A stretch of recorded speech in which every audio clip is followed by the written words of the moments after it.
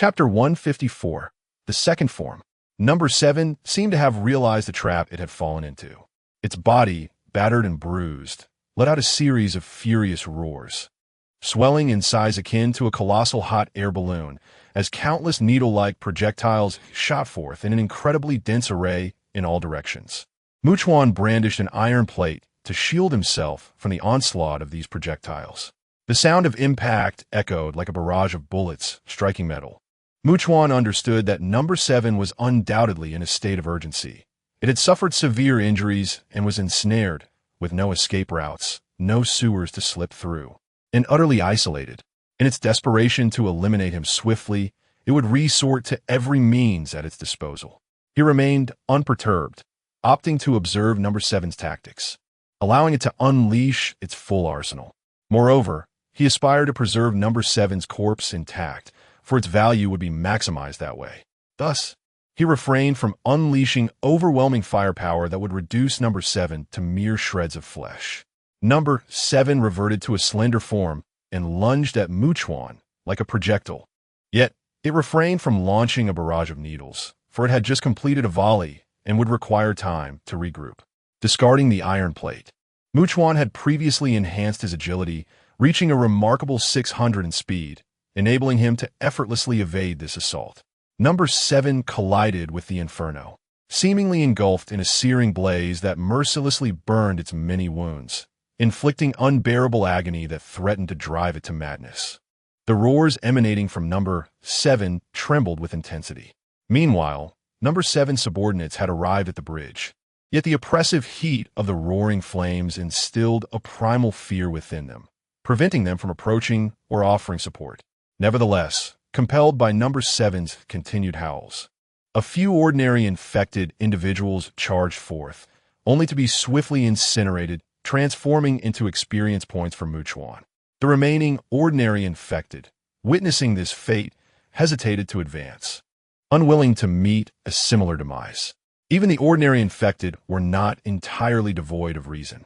As Chuan had anticipated, Number 7 ceased its projectile assaults, wary of colliding with the flames again.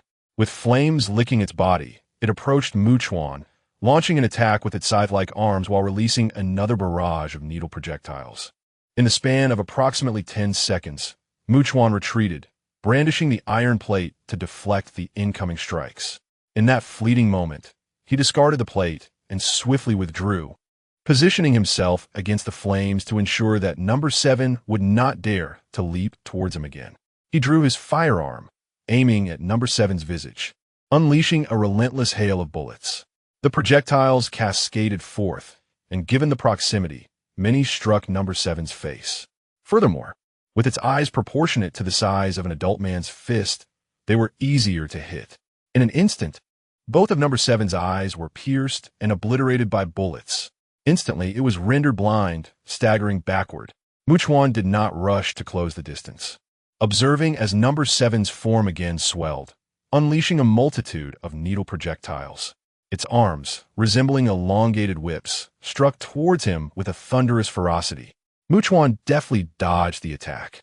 After completing a round of needle strikes, I had positioned myself sufficiently close to launch an effective offensive. At this moment, Subject 7 was unable to retaliate with its projectile attacks. It could only expand its size and assault me with its scythe-like hands. I continued to probe, for in its current condition, if Subject 7 possessed any additional tactics, it would certainly employ them. I pondered. If more than 3 minutes elapsed without any new methods being utilized, it would indicate a lack of alternatives. It was improbable for Subject 7 to harbor hidden tactics in such a desperate situation. I continued to exercise caution. Although I had allotted myself 3 minutes, it extended to a full 5 before I confirmed that Subject 7 had no other offensive capabilities.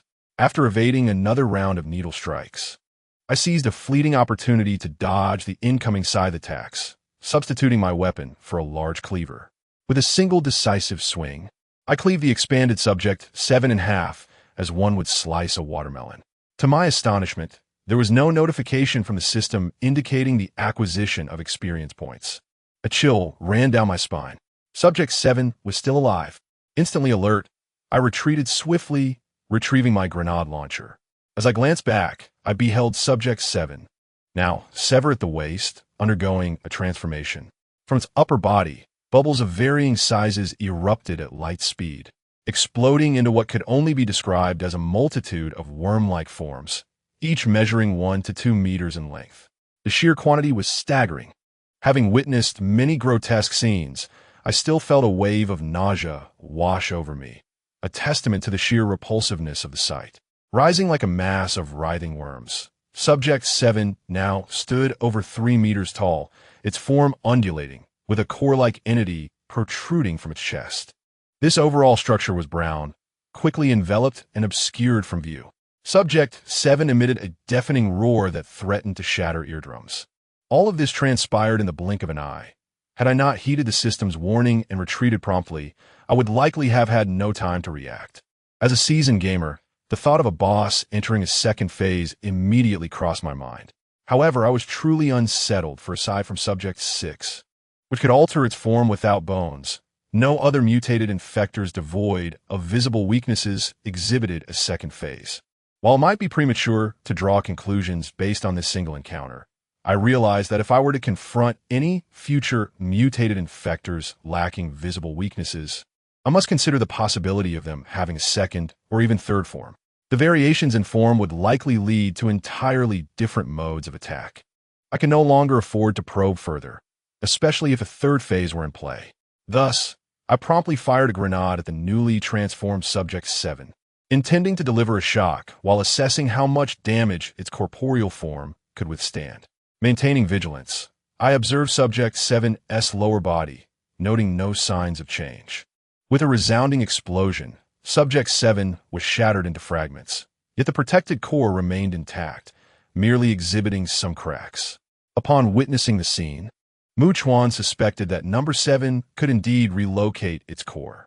Even those worm-like creatures began to congregate. He pressed on with his assault. At this moment, Number 7 could only endure the relentless bombardment, absorbing 4 direct hits from grenades until its core was utterly annihilated, leading to its complete demise. A notification echoed in Chuan's mind. Target has been eliminated. Hunting tracking beacon has been disabled. Experience points gained, 6,200.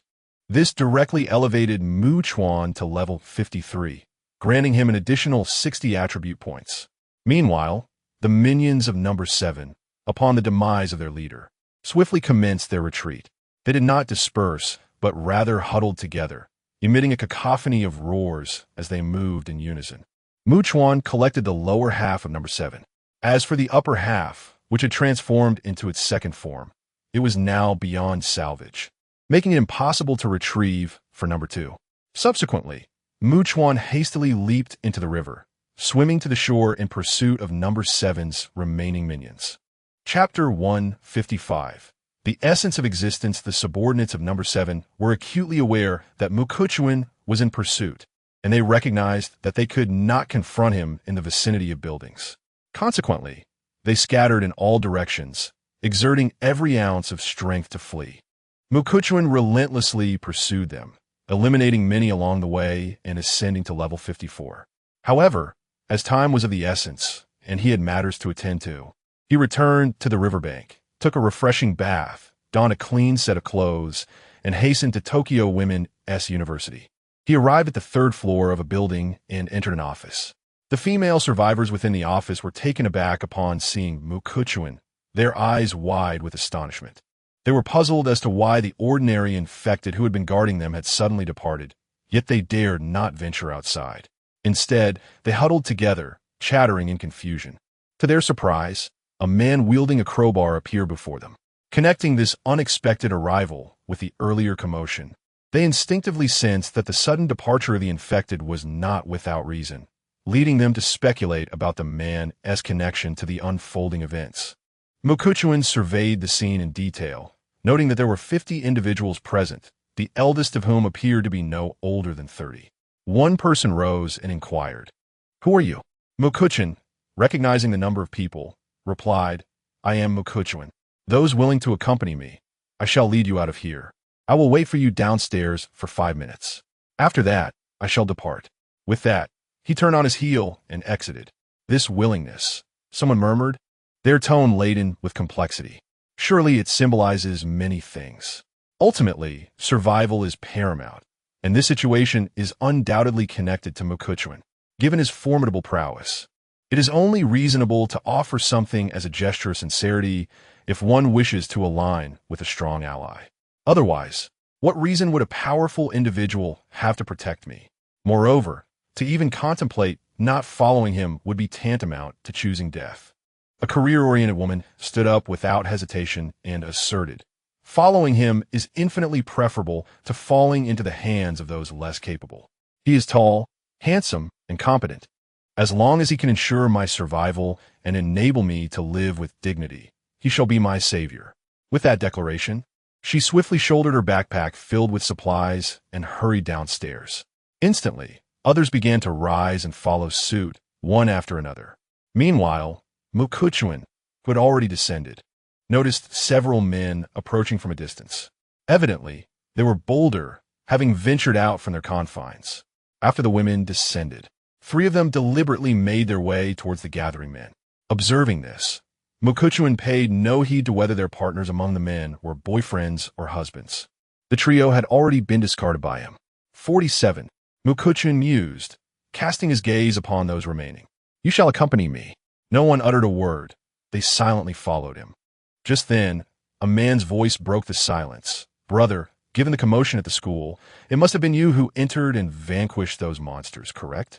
You are truly formidable, akin to an invincible god of war, and we are eager to follow you." However, Mukuchuan remained indifferent. Observing this, the man, undeterred, continued, "Brother, whether it be arduous labor, filthy tasks, or strenuous work, we are most willing to heed your command." Mukuchuan, as if deaf to his words, pressed forward, fully disregarding him. He possessed wisdom. Even if he were to take action, it would be inconceivable to annihilate them before this group of female survivors, leaving such an impression upon them. The 3 women, occasionally glancing towards Mukuchuan and then at the group of men, finally spoke up, "Brother Mukuchuan, please take my husband." Yet Mukuchuan interjected, "I had forgotten to mention, you 3 must remain behind and not accompany us." Upon hearing this, the expressions of the 3 women shifted dramatically. They had initially hoped to persuade Mukuchuan to shelter their husbands. To their dismay, they found themselves stripped of the chance for refuge as well. Without Mukuchuan's protection, how long could they survive? Perhaps they might never see the sun rise again. Although Mukuchuan soon led the group of women 200 meters away, his perceptive range remained vast, allowing him to overhear their conversations. This fellow is truly detestable. He possesses both capability and skill, yet only shelters women. Can he manage alone? Regardless, we still have 3 women here. Who knows if we will see the sun tomorrow? Let us indulge and enjoy ourselves for now.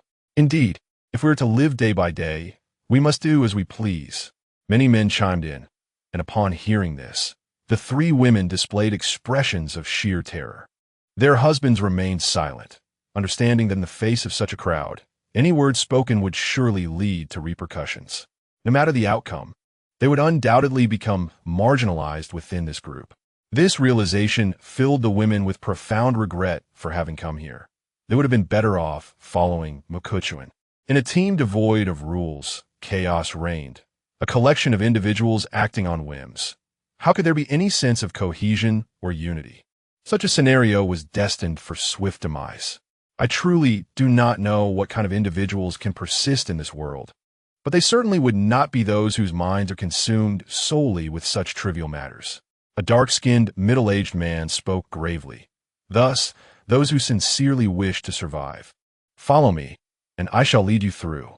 In truth, they were all grown men, aware that survival was more probable in an ordered environment than in one of utter chaos. "Zhongjing Yasuhiro, why do you presume to be a leader?" A young man retorted. "Before the apocalypse, you were merely a truck driver. I have traversed far and wide, visiting various regions of Sakura country. My experiences surpass yours," Zhongjing Yasuhiro replied with composure. "Moreover, the most pressing matter now is to discreetly follow him and ascertain where he resides. Given his prowess, it is certain that his dwelling is well armed with weaponry." Upon hearing this, someone chuckled and remarked, "Even the monsters here have been repelled by him alone." even if we know where he resides. How could we possibly contend with him? Seizing firearms? We are not confronting him directly. Consider this. How could the women at his place remain hidden forever? Would they stay confined in a safe house indefinitely? He cannot possibly employ a technique of duplication to safeguard every woman. If we manage to capture a couple of them as hostages, and if he disregards their lives, the other women around him will surely take note and feel utterly disheartened. Kosuke Shingai calmly stated, "After all, the other women will undoubtedly ponder if today he can forsake the lives of those women who fall into our hands. Will he truly care for their well-being in the future? This indicates that he does not value their lives at all. Human emotions are inherently tender. Would any of you dare to sincerely follow someone who does not regard your life as significant?" As the crowd exchanged glances, Kosuke Shingai continued, "If he has considered this, even if he is merely putting on an act, he must take into account the lives of the hostages we capture. He must suppress his temper and endure, allowing us to negotiate terms amicably. If we genuinely seek firearms and ammunition in exchange, it should not prove too difficult." He paused, then further calculated, moreover, if we ascertain his residence, should danger arise in the future, we could retreat to his location and lure the monsters towards him. He would then be compelled to confront the monsters to protect his dwelling, leaving him little to no time to concern himself with us. Thus, we could survive without issue.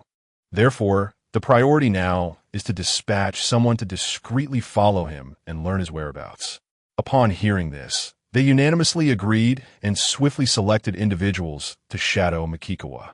Meanwhile, Makikawa, unaware of their intentions, resolved to lead this group of women to a location approximately 500 meters from the university, allowing them a brief respite. He then hurried back with utmost speed, determined to eliminate all of them before they could escape the university, leaving no one behind. Chapter 156. A division apart? The four individuals dispatched to covertly monitor Makikawa observed him and the group of female survivors departing from Tokyo Women's University, approximately 560 meters away. They escorted the women into a building while positioning themselves outside. Moments later, a resounding bing echoed nearby, followed by a splatter of something upon them. Upon instinctively touching their faces, they realized it was blood and brain matter. In that instant, one of them widened his eyes in horror. Yet before he could turn his head, a searing pain engulfed him, and his consciousness plunged into darkness as he collapsed, lifeless. Swiftly eliminating these four, Makikawa surged into the university, indiscriminately slaying anyone in his path.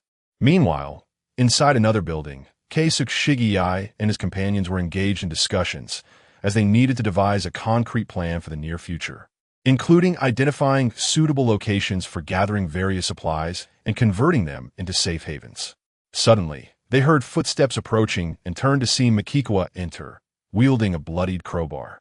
Keisuke and the others were taken aback, disbelief etched across their faces. However, Makikawa, pressed for time, had no interest in their chatter. He swiftly dispatched the remaining members of Keisuke's group, dragging their corpses alongside those of the ordinary infected he had slain earlier. Dousing them all in gasoline, he ignited the pile and promptly returned to the building, where he led 47 women onward. The group advanced briskly, none of the women expressing fatigue.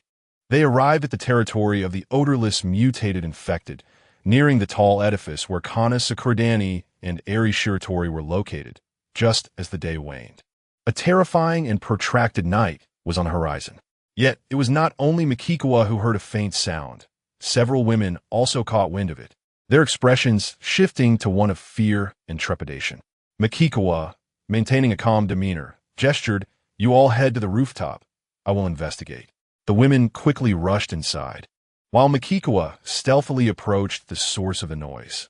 Upon nearing, he retrieved military binoculars and beheld a colossal mutated infected not far off, towering above the residential buildings. Standing approximately 11 to 12 meters tall, its imposing presence far surpassed that of the seventh variant. Its upper body retained a humanoid shape, albeit vastly magnified, adorned with countless protruding semicircular formations, each featuring a prominent central orifice, seemingly capable of expelling substantial amounts of liquid or gas. Its waist had morphed into a flattened, persimmon-like shape, skin appearing translucent, revealing a chaotic mass of liquid within. Surrounding it was a ring of ordinary infected heads, seemingly fused with its flattened waist, providing an unobstructed field of vision. Its legs were robust, each step resonating with a significant thud, stirring up clouds of dust. Mikikawa endeavored to remain concealed, observing discreetly, and noted that its trajectory appeared to lead toward the territory of the seventh variant. It should harbor intentions towards number 7, wishing to hunt it down. Chuan pondered. Is that why it has lingered in this vicinity? Why hasn't it departed? Wait. He suddenly recalled the terrifying Forbidden Zone. It is also adjacent to number 6. If that mutated infectee has been lingering there to hunt number 6, then, with 6's departure, would it not also vacate the area? Yet, another question arises. Why did number 6, fully aware that the mutated infectee far surpasses it in strength and terror, not flee earlier? Why did it remain nearby? Was it unconcerned for its own safety? Or had it attempted to escape before, but suffered greatly in the attempt, thus refraining from fleeing again? Or perhaps it realized that no matter where it went, it would inevitably be found, rendering any escape futile? As Chuan wrestled with these perplexities, another thought struck him. There indeed exists a fitting analogy to elucidate the relationship between number 6 and the terrifying mutated infectee. He and number 2. Number 2 fears him. It is anxious about being harmed, while simultaneously hovering nearby, attempting to ingratiate itself, showcasing its value and utility. If this parallel holds true, it would suggest that number 6 has undoubtedly offended other, far more formidable and fearsome mutated infectees, rendering it too fearful to exit the training area. Perhaps number 6 was coerced into a corner by his heaven-sent presence, hastily fleeing through a subway entrance, failing to memorize the route, and consequently unable to return to the training area, thus remaining in the Toyosa district without venturing elsewhere.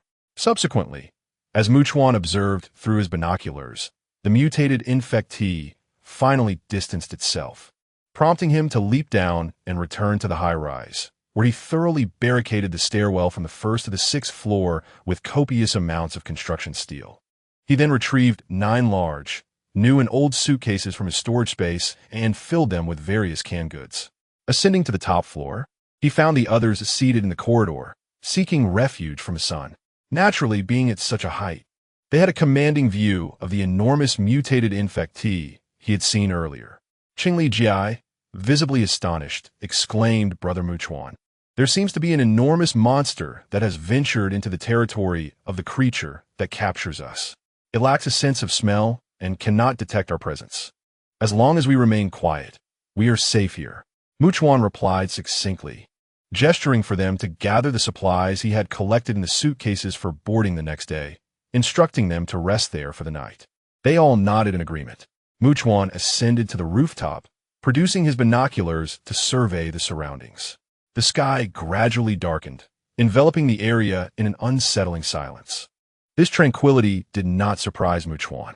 The colossal mutated infectee requires a substantial amount of sustenance, and ordinary infectees tend to communicate and share information, likely deterring them from approaching this vicinity. He then noticed that number 6 in the Toyosa district had begun to move, distancing itself considerably from him. He immediately took out a map and compass, cross-referencing them to discover that 6 was heading in a direction that, if continued, would lead to the training area. However, after rapidly traversing 2 kilometers, number 6 came to a halt, piquing Chuan's interest. Although he could not see it at all, the very route taken by number 6 seemed to suggest that it was on its way to meet the mutated infected individual from the Narama district. Furthermore, considering that even ordinary infected individuals could communicate with one another, it was utterly implausible to believe that the more intelligent mutated infected would not engage in communication. At that moment, the voice of Kanako Sakurdani reached him from behind. "Mikaiken, I have something to attend to. Please do not disturb me." Without turning around, Mikawa replied, and they promptly complied, turning away. Thus, Mikawa could only ascertain that number 6 remained stationary. What exactly was number 6 doing? Just seconds later, number 6 abruptly commenced high-speed movement without any prior indication. Yet, merely 2 minutes later, the number 6 which he had previously marked with a hunting tracking beacon, appeared to vanish from existence, and he could no longer sense its presence. Target has been eliminated, hunting tracking beacon ineffective. The system's notification echoed in his mind, and Mikawa's expression remained remarkably composed. Number 6 must have been killed by that terrifying entity from the forbidden zone of Nerima. A mysterious, mutated infected he had never encountered before. Had it emerged? Right next door, in the Tashima district, merely one district apart from him? Chapter 157. Will they spread the word? Chuan raised his right hand to his chin, pondering the implications. If the mysterious mutated infected being from the Forbidden Zone was indeed the culprit, how did it manage to locate number 6? Could it possibly detect number 6's scent? If so, what would be the extent of its olfactory range? No matter how one considered it, such an occurrence seemed rather implausible. Or could it, like him, possess a system that allowed it to mark number 6? That notion seemed even more far-fetched. As Chuan contemplated, he began to feel that the situation might indeed align with the adage that coincidences are oftentimes just that, mere happenstance. After all, if that enigmatic mutated infected entity truly intended to eliminate number 6, it would have acted on the very day number 6 departed. There would have been no need to wait an additional 2 days. Its leisurely pace suggested that, even if it sought number 6's demise, it might not hold great significance for it. Furthermore, the fact that number 6 discovered it through smell and approached it voluntarily indicated that number 6 had no intention of being killed. Drawing parallels with his own relationship with number 2, the current circumstances robustly supported the notion that the entity could effortlessly eliminate number 6, yet had chosen not to do so. The value of number 6 was evident and undeniable. I must boldly hypothesize, expanding my thoughts without reserve or narrow-mindedness. What if the 2 smaller versions of number 6 I previously encountered were not the first creations, but rather crafted specifically for the entity? Moreover, if number 6 were to provide it with living beings and ample sustenance. Chuan's mind raced with possibilities. In that case, the mutated infected being from the Forbidden Zone would have a consistent source of nourishment. If number 6 could indeed manufacture smaller versions in bulk, then it would be akin to a hen that lays eggs daily, with the added benefit of a regenerating mutated infected being to consume, whoever might be involved. If a hen not only laid eggs daily but also delivered food, it would be unlikely to be harmed unless it was no longer needed. Thus, since it had now taken action against number 6, perhaps it had already absorbed all of number 6's traits and abilities through the smaller versions? Then it could exploit number 6 for its final value. As he pondered, he remained vigilant atop the building, scanning the surroundings until past 11 at night. The area remained eerily quiet, as if the entire world were shrouded in a distressing silence.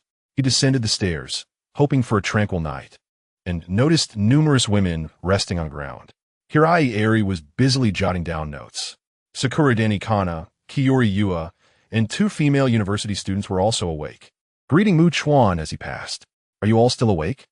Chuan inquired. Sakura Kana replied sweetly, "Chuan, we were thinking we might need to keep watch tonight, so we took a nap this afternoon. We're not tired at all." Chuan's expression appeared somewhat peculiar. He chose not to pry further, recognizing the limitations of his own abilities. Whether or not he was aware of their concerns bore little consequence. However, if they harbored any worries, there was no need to bottle them up. They could share their thoughts, and he would be a quiet listener. By now, Hueli softly remarked, "Of course, if Makikawa-kun feels fatigued and needs to relax, do not hesitate to inform us.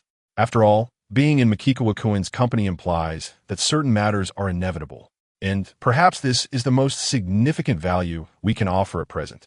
Both Sakura Valley Kana and Kayasato Yui nodded in agreement, fully aware that Makikawa was not only immensely powerful, but also the foremost leader within the team. It would be foolish enough not to seek a favorable relationship with him. The prospect of developing a deeper, more substantial connection with him was undeniably advantageous. With nothing pressing to attend to, Makikawa found himself at leisure, and thus permitted himself a moment of indulgence, reminding himself that he was no ascetic saint. The world lay in tranquil silence. Beneath the starry sky, by now Hueli and her 2 fellow university students concluded their rigorous practice. They uncorked a bottle of mineral water and took a few sips before diving back into practice. While Kayasato Yui and Sakura Valley Kana, still reeling from their prolonged observation, began their own diligent training. We truly lack experience, by now Hueli expressed earnestly. If we falter, please do let us know, for only then can we rectify our mistakes and progress more swiftly. After a brief pause, she continued, moreover, there is a matter I wish to discuss with Makikawa-kun. What is it? Makikawa inquired. The implication of their ability to communicate and share information was evident. By now Hueli pondered aloud.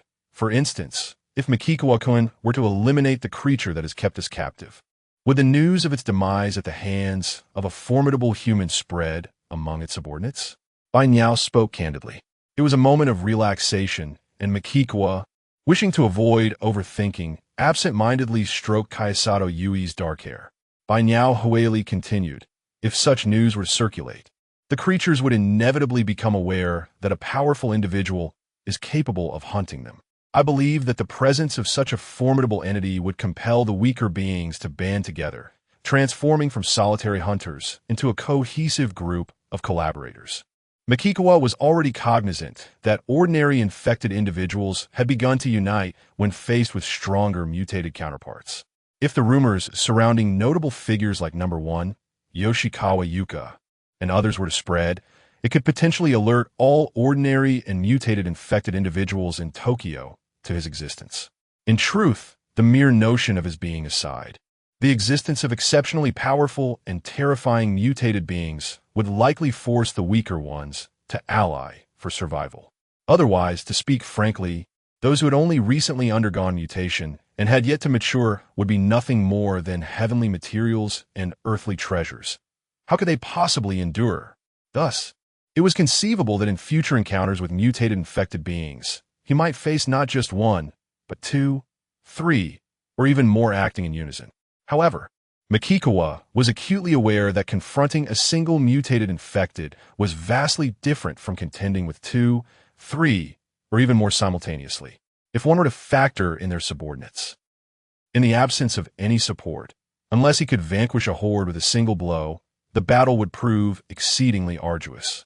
Thus, he must cultivate Number 2, tirelessly striving to bring back the entire corpses of the mutated infected as swiftly as possible, enabling her to transform into a more formidable and terrifying force. Additionally, he must assemble a formidable combat team. Whatever resources he possesses must be utilized. Number 2 or her allies will be called upon when the need arises. I am merely expressing my perspective. If Makikawa deems it unnecessary to heed, then let it be. Having concluded her thoughts, Shiratori Eri noticed Makikawa about to speak when suddenly he sensed an unusual commotion. He promptly signaled Kiyori Yui and Sakura Danikana to halt their practice. Rising swiftly to retrieve binoculars from his backpack and directing his gaze toward the source of the disturbance, the colossal mutated infected, previously witnessed at sunset, was now dashing in a panicked frenzy toward Area 7, adjusting the binoculars to observe the creature's rear.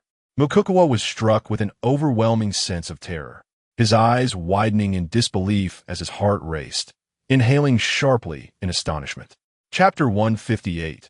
If not for you, Makikawa beheld a towering, colossal mutated infectee, surpassing 20 meters in height.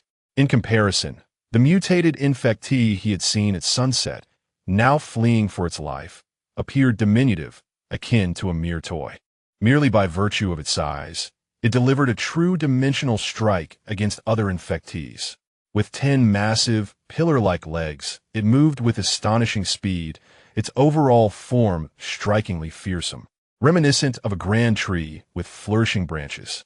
It possessed a distinct main body, from which numerous appendages extended outward at an angle, encircling it like a monstrous, blossoming flower in motion. Each of these appendages was similarly immense, measuring at least 10 meters in length, and the main body bore 4 gigantic heads, each facing a different direction. Its surface was riddled with eyes of various sizes, some oriented horizontally, others vertically, emanating an eerie crimson glow in the darkness. These eyes spun rapidly, surveying the surroundings. To Makikawa's eyes, It appeared as if the darkness was teeming with countless densely clustered, moving red points. He also caught sight of a portion of number 6 body. Indeed, one of its appendages had not yet been completely absorbed. Even Mikagawa, in this moment, could not find tranquility within. It was no exaggeration to say that merely observing it evoked a sense of overwhelming pressure akin to a tsunami. Even someone of his caliber felt the impact on his psyche was nearly unbearable, suffocating to the point where he struggled to breathe. One could only imagine how an ordinary person might react, their mental state fracturing completely. Through the lens of his telescope, he witnessed the fleeing mutated infectee being captured by 3 of its appendages, as effortlessly as one might grasp a chick. Instantly, the protuberant, semicircular holes on the mutated infectee's body erupted with a torrent of gas, seemingly a toxic mist, as it was mercilessly devoured, unable to resist and emitting agonizing cries. Eri Shiratori, Yui Kiyori, Kana Sakuradani, and the others, upon hearing the anguished screams emanating from the abyss, trembled violently, inching closer to Mikagawa. Yet Mikagawa remained meticulously observant. He witnessed the emergence of those protruding semicircular formations on one of its appendages, flawlessly assimilating the characteristics of other mutated infectees. This creature possessed abilities akin to number 2. He mused inwardly, and now it is essentially a conglomeration of numerous mutated infectees. If I could vanquish it, how much experience would I gain? He estimated that leveling up 6 or 7 times was a certainty, perhaps even a 10-level leap at the very least. This promised an immense bounty of experience. However, Mikagawa was acutely aware that, despite deeming it the most formidable boss in the Tokyo region, across the entirety of Tokyo's 23 districts, the initial wave of mutated, fearsome infectees had been accumulating strength, save for the unfortunate batch in Chiyoda District, which shared his beginner's village, even if the other mutated infected individuals advance at a slower pace. One must honestly question just how much slower they can truly be. It is improbable that any significant gaps could form. Thus, there is an urgent necessity for him to gather as many female survivors as possible within the limited time available. Now, with his heart racing slightly faster, Mikagawa has assigned the designation 8 to it. After devouring the mutated infected, 8's glowing red eyes are fixated on the high-rise where Mikagawa and the others reside. Mikagawa is acutely aware that 8 must possess a keen sense of smell and has undoubtedly detected their presence. Kiyori Shiratori and the others instinctively comprehend that a grave situation is unfolding. Their hearts pound wildly in their chests, and they can only gaze at Mikagawa without blinking. For there is no other reliance but upon him. Bang! Bang! They hear sounds approaching, growing louder and nearer. Something unimaginable is racing towards them. The proximity intensifies the deafening resonance, as if it could penetrate the very essence of their souls, stirring tumultuous waves capable of shattering spirits. 8 is drawing near. Mikagawa's countenance turns grave. There are over 50 living souls present. Although, given 8's size, it could only consume 3 or 4 meals at best. Such a gathering of humans is increasingly rare and cannot be disregarded. Descend and awaken the others, but do not approach the windows, Mikagawa commands. The situation is extremely dire. They have already glimpsed 8 approaching swiftly through the night. Their faces turn pale, pupils constricting into pinpricks, bodies drenched in sweat. Anxiety, fear, dread, tension, despair, horror. All these emotions surge from the depths of their hearts, coalescing into a curse-like sensation that paralyzes them. They soon find their legs giving way, collapsing onto the ground as sweat drips steadily onto the floor. What in the world is this creature? How can such a thing exist? Shiratori Eri, drenched in beads of cold sweat, appears utterly unhinged, her voice trembling with terror.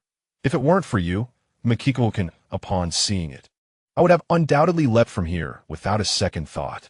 Kiyori Yui, Sakuradani Kana, and the others concur. The sight of this mutated infected being evokes an overwhelming sense of despair and fear, making them wish to escape this world entirely. Quickly, Mikagawa urges, and they scramble to their feet, turning to flee. At this moment, He has 120 attribute points available for allocation. Makikawa muses internally about what to enhance next. For the first time, his palms are slick with sweat, realizing that this boss is unlike any he has faced before. A stark contrast to all previous encounters. Even if numbers 1 through 7, along with Fujimura Yuka, the Chameleon, and others, were to unite, they would stand no chance against the formidable collective of mutated infected known as 8. As the 8th day draws ever closer, an overwhelming sense of invisible oppression, despair, and terror engulfs the atmosphere, akin to a deluge that threatens to submerge the world. Chuan refrains from descending, instead choosing to await atop the building. Should the 8th day prove unable to scale the walls, he remains prepared. Yet if it does ascend, regardless of its trajectory toward the rooftop, he shall greet it with a rocket launcher as a most formidable welcome gift, firmly anchoring his animosity before luring the 8th day away from this place. Otherwise, the female survivors, including by Niao Huili and Qingli Ju AI, would undoubtedly perish. None would escape alive. From his elevated vantage point, he observes as the 8th day ascends the wall with remarkable ease, shattering layer upon layer of windows in its wake. The cacophony of shattering glass resonates upward in waves, and even the entire edifice trembles gently in response. Chapter 159. The decision to seek its opponent at this moment, Qing Li and other women, gathered away from the window, appeared as pale as ghosts, trembling in fear. They resembled figures clad in flimsy garments, huddled together for warmth amidst the biting cold. Soon, they witnessed the windows of their floor shatter in an explosive burst. In the next instant, a colossal figure loomed before the shattered glass. The multitude of varying sized, crimson orbs emanating a sinister red glow resembled a host of vengeful spirits, glaring with unrestrained malice at each individual. However, this terrifying scene was but a fleeting glimpse. Subject 8 had swiftly ascended, reaching the very edge of the rooftop. As its full form unveiled itself before Chuan, a cacophony erupted from its myriad of appendages and its main head, akin to a deafening sonic explosion that threatened to engulf the abyss in silence. Drowning out all sounds of the world, Chuan felt a ringing in his ears and, without hesitation, deployed a hunting tracking beacon on his Subject 8.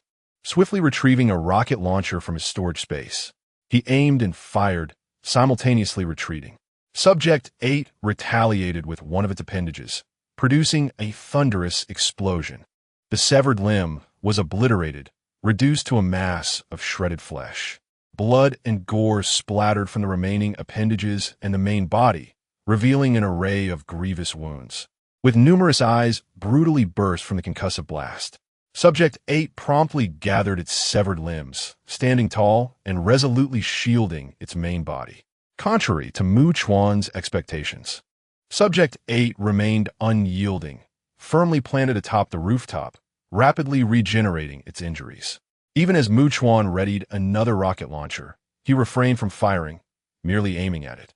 Unlike the previous Subject 6, which had cowered after a single strike, Subject 8 roared in a frenzy of rage and hatred, its fury intensifying. This encounter had undoubtedly ignited a deep-seated animosity, especially after the rocket had decimated one of its appendages and inflicted numerous wounds. With a calm demeanor, Chuan prepared to unleash a fiery assault, targeting its still-healing injuries to amplify its suffering and inflict even more wounds. He swiftly retrieved a gasoline canister, uncapped it, and hurled it at Subject 8, the container crashing against its form. Subject 8 advanced with ferocity, cracking the rooftop beneath its weight. One of its appendages lunged forward, aiming to strike Chuan. In response, Chuan ignited a block of solid alcohol and tossed it towards Subject 8, igniting part of its body.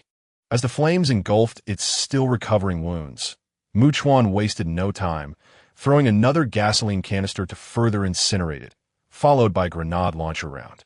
Subject 8, caught in a conflagration and under bombardment, rapidly acquired even more wounds. Due to excruciating pain and profound rage, a deafening roar reverberated incessantly, drowning out all else.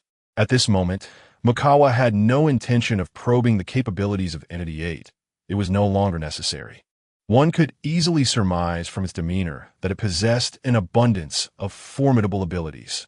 Thus, he opted to unleash overwhelming firepower, relentlessly applying pressure with gasoline, ensuring that 8 would not have the opportunity to retaliate, driving it back directly. After all, in light of the multitude of wounds it sustained, the flames enveloping it would only intensify, necessitating its immediate attention to extinguishing the fire.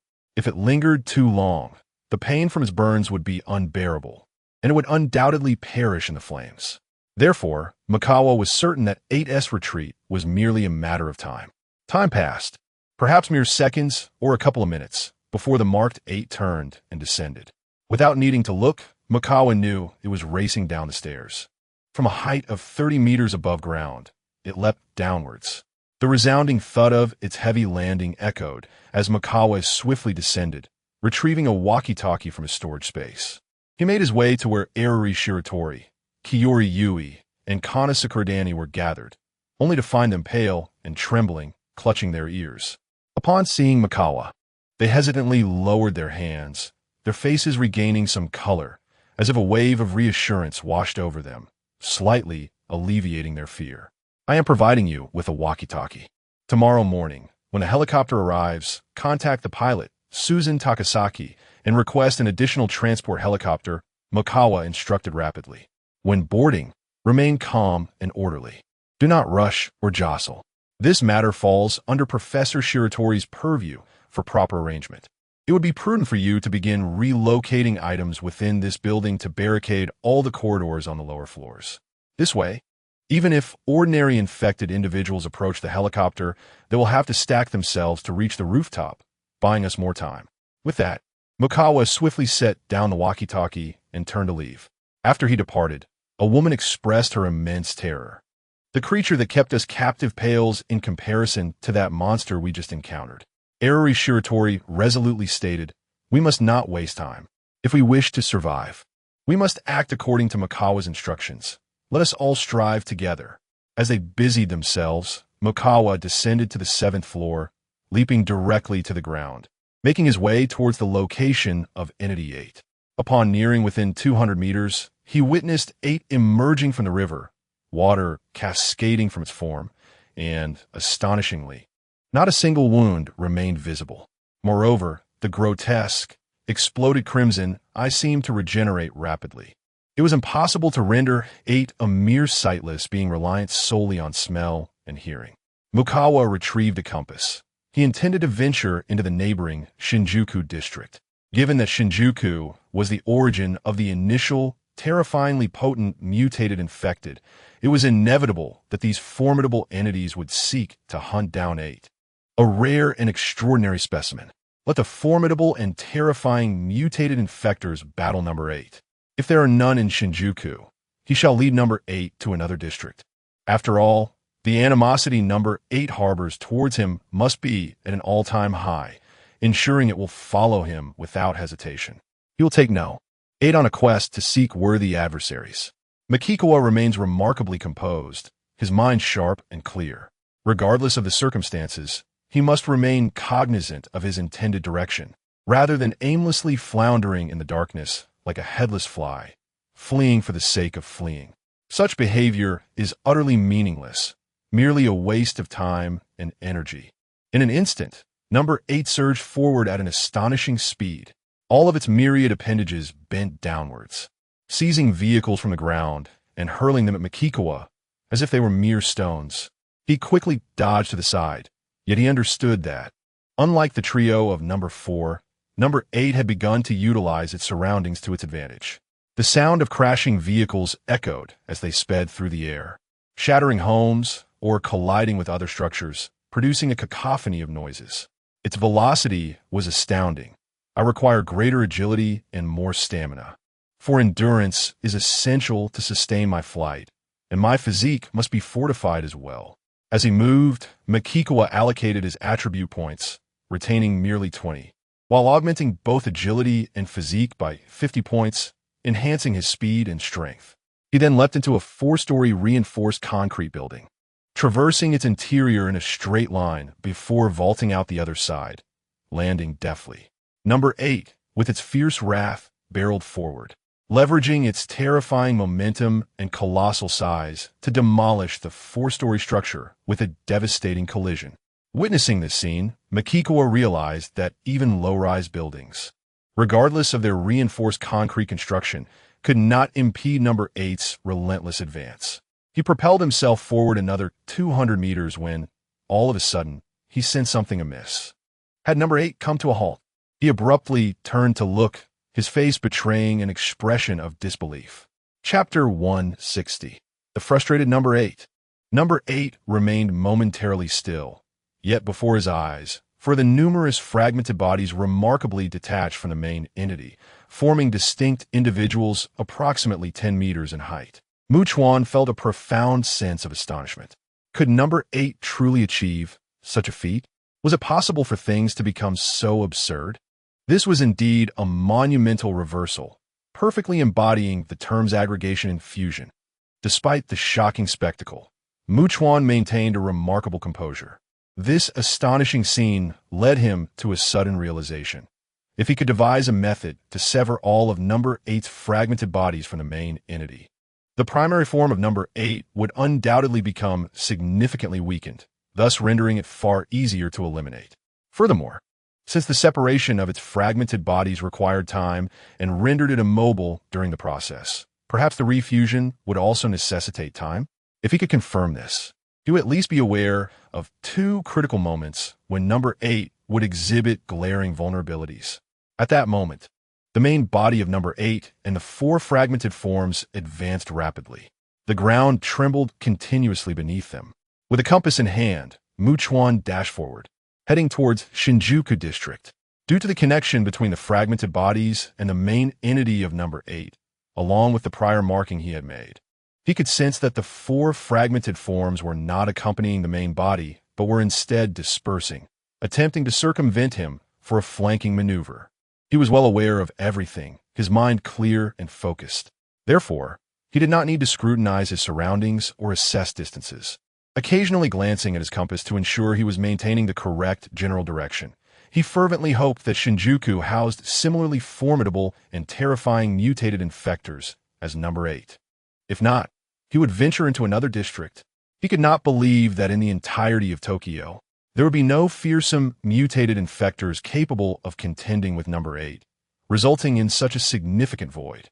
Chuan continued his sprint, oblivious to the passage of time, until he finally spotted a multitude of ordinary infectors, seemingly alerted by the commotion caused by Number 8's movement, rushing towards him and Number 8.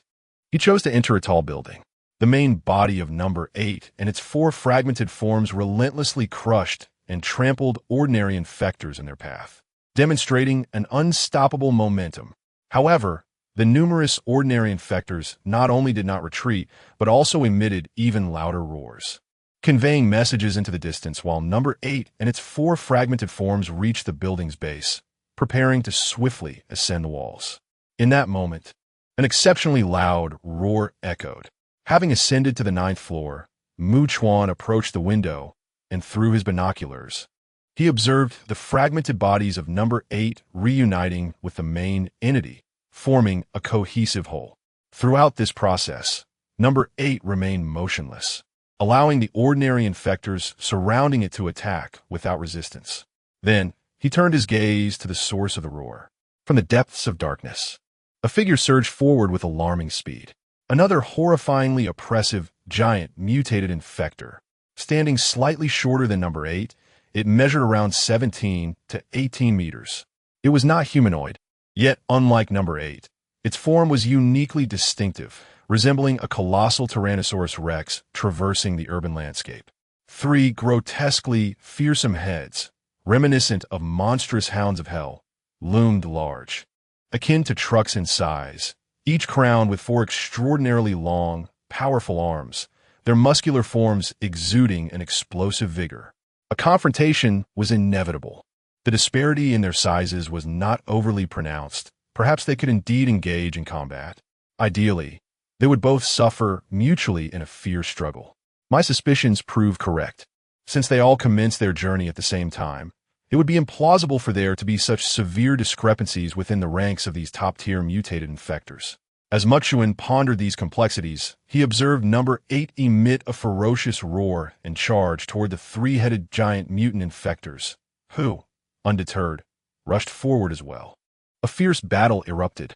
Chuan beheld the 4 massive fists of the 3 mutant infectors coalesce into powerful strikes, their bodies advancing while their enormous jaws gaped, seemingly ready to rend flesh. All of number 8's limbs converged into a tight formation, resembling a multitude of vengeful spirits reaching forth to drag the 3-headed giant mutant infectors into the abyss, intent on their total obliteration. However, Chuan discerned a glaring vulnerability that could easily expose the main body of number 8 to attack. Naturally, he could not stand idly by, allowing No. 8 to focus solely on battling other mutants while he waited for a victor to emerge. He was determined to seize every opportunity to undermine number 8. Swiftly, he retrieved a grenade launcher, aimed at the main body, and fired. For convenience, Chuan designated the 3-headed giant mutant infector as number 9. As number 8 and No. 9 entangled in their fierce clash, the grenade soared toward number 8's core. He observed the battle between these 2 mutants unfold in a gruesome spectacle, with blood and flesh splattering everywhere, yet they continually regenerated, as if neither could truly vanquish the other. At times, they even seized the chance to tear off and consume large chunks of flesh from one another, as if engaged in a grotesque feast while fighting, vying to devour the other first. It struck Chuan suddenly that, as time progressed, only those mutated infectors who possessed regenerative capabilities would endure the brutal elimination process. The rationale was straightforward. If one could not withstand being easily vanquished, survival in such a ruthless and violent conflict would be impossible, relegating one to the pitiful fate of becoming mere treasures of heaven and earth. With a thunderous boom, the main body of number 8 was struck by the grenade, blood and flesh flying in all directions. Though it began to rapidly regenerate, the instinctive response was to rotate its 3 limbs to shield its back. The limbs stood rigidly, glaring towards Chuan's high perch, unleashing a thunderous roar of pure rage. In response, Chuan fired again, relishing in the chaos he was inflicting. Number 8 endured another explosive hit, its howls filled with a profound sense of frustration and fury, its body trembling with rage, even though it had previously withstood rocket fire without flinching. However, at this moment, number 8 found itself at a disadvantage, compelled to utilize its auxiliary bodies as a means of defense, striving to prevent the primary body from sustaining direct assaults. It was not solely Chuan unleashing formidable firepower upon it. Number 9 also engaged in the onslaught. Particularly, number 9 was an exceptionally ferocious and brutal mutated infected being, not a trivial adversary to be dismissed lightly. Number 8 had to remain vigilant against both number 9 and Chuan, leading to a divided focus. If this confrontation persisted, it would undoubtedly find itself in an increasingly precarious position. Frustrated, yet possessing a certain degree of intelligence, number 8 was not foolish enough to resemble a mindless spore. It swiftly pivoted and ascended the wall of the skyscraper where Chuan was located. Clearly, number 9 would not pursue it up the wall, as it and its minions completely surrounded the edifice. Number 9 bellowed incessantly, its subordinates surging in like a relentless tide. Number 8 halted at a considerable height, allowing 5 auxiliary bodies to detach from the main form. Notably, 4 of these bodies did not cling to the outer wall. Instead, they stationed themselves around the floor where Chuan resided, steadfastly tracking his ascent or descent, remaining utterly motionless. This maneuver ensured that should Chuan attempt to descend, he would inevitably face an assault from the auxiliary bodies, incapable of easily escaping through the window. Meanwhile, the primary body ascended towards the rooftop. Moreover, one of the auxiliary forms, capable of morphological transformation akin to number 6, elongated its figure, resembling a titan serpent from a prehistoric era. Its entire form adorned with crimson eyes, swiftly and nimbly slithered through the window. Chapter 161. Escape Chuan felt no sense of tension or panic, for he was well aware that number 8 could not possibly hold him. He could descend through the elevator shaft of the tall building, luring the fragmented body of number 8 into a confrontation with the subordinates of number 9. Moreover, he could drop down to around the 8th floor. From such a height, if he leapt from the window while in motion, he would likely land at least 100 meters away from the building. Thus, escaping was not a formidable challenge. In this critical moment, his mind remained calm and clear, allowing him to perceive the path before him and devise suitable strategies. With a forceful kick, Chuan shattered the elevator door and patiently listened for the sound of debris falling to gauge the approximate height he could descend. He then promptly activated his powerful flashlight, biting down on it while grasping onto anything he could hold, descending rapidly. It was as if he were utilizing a full map cheat. Even without looking, he knew that number 8's fragmented body, capable of transforming like number 6, would soon follow him down. He swiftly descended to the 7th or 8th floor, sensing that numerous subordinates of number 9 had already made their way to this level. In a flash, he kicked open the elevator door on this floor, sprinting down the corridor, racing against time. The shape-shifting, fragmented body of number 8 had already pursued him closely.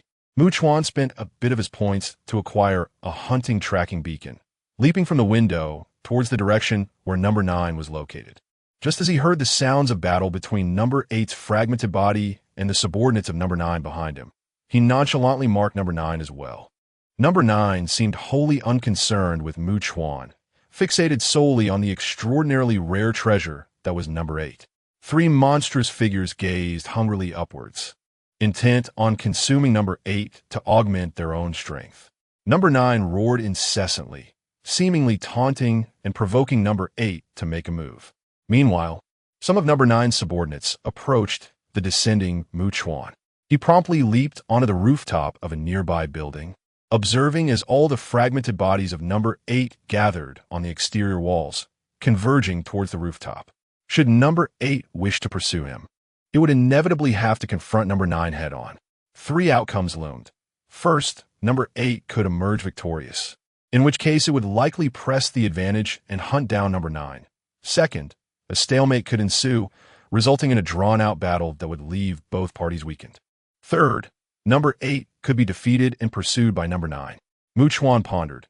However, apart from the possibility of number 8's defeat, the other 2 outcomes suggested that, knowing he was with the female survivors, it might return to the Bunkyo district. He had no intention of witnessing the clash between number 8 and number 9. Instead, he aimed to utilize this moment to distance himself as much as possible. Yet he understood that if number 8 truly returned to the Bunkyo district, he would need to approach it proactively. After all, should number 8 search for him and inadvertently catch the scent of the living, such as Eruri Shiratori or Yui Kiyoshi, what then? If he attempted to rush over at that point, it would be far too late. Moreover, this allows one to ascertain the approximate distance from the 8th, who would then discover him and hastily rush towards his location. In this manner, he comprehended the general range of the 8th's olfactory capabilities. Subsequently, Mukawa determined his general direction of departure using a compass and a map. The furious roars of the 8th emanating from the rooftop behind him grew fainter. Mukawa navigated along the rooftops, and upon reaching a distance of approximately 3 kilometers from the 8th, he discerned that a decisive outcome had emerged between the 8th and 9th. The 9th had evidently retreated in defeat. He was taken aback. Was this speed not astonishing? To be candid, given his current agility, traversing 3 kilometers should not consume more than a minute, if that. Mukawa had not anticipated that without his formidable firepower to bombard the 8th, nor cooperating alongside the 9th with his numerous subordinates, the 9th could be so easily vanquished. The 9th proved to be more ornamental than functional, having grown so large yet still faltering against the 8th. However, it became evident that the 8th, when unimpeded by external influences in its battle against other mutated infected, was indeed ferociously formidable. Furthermore, Mukawa observed that the 8th did not pursue the 9th to completely hunt and devour it, but instead began to head in the direction for which he had previously departed. Yet, the angle of its trajectory soon exhibited deviation. It appeared that the eighth could no longer detect his scent or ascertain his whereabouts. Its olfactory range seemed comparable to that of the sixth and seventh. Although their sizes differed, the general range remained consistent. Mukawa, continuing his rapid flight, contemplated. I can indeed conclude that most mutated infected possessing a sense of smell likely have a fixed range that does not seem to vary with size or other factors. 3 mutated infected of differing abilities and sizes displayed this phenomenon, which, while not representative of all, Mukawa personally believed could reflect the majority.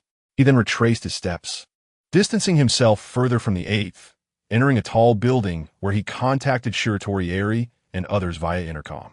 Mukawa-kun, it's wonderful to hear you're safe, Shiratori Eri exclaimed, her voice trembling with relief. It appeared that not only she but the others also breathed a sigh of relief. Mukawa replied coolly, I cannot return just yet. The eighth may come looking for me at any moment. Please remain vigilant regarding the situation outside. Upon hearing this, they were momentarily taken aback, but quickly realized that this was the code name Mukawa had assigned. This implied that he had at least vanquished 7 formidable mutated infected. Having concluded the call, Mukawa settled down, placed the intercom aside, and retrieved canned meat and beverages from his storage space, swiftly consuming them to replenish his energy.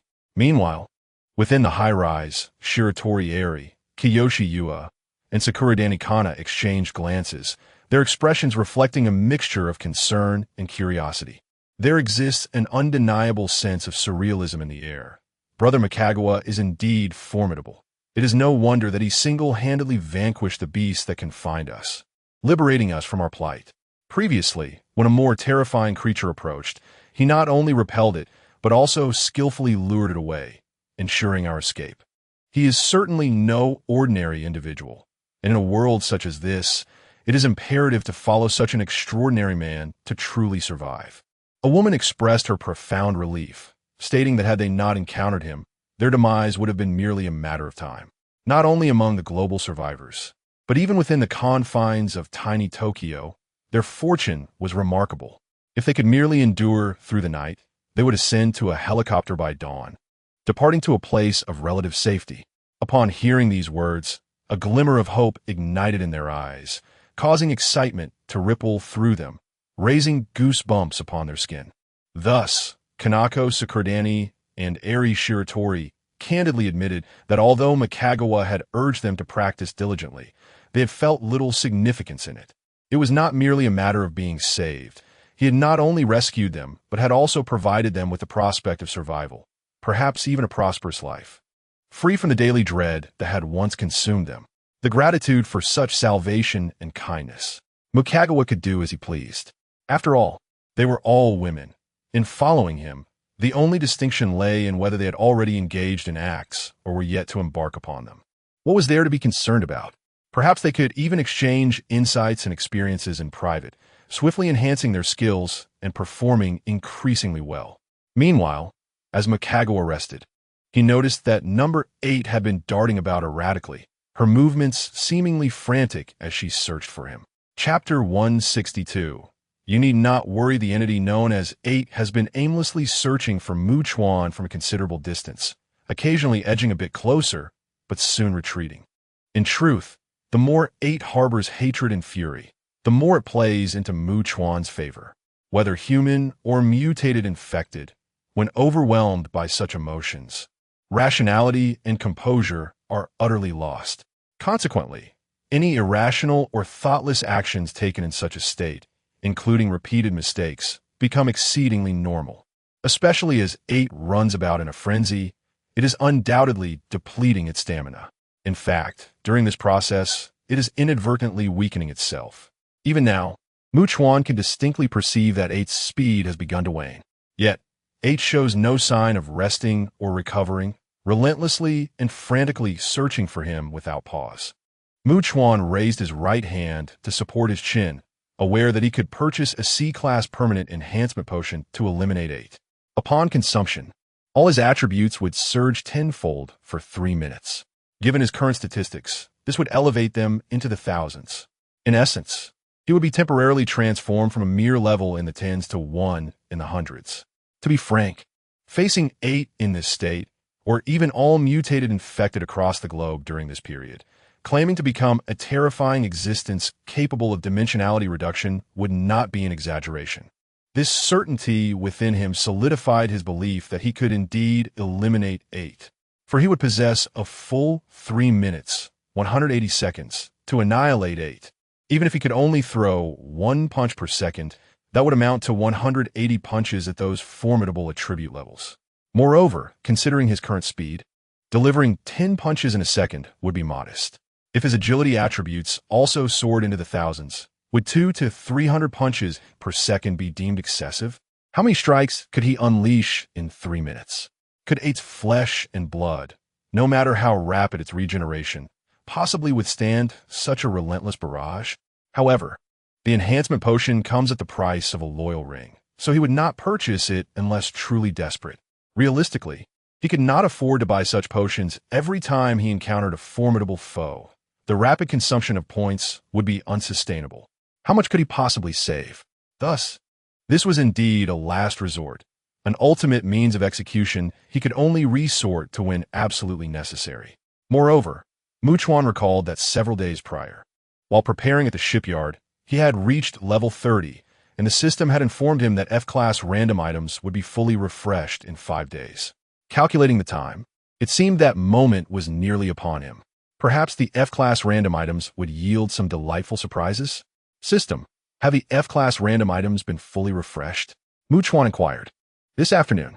Please note, host, that E-class random items will also be fully refreshed in 5 days. Should you require any, please make timely purchases, as the next refresh time is uncertain. As he listened to the system's prompt, Chuan closed his eyes to gather his thoughts, all the while remaining vigilant regarding the situations of 8 and 9. Number 8 has been frantically moving about, unwittingly exhausting its own stamina. If number 8 were a person, Mikagawa could easily envision its current exasperated visage. In contrast, number 9 progresses at a leisurely pace, seemingly leading a multitude of subordinates in their hunt. Gradually, dawn breaks. Mikagawa retrieves his walkie-talkie, persistently attempting to reach Takasaki Suzun. Approximately 17 minutes later, he successfully establishes contact, promptly stating, "Suzun, return and have someone send another transport helicopter to retrieve the female survivors. Ensure the helicopter carries additional personnel for the rope ladder, and I shall not return. Once you have collected the individuals, depart immediately." After all, Takasaki Suzun possesses a soldier's insignia, which enhances the strength of her companions within a certain radius, making the retrieval remarkably effortless. Mikagawa and I understand. Please feel free to issue any further commands. I genuinely enjoy you asking me to undertake various tasks. Takasaki Suzun's teasing voice, laced with playful charm, reverberates through the device. Mikagawa then inquires directly, "Professor Shiratori, have you heard the sounds?" "Yes, we have." "Retlis miratori eri." Her voice tinged with unusual excitement and a hint of peculiarity. "You may now ignite some materials downstairs to create smoke. This will enable Suzun and her team to locate you swiftly and accurately." Mikagawa's straightforward suggestion prompts Shiratori Eri to spring into action without delay. Upon returning from her conversation with Mikagawa, Takasaki Suzun pilots the sightseeing helicopter alongside Kamiyama Maki and Hanada Eri, while Nizukura Miho and Suzun operate the transport helicopter, which carries 4 women ready to assist with the rope ladder. Mikagawa has indeed located numerous female survivors. "We have even more people now," Takasaki Suzun beams. As a considerable number of ordinary infected individuals hear the commotion and follow the helicopter, they exhibit a sense of accustomed familiarity. "Suzun, this is a positive development," responds the composed and striking Nizukura Miho. "Though it is premature to say in a year's time, I would not be surprised if our group becomes the last remnant of humanity, with hundreds, thousands, or even tens of thousands of us remaining. That would certainly be preferable to merely dozens. Suzune, our dear one, is remarkably capable, while it may be an exaggeration to suggest he could defeat dozens. Taking down a dozen is indeed a trivial task for him. Moreover, Akikane mentioned that he once claimed he would only grow stronger. Who knows? He might even manage to defeat hundreds in a single night. As Kamiyama Maki giggles, Takasaki Susan responds with hearty laughter. I am indifferent. By the way, the sightseeing helicopter should be able to land directly on the rooftop, but the transport helicopter is too large and will only be able to hover at a reduced altitude to deploy the rope ladder. At that time, Eri and Maki, you two should first assist with the initial group, while we will handle the remainder here. As the voices of Hiratori Eri, Kiyori Yui, and others echoed through the intercom, their expressions were filled with shock. Nishizuru Miho, seemingly looking down from a height, widened her eyes in horror and exclaimed, What? What is that thing? Takasaki Susan, Kamiyama Maki, Hanada Eri, and the others immediately turned their gazes downward. Their faces swiftly paled. The creature, which they had encountered days prior, rendered the number 5 a mere toy in its presence. A sense of dread washed over them. It was attracted by the noise of the helicopter. It was following us. Kamiyama Maki's voice trembled with gravity through the intercom, questioning how such a terrifying monster could exist. Can it climb walls? If so, that would be exceedingly troublesome. Hiratori Eri's anxious voice broke through the static. What kind of monster is it? It's a horrifying creature with multiple bodies, and it's pursuing us, Takasaki Susan relayed quickly. Makikawa, Kiyori Yui, and Sakuradani Kana instantly understood. It was number 8. Makikawa's expression remained calm. In contrast, Hiratori Eri and the others felt their hearts racing with fear, cold sweat pouring down, their legs trembling, struggling to remain upright. I will lead it away, Makikawa declared, immediately springing into action toward number 8. As he closed the distance of 3 kilometers, the creature caught his scent and decisively abandoned the helicopter to pursue him instead. It was evident that upon encountering him, number 8 disregarded everything else, fixated solely on eliminating him. Did it really just leave so easily? Nishizuru Miho and Kamiyama Maki realized the gravity of the situation. How deep was its resentment and hatred to pursue Makikawa so swiftly and decisively? Of course, the helicopter still flew at a considerable speed. Meanwhile, Hiratori Eri, Kiyori Yui, and Sakuradani Kana had already brought the luggage collected by Makikawa to the rooftop, barricading the stairway leading to the terrace. They stood at the edge of the rooftop, their eyes aglow with joy as they watched the approaching helicopter. Soon, the sightseeing helicopter descended first, and Kamiyama Maki moved aside the cabin door, shouting with all her might, I will remember who steals and creates chaos. At that moment, a number of female students, luggage in tow, began to board in an orderly manner. Clearly, Hiratori Eri's plan was straightforward. Allow the younger ones to board first, with the older ones following, determining the order by age. After 16 individuals had boarded, the sightseeing helicopter took off. Following this, the transport helicopter descended as low as possible, nearing the rooftop. Nishizuru Miho and 4 other women opened the cabin door and lowered the rope ladder. As someone grasped it, they all held on, pulling them up before promptly lowering it once more. Meanwhile, a throng of ordinary infected surrounded the building, seemingly beginning to form a human wall. The sightseeing helicopter circled the towering skyscraper, and the voice of Kamiyama Maki echoed through the intercom. Ringing, the monsters are forming a human wall. However, this building is quite high, so even if they manage to stack up, it will take them some time. You should have ample time. We will also keep a vigilant watch.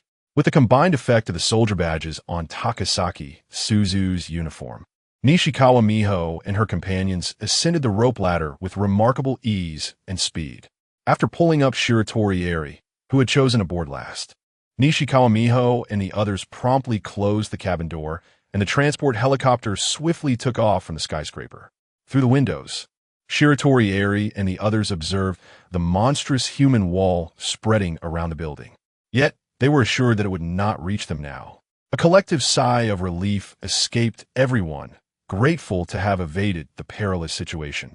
From their elevated vantage point, Takasaki Suzu, Kamiyama Maki, and the others saw Entity 8 pursuing something. To their astonishment, Entity 8 suddenly halted, and all its limbs detached from the main body, forming 14 independent entities that dispersed rapidly, as if to create an encircling formation. Witnessing this scene, a chilling dread surged from the depths of their being, a freezing sensation that threatened to consume them. It became clear that Entity 8 was not a singular, colossal monster, but rather a horde of incredibly vicious and terrifying beasts. Nishikawa Miho's scalp tingled as she gasped in disbelief. My goodness! There are a total of 15 gigantic monsters. Kamiyama Maki, Hanoda 80.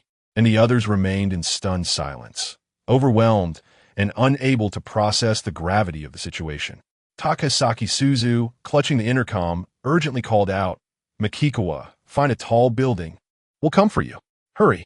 Even if it despises you and pursues the helicopter, we can approach the cruise ship and contact Haruka to launch it, using the ocean to escape to the land of cherry blossoms. Nishikawa Miho, Kamiyama Maki, and the others quickly echoed, let us move together. Their insistence revealed an unspoken understanding that defeating such a mutated infected being was beyond their reach. Fleeing was their only option. It wasn't that they doubted Makikawa's prowess or were unaware of his capabilities. Any rational mind would grasp that the challenge of eliminating one or two was not merely doubled, but exponentially increased. Yet, this was not merely one or two. It was a whole horde. The difficulty of annihilating them all was evident. You need not worry. Just return, Makikawa replied dismissively through the intercom. I can kill it. The difference lies solely in the method I choose to achieve this outcome.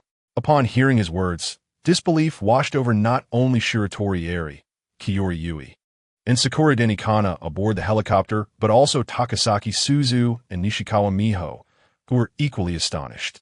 Chapter 163. The unfathomable nature of power, even as the Eight's main body and its numerous avatars converged upon him. Chuan remained utterly unperturbed. After all, the Eighth had been tirelessly searching for him for an extended period, depleting its stamina and slowing its pace significantly. In contrast, Chuan had enjoyed a lengthy respite, placing him in an optimal and vigorous state. Moreover, the abundance of structures available for concealment further diminished the likelihood of being completely encircled by the sluggish Eighth. He leisurely glanced at his watch. There were still 5 or 6 hours until noon, just in time for the impending refresh of F-grade random items. Should any prove useful, there would be no need to expend 400 points on a reinforcement potion. The Eighth's profound resentment and hatred had compelled it to mobilize all its avatars in an attempt to corner him, aiming to leave him with no escape and crush him. How foolish it was for the Eighth to let its anger cloud its judgment, engaging in such irrational behavior that left its main body entirely vulnerable. Consequently, it was likely that the Eighth would soon make grave mistakes. Chuan narrowed his eyes, aware that he could not directly attack the main body just yet. Otherwise, the Eighth would learn from its misstep. Instead, he resolved to eliminate a few ordinary infected. The commotion of the helicopter had already attracted a multitude of infected, and now many more were drawn in by the disturbance created by the Eighth. He intended to generate even greater noise to lure in more. He retrieved his firearm, deliberately removing the silencer, and aimed at one of the Eighth's avatars, firing a shot. This was a calculated move to give the Eighth the false impression that he would only target its avatars, while also leading it to believe that he possessed nothing but this seemingly ineffective weapon incapable of inflicting harm. Of course, Chuan also purposefully fired at windows of buildings and car windshields to create additional noise. Then, he dashed towards the throng of ordinary infected, skillfully weaving through their ranks while wielding 2 machine guns, firing indiscriminately without aiming. The density of the infected ensured that his bullets would find their mark. A torrential downpour of bullets erupted, flying wildly through the air. The nearest ordinary infected were either shot through the body, struck in the legs, or met with a fatal headshot, collapsing one after another. In his mind, he heard the notification sound of gaining experience points. Soon, Chuan ascended to level 55, earning an additional 60 attribute points, which he chose not to allocate, while his experience continued to grow. The ordinary infected, amidst their frantic howls, began to scatter, seemingly conveying a message. The approaching ordinary infected, upon hearing the cries of their kin, instinctively dispersed at great speed, retreating while emitting their own cries, as if warning their distant brethren to steer clear of this place. The cacophony of their roars echoed in waves, relaying the warning further afield. Upon reaching level 56, coupled with the previously unused 20 points, Chuan now possessed a total of 140 attribute points. Noticing that the ordinary infected nearby were not as foolish as he had presumed, they began to seek refuge within the buildings. Upon witnessing the scene, Chuan momentarily paused. Yet it was impossible for him to retreat into the building to confront the relentless pursuit of Entity 8. He swiftly departed. Before long, he discerned that all the fragmented bodies of Entity 8 were converging towards the main body. The entity fell eerily silent, akin to a machine that had ceased to function, before reassembling into a singular form, unleashing a thunderous roar capable of scattering the clouds above and continuing its pursuit of Chuan. Chuan ran tirelessly, deliberately slowing his pace to ensure that Entity 8 could see him, yet could not close the distance, failing to capture or eliminate him, which only intensified its frustration. He was resolutely intent on thoroughly dismantling Entity 8. As time inexorably passed, Chuan, unperturbed by the increasingly sluggish pace of Entity 8, finally endured until noon. F-Class Random Item. Complete Refresh. Does the host wish to access the system shop? He found himself unable to access the shop to browse, and straightforwardly inquired, System, aside from enhancement potions, are there any items available that can augment my attributes? The refreshed F-Class Random Item is a Strength Potion, Beginner, priced at 20 points. Chuan immediately gestured, inform me of the effects of the Strength Potion. Upon consumption, the Strength attribute value increases 5-fold, lasting for 20 seconds. Consecutive use of the potion can extend the duration. 5-fold. Chuan pondered as he ran. With my current value of 360, multiply by 5 would yield 800. If I allocate all 140 of my attribute points to Strength, it would reach 500, and multiplying that by 5 would result in 500. Although the increase is limited to Strength and only 5 times.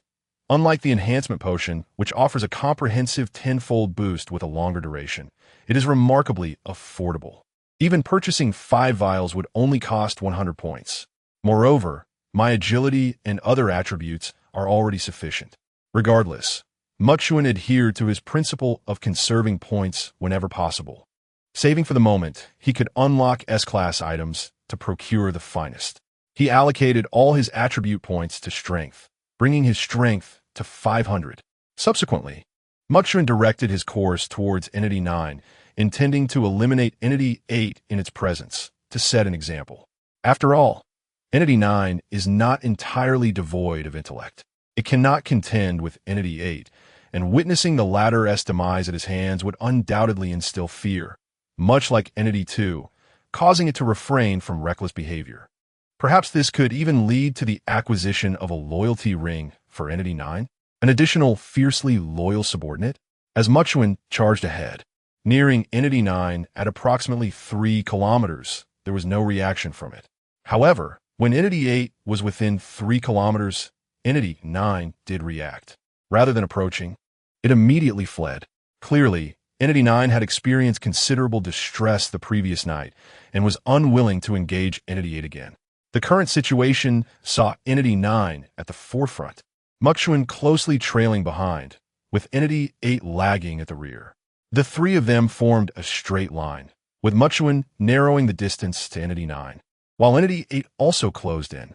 Even though Number 8 was already fatigued, Number 9's speed was even slower. From this, Chuan realized that Number 9 did not possess exceptional agility. Number 9 turned its massive heads towards Chuan, emitting a deafening roar as if urging him not to follow and to avoid leading Number 8 towards it. Chuan remained remarkably calm as he drew closer. Reluctant to halt, Number 9 continued to roar, and surprisingly, Number 8 joined in the cacophony. They seemed to be communicating? This thought suddenly crossed Chuan's mind. Yet, if this were indeed the case, he would not be astonished. After all, even ordinary infected individuals could communicate. How could mutated infected beings possessing greater intelligence be any less capable? Without warning, Number 9 stopped and turned its body, glaring intently at Chuan, as if it understood that if he continued to follow, it would be unable to escape. It appeared to wish to reconcile with Number 8, ceasing hostilities, and thus resolved to aid number 8 in confronting him. Number 8 soon followed suit. They formed a pincer movement, both roaring fiercely. Chuan glanced to his left and right, discovering that both number 8 and number 9 were advancing towards him. He quickly donned a layer of plastic gloves, followed by a pair of cut-resistant gloves, and decisively spent 20 points to purchase a bottle of an F-rated random strength potion, beginner, intending to assess its effects. However, he refrained from consuming it just yet. His plan was to separate number 8's body, creating independent entities. After all, it would be incapable of movement and unable to execute any offensive tactics during this process. Chuan was not inclined to wait patiently for this opportunity. Instead, he resolved to move to a more open area, allowing number 8 to perceive the separation of its body. With number 9 added to the mix, he was certain they could encircle him.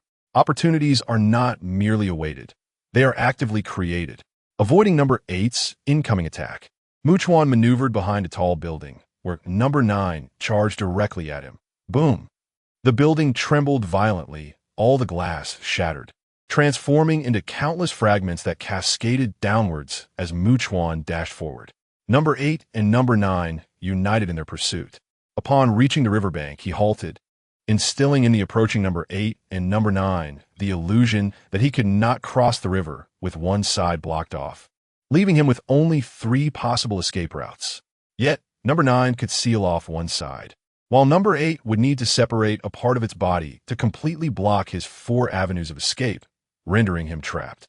He deliberately slowed his pace along the riverbank, daringly allowing number 8 and number 9 to draw very close. This way, if he sensed that number 8 had stopped moving, he could surely reach it within 2 or 3 seconds. After just a few seconds, Chuan noticed that number 8 had suddenly halted, while number 9 continued its rapid pursuit. Heart elated, Chuan unexpectedly pivoted, heading towards the stationary number 8. However, the process had already commenced, with number 8 remaining motionless in its position.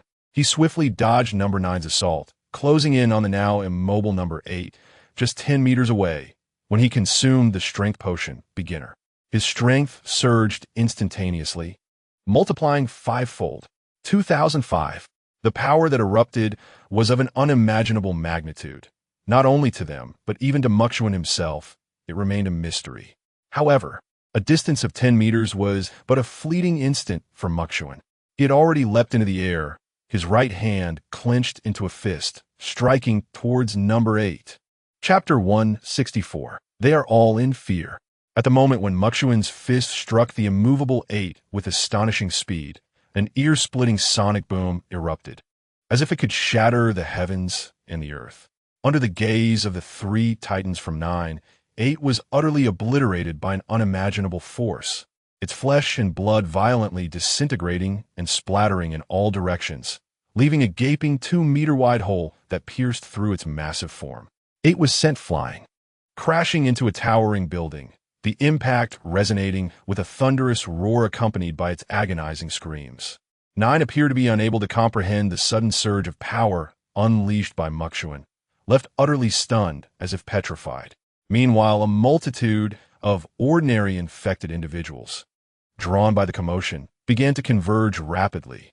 Chuan promptly made his way toward the incapacitated 8, spending 80 points to purchase 4 bottles of basic strength potions, consuming them all to prolong his advantage. The wound on 8 was too extensive. Even with rapid regeneration, it would require a considerable amount of time to heal. At present, 8 was utterly immobilized, resembling a lifeless husk, its limbs hanging limply to the ground like wilted foliage. Chuan charged directly in front of 8, gripping one of its massive legs as thick as a column, and began to swing it with ferocity, hammering it against the towering structure. It appeared as though he intended to cleave the building in 2 using 8's own strength. With a series of resounding crashes, the entire edifice trembled perilously. Blood and flesh erupted from 8 in torrents, and as it suffered relentless blows, it found itself in a state of extreme disarray, overwhelmed by a sensation akin to the world spinning out of control, accompanied by an intensifying agony. All it could do was emit soul-wrenching, heart-rending screams, rendered powerless in the face of its torment. This scene was a grotesque tableau of bloodshed, brutality, and savagery. 9 now appeared to be confronted by an unfathomable demon, its legs trembling, retreating cautiously as if it feared the specter of Chuan would pursue it. As it attempted to slip away unnoticed, it caught sight of Chuan still wielding 8, relentlessly smashing it into the ground nearby. The ground fractured beneath the violent onslaught, trembling as if an earthquake had struck, sending plumes of dust swirling into the air. In the vicinity, within 100 meters, remnants of 8 lay scattered everywhere, splattered not only on Chuan but also on 9. 9, trembling violently, hastily turned to flee, casting wary glances back at Chuan, seemingly terrified of being pursued. The ordinary infected individuals arriving at the scene could only stand in shock, paralyzed by the horrific sight, none daring to approach. They too trembled as if plunged into an abyss of fear. Chuan temporarily disregarded 9. Having marked it, finding it later would pose no challenge. As for the ordinary infected minions, should they approach, he would simply wield 8 to dispatch them. For now, he grasped 8, ensuring that it made contact with the ground at least 5 or 6 times each second. Bang! Boom! The incessant sounds echoed in his ears. Despite its rapid regeneration abilities, Subject 8 could hardly withstand such relentless torment. It was on the verge of collapse, appearing emaciated due to the excessive loss of flesh and blood, now resembling Subject 7 in its frailness. It had long lost the imposing aura of a mutated king of infected beings. Subsequently, Chuan hurled Subject 8 away, and upon impact with the ground, it was utterly immobilized, its fragmented limbs bursting apart while the main body lay in a gruesome state. Whether from pain or terror, it trembled far more violently than the fleeing Subject 9 had. Chuan charged forward, delivering a powerful fist to the main body of Subject 8. The sound of impact echoed, as what remained of its flesh disintegrated further, rolling in the void, and a gaping hole was effortlessly torn through it. Subject 8 emitted a wretched and fearful cry. Yet, Chuan showed no signs of halting his assault. With no intact parts left to speak of or any chance of regeneration, he targeted every damaged area with his fists, relentlessly shattering them. As Subject 8 sustained catastrophic injuries, its once massive form was now riddled with gaping wounds, a sight so horrific it seemed incapable of recovery. Chuan unleashed another punch, silencing Subject 8 entirely. Simultaneously, a notification resonated in Chuan's mind. Experience points, 60,000. Current host experience, 64, 277.5, 600. Host level up. Current host level, LV 65, experience required for next level, 3, 777.6, 500. Chuan experienced a remarkable surge, ascending 9 levels at once. Starting from level 60, he gained 70 attribute points per level, accumulating 350 points over 5 levels, and an additional 240 points from levels 56 to 60, totaling 590 points. Host level reached 60. System Shop unlocks A-Class item purchase rights. A-Class random items and permanent items available for purchase have been added. Would the host like to open and view the shop? Rather than immediately checking, Chuan opted to gather the abundant fragments of Subject 8. He pondered the potential benefit of these remnants for Subject 2, considering that there were no intact parts left to be found. However, as he moved, the multitude of ordinary infected beings, previously trembling, seemed to regain their senses, immediately scrambling away in a frantic escape. Once he had collected all the fragments of Subject 8, he opened the system shop for inspection. Wings of Flight, permanent item, grants the ability to fly upon equipping. Note: flight speed is related to the host's agility attribute. No usage limit. Price: 90,000 points. Mysterious Water Pearl, permanent item, allows the bearer to traverse water as if on solid ground, and to move freely within water. Note: the depth of descent in water is related to the host's physique. Price: 90,000 points. The Odor Concealment Badge, a random item, once adorned, allows the wearer to eliminate their scent while entering a state of invisibility. Each use lasts for 3 hours, with a cooldown period of 1 hour, priced at 30,000 points. Chuan furrowed his brow. questioning the system. Is it true that the minimum for an A-grade item is 30,000 points? Is there such a stark disparity compared to B-grade items? While B-grade items are indeed costly, even the 4,000 point stagnation clock is within his means to purchase. However, A-grade items, hunting the terrifyingly powerful mutated infectors, is the swiftest method to amass points. The host's meager points are a result of having slain few mutated infectors, while a multitude of ordinary infectors has met their demise at his hands. He has yet to kill even 10 mutated infectors. The system reminds the host that ordinary infectors can only yield a minuscule amount of points. Mukuchuan raised his right hand, resting his chin thoughtfully. Among numbers 1 to 8, the 4 brothers in number 6 did not perish by his hand, and number 2 was utilized for his purposes, thus excluding these 3. Even with the addition of Yuka Fukumura and the chameleon, it appears he has indeed not yet killed 10 mutated infectors. He then closed the system shop, refraining from allocating attribute points for the time being, and resolved to seek out number 9. Should number 9 prove uncooperative, it would naturally fall to him to eliminate it.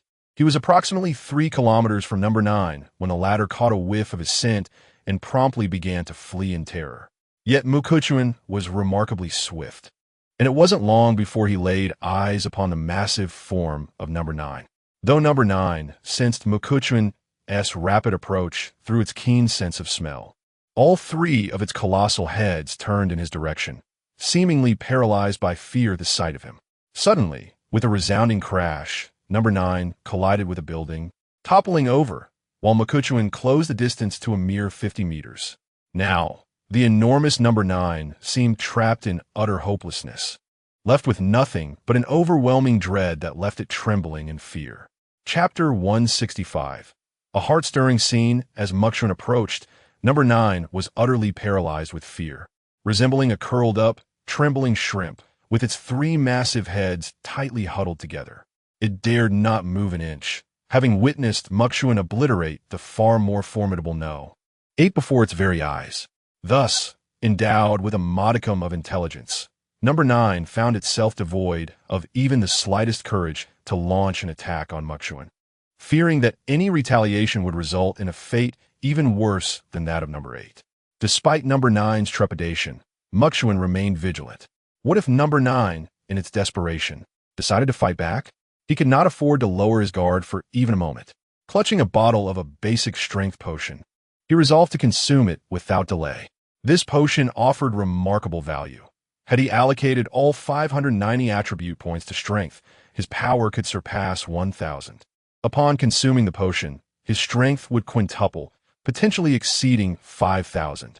Such power would undoubtedly reduce both number 8 and number 9 to mere ashes with a single punch. However, Mukuchuan was acutely aware that he could not afford to invest all his points into strength. He was reluctant to cultivate a reliance on potions to eliminate mutated infectors. He intended to hunt these creatures to amass a substantial number of points, and it was implausible to rely solely on potions for every encounter. It was only when confronted by a colossal regenerative variant like number 8 that he decisively opted to consume the basic strength potion, recognizing the necessity of creating a fortified cage and incinerating it with gasoline to ensure its demise. Had number 8 been akin to number 7, which lacked regenerative capabilities, he would have abstained from purchasing the potion, opting instead to conserve his points. In the future, when he encountered suitable mutated infectors, he planned to acquire the Ring of Loyalty to attempt to recruit them as his subordinates. The more controllable mutated infectors he amassed, the less he would need to scour rural areas, as he could command his subordinates to guard various locales in Tokyo, transforming the resource-rich metropolis into his personal domain. However, the Ring of Loyalty was not inexpensive, and he needed to accumulate points to procure S-class items.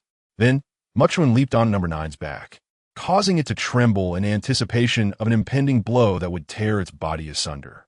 It emitted a quivering, mournful cry, as if pleading for mercy. Yet no. 9 soon realized that Mukuchuan had no intention of attacking. In an instant, Mukuchuan expended 400 points to purchase the Ring of Loyalty, adorning No. 9 with it and issuing commands. Number 9 accurately received the instructions and stood tall, Surveying his surroundings, Chuan appreciated the elevated vantage point, which afforded him a broad perspective. He now had both number 2 and number 9 to nurture. Thus, he dismounted from number 9's back and presented it with half of number 8's remains. As No. 9 lowered its head to feast, Chuan contemplated exchanging roles between number 2 and number 9, equipping No. 9 with a contract badge to guard the cruise ship while it hunted ordinary infectors throughout the night. He summoned No. 2 to his side as they ventured into Bunkyo Ward in search of survivors and mutated infectors. Due to the stature of number 9, it undoubtedly requires a substantial amount of sustenance. Keeping it close necessitates frequent excursions for hunting. Furthermore, the ordinary mutated infectors possess the ability to communicate, making it unsurprising that they would swiftly vacate the Wongjing district under number 9's influence.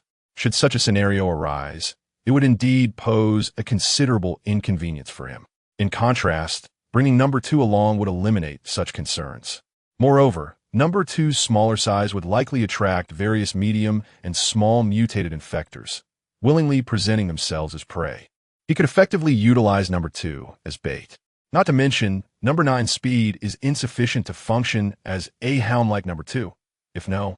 9 manages to scare away the infectors near the cruise ship, it could be deemed a fortunate turn of events. This would allow No.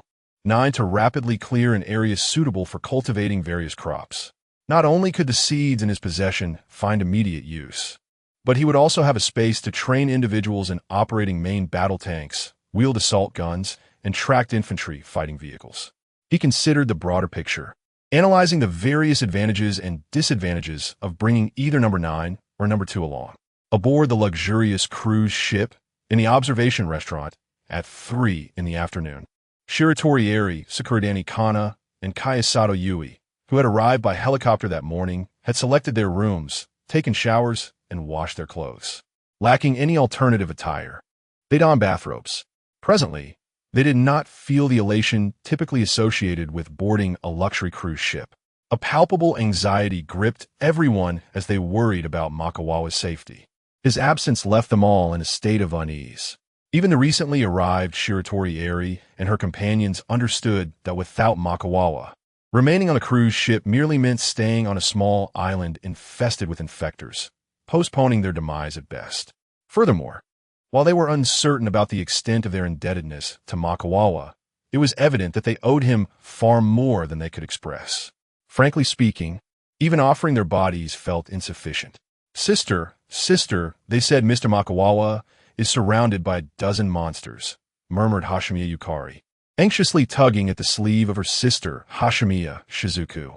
Mr. Makawawa is incredibly capable. Surely he'll be fine, right? If even he cannot survive in this world, we should set out soon. Perhaps we could still catch up with him and continue together. Hashimiya Shizuku replied with a hint of resignation. After all, our hope for survival is given by Mr. Makawawa. Without him, the future holds no glimmer of hope, only endless darkness and despair. Didn't Team Makawawa-san tell Suzune and the others that he could handle it? Hayasegawa Haruka clapped her hands, her voice warm and reassuring, like a nurturing older sister. There's no need for excessive worry. It might be a bit challenging to take down a dozen, but in a couple of days, I am certain Makawawa-kun will return. In any case, since everyone is a woman of Makuchuan, it is only natural to trust one's own man. As the daughter of a conglomerate before the apocalypse, Tsukishiro Shirori crossed her arms and remarked, "Moreover, little sister Shelley, let me tell you, both your sister and I have lost our first kisses." Huh? Hashimiya, Shelley, flushed crimson, her astonishment evident as she gazed at Tsukishiro Shirori, her excitement bubbling forth as she inquired, "Shiorine, when did you and my sister do that behind my back?" It was a splendid morning. Tsukishiro Shirori spoke lightly, while Amano Seiyuki, along with Ueharayu, who had been brought back by Makuchuan from the training area, looked over at them. They appeared much more vibrant than when they first encountered Makuchuan. However, each bore a troubled expression. They understood all too well that even a military base like the Eastern Self-Defense Force in the training area had fallen, and Makuchuan was their sole reliance and hope. At that moment, a voice crackled through the intercom. "I have returned with a substantial supply of materials. Send some people in small boats to the shore to transport the supplies." Upon hearing his voice, everyone was momentarily stunned, then expressions of joy, excitement, and exhilaration spread across their faces at a visible pace. Yet, the intercom also emitted a sound akin to a colossal beast charging forward, as if Makuchuan were being pursued by an unfathomable terror. Nevertheless, upon hearing his voice, all spirits were lifted as they encircled the intercom. Hawasekawa Haruka, filled with joy yet tinged with concern, asked, "Makuchuan, why is there such a commotion on your end? Is there a monster chasing you?" "It's the noise made by my newly acquired mount." Makuchuan's voice came through. "I will have it guard the cruise ship while I take number 2 with me. I'll be arriving at the cruise ship soon." Everyone was momentarily speechless. What? A mount? Yet they were not foolish, even from just the sound. It was evident that it was no small creature, but rather a ferocious and terrifying beast. They quickly exited the observation restaurant and approached the side of the cruise ship, where the noise was now audible, along with the sight of dust swirling in the air. Takahashi Suzun and Hawasekawa Haruka, among others, peered through binoculars towards the shore. Before long, they beheld a massive, three-headed mutated infected creature barreling towards them. Its 4 enormous arms were each grasping a shipping container. Meanwhile, Makuchuan, with a serene expression, stood with his hands in his pockets atop one of its colossal heads. This scene painted an extraordinarily unbelievable and profoundly awe-inspiring tableau. Chapter 166. Life is getting better as the days passed. Haruka Yuzukawa, Susan Takasaki, and several other women disembarked from 7 small boats, arriving at the shore where number 9 had already set down the container. Observing the colossal presence of number 9, they were overtaken by a wave of trepidation, their hearts racing uncontrollably. Though they stood at a distance, the mere sight of such a behemoth rendered them acutely aware of their own insignificance. A sense of suffocating anxiety gripped them, making it difficult to breathe. Yet they understood that, much like number 2, the fear evoked by number 9 gradually dissipated, replaced by wide-eyed wonder as they gazed in astonishment. Their expressions mirrored that of onlookers witnessing the appearance of a gargantuan 3-headed Tyrannosaurus Rex in a modern world. Mikawa opened the container and urged, "Please expedite the transfer of all items to the cruise ship." It was clear that transporting everything at once was impossible. Multiple trips would be required. The women promptly sprang into action, for the container held a wealth of supplies. An abundance of clothing, footwear, pharmaceuticals, canned goods, barrels of aviation fuel, diesel, gasoline, sanitary products, stockings, and bags of crop seeds were all present. Among those with a direct connection to Mikawa were Haruka Yuzukawa, Susan Takasaki, Maki Kamiyama, and Eri Hanada, who approached him. Mikawa addressed them. "In the future, when you venture out to gather supplies, you may take number 9 along. Once the container is filled, it will return to the shore." "Such a colossal creature," mused Takasaki. "Surely, when it departs, the smaller beings will scatter in fear. This will allow us to safely collect an abundance of resources, if we can have it continually transport 2 large containers back." Takasaki exclaimed in astonishment. "I predict we will soon clear an entire district of various supplies, enough to overflow the cruise ship. After all, with the capacity to return 2 fully laden containers to the shore at once, they could empty them and immediately return for more. The efficiency of gathering and transporting resources would reach unprecedented heights." Mikawa turned his gaze towards number 9, noticing it had sensed his attention. It trembled like a quail caught in a cold wind, emitting a low, mournful sound, obediently bowing its 3 colossal heads. Their curiosity piqued. They wondered what had transpired to render number 9 so submissively fearful. "I still need to locate number 2, Mikawa stated, instructing number 9 to remain in place as he walked approximately 2 kilometers to an open area. There, he encountered number 2 accompanied by its 2 subordinates.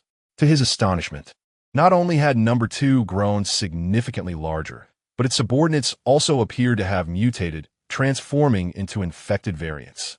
He then produced a substantial amount of flesh and blood from number 8, creating a mountain-like pile upon the ground. He understood that with number 8's disintegration, the absorption and fusion effects were likely diminished. Therefore, it was essential to retain a complete body whenever possible, for that would maximize its value and utility. Number 2 and its 2 subordinates began to feast voraciously like 3 loyal hounds. Upon witnessing this, Makawa realized that Number 2 would allow its minions to indulge. It was likely that its 2 subordinates had also consumed the flesh of Number 6 during the last encounter, leading to their mutation. Consequently, they might possess regenerative abilities as well.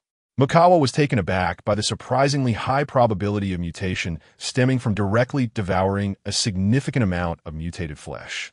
His heart raced with trepidation, yet he understood that these 2 were benefiting from Number 2's influence, being purposefully nurtured, thus growing increasingly formidable. Without the constraint of a loyalty ring, they would remain perpetually under its control. However, should they one day choose to defy Number 2, it would pose a considerable threat. It seemed prudent to impose loyalty rings on Number 2's subordinates. If he was reluctant to expend points on this, the optimal solution would be to eliminate them. Nevertheless, given their mutations, killing them would effectively weaken Number 2's overall combat strength. Furthermore, as a cohesive unit, they have been honing their teamwork, potentially becoming even more effective than Number 9 in the future. Makawa, never hesitating when it came to necessary expenditures, promptly purchased 2 loyalty rings to place on Number 2 subordinates.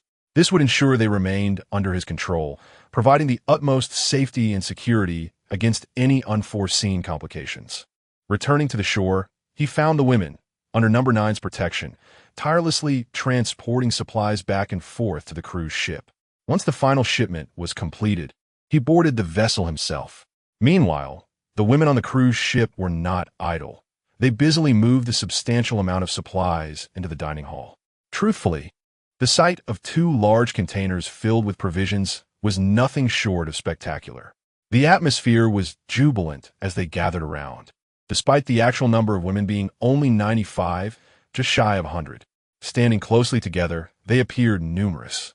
Each individual was allowed to select 2 outfits for daily wear, along with shoes and other necessities. Makawa addressed the group, saying, of course, the distribution of clothing and the specific inventory of supplies requires organization. Haruka, Miyoshi, please select a few individuals to assist. Haruka, Yuzukawa, and Miyoshi Nishikura nodded gently. Calling upon Yukari Hashigumi, my Uehara, Kanako Sakuradani, and others to lend a hand. They requested that each batch of arriving survivors contribute a few members for assistance. By the way, Mrs. Uehara, come here. I have something to discuss with you. Upon hearing this, Uehara Tamaki's face flushed slightly as she obediently approached Makawa with small steps, a mix of shyness and anticipation in her expression. What is it, Makawa-kun? In the future, as Number 9 operates in this vicinity, they should be able to clear an area suitable for cultivation in the shortest time possible. Once Rin and the others are able to venture ashore and find a stretch of land free of infected beings within a few kilometers, you should accompany them, seeking a location near the cruise ship that is conducive to planting crops. Chuan expressed his thoughts candidly, having found an appropriate place. He instructed that if he were absent, they should wait for his return to inform him, promising to reinforce the vicinity. All right, Mei Yuan Yu soon nodded in agreement. The words stirred a wave of excitement among the crowd. They were not naive and understood that relying solely on scavenging for resources was not sustainable. Cultivating various crops was essential to transform this place into a self-sufficient paradise. Only in this manner could they enjoy fresh fruits and vegetables, rather than relying solely on vitamin supplements. Under Chuan's guidance, their lives were indeed improving significantly. To speak frankly, his mere presence made the world seem less perilous and daunting. Many women turned to him, smiles illuminating their faces. Mei Hoi, have you compiled the personal profiles of Professor by Niao and her group? Chuan inquired. Chuan-kun, I compiled them after their arrival, replied Shihime Hoi, who had organized and categorized the information. Chuan continued, then, Mrs. Mei Yuan, you can review the profiles of your group alongside theirs, select suitable individuals, and teach them how to cultivate plants. As for the seeds, I am unfamiliar with them. You must carefully identify and document them to assist in educating everyone, including myself. I will diligently teach everyone alongside you, Chuan, Mei Yuan Yusu replied, while Chuan pondered other matters. The distribution of internal resources could not persist in this allocation format indefinitely. As a person from the Celestial Empire, he understood the principle that the issue lies not in scarcity, but in inequity. If this arrangement were to endure, he must ensure absolute fairness, guaranteeing that everyone received an equal share of resources. Otherwise, problems would inevitably arise. In a smaller group, this could be managed. However, with an increase in numbers, perhaps even to a couple hundred, could there truly be sufficient resources to allocate equally to all? And how many portions would need to be prepared? Thus, in a slightly larger context, they must consider themselves a rudimentary micro-society where an economic structure was essential. It was only through this system that they could begin to possess personal wealth and the means to purchase goods, thereby fostering a more stable community. He recognized the necessity for a form of currency to allow them to buy attractive clothing, cosmetics, skincare products, and so forth, enabling them to cultivate their own small lives within the larger community. Furthermore, the lengthy shopping street aboard the cruise could come into play. After all, for most women, shopping is inherently a joyful endeavor, providing a means to alleviate mental stress. However, this remained a somewhat rudimentary idea, far from practical implementation. Nevertheless, Chuan had genuinely contemplated it. He could envision concepts and delegate the refinement of those ideas to others, as long as he deemed them reasonably sound and functional. After all, he could not be involved in every detail. Otherwise, he would be overwhelmed with tasks. Afterward, Mokagawa glanced at his watch. It was already past 4 in the afternoon. There was truly no necessity to rush to Bunkyo Ward at this hour. He decided to set out with No. 2 the following morning. Considering his current physical condition and other factors, Mokagawa inquired, "How many from Sakuramai High School are unable to participate?" "Mr. Mokagawa, I find myself in a rather inconvenient situation," Shiki Hashimiya promptly replied. 7 other girls expressed their dismay, akin to having missed a monumental opportunity, lamenting their own inconvenient circumstances. Takahashi Suzuki sighed. "In truth, I too have found myself in a less than favorable position lately." Nishikura Miho cleared her throat. "I am in the same boat." Observing that this group consisted of fresh recruits ready to face the battlefield, Mokagawa further questioned, "And what about Dr. Taniya's group? How many of you are unable to participate?" Almost in unison, Omohara Mai and 4 others declared their unavailability. "Then the rest of you, come with me," Mokagawa commanded. Upon hearing this, Shiratori Eri, Kiyori Yui, and others gazed in astonishment at Mokagawa's figure. Was he preparing to gather a formidable force for a grand campaign? Chapter 167. Happiness as Night Fell. Number 2. Accompanied by 2 subordinates, split from Number 9 to commence the hunt for ordinary infected individuals. This endeavor served to satiate their hunger, while simultaneously allowing Mokagawa to accumulate experience points. However, the imposing figure of Number 9 loomed large, its thunderous roar shattering the stillness of the night as it dispatched ordinary infected beings with ease, akin to crushing ants. Those ordinary infected, sensing danger, emitted frantic cries and fled into the distance. Number 9's domineering presence cleared the path with relentless ferocity.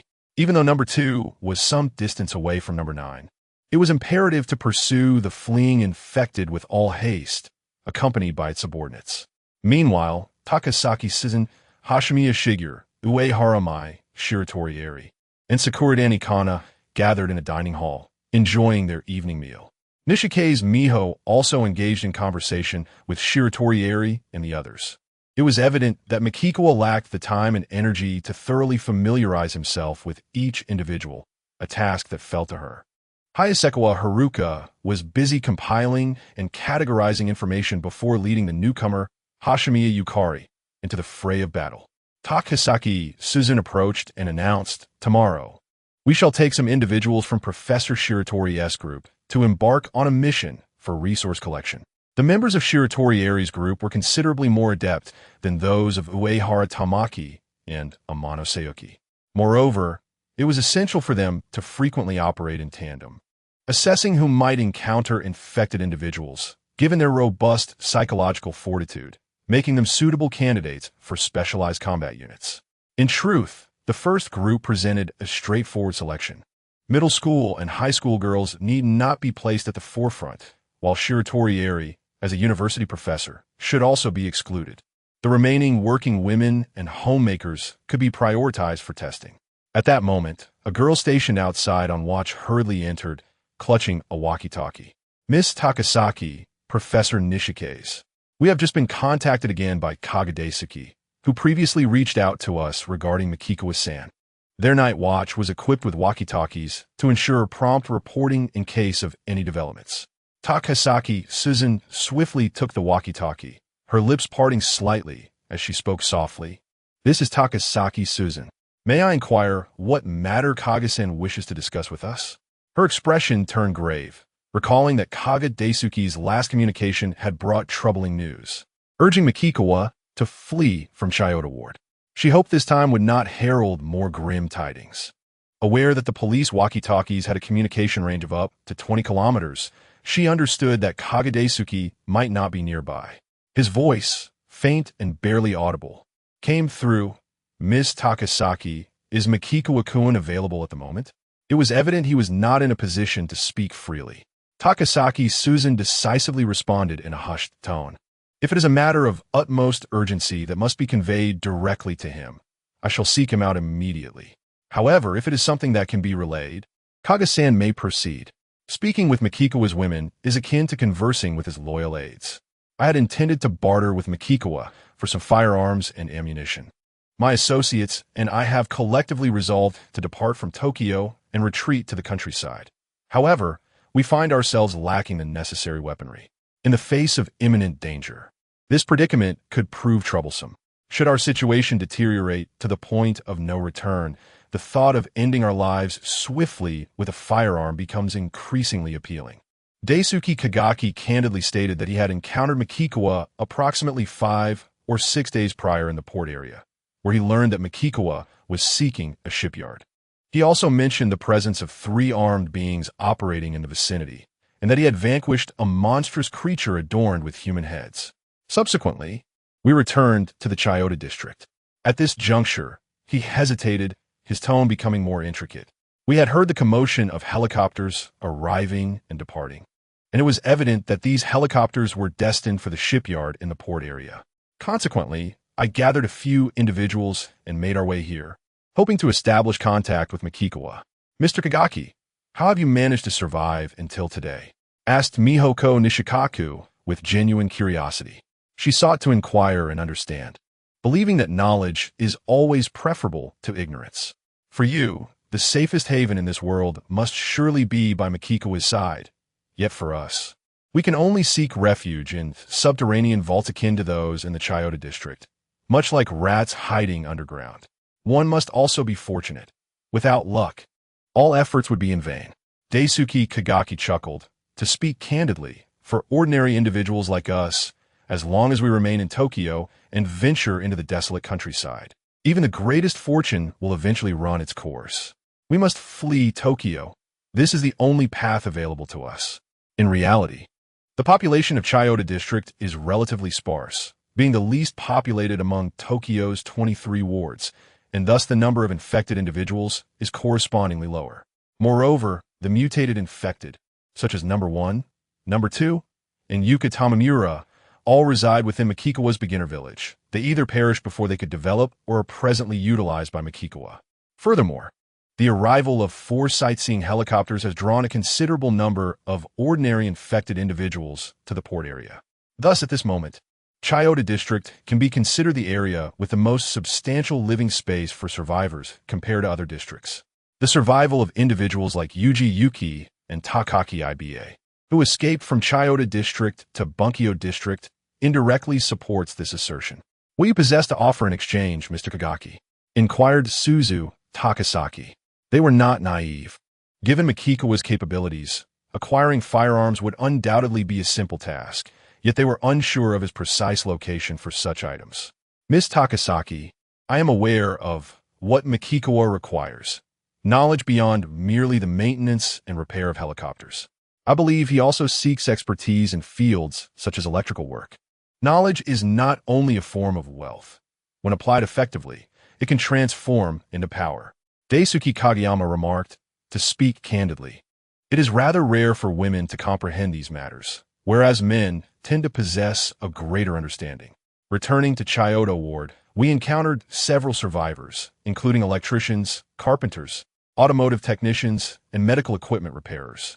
I entrusted them with the task of documenting their knowledge, which I intended to barter with Mikawa-kun. No one is a fool. They inherently recognize the significance of such knowledge. "How many firearms and ammunition would you like to exchange, Mr. Kageyama?" asked Susan Takasaki. 10 handguns and 1,000 rounds of ammunition, Kageyama replied plainly. "I shall discuss this matter with Mikawa tomorrow." Takasaki nodded gently. Kageyama fell into a prolonged silence, ultimately releasing a deep sigh that seemed to encapsulate a multitude of unspoken thoughts. He genuinely envied those living in a beautiful paradise, rather than enduring the relentless struggle for survival in a hellish realm like Miss Takasaki and her companions. Upon concluding the radio communication, Erori Shiratori, Yui Kayasato, and Kana Sakuradani exchanged glances, each contemplating the gravity of their situation. Takasaki and Miho Nishikuru remained silent for an extended period. After all, compared to their current existence, Kageyama and the other survivors were merely battling against the terrifying darkness of a nightmarish purgatory, striving with all their might to endure. Yet even so, it was evident that these survivors would not last much longer. They could never experience the comforts that the present group enjoyed, living in cozy accommodations, basking in the cool embrace of air conditioning, bathing at their leisure, and dining in a scenic restaurant, free from the dread of sudden attacks by terrifying infected individuals. In comparison to others, they truly were fortunate. Erori Shiratori, somewhat lost in thought, mused, "Indeed, this place is a blissful paradise that others can only dream of." Chapter 168. They appeared as if confronted by a terrifying demon. The following morning, at 5 o'clock, Chuan had spent the entire night awake, engaged in multifaceted combat until dawn. With his current constitution, even after 6 or 7 days without sleep, he could remain invigorated and in excellent condition. Moreover, he had leveled up to 66, with only a smidgen of experience needed to reach 67, and he had accrued an additional 70 attribute points. Adding these to the previous 590 points, he now possessed a total of 660 points. The sensation of effortlessly gaining experience was simply exquisite. In a joyful state of mind, Chuan arrived at the dining hall, where some early rising young women, adorned in the new garments they had received the night before, were busily preparing breakfast in the kitchen, wearing aprons. Observing this, Chuan contemplated that if the population were to grow, and if currency were to truly manifest in this small society, there would indeed be a genuine need for individuals to serve as salaried cooks. The demand for manpower was evidently vast. Even with nearly 100 individuals present, it was still far from sufficient. He also noted that they had deliberately donned stockings, clearly for his benefit. After all, in the sweltering summer heat, one would naturally sweat even in shaded areas, and unless intentionally dressed otherwise, comfort would dictate their attire. "Mr. Chuan, breakfast will be ready shortly," one of the young women announced. "Also, Miss Takasaki has something important to discuss with you. I will go fetch her." The girl in the apron promptly hurried away. Before long, Takasaki Suzu arrived, stifling yawns and wearing a bemused smile. "Living in a different room, I had no idea how difficult it is to sleep at night." Indeed, earplugs and earmuffs proved to be quite essential. Chuan directly inquired, "Suzu, what is this important matter? Do you still remember that Daisuke Kaguraki?" she asked. Chuan nodded, and they both took a seat. Soon, another girl, akin to a restaurant waitress, brought forth 2 servings of breakfast. Takasaki Suzu jested, "Darling, why don't you have someone feed you?" Upon hearing this, the girl blushed and quickly responded, "If Mr. Chuan requires assistance, please feel free to command me. After all, we are all Mr. Chuan's women. No one will mind I have hands of my own. You may attend to your duties," Chuan interrupted. The girl, her expression complex, turned to leave, feeling somewhat left behind. "Dear, truly, if you don't engage with her, she might feel disheartened, perhaps thinking you look down upon her, and begin to overthink," Takasaki Suzu teased before elaborating in detail on the matter at hand. After ensuring there were no omissions, she asked Chuan. "What have you decided?" "Of course, we shall proceed with the change," Chuan replied without hesitation, recognizing the significance of skills such as electrical work, repair, carpentry, and other technical knowledge. He firmly believed that all forms of knowledge were invaluable. Given that he lacked the time and energy to learn them himself, he would need to arrange for others to acquire these skills. Even the dimmest among us comprehends that in a team, the absence of diverse talents necessitates their cultivation. After all, setting aside the present, such skills will undoubtedly prove invaluable in the future. Thus, all aspects must be meticulously prepared. "Did Mr. Gakuin not request us to send them by helicopter?" Mikawa inquired, his curiosity piqued. "He made no such request," Tsujanami replied with a shake of her head. It dawned on Mikawa that Gakuin Daisuke was indeed a sagacious individual. If they could not survive on their own while escaping Tokyo, then their fate was sealed, regardless of their destination. Though their exodus from Tokyo would inevitably result in some attrition, not all could survive. Those who were eliminated would be those incapable of enduring, leaving only the seasoned survivors adept at navigating perilous circumstances. Mikawa continued, "After breakfast, I shall contact Mr. Gakuin via the intercom, and Unit 9 will accompany you, Tsujanami." With a chuckle, he added, "Today marks the beginning of our efficient collection of substantial supplies. Perhaps our dear ones will return to find a mountain of resources," leaving them astounded. Tsujanami, her smile radiant, echoed his sentiment. Mikawa, pressed for time, hastily consumed his breakfast, shouldered his backpack, and exited the dining hall, attempting to reach Gakuin Daisuke through the intercom. "Mr. Gakuin, it's me. Where are you? Are there any prominent landmarks nearby?" Mikawa inquired. "Please inform me. I shall come over." Upon receiving the directions from Gakuin Daisuke, Mikawa plunged into the sea, swimming to the shore where Unit 2 and its two subordinates promptly approached. He instructed them to disperse and covertly follow him. Armed with binoculars, he moved cautiously, observing his surroundings. Upon nearing the location indicated by Gakuin Daisuke, Mikawa retrieved a suitcase, stowed firearms and ammunition within, and continued onward, re-establishing communication with Gakuin Daisuke via the intercom. Before long, Mikawa spotted Gakuin Daisuke, accompanied by 5 men wielding iron rods or machetes, vigilantly scanning their surroundings. Gakuin Daisuke greeted him with a smile. "Mikawa-kun, it is truly a pleasure to see you. It has been a while." 2 of the men also acknowledged Mikawa, though he could not recall their names. He recognized their faces. He responded, reminiscing that Gakuin Daisuke had once been the leader of their previous team. Yet, in this new assembly, how had he quickly regained a position of leadership? Gakuin Daisuke was indeed a man of remarkable capability. Subsequently, Gakuin Daisuke removed his backpack and extended it toward Mikawa. Upon accepting it, Mikawa opened it to reveal it brimming with thick notebooks, a testament to the wealth of information contained within. He extracted one, perusing its densely packed pages. "Mikawa-kun," Gakuin Daisuke stated, "after today, it is likely we shall never meet again. If we cannot survive our departure from Tokyo, our fate is sealed." He continued, "Those who manage to escape may find themselves in remote locations not even marked on maps. Therefore, I wish you, Mikawa-kun, enduring success in your future endeavors." "Mr. Gakuin, take care on your journey," Mikawa replied.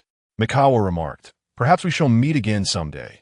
Life is always brimming with unexpected turns and delightful surprises." Much like my initial encounter with Mr. Gakiyama, who I never imagined to be a helicopter maintenance technician. Mr. Gakiyama, his eyes gleaming with hope, laughed heartily. "Mikawa, I too wish for a day when we may engage in trade once more. However, we must return to Chiyoda, so we shall take our leave for now."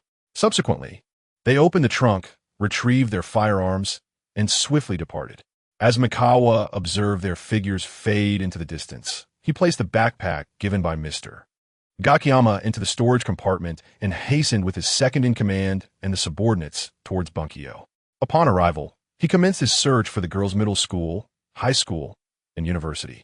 To his astonishment, he encountered several ordinary infected individuals who, instead of launching an immediate attack, recoiled in terror, as if confronted by a fearsome demon.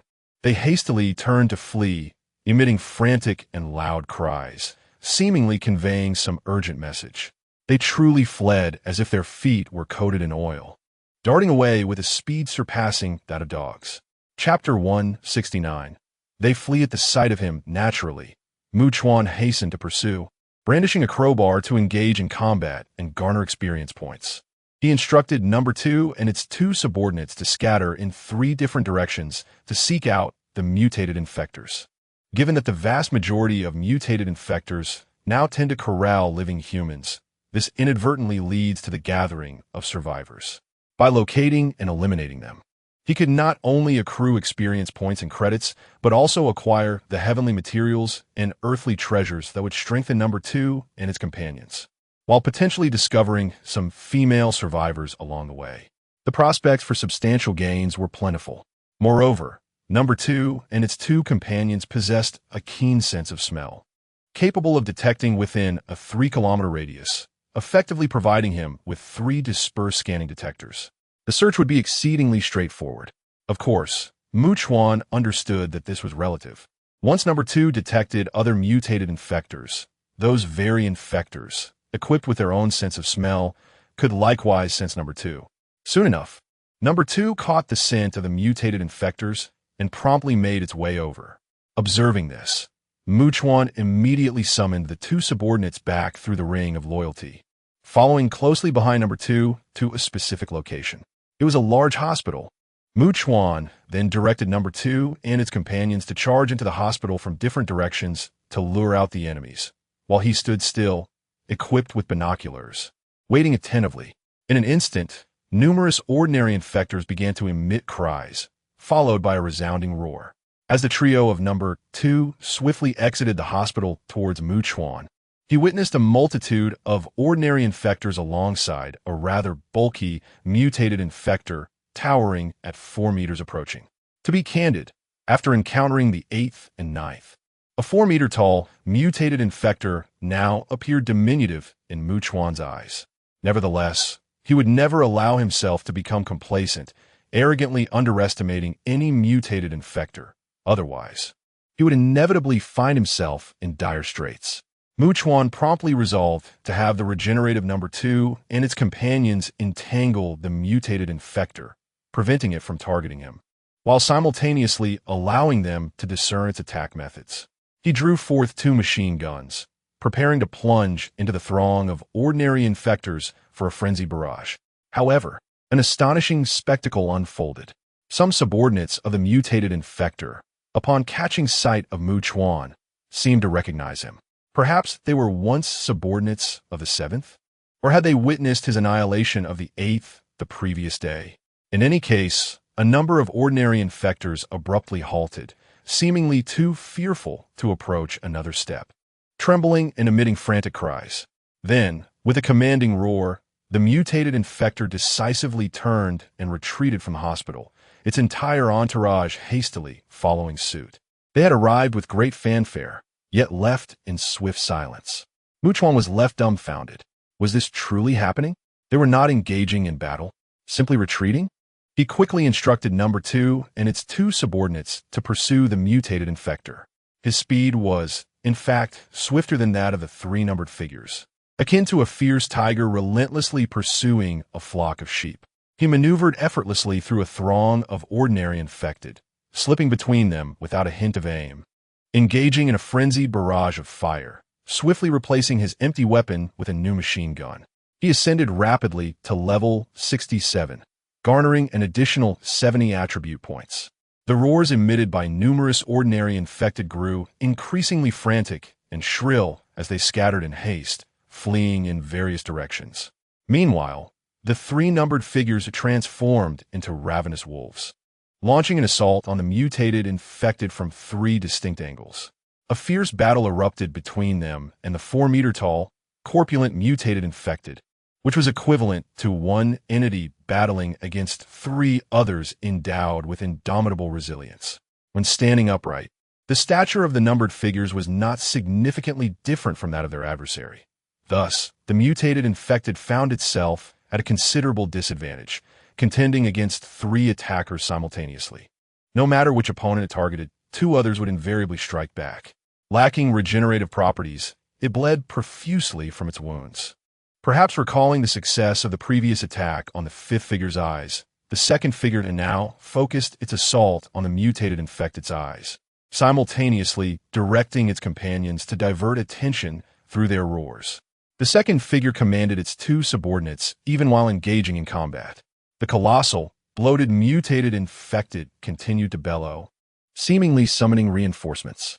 However, its minions, upon hearing the continuous rat-a-tat of the machine gun, fled in terror, as if the death knell were tolling for them. When Chuan returned from pursuing them, the second figure and its subordinates were still besieging the mutated infected. Even when struck back, they relied on their regenerative abilities to recover swiftly and launch themselves fearlessly into the fray once more. Chuan observed their tactics closely. Should he determine that the second figure and its allies were incapable of vanquishing their foe, he would intervene. Conversely, if they were capable of defeating it, even if it took considerable time, he would refrain from interference, allowing them to gain practical experience and grow through the hunt for the mutated infected. As he watched, Chuan leisurely opened a bottle of beverage and sipped it with nonchalance.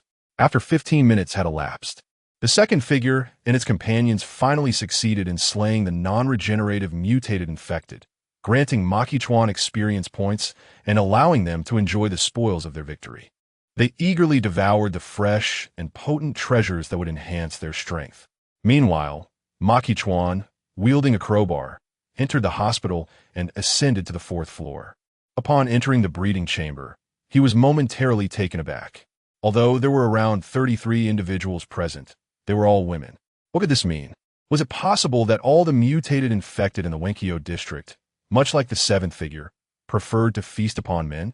Convinced that such a notion was implausible, Chuan was unexpectedly greeted by a familiar face, Nakahara Ryuko, the mother of his friend Yusoa Haruka's close companion, Nakahara Yuki. He had encountered her once before. She appeared remarkably well-preserved, exuding a mature charm intertwined with an air of refined elegance, reminiscent of a cultured and captivating noblewoman. Chuan, it has been a long time. Ryuko Nakahara greeted him, and Makikawa nodded slightly in response, refraining from inquiring about her presence in such circumstances. Instead, he introduced himself succinctly. I am Makikawa, an international student from the Celestial Empire. He then posed a question. Madam Nakahara, why are there only female survivors here? In a slow and deliberate tone, Nakahara explained. It appears that this place harbors a creature that has a particular affinity for devouring men. Consequently, the monsters here deliver male survivors to that creature. Upon hearing this, Makikawa naturally thought of number 7. It seemed the mutated infectors here were no match for number 7, thus sending men, those whom number 7 favored, to appease it.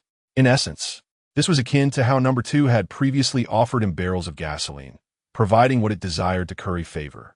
A weight of seriousness settled upon Makikawa.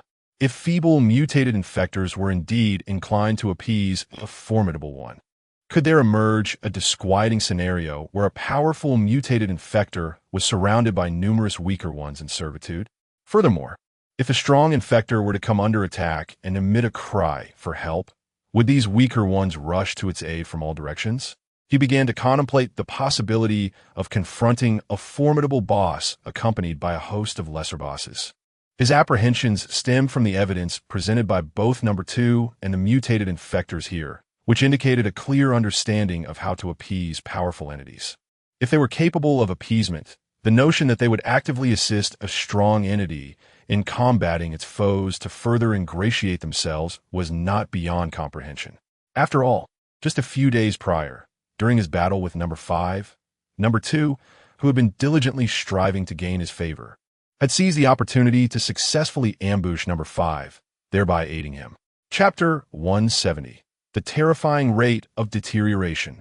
It was only then that Makikawa regained his composure and took a closer look at the female survivors before him. They were all adult women, none of whom appeared to be students. Nakahara Ryoko gazed at Makikawa with a complex expression, as if she was aware of the answer, but still compelled to inquire.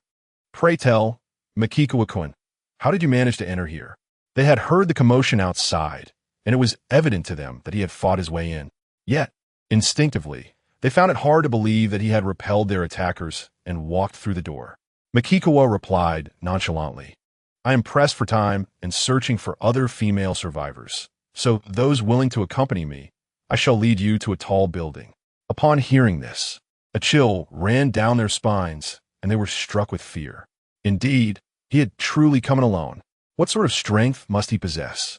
As Makikawa turned, they instinctively followed him out of the hospital, squinting against the sunlight as they adjusted to the brightness. Gradually, their eyes acclimated, and they began to survey their surroundings. The area was desolate, exuding an eerie, oppressive silence that instilled a sense of dread. They dared not make a sound, trailing behind Makikawa in silence. Upon finding a tall building, the ordinary infected individuals within, upon seeing them, did not respond with aggression. Instead, they fled in terror, as if confronted by a monstrous apparition. Makikawa frowned. The speed at which news was spreading among the ordinary infected in Bunkyo Ward was astonishing, akin to a wildfire, one telling another, 10 telling 100, 100 telling 1,000. It seemed he could no longer enjoy his time here. He would have to venture into another district. Witnessing this scene left Nakahara Ryoko and the others astounded, their faces reflecting disbelief. Not only had they witnessed such events, but they had also experienced them firsthand. Fully aware of how powerless and fragile the survivors felt in the face of the infected. It was always the survivors who fled. They had never seen the infected run from them. "Mrs. Nakahara, which district is the furthest from here, yet has the highest population in Tokyo?" Makikawa inquired as he led Nakahara Ryoko and the others upstairs. A higher population meant a greater number of ordinary and mutated infected, making it easier to find survivors. Additionally, due to the distance, news could not spread quickly. It was implausible for significant events occurring in one village to be relayed at such a rapid pace to locations dozens or even hundreds of kilometers away. If Makikawa sought a district with a large population that was also distant from Bunkyo, Setagaya Ward would fit the criteria. Before the apocalypse, Setagaya was the most populous district, boasting nearly 1 million residents, while Bunkyo had around 200,000. Nakahara Ryoko, seemingly unable to contain her excitement, added, "Moreover, Setagaya is the second largest administrative district in Tokyo, with Oda being the largest. However, Oda has around 20,000 fewer residents than Setagaya, despite housing Tokyo's Haneda Airport." She did not merely respond to Makikawa's inquiries. Instead, she took the initiative to elaborate. "Setagaya Ward is traditionally regarded as an affluent area. To my knowledge, it is home to numerous entrepreneurs, social elites, and idol artists." Makikawa raised his right hand to his chin, contemplating for a moment before arriving at a decision. His next destination would be Setagaya Ward, where he intended to hunt down mutated and ordinary infected individuals in search of female survivors. However, considering that Naruma Ward had produced the formidable number 8, it was reasonable to deduce that Setagaya, with its larger population nearing 1 million, would likely harbor mutated infected beings that could rival number 8. This conclusion was drawn from thorough analysis. As long as survival was attainable, a greater population meant a higher likelihood of encountering weaker, mutated infected beings that could be consumed for significant advantages. Thus, the apex mutated infected beings in Setagaya would likely proliferate even more rapidly. There was a possibility that they could surpass number 8 in strength and ferocity. Furthermore, he was acutely aware that even if he could not see them, the formidable mutated infected beings in Setagaya continued to grow stronger at an alarming rate. Regardless, he could allocate his attribute points according to the specific demands of the moment, adapting as necessary. Subsequently, Makikawa led them to the highest floor before departing to continue his search for female survivors. Having consumed the invaluable resources and grown stronger, the trio of No.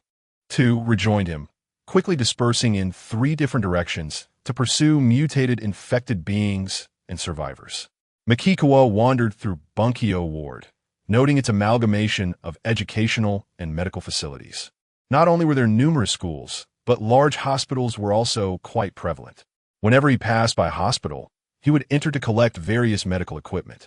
His philosophy was to gather whatever he encountered. Shortly thereafter, number 2 returned, prompting Makikawa to follow closely. Approximately 2 minutes later, he observed 4 differently sized mutated infected beings, seemingly resolved to escape Bunkyo Ward together from that day forth. They were not particularly large, standing only 3 to 5 meters in height, and their speed was relatively slow. In Makikawa's eyes, they were clearly categorized as small mutated infected beings. However, this sight firmly convinced him of one undeniable truth. The propagation of information would undoubtedly compel the weaker entities to band together for survival. This was an evident reality. Moreover, if Setagaya Ward indeed housed terrifyingly fierce mutated infected beings, his quest to locate solitary weaker ones would not be a simple endeavor. After all, those with a modicum of intelligence would surely comprehend that without uniting, their chances of survival and growth were drastically diminished. It is conceivable that they may even seek to appease the formidable mutated infectors, akin to the dynamic between the 6th and 8th subjects, where the mutated infectors in this context may offer sustenance and live captives to the 7th. This observation, though seemingly minor, reflects a larger truth. Across the entirety of Tokyo, throughout the land of cherry blossoms, and indeed across the globe, we shall witness an increasing prevalence of collective actions and united endeavors among mutated infectors. They will become increasingly formidable, harnessing their collective strength to instill greater terror. Makikawa shrugged, yet upon deeper reflection, he recognized potential benefits. They would likely congregate the living individuals they had captured, possibly allowing him to discover many at once. Moreover, the elite mutated infectors would find it increasingly challenging to eliminate the weaker ones that band together, which could inadvertently slow down the growth and strengthening of the top-tier infectors. However, what if this became a cyclical pattern, leading the elite mutated infectors to unite in their efforts to hunt the weaker ones? They might relish the fruits of collaboration and commence a relentless campaign against the vulnerable. In any case, Makikawa understood that nothing occurs without reason. Every event is precipitated by a series of causes. Thus, his emotions were tinged with complexity. The rapid deterioration of the overall situation had far exceeded his expectations. And time was not on his side. Each passing night saw a significant decrease in the number of living souls worldwide. Consequently, it became increasingly arduous for him to locate female survivors. He was acutely aware that, if the current trajectory continued unabated, he and the women in his team would likely represent the last vestige of humanity on the planet. Even Saikaka Miho and Takasaki Suzu knew this truth. How could he possibly remain oblivious to it? Therefore, he was determined to seek out and bring back as many as possible. Given the alarming rate of decline, it was not far-fetched to speculate that, in a matter of months, or even merely a month, he might find it nearly impossible to encounter survivors unclaimed by the mutated infectors. Today, he resolved to expedite his efforts, leveraging the heightened senses of the second group to ensure he located and rescued female survivors throughout Bunkyo Ward. Following this, he intended to make haste to Setagaya Ward, home to nearly 1 million residents, where the likelihood of finding additional survivors was greatest, striving to bring back as many living women as he could. Chapter 171. Your stress is the greatest. The Bunkyo district is relatively compact, and with Makikawa's swift pace, along with 3 mutated infected individuals possessing a keen sense of smell, capable of extensive scanning and detection, it is not particularly challenging to locate survivors. Moreover, the ordinary infected seem to be fleeing the Bunkyo district, making the search for survivors quite feasible. However, the number of female survivors in Bunkyo is indeed fewer than he had anticipated. Excluding the 2 groups consisting of Eri Shiratori and Ryoko Nakahara, he has managed to find nearly 300 individuals. He is uncertain whether the mutated infected led the survivors, this exquisite delicacy, to safety, or if those who evaded the mutated infected had already departed the Bunkyo district for other locales. After all, a considerable amount of time has passed since the initial outbreak. It is not merely days or weeks. Given such an extensive duration, unless the survivors are being kept by the mutated infected, it is implausible that they would remain stagnant in one location, awaiting their fate. Furthermore, virtually all survivor groups would undoubtedly be making haste to flee Tokyo, gravitating towards the desolate countryside. Those who do not contemplate escaping the infected-laden Tokyo, without a system like his, are inevitably facing a grim fate. As Makikawa ponders these thoughts atop the building, he notices the night gradually enveloping the surroundings. And all the female survivors he has gathered are now assembled in silence.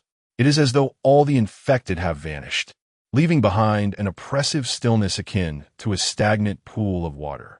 At that moment, the elegant Ryoko Nakahara graces the rooftop, softly calling out, "Makikawa-kun." "Mrs. Nakahara," he replies, lowering his binoculars and turning to face her. Upon hearing her inquire about Haruka, he responds, "She is in a very safe place and is doing reasonably well." With a casual tone, he then asks, "What about your daughter, who is ill and confined in the basement?" "I did not expect Yuki to break free from whatever was blocking the basement door. She has left, and I do not know where she has gone," Nakahara sighs. "I have been unable to find her, and I fear I may never locate her again." The ordinary infected are naturally evolving, growing stronger each day. It is entirely plausible that Yuki, who once could not break through the barrier, is now capable of doing so. "Have you fed your ailing daughter anything?" Makikawa inquires further. "I have, but Yuki refuses to eat anything," she responds. "So, after a few days of my visit with Haruka to your residence, your ill daughter managed to break down the basement door?" 3 days, Makikawa contemplates, raising his hand to rest his chin thoughtfully. Despite being confined and refusing sustenance, Nakahara Yuki has continued to evolve, her strength rapidly increasing without succumbing to starvation. It is evident that a typical person would lack the energy to move after 3 days without food. Moreover, Yuki, having transformed into an infected, has been confined for far longer than that. From this, Makikawa draws a tentative conclusion. The infected possess a remarkable ability to endure hunger, allowing them to survive prolonged periods without nourishment while continually evolving and growing stronger.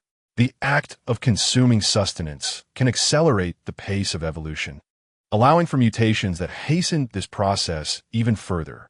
That enigmatic virus has indeed reached an astonishing level of incredibility. Ryoko Nakahara approached Makikawa, gazing into the abyss of darkness ahead, remaining silent for an extended period before finally articulating her thoughts. "Deep down, I understand that Yuki is not ill. Rather, I am simply unwilling to confront the reality and have chosen to evade it, an act of pathetic self-deception. I am acutely aware that I will never see Yuki again. Perhaps she is still somewhere in Tokyo, or perhaps she has already perished, or maybe she has fled the city altogether. To be candid, I did not follow Makikawa merely to survive. I find myself contemplating that death might indeed be preferable, as I have lost everything. My daughter has already died, transformed into a monstrous being that preys upon others. Moreover, the world has devolved into such a dismal state that it breeds only despair and ruin. In the eyes of Ryoko Nakahara, existence holds no significance. Death is truly a form of liberation.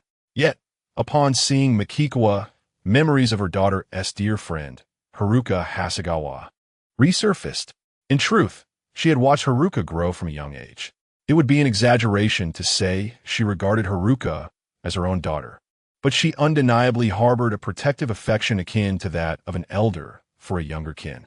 Thus, she knew that by accompanying Makikawa, she would inevitably encounter Haruka, and she earnestly wished to impart all her knowledge and skills to Haruka, enabling her to be of greater assistance to Makikawa. She aimed to extend her support to Haruka as much as possible. Once this was accomplished, she intended to part ways with Makikawa and embark on her own journey home in this world teeming with infected beings. However, there was no necessity to voice these sentiments. She recognized that, regardless of the reasons, following Makikawa ultimately carried significant implications. To be frank, given Makikawa's tendency to gather female survivors, it was evident that he was surrounded by numerous women, at least several dozen, who were eager to engage with him. As long as she refrained from taking the initiative, Makikawa likely would not seek her out for anything in particular. To put it bluntly, he might be overwhelmed by those who were more proactive. "Mrs. Nakahara, I am not adept at offering comfort or solace, but nearly everyone in this world has lost family and friends, yet continues to strive for survival," Makikawa remarked nonchalantly. Of course, I mention this particularly for Haruka's sake. Haruka Hasegawa, bereft of her parents, and Takasaki Sun, whose father was consumed by the infected just days prior, are emblematic of many, including Nishike's Miho, Hashimiya Shigeru, and Tsukishiro Shirori, who surely comprehend that their loved ones and friends are unlikely to be alive. Ryoko Nakahara was somewhat taken aback. Makikawa was indeed quite remarkable, capable of discerning that she was not merely following him for the sake of survival. She then turned her gaze back to the horizon and said, "It must be quite burdensome for you, Makikawa-kun, to bear such pressure, considering the number of people you lead. A single misstep could spell disaster for everyone, perhaps leaving only you alive." Makikawa fell silent. He is neither daunted by death nor afraid of danger. However, his urgency in gathering female survivors stems from two crucial reasons. Firstly, he understands the necessity of rapidly expanding his team, as each passing day makes the search for female survivors increasingly arduous. Secondly, as long as he is surrounded by numerous companions, he will never find himself alone, isolated in a never-ending, inescapable abyss of solitude. Regardless of his formidable strength, even if he reigns supreme and can effortlessly obliterate any obstacle, his fate would inevitably lead to one of two outcomes: a complete mental breakdown or a descent into despair that culminates in suicide. Therefore, he must tread with caution. A single misstep could prove irrevocable. He might survive, yet others could perish in a catastrophic wave. In truth, anyone with even a modicum of sense understands that everyone follows in his wake, traversing the darkness without direction. Mokuchin-kun, you too lack clarity. Yet regardless of how bleak the path may appear, progress must be made. Each step could lead to imminent peril. Women who grasp this reality are willing to alleviate your burdens, offering you solace. Nakahara Ryoko gently remarked, "After all, you bear the weight of countless lives. If I were in your position, I would likely feel crushed under the pressure. Just contemplating the consequences of a mistake could mean not just harm to others, but potentially to myself as well. This reality engenders fear when making significant decisions. Hence your pressure is unparalleled." She understands that all immense pressure rests solely upon Mokuchuan. Do Hayasegawa, Haruka, and the others experience psychological strain? Certainly. Yet, they only need to heed Mokuchuan's directives, executing their tasks to the best of their abilities while following closely behind him. In this abyss of endless despair and peril, only Mokuchuan possesses the capability and courage to shoulder the burden and lead the team forward. Chapter 172. The most terrifying area of Tokyo after a night of silence. The following day dawned. Upon the break of day, Makikawa immediately descended to the ground floor and doused the perimeter of the towering building in gasoline, discarding every flammable object he could find to ignite the structure. This would serve as an effective deterrent against the ordinary infected who might swarm towards them. Following the sound of the helicopter, Number 2, accompanied by 2 subordinates, entered but remained on a floor safe from the flames. Makikawa resolved to wait for Takasaki Suzune and her team to arrive with the helicopter to evacuate the group of female survivors to the cruise ship before hastening his departure to Setegai District. He grasped the walkie-talkie, establishing contact with Takasaki Suzune, instructing her to return and bring all available helicopters. This way, they could transport 100 individuals at a time. After a brief wait, he spotted a large transport helicopter, accompanied by 4 sightseeing helicopters maintaining a safe distance, forming an aerial formation towards the burning skyscraper. Numerous ordinary infected individuals were drawn to the commotion, yet the fierce flames and waves of heat rendered them incapable of approaching. It was only when the 5 helicopters made their 3rd pass that Makikawa spoke into the walkie-talkie. "Leave 1 sightseeing helicopter for me. The others can squeeze into the remaining 4. Once the transport helicopter and 3 sightseeing helicopters had evacuated their passengers, the helicopter piloted by Hanada Eri descended directly onto the rooftop. Makikawa then ascended to the rooftop terrace with a backpack given to him by Kagawa Daifuku, accompanied by Number 2 and her 2 companions. He was the first to enter the helicopter. "Where to, my dear?" Hanada Eri, with her youthful visage and twin ponytails that seemed to enhance her agility, turned with a radiant smile. "I'm Hanada Eri, your pilot. ready to provide you with attentive service at any moment. Additionally, I have something to propose. What is it? Makikawa inquired. I believe, since the fire is raging below and the monsters cannot enter, and since Suzune and her team are evacuating people, shall we take this opportunity to engage in some business here? Hanada Eri's unexpected suggestion was accompanied by an eager expression. Makikawa was momentarily taken aback, experiencing a sense of surprise at her demeanor. After all, his impression of Hanada Eri was of a well-behaved and studious girl who seemed to excel academically and enjoyed reading. Of course, if he were not pressed for time and did not wish to reach Setagaya district promptly, he would have been open to the idea. He too felt a flicker of curiosity about the proposition. Perhaps next time, he replied. After saying this, as number 2 and her companions crowded into the helicopter, Makikawa closed the door and took a seat in the co-pilot's position, placing the backpack down. Eri, this backpack contains items from my transaction with Mr. Kagawa. Please take it back. As Hanada Eri nodded obediently, Makikawa retrieved a map and compass from his own backpack and continued, Now, let me guide you in the right direction. All right. Hanada Eri piloted the helicopter into the sky, engaging Makikawa in conversation. Upon reaching Setagaya Ward, Makikawa decisively signaled to Eri, lower the altitude slightly and make a loop to attract the creatures. He then retrieved a military-grade binocular from his backpack and gazed downward. Numerous infected individuals, seeking refuge from the sunlight, emerged from the buildings upon hearing the helicopter's noise. The density of these creatures far surpassed that of districts such as Minato, Bunkyo, and Chiyoda. During the flight, the second-in-command and its 2 subordinates seemed to sense something, emitting a series of roars. Turning his head, Makikawa noticed the second-in-command pointing in a particular direction. Utilizing a compass, he instructed Eri to maneuver the helicopter in that direction while he continued to observe meticulously through the binoculars. In this area, there was not a single ordinary infected individual to be seen, and many wooden houses had crumbled into ruins. Several concrete structures were riddled with gaping holes, appearing battered and worn. The terrifying ruptures exposed broken rebar, while the walls bore numerous cracks, creating a truly alarming sight.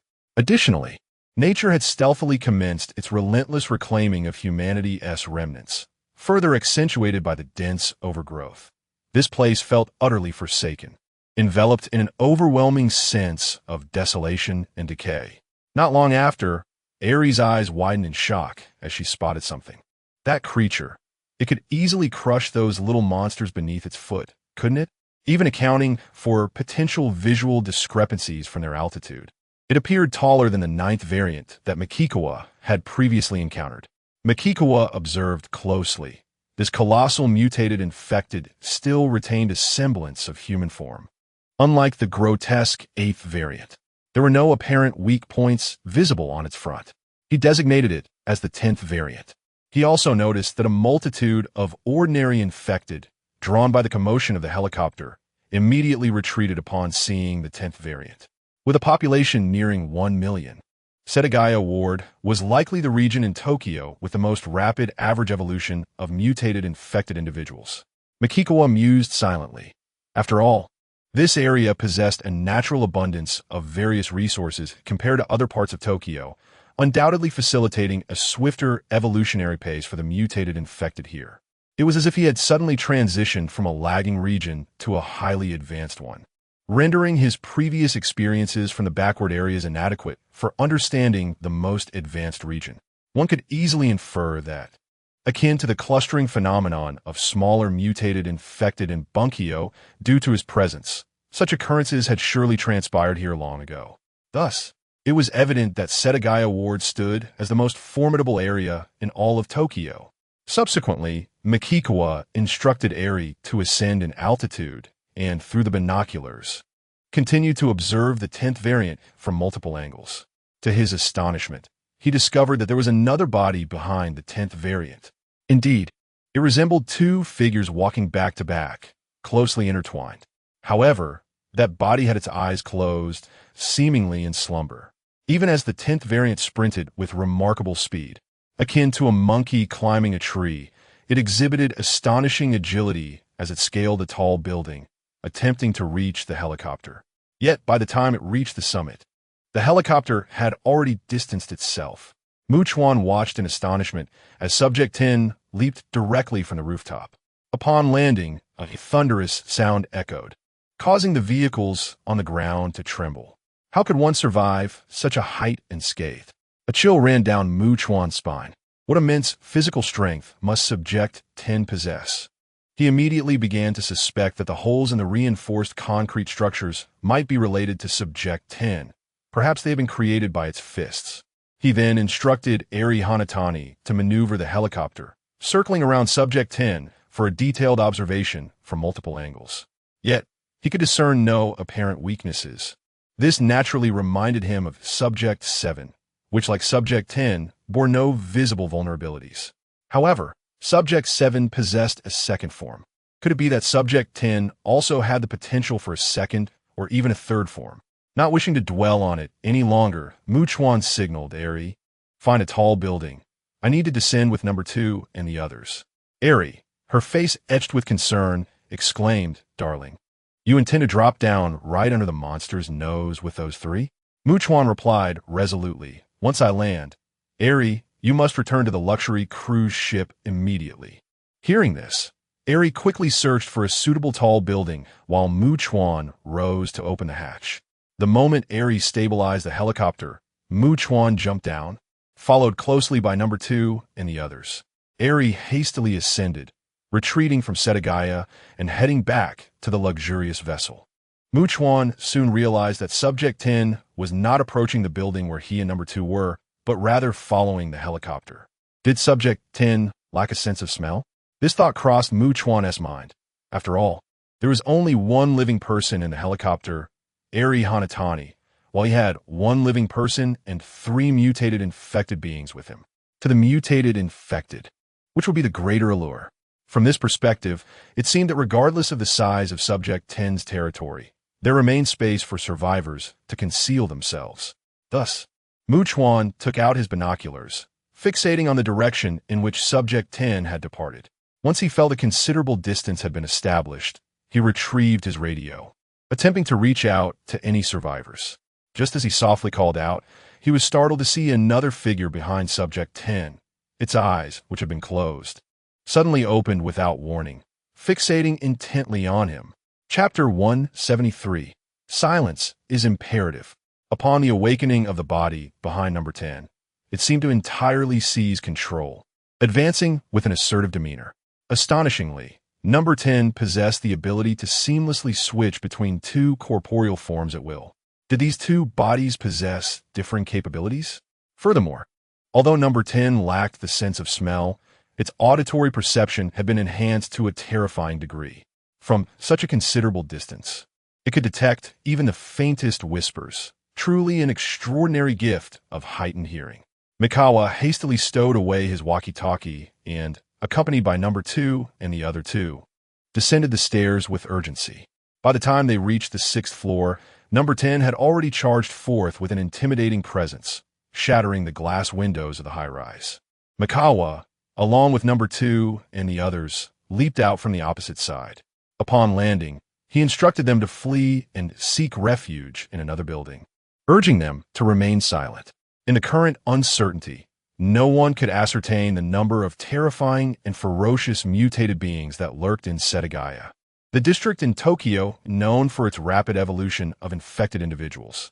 The surroundings appeared bright, yet were shrouded in a palpable atmosphere of dark danger. If number 2 and the others strayed too far, they risked encountering a perilous fate. Swiftly, they departed in a coordinated direction. Observing that number 10 was pursuing number 2 and not him, Mikawa refrained from shooting at it to draw its ire. Instead, he fired at the windows of other buildings to create a diversion. However, number 10's acute hearing allowed it to discern the true prey amidst the chaos. Leaving Mikawa with no choice but to engage it directly, he aimed not for its face, but rather sought to render number 10 a blind entity devoid of smell and sight. Unfamiliar with Setagaya, he recognized that drawing too much attention could lead to relentless pursuit and excessive noise, ultimately proving counterproductive. As he maneuvered swiftly, he noticed that the other body of number 10 had closed its eyes once more, as if in slumber. Why was this? Unable to comprehend, Mikawa immediately fired 2 shots. The bullets struck number 10's body but were expelled, falling to the ground, while its wounds rapidly healed and vanished. It indeed possessed regenerative capabilities. Had it not been exceptionally resilient, it would have been improbable for it to survive in Setagaya until now, thriving amid the abundance of natural resources. One could surmise that the elite mutated beings in Setagaya likely possessed regenerative traits as well. Mikawa narrowed his eyes, contemplating the unsettling possibility that number 10 might possess a second or even third form beyond his imagination. At that moment, number 10 ceased its pursuit of number 2 and swiftly switched between its bodies, now advancing towards Mikawa, who was armed. Without hesitation, he stowed his weapon, spent a few points to acquire a tracking beacon, marking number 10's position.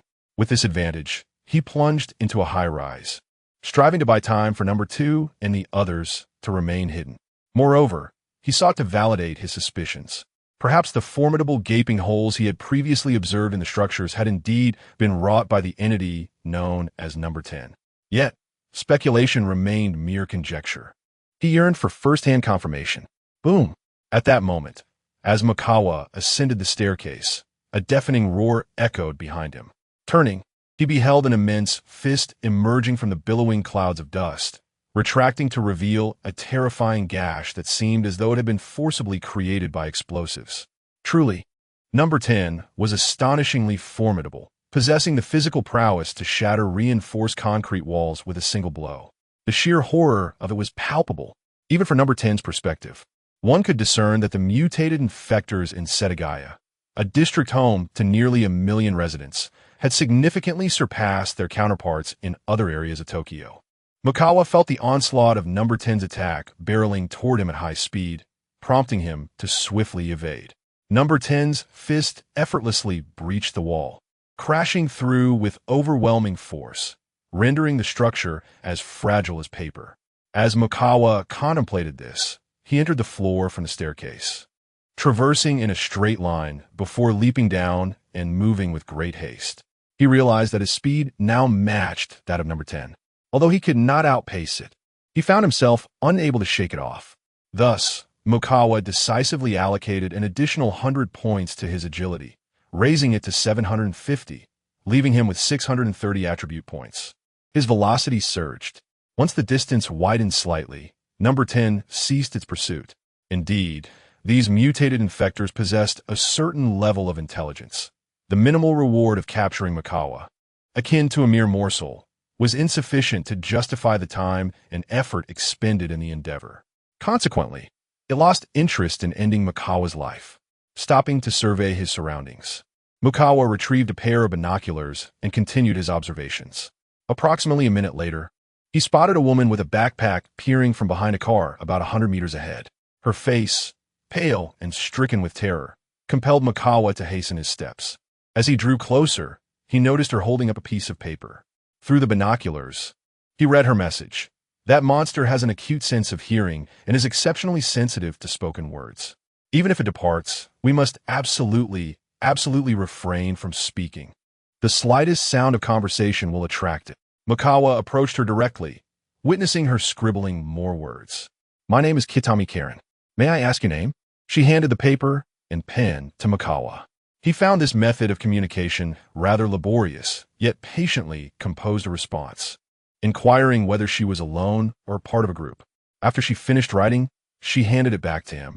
There are 3 of us, myself, my sister-in-law, Kitami Fuka, and my niece who is in kindergarten. Mikawa paused, momentarily taken aback, not by the fact that her sister-in-law shared her surname, which was customary in Sakura country for women to adopt their husband's name upon marriage, but rather by the realization that her survivor group consisted of only 3 individuals, one of whom was a child. How had they managed to survive until now? That was, at the very least, quite a remarkable feat within the territory of number 10. Mikawa then penned another message and passed it to her, awaiting her reply. The creatures here are exceedingly sensitive to sound, and according to our findings, when more than 4 survivors congregate within a certain radius for an extended period, exceeding half an hour, they become increasingly vulnerable to detection. In this monster's territory, It is preferable for individuals to remain as dispersed as possible. Of course, in this instance, the area is relatively secure. The smaller monsters do not approach this territory, which has inadvertently provided us a measure of protection. The reason she meticulously documented these observations is that Makikawa appeared to be in excellent spirits, a strong indication that he is thriving amidst this world as chaos. Those who manage to navigate such conditions successfully, whether alone or in a group, are undoubtedly not inept individuals. Furthermore, it seemed that number 10 had been pursuing him but appeared to have relented, which adds an unsettling layer of complexity to the situation. It is clear to even the dimmest minds that this man is far from ordinary. Thus, Makikawa continued to pen inquiries, asking whether she was a local survivor from Setagaya or had arrived from elsewhere, and how much she knew about the creature in this vicinity. Kidami Karen took the paper and pen, writing in detail before handing it back to Makikawa.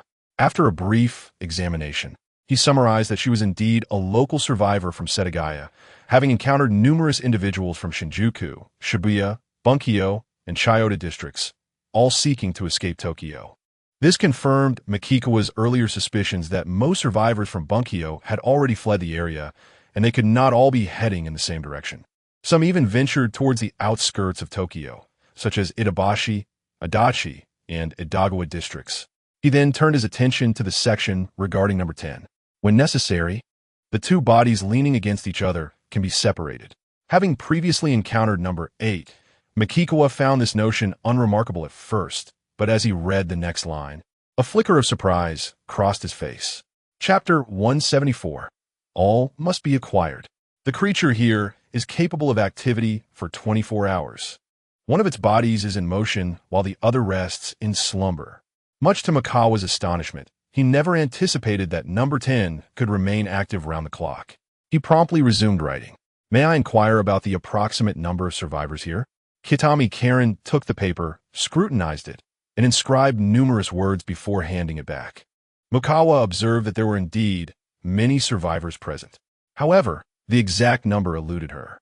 She also noted that during the night, not only did the mutated infectors wander aimlessly, but she occasionally spotted 4 towering mutated infectors, each standing 15 to 16 meters tall, along with crawling mutated infectors exceeding 25 meters in length, and spider-like mutated infectors with legs that soared to at least 20 meters, all traversing through this area.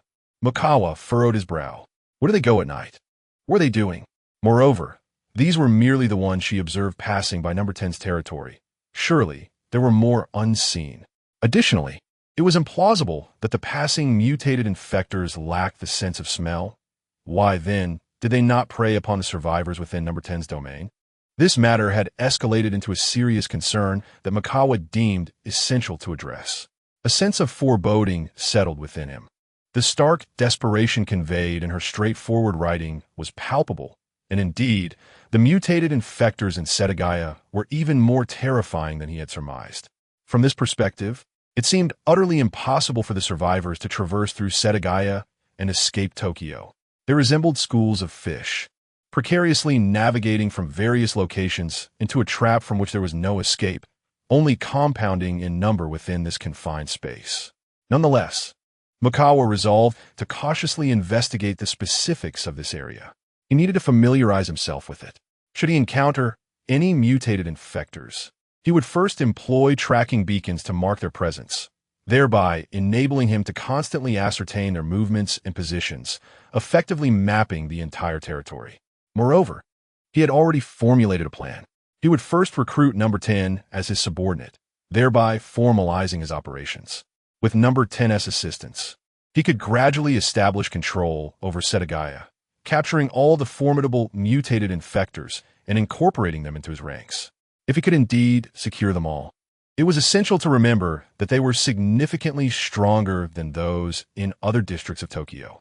He could then lead them to other locations and commence the proper accumulation of resources, leveraging their superior numbers and strength to exert overwhelming dominance, thereby recruiting mutated infectors across Tokyo as his subordinates. This strategy would bring him several decisive steps closer to his modest goal of transforming Tokyo, abundant in resources, into his territory. Furthermore, once his numbers reached sufficient magnitude, aside from those tasked with defending Tokyo, he could dispatch small teams beyond its borders, even sweeping across the entirety of Sakura country. Thus, whether they be the female survivors of Setagaya or the elite mutated infectors, he aimed to acquire them all. At this moment, Mukuchin pondered several issues, such as the territory of Number 10, where resources were scarce and survivors numerous. Were the survivors here fiercely competing for resources? Moreover, was there frequent conflict between Number 10 and other mutated infected beings? He scribbled these questions on paper and handed it to Kitami Karen. Upon reading it, she immediately wrote a response and returned it to Mukuchin. I have never heard any commotion of other creatures clashing with those here. Upon seeing this, Mukuchin's heart grew heavy. Something was amiss in Setagaya Ward. The absence of such occurrences was astonishing. Reflecting on his previous encounters with Kanade Sakuradani and Yui Kiyori at the Tokyo Women's University in Bunkyo Ward, he recalled how they often heard the sounds of No. 7 battling other mutated beings. This was the norm. They fought to evolve rapidly and become stronger by devouring other mutated creatures, leading to continuous bloodshed. However, the mutated beings here appeared to coexist too harmoniously, entirely avoiding confrontation. Other mutated beings passing through showed no inclination to disturb the survivors within the territory of Number 10. This unnerving anomaly heightened Mukuchin's foreboding sense. He even harbored a chilling suspicion within him. He continued to read the text. If we were to liken the territory of these creatures to a circle, it spans merely 2 to 3 kilometers in diameter, which is not extensive. Resources dwindle with every acquisition, hence the competition is indeed fierce. Of course, under normal circumstances, no one would go too far. At least they would allow other teams to take some, for with many eyes around, any team that oversteps would inevitably be exposed. If teams encounter one that acts excessively, the ensuing struggle for resources would likely lead to one side's demise. Furthermore, the creatures are active during the day, unless under exceptionally rare circumstances. Everyone generally refrains from venturing out in daylight. Once spotted, escape becomes futile, even if one seeks refuge in buildings or sewers. They can only wait for nightfall when the creature departs to gather resources. Thus, the efficiency of resource gathering is significantly lower than during the day, leading men to prefer teaming up with other men. Since the group cannot exceed 4 members, an all-male team is naturally more advantageous, even if it means facing 3 men and 1 woman in a resource scramble. Indeed, they can effortlessly penetrate the thick walls of reinforced concrete buildings. Yet there have been instances of individuals, fully aware of the risks, engaging in reckless acts that attracted the creatures, resulting in their demise. Such occurrences are not isolated, but rather numerous, leaving behind a trail of gruesome lessons. Consequently, everyone takes these experiences to heart. Even at night, they scurry about, striving to gather as many resources as possible, often resulting in exhaustion of physical and mental energy. During the day, they must catch up on sleep, leading to a complete reversal of their day-night cycle. Sleeping during the day becomes perilous due to the creature's activity, preventing them from sleeping soundly, thereby deteriorating their sleep quality. I believe that in such a state of perpetual sleep deprivation and increasing fatigue, there are likely few, be they men or women, who possess the desire or energy for intimate endeavors. Before the apocalypse, I had never experienced love, nor do I possess any experience now. The following paragraphs were deliberately composed. If Chuan is not mistaken, she likely intends to invite him to join. Certainly, he senses there are quite a few female survivors in this vicinity. However, unless he truly recruits Number 10 as his subordinate and subsequently uses a loudspeaker to summon all the female survivors in this area, it would be quite challenging to gather them. Additionally, there are male survivors here who may prove to be an obstruction. Perhaps at that time, he could have Number 2 and the others guard the tall building, allowing women to pass while directly confronting any approaching men. Within a brief moment, Chuan formulated a rough plan in his mind, fully aware that no matter how he intends to proceed, Number 10 would always be an insurmountable obstacle. If he is unable to recruit Number 10 as a subordinate, he certainly cannot eliminate her. Otherwise, This territory may be overtaken by other mutated infected individuals with keen senses and subordinates, resulting in a significant reduction in survivors. He then returned the paper and pen to Kitami Karen, intending to explore the area first. To his surprise, Kitami Karen wrote something again and handed it to him.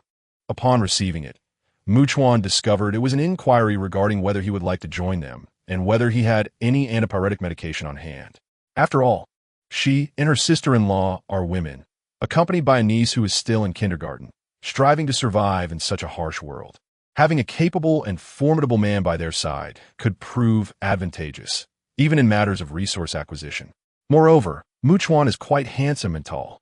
Shaking his head, he unfastened his backpack, retrieved a strip of antipyretic medication along with several cooling patches, and handed them to Kitami Karen. As he began to take his leave, Kitami Karen hurriedly approached him, blocking his path. With quick strokes, she wrote hastily on the paper and presented it to him. Upon reading it, Chuan realized she was cautioning him not to wander off, as inadvertently leaving this place for another could indeed be perilous. Growing somewhat weary of this silent written communication, he accepted the paper and pen, swiftly composing a response. However, as Kitami Karen bent down to read it, he had already resolved to depart without penning any further words. Upon seeing the message stating that the area is vast and he naturally wants to explore, Kitami Karen's eyes widened in disbelief as she watched Chuan's retreating figure. Is he here for a vacation? Chapter 175. Far beyond imagination, Chuan proceeded at a steady pace towards a specific direction. Before long, Number 2 arrived with 2 of his subordinates to rendezvous with him. After departing from the territory of Number 10, Chuan instructed Number 2 and his companions to search for mutated infected individuals. They were to retreat at the slightest whiff of danger and return to him with utmost haste. He then located a tall building and ascended to about the 10th floor. Patiently waiting, Chuan soon heard sounds drawing closer. The roars of numerous ordinary infected surged like a tidal wave, and through his binoculars, he spotted 4 mutated infected, each towering around 20 meters, contrary to what Kitami Karen had described as 15 or 16 meters. He could also discern their vulnerabilities. While Number 2 and his companions were dispersing, the 4 mutated infected remained fixated on one of Number 2's subordinates, refusing to break formation. Chuan narrowed his eyes, recognizing that they understood the disadvantages of separating. As Number 2's subordinate lured the 4 mutated infected closer, Chuan swiftly deployed 4 hunting tracking beacons to mark them. Ignoring Chuan, the mutated infected continued their pursuit. This demonstrated to Chuan that they would attack unfamiliar mutated infected, intent on hunting down and consuming Number 10, just as they had pursued Number 2's group. Without further contemplation, he leaped from the building and commanded Number 2 to lead the way to their lair. Eager to ascertain the number of survivors they had captured, he moved with remarkable speed, closely following Number 2 along a precise route. Soon, they arrived at a location heavily guarded by numerous ordinary infected. Chuan brandished 2 machine guns, signaling for Number 2 to proceed ahead, making as much noise as possible to draw attention. Meanwhile, he took a different route, closing in and unleashing a flurry of gunfire at the ordinary infected. Their roars echoed, reverberating in waves throughout the vicinity. To his astonishment, 4 more mutated infected of similar stature appeared. The intelligence provided by Kitami Karen had been flawed. There were not 4, but 8.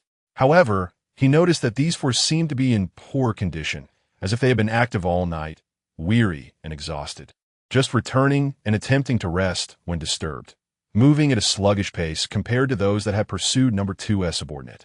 Moreover, having previously marked them, Chuan realized that the 4 had abandoned their chase of Number 2's subordinate to return here. Immediately, he used 4 points to purchase 4 hunting tracking beacons, marking these 4 mutated infected as well, and moved swiftly.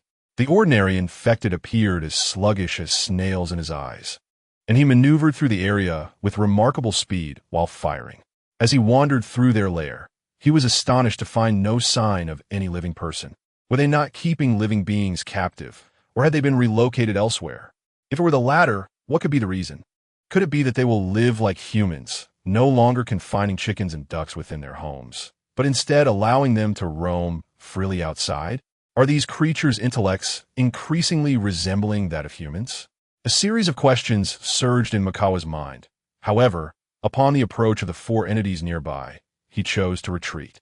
After distancing himself by 500 meters, he passed a gymnasium heavily guarded by numerous ordinary infected individuals and sensed the voices of the living.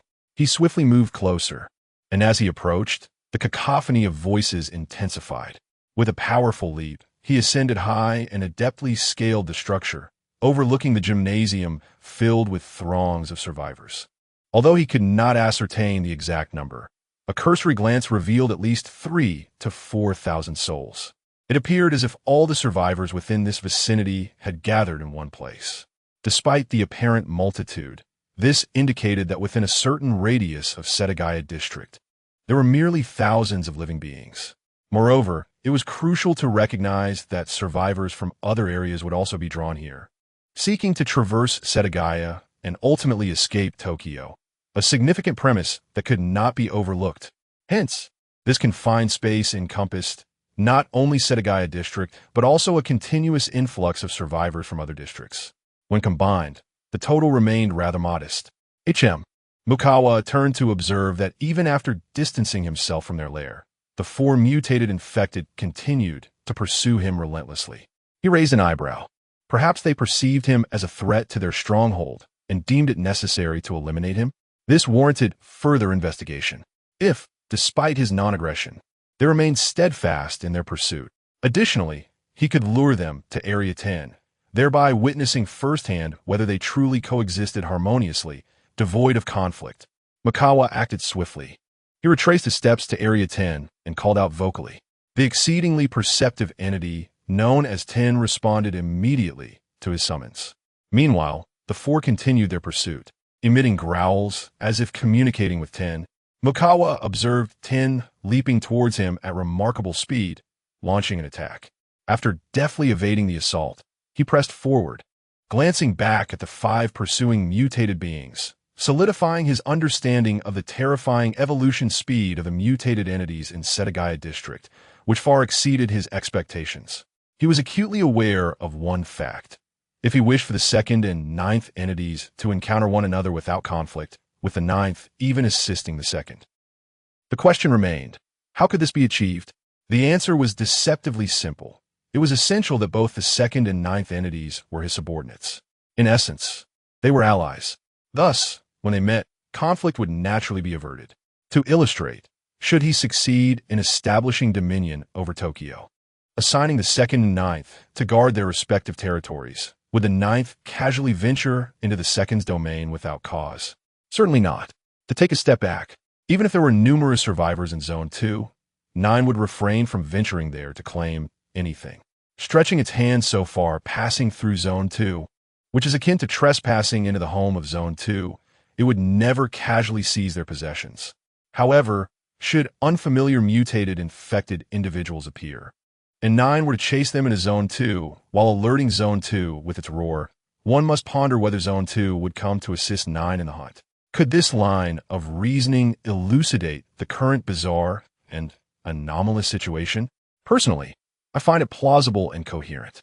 Thus, I surmise that all the mutations and ordinary infected within the entire Setagaya district may indeed be subordinates of a certain mutated infected entity. Moreover, this entity appears to possess considerable intelligence, adeptly gathering mutated infected beings with significantly higher intellect than their ordinary counterparts to firmly establish control over its territory. It is highly likely that it harbors ambitions akin to his own, to expand in all directions and ultimately dominate not just Tokyo, but the entire metropolitan area of Tokyo. After all, anyone with sense comprehends that the larger the territory under one's control, the more abundant the resources available. Therefore, he finds himself ensconced in a lair of a remarkably terrifying and astute mutated infected being. Chapter 176, I am on the verge of seeking it out, determined to thoroughly verify this matter, which is in fact quite simple. I shall venture into the territory of other mutated infected beings. Once I depart from Zone 10, it will cease its pursuit, but the 4 will continue to chase me. Furthermore, mutated infected beings from other locales will likely assist them in their endeavors against me. Mukwawa immediately made a decision, yet he understood that if his assumptions were accurate, it would indeed signify the worst possible outcome. His situation was perilously dire. An exceedingly powerful, terrifying, and remarkably intelligent apex mutated infected being lurked here. Moreover, irrespective of which mutated infected being he eliminated, as long as there were subordinates left, the news of a human capable of slaying mutated beings would inevitably spread far and wide. However, the mutated infected beings in this region would not resemble the disorganized rabble of Wenkyo District. They would undoubtedly prioritize locating him to eliminate him once and for all. After all, the existence of such a formidable threat within their ranks necessitated immediate resolution. Conversely, killing a mutated being without subordinates posed its own challenges. For instance, if Zone 10 remained absent, it would be foolish to assume that something had not transpired there. If Zone 10 had not fallen to another mutated infected being, who else could have accomplished such a feat? Aside from him, of course, as he had recently traversed the territory of those 8 mutated infected beings, witnessed by numerous ordinary infected beings. They were aware of his presence and recognized that he was no ordinary survivor. He had already exposed himself. In this place, his suspicion loomed largest. Consequently, eliminating those without subordinates could very well lead to a complete encirclement of him by all infected beings in Setagaya District, who would efficiently scour the mountains and seas to locate him. Alternatively, it might prompt them to erroneously conclude that certain survivors posed a significant danger, leading to indiscriminate slaughter of survivors. He sensed that killing one could trigger a chain reaction, setting off a cascade of consequences. For now, he needed to act discreetly. Mukwawa swiftly moved in a particular direction, distancing himself from Zone 10. While the 4 continued their relentless pursuit, Zone 10 had ceased its chase and turned away. The 4, however, continued to bellow incessantly. Mukwawa furrowed his brow, pondering the reason behind their unwavering pursuit. Was it due to his intrusion into their lair, instilling fear that he might return? Or perhaps it was because he had dispatched some of their subordinates. If they failed to eliminate him, would it undermine their authority, leading their subordinates to seek allegiance with other mutated beings? As he contemplated these possibilities, he recognized that if a formidable adversary had indeed slain some of his own, he would undoubtedly pursue that individual to the ends of the earth. Mukwawa, while deep in thought, continued to navigate the rooftops with calm determination, covering several kilometers until he heard a cacophony. Bang! Bang! The sounds were deafening, akin to a tempest roaring through the skies, causing his heart to tremble. As he ran, he retrieved his binoculars for a closer look. Before him stood a colossal mutated infected being, resembling a crocodile, towering 9 meters high and exceeding 25 meters in length. A palpable sense of oppression loomed, manifesting in the terrifyingly rapid advance of a creature known only by its codename, the Emperor Crocodile. Chuan promptly designated it with this moniker, having observed its approach alongside a multitude of ordinary infected individuals, as well as a dozen or so smaller mutated infectees towering several meters high. Chuan took the initiative to draw closer, successfully affixing a hunting tracking beacon to the Emperor Crocodile. Upon marking it, he realized that the creature was simultaneously intercepting the 4 mutated infectees that had been pursuing him. Armed with a machine gun, he unleashed a barrage of fire, eliminating several of the Emperor Crocodile's subordinates, curious to see if it would pursue him with the same relentless fervor as the others. Such behavior would indicate a desire for vengeance for its fallen minions. He then swiftly made his way towards the territory designated as Zone 10. Both the Emperor Crocodile and the 4 mutated infectees followed suit, plunging into the depths of Zone 10. They were indeed driven by a fierce sense of retribution for their subordinates. A chill swept over Chuan as he contemplated the possibility that these beings were evolving into an entirely new species, imbued with human-like intelligence at an astonishing pace. He quickened his pace, successfully evading both the 4 and the Emperor Crocodile, temporarily seeking refuge within a building, his expression grave as he attempted to regain his composure. Despite being aware that Setagaya was undoubtedly the most terrifying district in Tokyo, he had not anticipated such a harrowing scenario. It was not merely a singular, unfathomably intelligent superboss accompanied by a cadre of formidable entities, but rather a conglomerate of minor and medium-level bosses alongside an innumerable horde of ordinary infected. The reality he was witnessing was far removed from what one would expect in a sparsely populated area. The initial phase presented a tremendous advantage with an abundance of resources ripe for the taking, which had allowed the apex mutated infectees in this region to evolve at a pace far surpassing that of other districts. This was not solely a matter of increased strength. Their intelligence had also escalated, rendering them even more formidable. Yet if he could indeed subdue all the top mutated infectees in this region, Tokyo would effectively become his dominion. The mutated infectees from other districts would undoubtedly falter against those from Setagaya, and should they band together, their advance would be unstoppable. If he could ensnare the loyalty of the infectees in Zone 10 while they remained alive, it would be akin to pulling a fast one, and he surmised that there would be no complications. He envisioned commanding them, and at critical moments, utilizing them as pawns to launch surprise attacks. Chuan mused, "When the time comes, I can either recruit or eliminate. Beginning with the unclaimed Zone 10, I will instate the loyalty ring upon them." Furthermore, according to the writings of Kitami Karen, the infectees in Zone 10 frequented a particular location each night. He now understood that aside from engaging in combat, what else could they possibly be doing? Were the mutated infectees of Setagaya coordinating assaults on those in nearby districts? Had they already begun a well-organized campaign to expand their territory?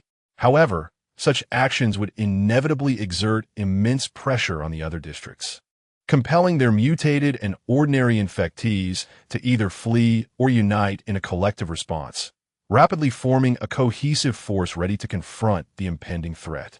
After satisfying his hunger and thirst, Mikawa returned to Area 10 after a brief respite. Glancing at the time, he noted that it was not yet 10 o'clock in the morning, and darkness was still a ways off. If he intended to take action against Area 10 and bestow upon it the ring of loyalty, he had ample time. However, he needed to ensure that when he did strike, it would be with utmost swiftness and success. Otherwise, if Area 10 managed to escape, news of the terrifying human it could not eliminate would spread like wildfire, leading to consequences he could scarcely predict. He resolved to utilize a basic strength potion. Yet, considering the physical prowess of Area 10, Mikawa prudently augmented his strength by an additional 500 points, elevating his strength attribute to a formidable 1,000. He still had 130 attribute points remaining. As for the 8 mutated infectors adjacent to Area 10, as long as he could subdue it, he could easily command Area 10 to inform them that it had been dealt with. At that moment, someone entered Mikawa's perception range. Turning, he recognized Kitami Karen, whom he had encountered previously. She was clutching paper and a pen, devoid of her backpack, and to minimize noise while running, she was barefoot, treading on the scorching ground.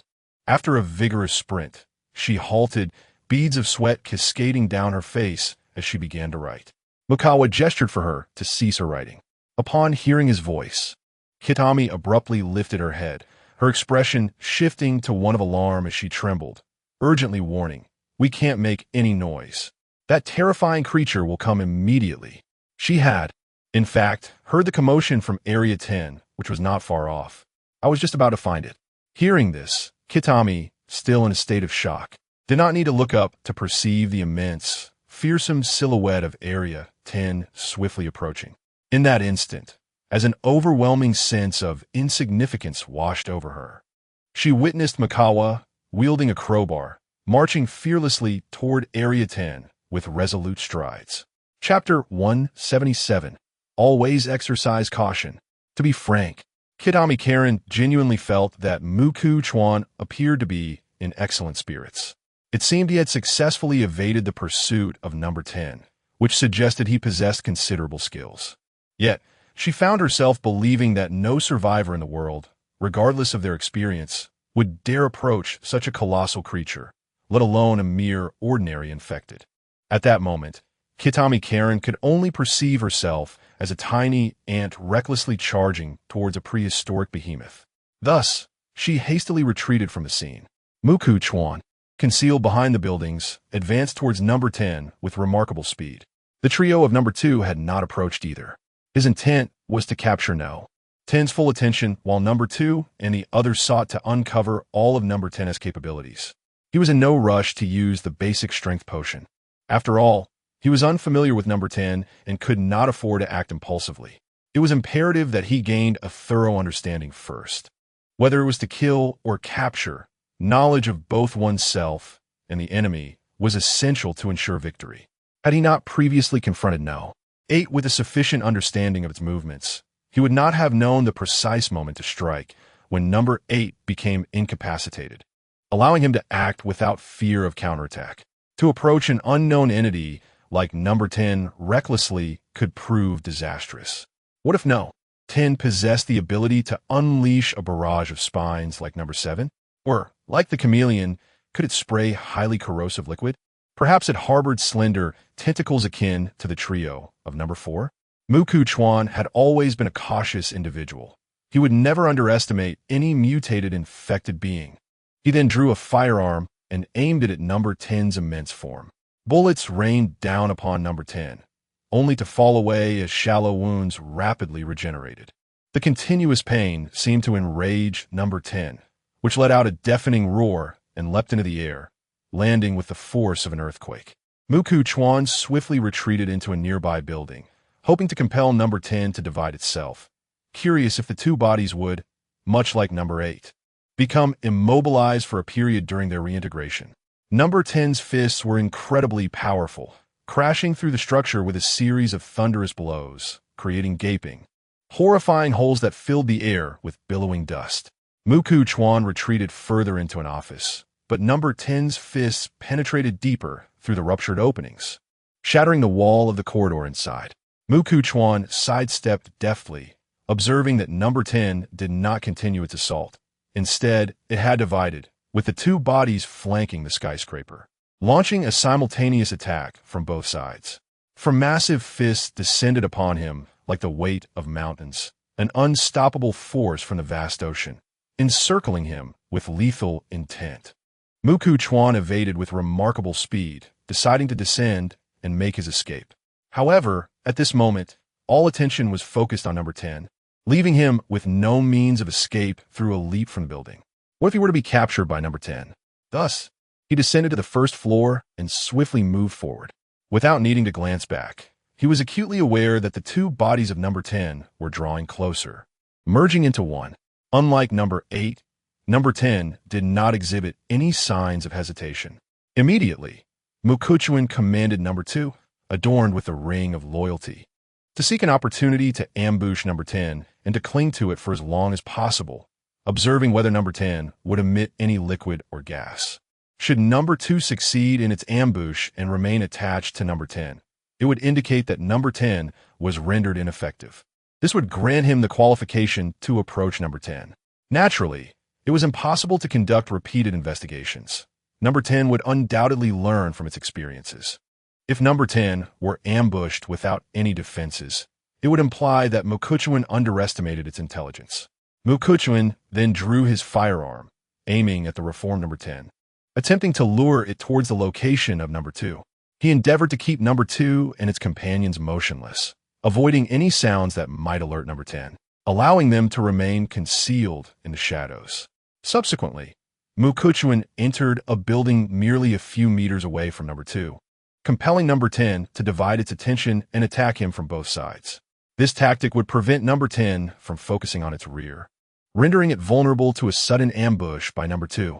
Number 2 could even choose to strike from either of the two bodies, thus increasing the chances of success. Of course, the ambush must occur at the precise moment when number 10 launched its attack, leaving no room for reaction. Meanwhile, Kitami Fuka, and her niece, who was in kindergarten, were huddled inside a modest building, their hearts racing with terror as they listened to the chaos outside. With a fever patch on her forehead, Kitami Fuka trembled as she clutched a pen, scribbling down her thoughts in uneven strokes before passing it to Kitami Karen, inquiring about the monstrous being outside and why it seemed to be in a frenzy, relentlessly assaulting the structure. Overwhelmed by inner turmoil, Kitami Karen realized that number 10 must be attacking Mokuchuan. Moreover, the prolonged engagement suggested that Mokuchuan had not been defeated. Otherwise, this unrest would not persist. Naturally, she refrained from speaking, trembling as she took the paper and pen, writing in response. Kitami Fuka glanced at the note. I previously encountered a man who seemed exceptionally capable, and he has gone to confront that monster. If I am not mistaken, he is battling it now. Kitami Fuka, initially doubting her own sanity due to her fever, meticulously verified her words, her eyes widening in astonishment as she continued to write, handing the note back to Kitami Karen. Karen, are you under too much mental strain and have lost your mind? How could there possibly be someone battling such a monster? Suddenly, a series of 4 deafening explosions resonated simultaneously, jolting them with sheer terror. Kimi Natsuki's face was ashen, her breath held, teetering on the brink of collapse. Yet perhaps due to her curiosity regarding Mokuchuan, she swallowed hard and, with considerable effort, approached the window with her binoculars in hand. The colossal figure of Subject 10 captured her attention, as it split into 2 massive forms, each relentlessly pummeling the skyscraper with their fists, creating gaping holes with each strike. The sight filled her with an overwhelming sense of suffocation, her eyes shimmering with terror as she beheld a diminutive creature leap effortlessly into the air. With remarkable agility, it scuttled onto the back of one of Subject 10's bodies, sinking its teeth into the flesh, tearing away bites while scurrying across its back.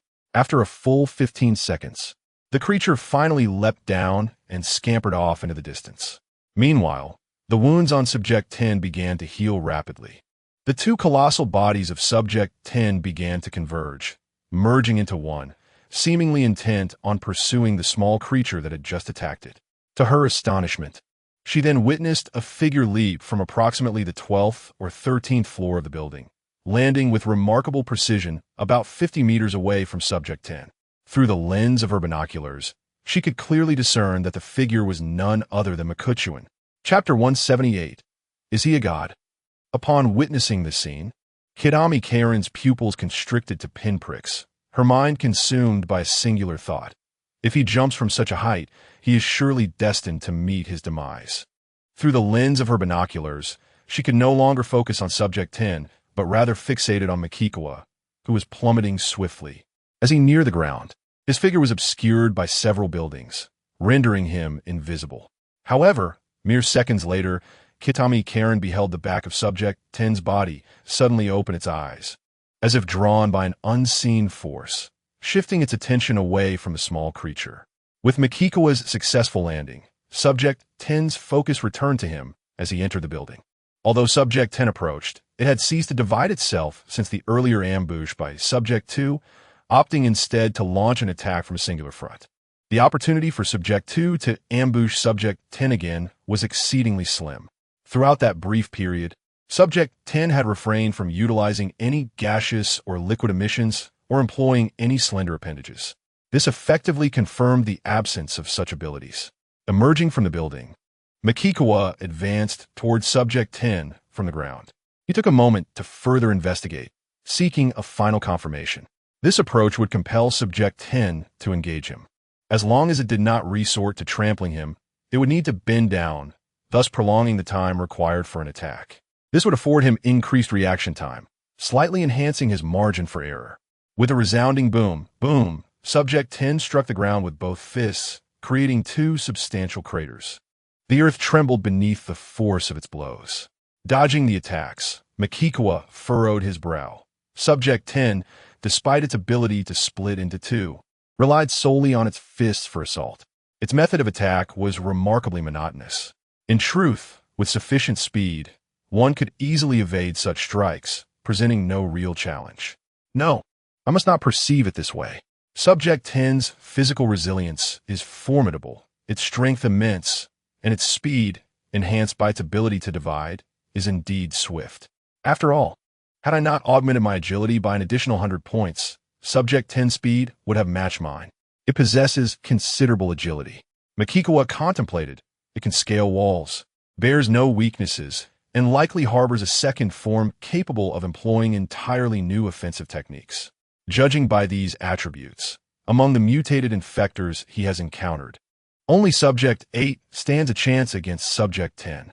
Yet, with both parties possessing regenerative properties, the clash would ultimately boil down to a test of raw strength, determining which side prevails. He found himself favoring Subject 10 with its superior physical durability. Continuing his approach towards Subject 10, the chaos it generated was akin to that of a frenzied beast, sending all survivors in the vicinity scurrying like frightened mice, trembling in profound dread. Aside from the inquisitive Kitami Karen, none dared to approach the windows to assess the situation. The fear of being spotted by the mad Subject 10, leading to a direct attack, was too great. People are instinctively drawn to safety and repelled by danger. In such perilous circumstances, who would dare to expose themselves? Who would willingly invite calamity upon themselves? Everyone was hiding, many with their eyes tightly shut and hands raised to cover their ears. During the course of his movement, Chuan sensed the presence of individuals within some buildings. He then noticed that Entity 10 had come to a halt, seemingly deciding not to squander further time and energy on him. It closed its eyes before his corporeal form, as if it were executing a switch. Moving away from Chuan, had it given up? To Chuan's astonishment, as he observed 10 departing, a roar from Entity 2 echoed, inadvertently revealing its position. Although Chuan could not decipher the exact words of Entity 2, he understood that it was undoubtedly warning him. In the direction of Kitami, Karen's gaze, she could perceive a body that Chuan could not, still with its eyes shut. In truth, Entity 10 was feigning its closed eyes to mislead Chuan, attempting to provoke him into erroneous conclusions, making him believe it had switched and was preparing to leave, thus enticing him to approach. However, Entity 2's shout disrupted 10's strategy. As 10 opened its eyes, Chuan instantly comprehended that 10 had just employed a ruse. This only served to reinforce the notion that 10 was a remarkably pure, close combat mutant infected entity with a high likelihood of possessing a second form. Contemplating his options, Chuan resolved to consume a bottle of primary strength potion to test the waters. After all, despite 10's formidable physical strength, it remained a flesh and blood entity, and he believed the risk to be manageable. However, as long as he could not send 10 flying, he must not waver. He needed to utilize the enhancement potion that would amplify all his attributes tenfold. Decisiveness was paramount. Having resolved to take action, he needed to orchestrate an assault on 10 from 3 distinct directions, preventing it from focusing solely on him. He aimed to compel 10 to divide its attention. Chuan promptly issued his command. Entity 2 and its companions swiftly dispersed, with Entity 2 assuming command, allowing it to develop its leadership skills through practical engagement. As Entity 2 bellowed, Chuan charged forward head-on. It appeared that 10 had no intention of concerning itself with Entity 2 and was advancing directly towards him. Suddenly, one of Entity 2's subordinates emerged from a narrow alley, launching an attack from behind 10 and spraying a liquid. However, the quantity was minimal, resembling slender, slightly curved threads. Upon striking 10, the liquid began to corrode its flesh, yet 10's regenerative abilities rendered this ineffective in causing any substantial harm. Nevertheless, Chuan was pleasantly surprised. This was essentially the new characteristic ability he had gained after consuming the mutant-infected entity that had previously appeased Entity 7. Moreover, this technique was exceptionally effective against non-regenerative mutant-infected entities, capable of significantly crippling their mobility by targeting their legs.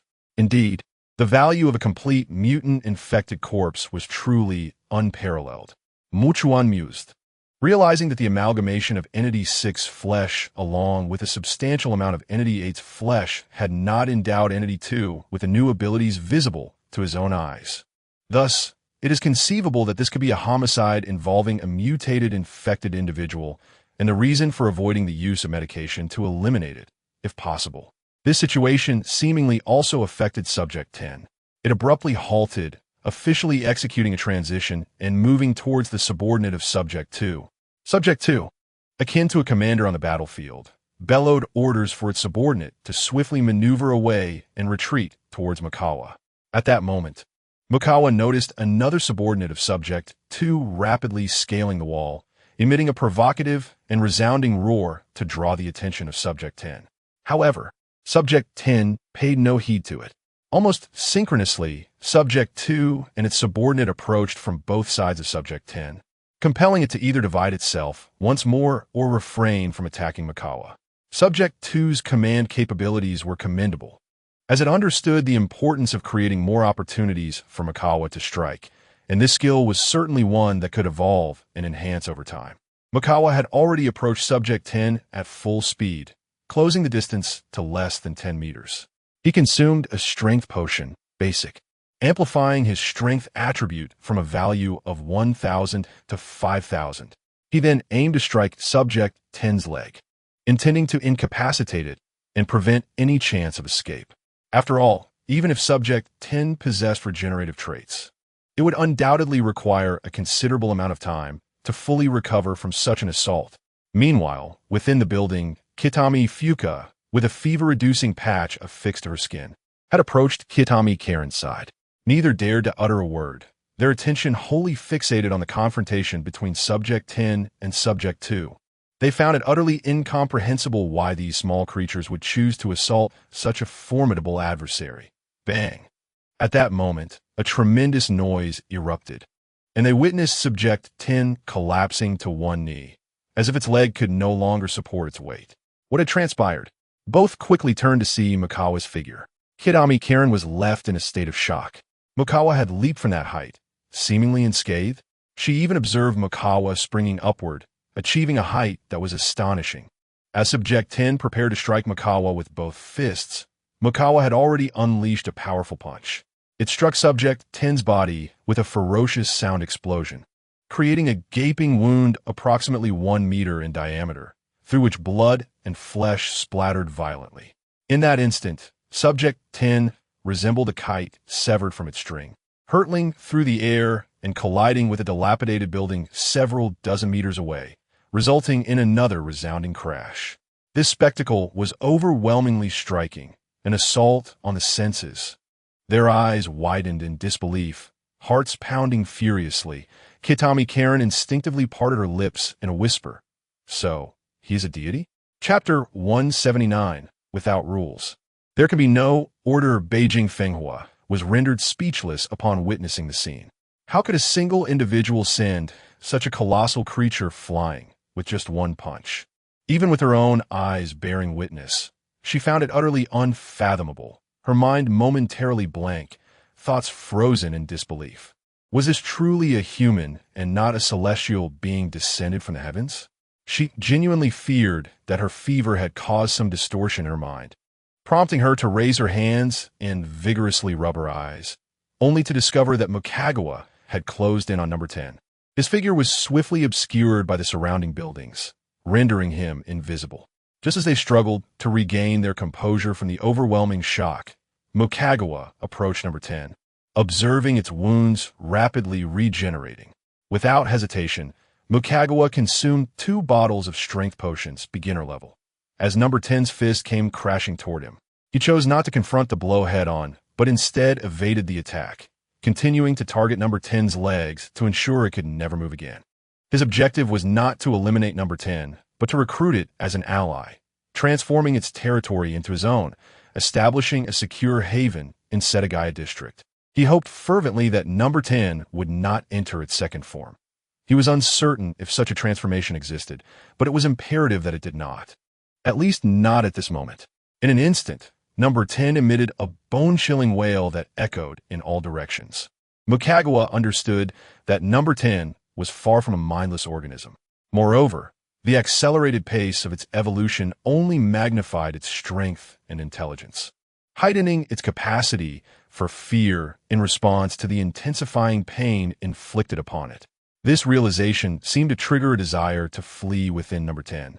However, after sustaining the blows to its legs from Mukagawa's relentless assault, even with the ability to regenerate, it was impossible for number 10 to move swiftly.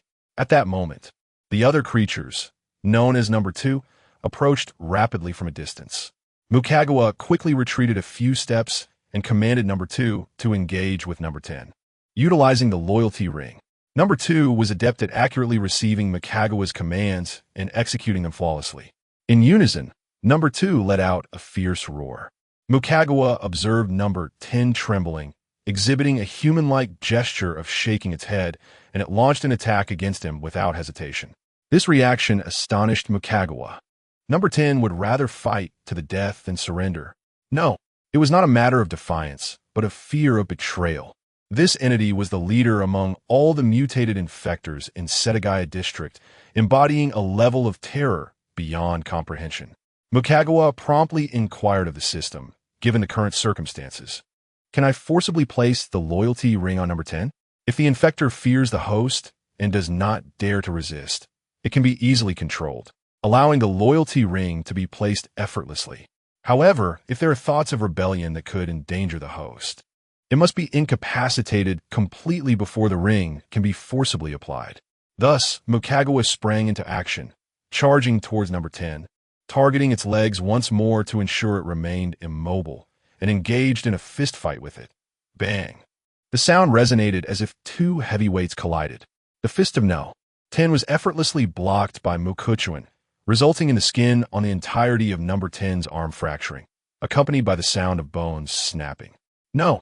2 and the others swiftly approached, cleverly seizing the opportunity to attack while simultaneously feeding.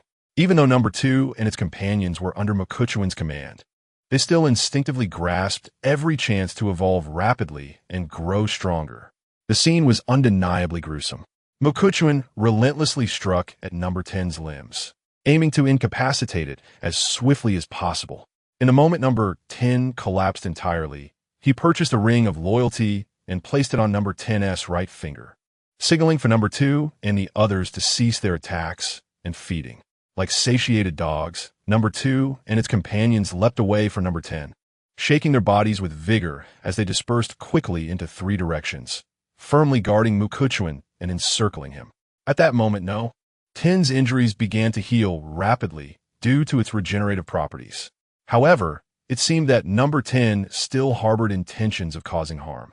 The ring of loyalty immediately emitted a powerful surge of electricity, rendering Number 10 not only shocked but also immobile. After this incident, Number 10 appeared considerably subdued, seemingly more terrified of Chuan than Number 9, who had not been struck at all. Number 2, meanwhile, was vociferously barking, seemingly gloating about its status as the senior, insisting that No. 10 ought to show it more respect in the future. After much contemplation, Chuan decided to allow Number 10 to continue its activities during the night. He planned to affix a mobile phone and a power bank to Number 10 to record videos, intending to review the footage when Number 10 returned the following day. Of course, due to the darkness, it was likely that nothing would be captured, perhaps only sounds. Thus, he resolved to maintain a certain distance from Number 10 that night, ensuring he remained far enough away to avoid detection by the mutated infected, who could sense his presence. Should he be discovered by the entity codenamed Emperor Crocodile and its companions, it would pose significant trouble. Furthermore, he did not intend to have helicopters repeatedly come and go to evacuate the female survivors in this area the following day. His mind was remarkably clear and composed. While occasional helicopter trips might not raise any issues, frequent movements over Number 10's territory, especially with the helicopters transporting individuals, would emit a substantial scent of living beings in motion. This would undoubtedly attract the attention of other mutated infected in Setagaya district. Moreover, with a large team, he had numerous considerations to ponder. Chuan was acutely aware that his team had already located around 500 female survivors in Bunkyo district. If he were to bring back another group from Setagaya district, even if the number of survivors here was minimal, he could still potentially rescue 2,000 to 3,000 individuals, not to mention those already in his team. Thus, relying solely on resource distribution had become utterly impractical. He not only requires the emergence of currency, but also the establishment of a rational and operable economic system. Furthermore, he must invest time and effort into creating a comprehensive and clear system of rewards and punishments linked to currency, alongside formalizing rules that everyone must adhere to. After all, As the number of individuals increases, the need for order and regulations becomes paramount to effectively govern each person. Otherwise, his team would devolve into a chaotic playgroup reminiscent of children at play. Chuan is acutely aware of the principle that without rules, there can be no structure. Thus, he understands that despite the rapid deterioration of the situation exceeding all expectations, he must strive to gather more female survivors. For the task will only grow increasingly arduous with time. However, bringing back this batch of female survivors from Setagaya would necessitate considerable time and effort to properly organize his team. Moreover, at present, his team possesses no production capabilities, lacking even the land to cultivate crops, rendering self-sufficiency an impossibility. They must rely solely on scavenging for survival. Furthermore, even if they were to acquire land, could they expect to reap a harvest by tomorrow? No matter how swift the yield, time is an essential factor. Even should large-scale cultivation commence, it would still require various resources to endure the interim, solely depending on scant supplies. Particularly since they have exhausted the resources near the cruise ship, they would be compelled to venture farther afield, leading to diminishing returns over time. With an increasing population demanding ever more resources daily, the team simply cannot keep pace with the explosive growth in numbers. Therefore, if he were to return to Setagaya with this group and immediately seek out more female survivors in other districts, it would be an exceedingly imprudent and foolish endeavor. Chapter 180. He is the only path to survival, understanding that the female survivor from Setagaya Ward represents the last group that can be rescued at this stage. Makikawa intends to take a brief respite to rejuvenate his energy. He has important matters to attend to later that evening, and he aims to ensure he is in optimal condition. For him, at this moment, any place to rest will suffice, as this territory has become his domain. The 2nd Unit and 10th Unit serve as fiercely loyal bodyguards, allowing him to sleep soundly with their vigilant presence. As he searched for a suitable dwelling, he sensed a presence and turned to see Kitami Karen and Kitami Fuka, the latter sporting a fever-reducing patch on her forehead, both approaching him with expressions of excitement and exhilaration. Makikawa paused. Habitually, Kitami Karen prepared to jot down notes, but Makikawa interjected, "Speaking verbally is perfectly acceptable." Taking a deep breath, Kitami Karen, her voice trembling with complexity, asked, "Makikawa-kun, are you a god?" "No," he replied. "But I witnessed you strike that colossal monster with a single blow," she exclaimed. At this moment, despite her fever and dizziness, Kitami Fuka tugged at her sister, urging, "Is now the time for such trivial chatter? We must focus on what truly matters." She interrupted, albeit weakly. "In our eyes, Makikawa-kun truly resembles a divine being. We believe that wherever you are, safety abounds." Pausing for emphasis, she declared, "We are willing to follow you forever, no matter what you ask of us. We shall comply without a word of dissent, for we understand that to accompany the strong requires unwavering obedience to their will. It is clear to anyone with a modicum of sense that only by aligning themselves with someone as formidable and terrifying as Makikawa, who can confront the mutated infected head-on, can they hope to survive. After all, they are trapped here with no escape.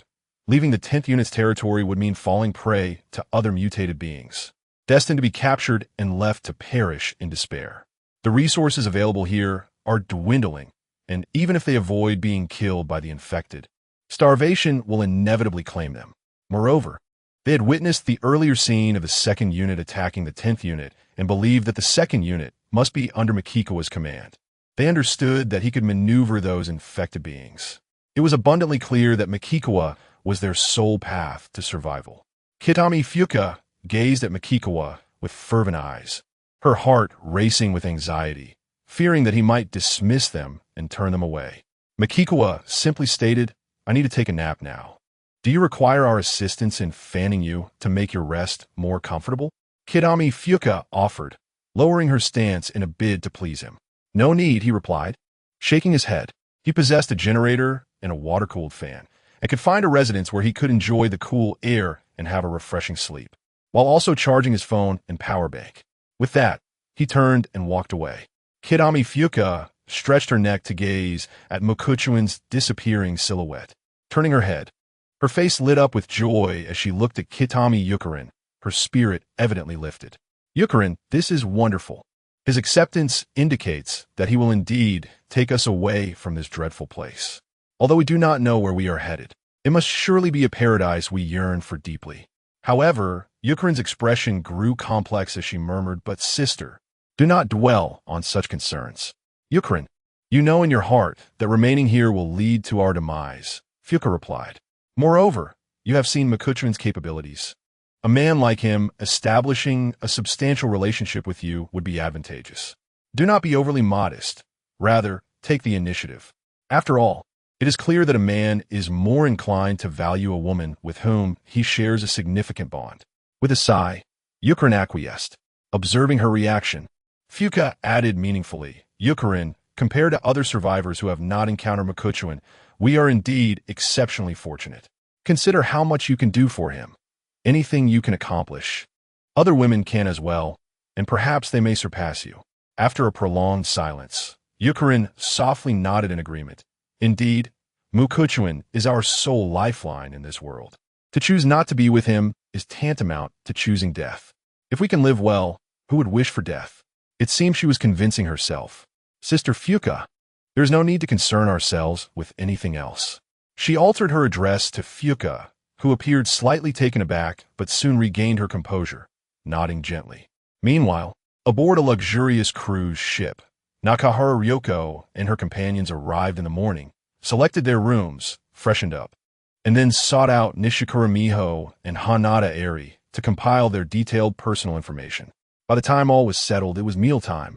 The dining hall was comfortably air-conditioned, providing a refreshing respite.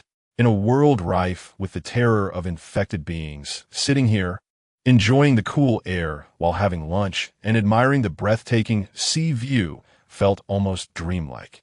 "Aunt Ryoko, it's been so long," exclaimed Hasegawa Haruka, taking a seat at Nakahara Ryoko's table with a beaming smile. "After finishing my morning studies with Dr. Amano, I never expected to have the opportunity to see you again." Her smile was pure and sincere. She genuinely felt joy at Ryoko's survival and their reunion.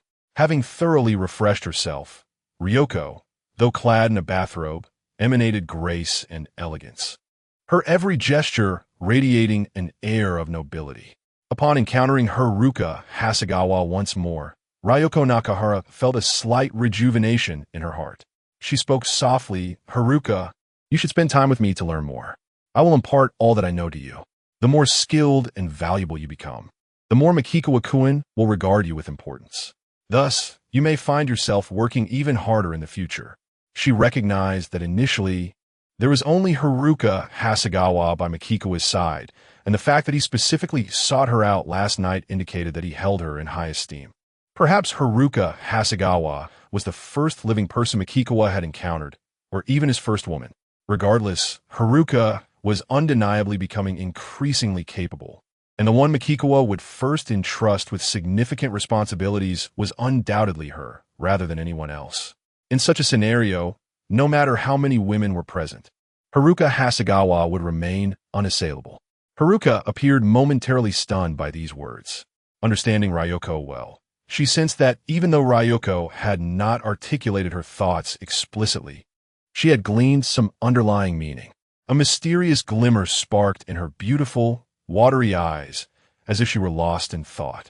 Ryoko, having watched Haruka grow up, was all too familiar with her. She felt as though Haruka was contemplating something malicious.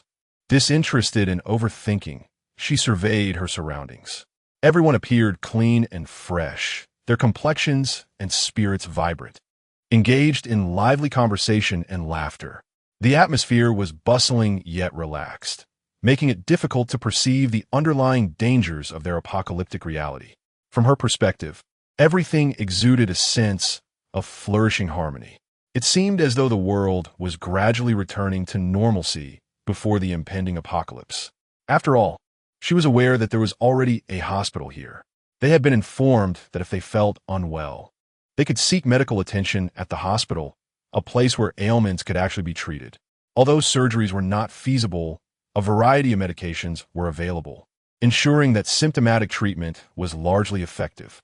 The doctor was Seiyuki Amano, along with Haruka, who was being trained as a medical student, and several nurses and doctors brought back by Makikawa from Bunkyo Ward. In truth, there were even dentists, although medical equipment was currently lacking. There were indeed professionals. And not just one. There were also genuine educators dedicated to teaching. Moreover, others were engaged in acquiring various skills and knowledge. The newcomers today aside, those who had been there for some time seemed to have their own tasks, especially with the persistent external threats looming. The pressures of survival and imminent dangers compelled everyone to unite, offering mutual assistance and harnessing the collective strength against external adversities. As long as Mikikawa remained alive, anyone would undoubtedly feel fortunate to be in this place. Chapter 181. A place under strict vigilance. As dusk descended, Mikawa awoke from his slumber and sought out number 10, only to discover that it had reverted to its original state. Indeed, the regenerative and restorative properties were remarkably peculiar. He then leaped on to number 10, securely fastening his phone and power bank before retreating to the residential area. As the night gradually enveloped the surroundings, number 10 departed from the location. Mikawa did not pursue immediately, fully aware that the colossal mutated infected creature, codenamed Imperial Crocodile, along with 4 others from a group of 8, were also on the move to converge at the same location as number 10. Without delay, Mikawa retrieved a map and compass to ascertain their probable direction. Should they persist in their current trajectory, they would ultimately arrive in Oda Ward, the largest area in Tokyo, which also houses Haneda Airport. Oda Ward boasts a population exceeding 700,000, approximately 200,000 less than Setagaya Ward. However, one must consider the airport's presence within Oda. What an immense daily influx of people it accommodates. It is conceivable that individuals from around the globe may encounter one another at this hub, which must be factored into the additional population. Although even with this influx, Oda Ward would still not surpass Setagaya in population. Nonetheless, Oda is not devoid of formidable mutated infected beings capable of rapid evolution, possessing their own unique advantages. Thus, it cannot be regarded as an easily conquered territory. Additionally, adjacent to Setagaya and Oda are Meguro Ward, with a similar population of around 300,000, and Shinagawa Ward, which has approximately 400,000 residents. Considering the accelerated evolution of mutated infected beings in Setagaya compared to other areas, the overall strength and terror presented are undeniably formidable. This raises the question, might it incite infected beings from neighboring districts to form alliances? While not guaranteed, the likelihood cannot be dismissed. It is worth noting that even ordinary infected beings are no longer entirely mindless. They possess the ability to communicate. If one were to perceive Setagaya as a dominant nation surrounded by weaker states, it would not be surprising if these lesser entities chose to unite. After no, 10 and its companions had traversed a distance of approximately 4 to 5 kilometers. Mikawa finally set off, stealthily trailing them in shadows. As he navigated through various buildings, he encountered several gigantic mutated infected creatures along with a multitude of ordinary infected beings, all converging toward a singular destination. Yet, none paid heed to the presence of this insignificant living human. Eventually, Mikawa halted, recognizing that he could advance no closer. The Imperial Crocodile and the 4 mutated infected beings could undoubtedly detect his scent. Should they discover he was still alive, it might jeopardize number 10's cover, which had falsely proclaimed him deceased.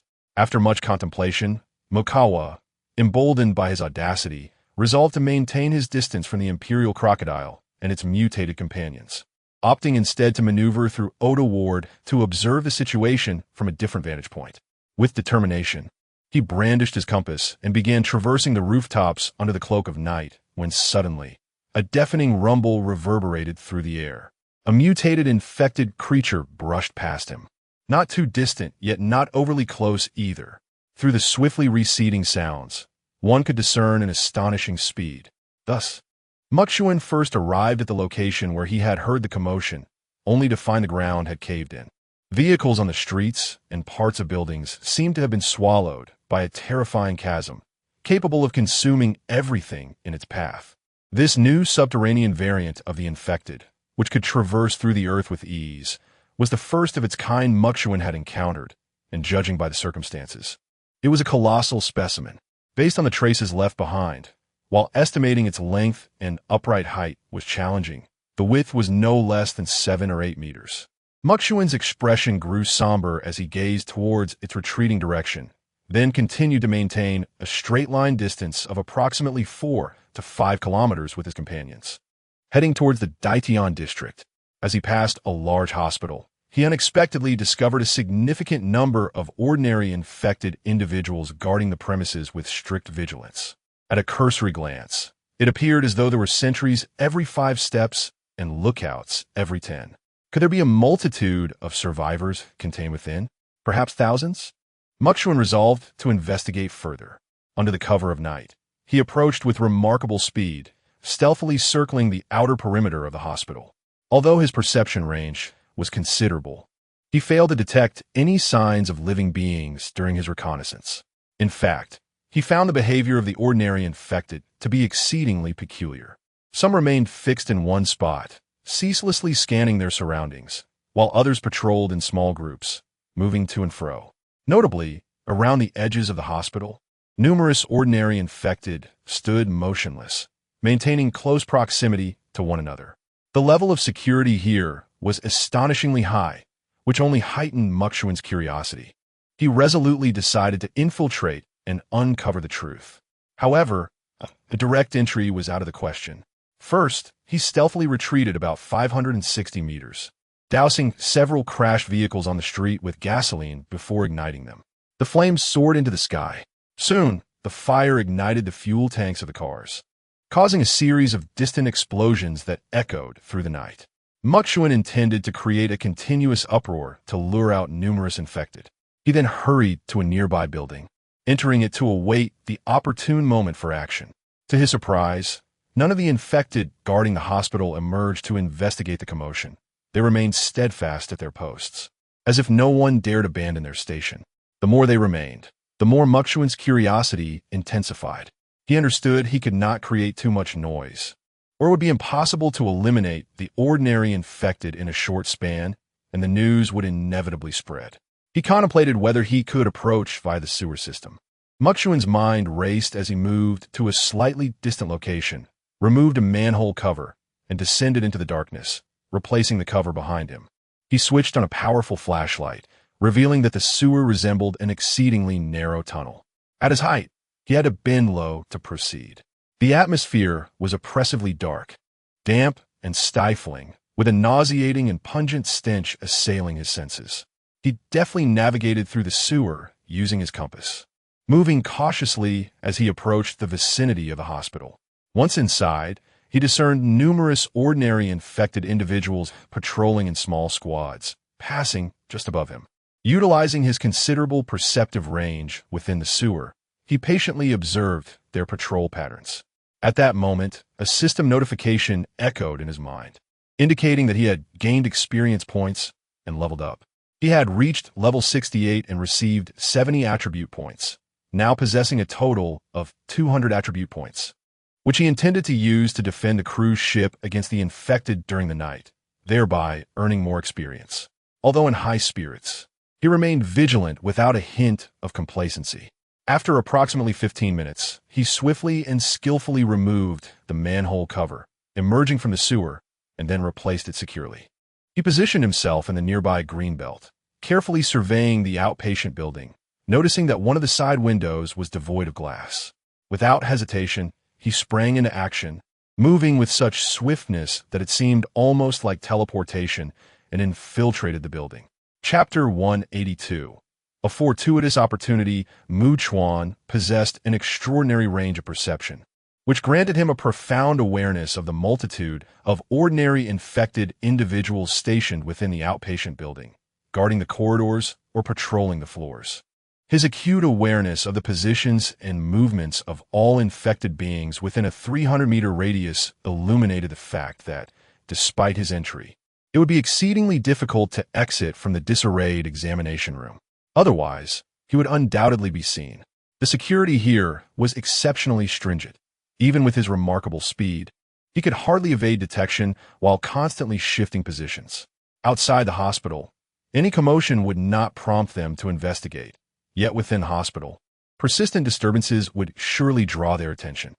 Chuan raised his right hand, resting his chin upon it, contemplating a test.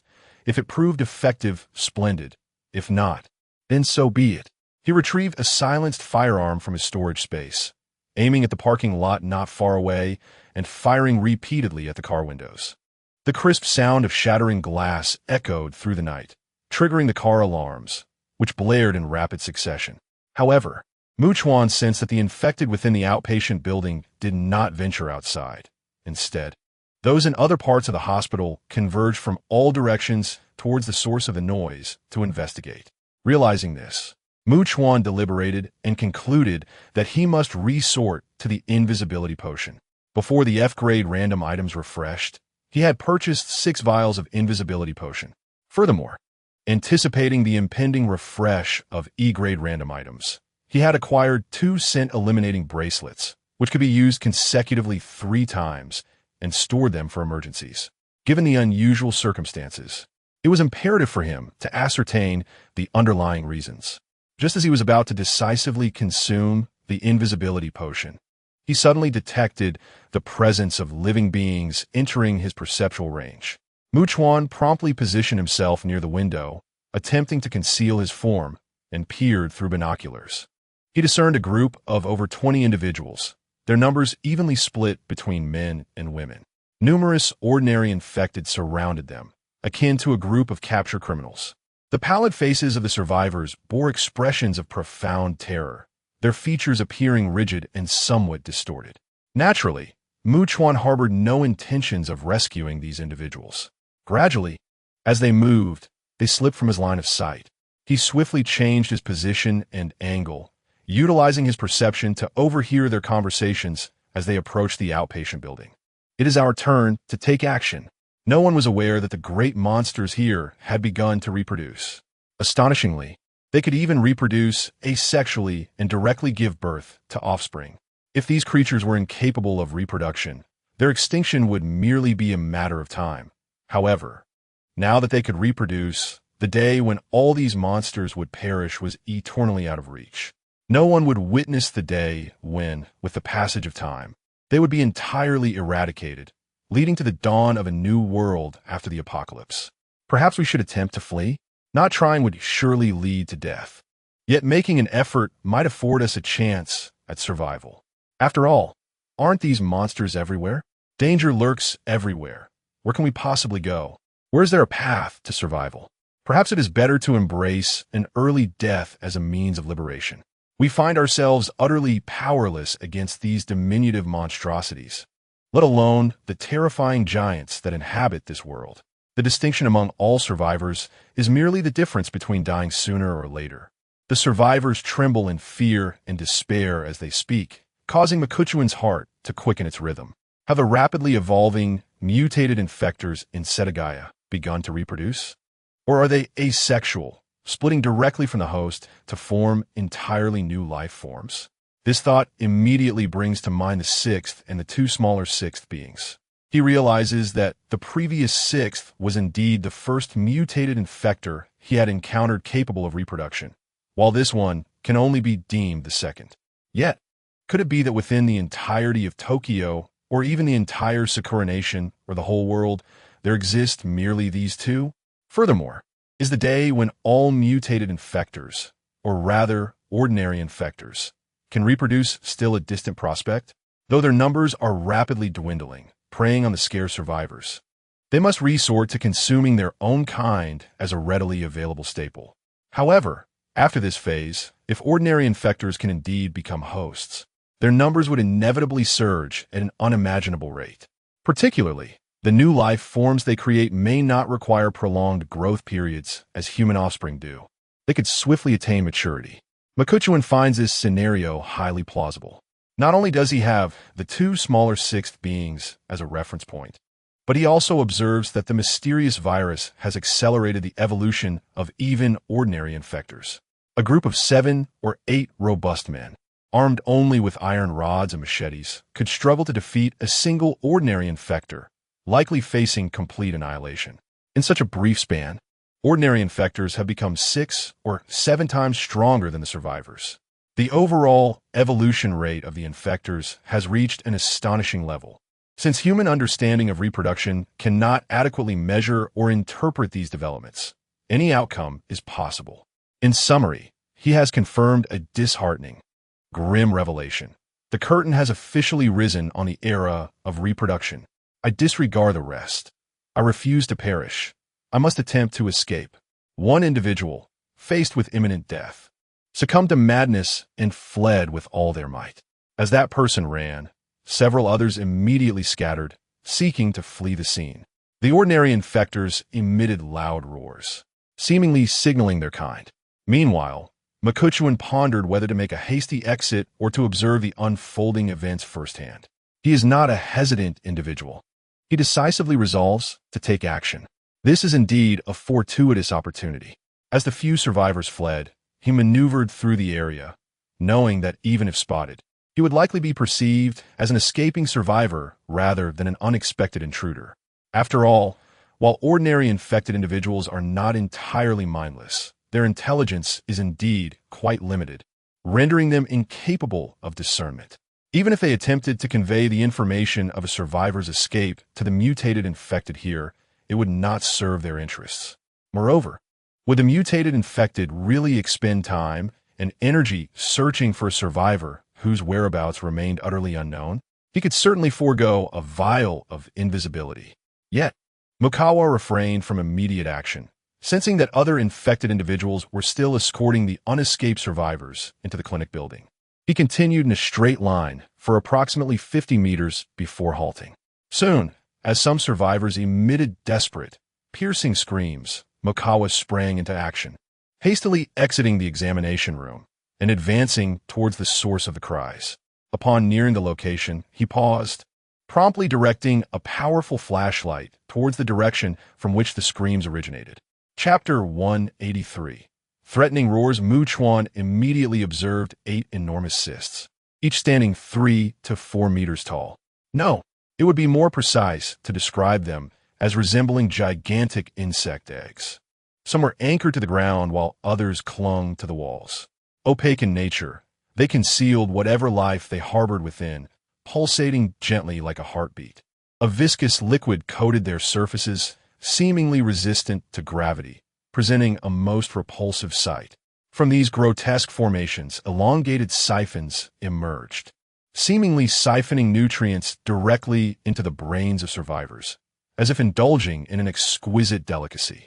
The reproductive capabilities of the mutated infectors in this vicinity were astonishing. Chuan felt a chill of apprehension, convinced that should ordinary infectors worldwide evolve into maternal forms, the world would soon become exponentially more perilous and terrifying. The rationale was simple. Ordinary infectors consuming the flesh and blood of mutated ones harbored a high likelihood of mutation, as evidenced by the 2 subordinates of the second. The same risk applied to consuming other organisms, even those of their own kind. As the numbers of ordinary infectors surged, it was evident that the mutated infectors would similarly experience an explosive increase.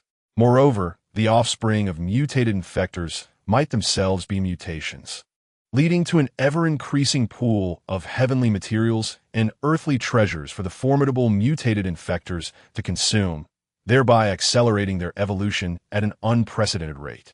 This cycle perpetuated itself indefinitely. Chuan swiftly retreated from the scene, moving with such swiftness that no ordinary infector could keep pace with his seemingly instantaneous movement. With a heavy heart, he understood that regardless of what transpired, his sole option was to confront, overcome, and obliterate all obstacles. He endeavored to maintain a safe distance from the mutated infectors that could detect his scent, stealthily infiltrating the Datian district to approach from an alternate angle. However, despite his enhanced physique granting him a broader field of vision in the darkness, he found little visibility even with binoculars, unable to discern much from a distance. Yet, Chuan could still hear a cacophony of terrifying roars and screams piercing the night from afar. Before dawn broke, he had sought opportunities to draw closer, but ultimately returned to the territory of the 10th. He intended to wait for the 10th's return to see if any footage had been captured on his phone. He remained vigilant regarding the movements of the Emperor Crocodile and others. Should they begin to return, he would need to ensure he maintained a safe distance to avoid detection. Moreover, Chuan retrieved his walkie-talkie, preparing to establish immediate contact with Takasaki, who was arriving by helicopter. Gradually, as dawn approached, he sensed that the 10th and the other 4 mutated infectors he had marked were returning to their territory. However, the mutated infector he had dubbed the Emperor Crocodile did not return. Instead, it remained in place. What could be the reason behind this? Was the Emperor Crocodile tasked with guarding the territory it had seized?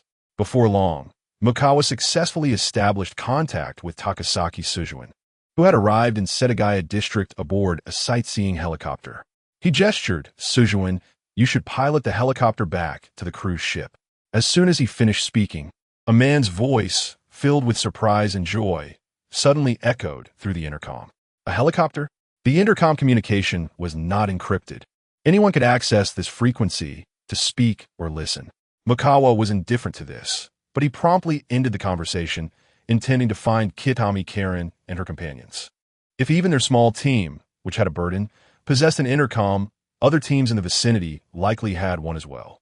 He swiftly made his way to their lodging, where he found a little girl sleeping. The 2 women appeared exhausted, their eyes bloodshot, as if they had been busy all night. Kitami Fuka, who had been feverish the previous day and was now somewhat less spirited than Kitami Karen, took the initiative to ask, "Mikawa, what's the matter? Do you have an intercom?" Mikawa inquired. "Yes," Kitami Karen nodded, retrieving it from her pocket.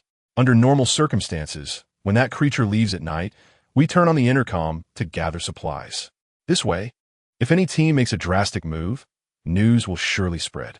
Moreover, before the creature returns, some teams will communicate via the intercom to exchange items." Then, Kitami Karen activated the intercom, and a voice of astonishment emerged. "Ladies and gentlemen, I just heard someone using the intercom to communicate with another, mentioning words like cruise ship and helicopter. We can negotiate with him, or perhaps even strike a deal. Could we escape this perilous situation by flying away in a helicopter?" This notion was rather amusing. A team that could use a cruise ship as a safe haven must be formidable beyond our imagination. And to think of conducting trade? Would they truly be interested in our meager supplies? Besides, do you believe a helicopter can fly indefinitely? Is the fuel merely water that enters your brain? Indeed, aviation fuel is not gasoline. It is exceedingly rare and difficult to replenish in this world. Using a little means using up precious and scarce fuel. Who would be foolish enough to engage in such a transaction? After all this time, how is it that such naive and thoughtless individuals have not been eliminated? To seize him and compel him to pilot the helicopter to safety in the countryside is the only solution. After all, heading to the cruise ship occupied by his team would be akin to walking into a trap. Moreover, resources here are dwindling rapidly. Frankly, as long as we remain trapped here, starvation is inevitable. Yet, without the helicopter, no matter where we venture, we will fall prey to the monsters. Are you all foolish? He has an intercom as well. By merely changing the frequency, he can hear everything you say. What is there to fear? Besides, we have been here for some time. Even if we cannot name him, he certainly looks familiar. A stranger's face must belong to that person. How could he hide? Everyone should remain vigilant outside. If we spot him, we must find a way to subdue him.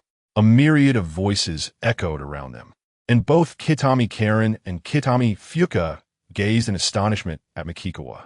So, he resided on a cruise ship? His travels were facilitated by a helicopter? Such grandeur. However, this revelation had leaked, leaving them with no way out, and in the face of dwindling supplies. The survivors glimpsed a glimmer of hope in the prospect of escaping via helicopter. Yet, they were acutely aware that Mikikawa seemed akin to a celestial being descended from the heavens. To entertain thoughts of confronting him would be tantamount to a humble mortal provoking a supreme deity. Mikikawa listened intently as the voices continued to flow. "Hey, you must be listening through the walkie-talkie, right? Although we are unaware of your exact location, with so many eyes around, your movements cannot remain concealed. Furthermore, let me inform you that we are armed. If you wish to avoid an ambush, it will be prudent to make your way to a spot where we can see you. We will send someone to restrain you, and then you shall use your connections to have the helicopter transport us all away from this increasingly desolate place.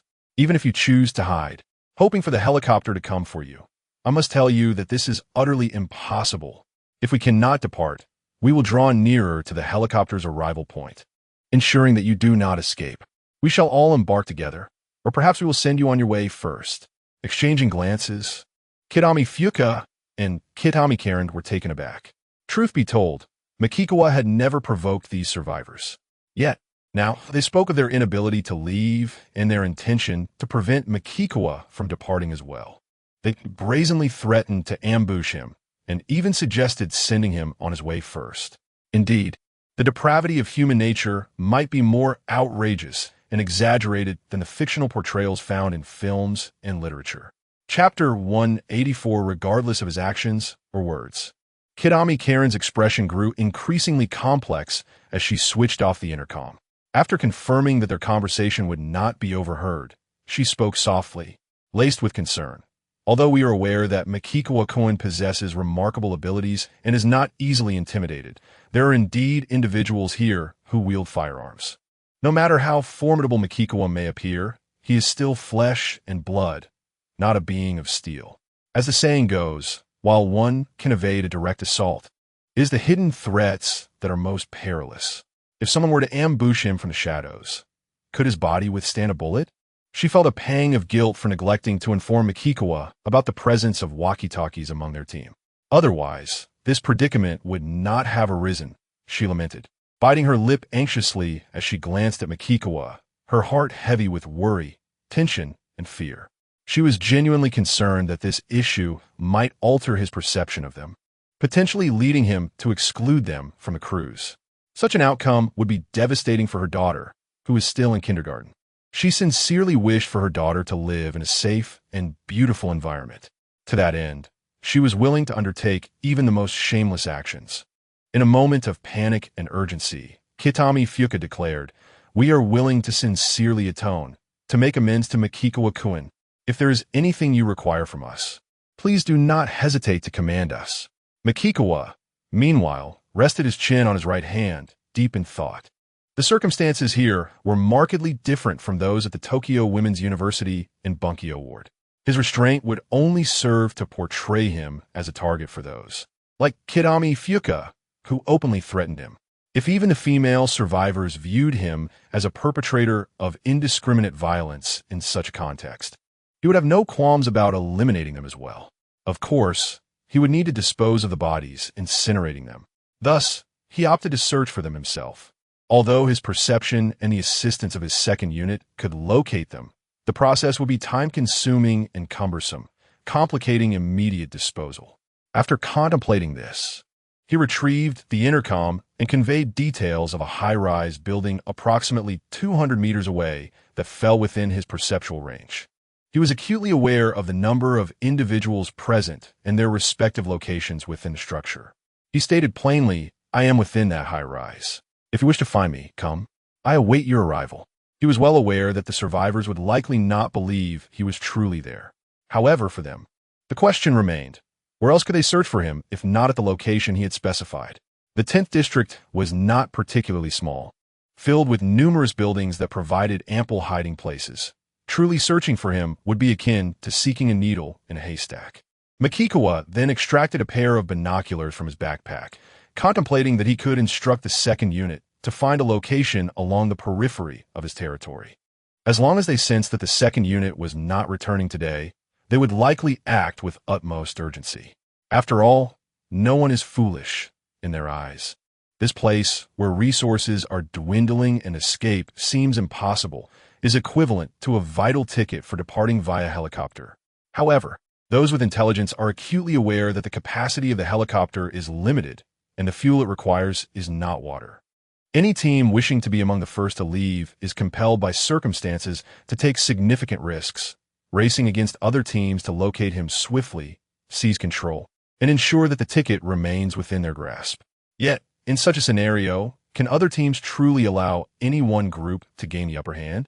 Once a single team acts, their movement will undoubtedly attract the attention of others, forcing even those who wish to escape via helicopter to take action. Moreover, this also serves to eliminate a portion of the female survivors who need not be brought along. The passive female survivors may not be entirely advantageous. But those who are compelled to act certainly do not warrant consideration. This represents a straightforward and effective method of selection. In fact, during the day, it is considerably easier to locate individuals than at night. They should understand that as long as they remain silent and are not seen by the 10th individual, wandering outside poses little risk. It is worth noting that his first encounter with Kitami Karen occurred outside. Upon hearing this, both Kitami Karen and Kitami Fuka immediately grasped what Makikawa intended to do. After Makikawa switched off the intercom, Kitami Karen quietly remarked, "Makikawa-kun, others do not share our knowledge. They will believe that the great monster is about to return. Others will likely refrain from venturing out during the day, only emerging at night. I fear. Karen, do not speak recklessly. The profound wisdom of Makikawa-kun is beyond our comprehension. Whatever he decides to do or say will undoubtedly carry significant meaning."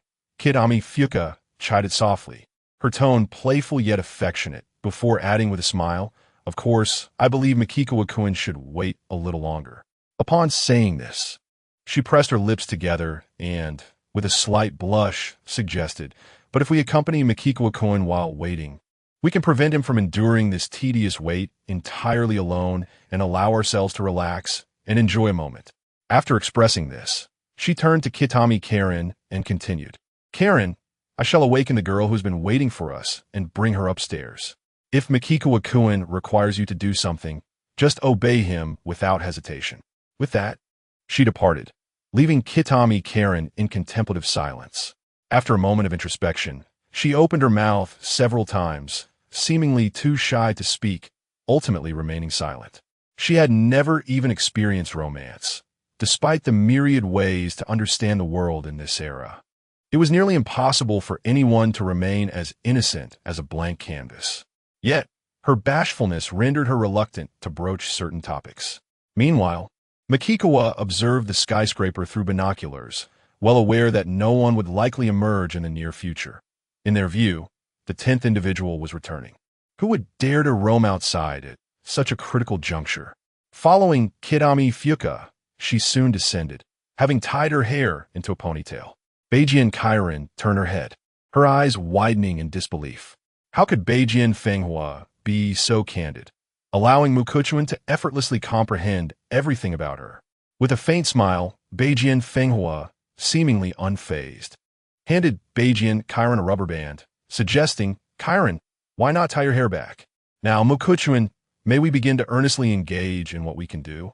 After Mukuchuan nodded slightly, Beijian Kairan gazed at his profile with a complex expression, when suddenly Beijian Fenghua exclaimed in utter astonishment, "This." Chapter 185. Deliberate Flattery. As Kitami Fuka and Kitami Karen suppressed their astonishment and immersed themselves in rigorous training, Makikawa could discern that Kitami Fuka was indeed far more dedicated than Kitami Karen. It was as if she had set aside all distractions, focusing intently on the task at hand, while Kitami Karen appeared restless and unable to settle her mind. After approximately half an hour, with no sign of movement from the 10th floor, Makikawa observed 4 robust men, armed with iron rods and machetes, daringly sprinting towards the tall building he had indicated, situated about 200 meters away. Their conspicuous actions were unlikely to escape the notice of others. Soon after, another group of 4 men followed suit, entering the same edifice. Makikawa remained unperturbed. Once inside, their movements would undoubtedly be slow. They would need to remain vigilant against any potential ambush from him, carefully and cautiously exploring each floor, which would consume a considerable amount of time. At that moment, he heard the somewhat exaggerated praise from the resting Kitami Fuka. "Makikawa-kun, you truly are being akin to a deity." Makikawa, disinterested in such flattery, retrieved his walkie-talkie and was surprised to find it still operational. It seemed that the creature had not returned. "I say, you are speaking, yet there is no sign of the creature moving. Although the situation remains unclear, it is now evident that it is absent today. If we are to act, now is the opportune moment. I have seen some teams entering that building, genuinely searching for that individual. They are utterly foolish to believe such an obvious deception. How could that being possibly be in that building? It treats us as fools, and yet, remarkably, some have fallen prey to such laughable folly. However, what other options are there? If they do not search there, where else could they look? To wander aimlessly through various structures? To be frank, even a closet in a residential home, or, indeed, a sewer, could serve as a hiding place. If it truly desires to elude capture, it would be nearly impossible to find. If we delay further, what if that creature falls into the hands of another team? After all, to be among the first to escape this increasingly perilous situation, we must act decisively. We must locate it. As voices transmitted through the walkie-talkie, Makikawa observed yet another group approaching from a different direction. He promptly turned off the device. At that moment, Kitami Karen slowly rose to her feet, and as Kitami Fuka hurriedly took her place, she quietly inquired, "Makikawa-kun, did you see anyone enter?" "Yes, but not in large numbers," Makikawa replied nonchalantly. "We must wait a bit longer." "Makikawa-kun, there must be several female survivors aboard your cruise ship, correct?" Kitami Karen asked, her curiosity piqued. "May I ask, approximately how many?" Karen refrained from asking so many questions. Came Kitami Fuka's voice as she busied herself with her tasks, concerned that Makikawa might find Kitami Karen overly chatty. Not only are their lives currently entwined with Makikawa, but even in the future, upon arriving at his domain, they will remain bound to him. Ultimately, choosing to leave Makikawa in this lifetime equates to choosing death. Approximately 500 individuals, predominantly from Bunkyo Ward, were gathered. Makikawa remarked that a small portion hailed from Chiyoda and Nerima wards. "Wow, Makikawa has traveled to so many places," admired Kitami Fuka. "I recall that the Eastern Army Self-Defense Force Base is located in Nerima Ward. May I ask if it's long over," he interjected. As Kitami Fuka diligently practiced, she expressed her exuberance, saying, "Without Makikawa, I believe humanity's extinction would merely be a matter of time. He truly is our only hope. Encountering him is an extraordinary stroke of luck." Makikawa discerned that Kitami Fuka was far more eager to ingratiate herself with him than Kitami Karen. Her flattery akin to an opportunistic endeavor. Naturally, as long as it wasn't excessively frequent, few would resent such praise, especially when bestowed by a beautiful woman who had now laid bare her intentions. After engaging in casual conversation with the two for nearly 2 hours, Makikawa felt sufficiently relaxed and resolved to take action, promptly departing the building where they lingered and moving toward a nearby high-rise. Once he left, Kitami Fuka rested in her chair, her face alight with joy. "Karen, we need not be frugal with our supplies anymore. We can feast to our heart's content. With Makikawa by our side, we needn't worry about hunger, and soon we may even board a cruise ship." Her voice brimmed with anticipation, envisioning a place of safety, comfort, possibly even air conditioning, showers, swimming, and perhaps fishing, savoring the delightful taste of fresh sashimi. "Rest assured, we shall enjoy a prosperous life ahead." Kitami Karen regarded her sister, whose candor was striking, and asked with a hint of complexity in her tone, "Fuka, do you truly not mind at all?" "Dear Karen, think of it as a fascinating experience. Who knows what extraordinary adventures await us in the future?" Kitami Fuka replied with a smile. "Besides, others might yearn for this opportunity but lack the chance. Do not feign misfortune when you are merely reaping the benefits." The goodness of Makikawa is not mere embellishment. You will come to realize that encountering this iron giant is the culmination of a lifetime of fortune. "Iron giant?" Karen questioned, her cheeks flushing. "Surely you jest? Am I mistaken, Karen? Is not Makikawa akin to a colossus of steel?" Upon hearing this, Kitami Karen turned her head away, her face flushed with embarrassment. Meanwhile, Makikawa entered the high-rise approximately 200 meters away, fully aware of how many individuals occupied each floor and their whereabouts. Armed with a crowbar, he was prepared to eliminate every survivor within the building. He moved swiftly and silently, descending to a lower floor, arriving just as the occupants were becoming aware of his presence. Observing a quartet comprising 3 women and 1 man, the latter appeared quite robust, possessing a physique reminiscent of a powerful beast. Without uttering a single word, Chuan decisively engaged, swiftly eliminating all 4 with remarkable precision, leaving them no opportunity to utter even a cry of despair.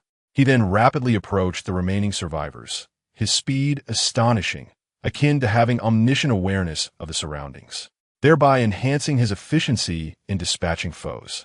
Ascending from the lower levels to the upper, he slaughtered with the ease of crushing insignificant insects beneath his heel.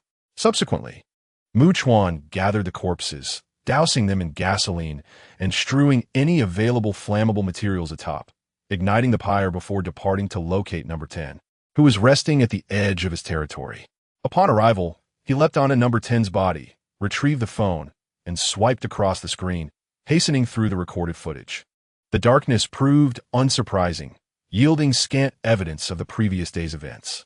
Yet, the cacophony of fierce combat resonating through the shadows exuded an intrinsic sense of primal terror. Chuan promptly secured the phone to number 10's form, issuing orders for him to seek out his former leader. During daylight, the clarity of the footage would improve, allowing insight not only into the whereabouts of the leader's lair, but potentially revealing the nature of the individual as well.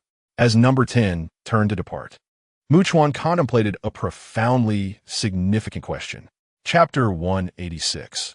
Plans cannot keep up with changes honestly. Chuan is acutely aware that the mutated infected individual, codenamed Imperial Crocodile, whom he marked yesterday, has yet to return to its territory.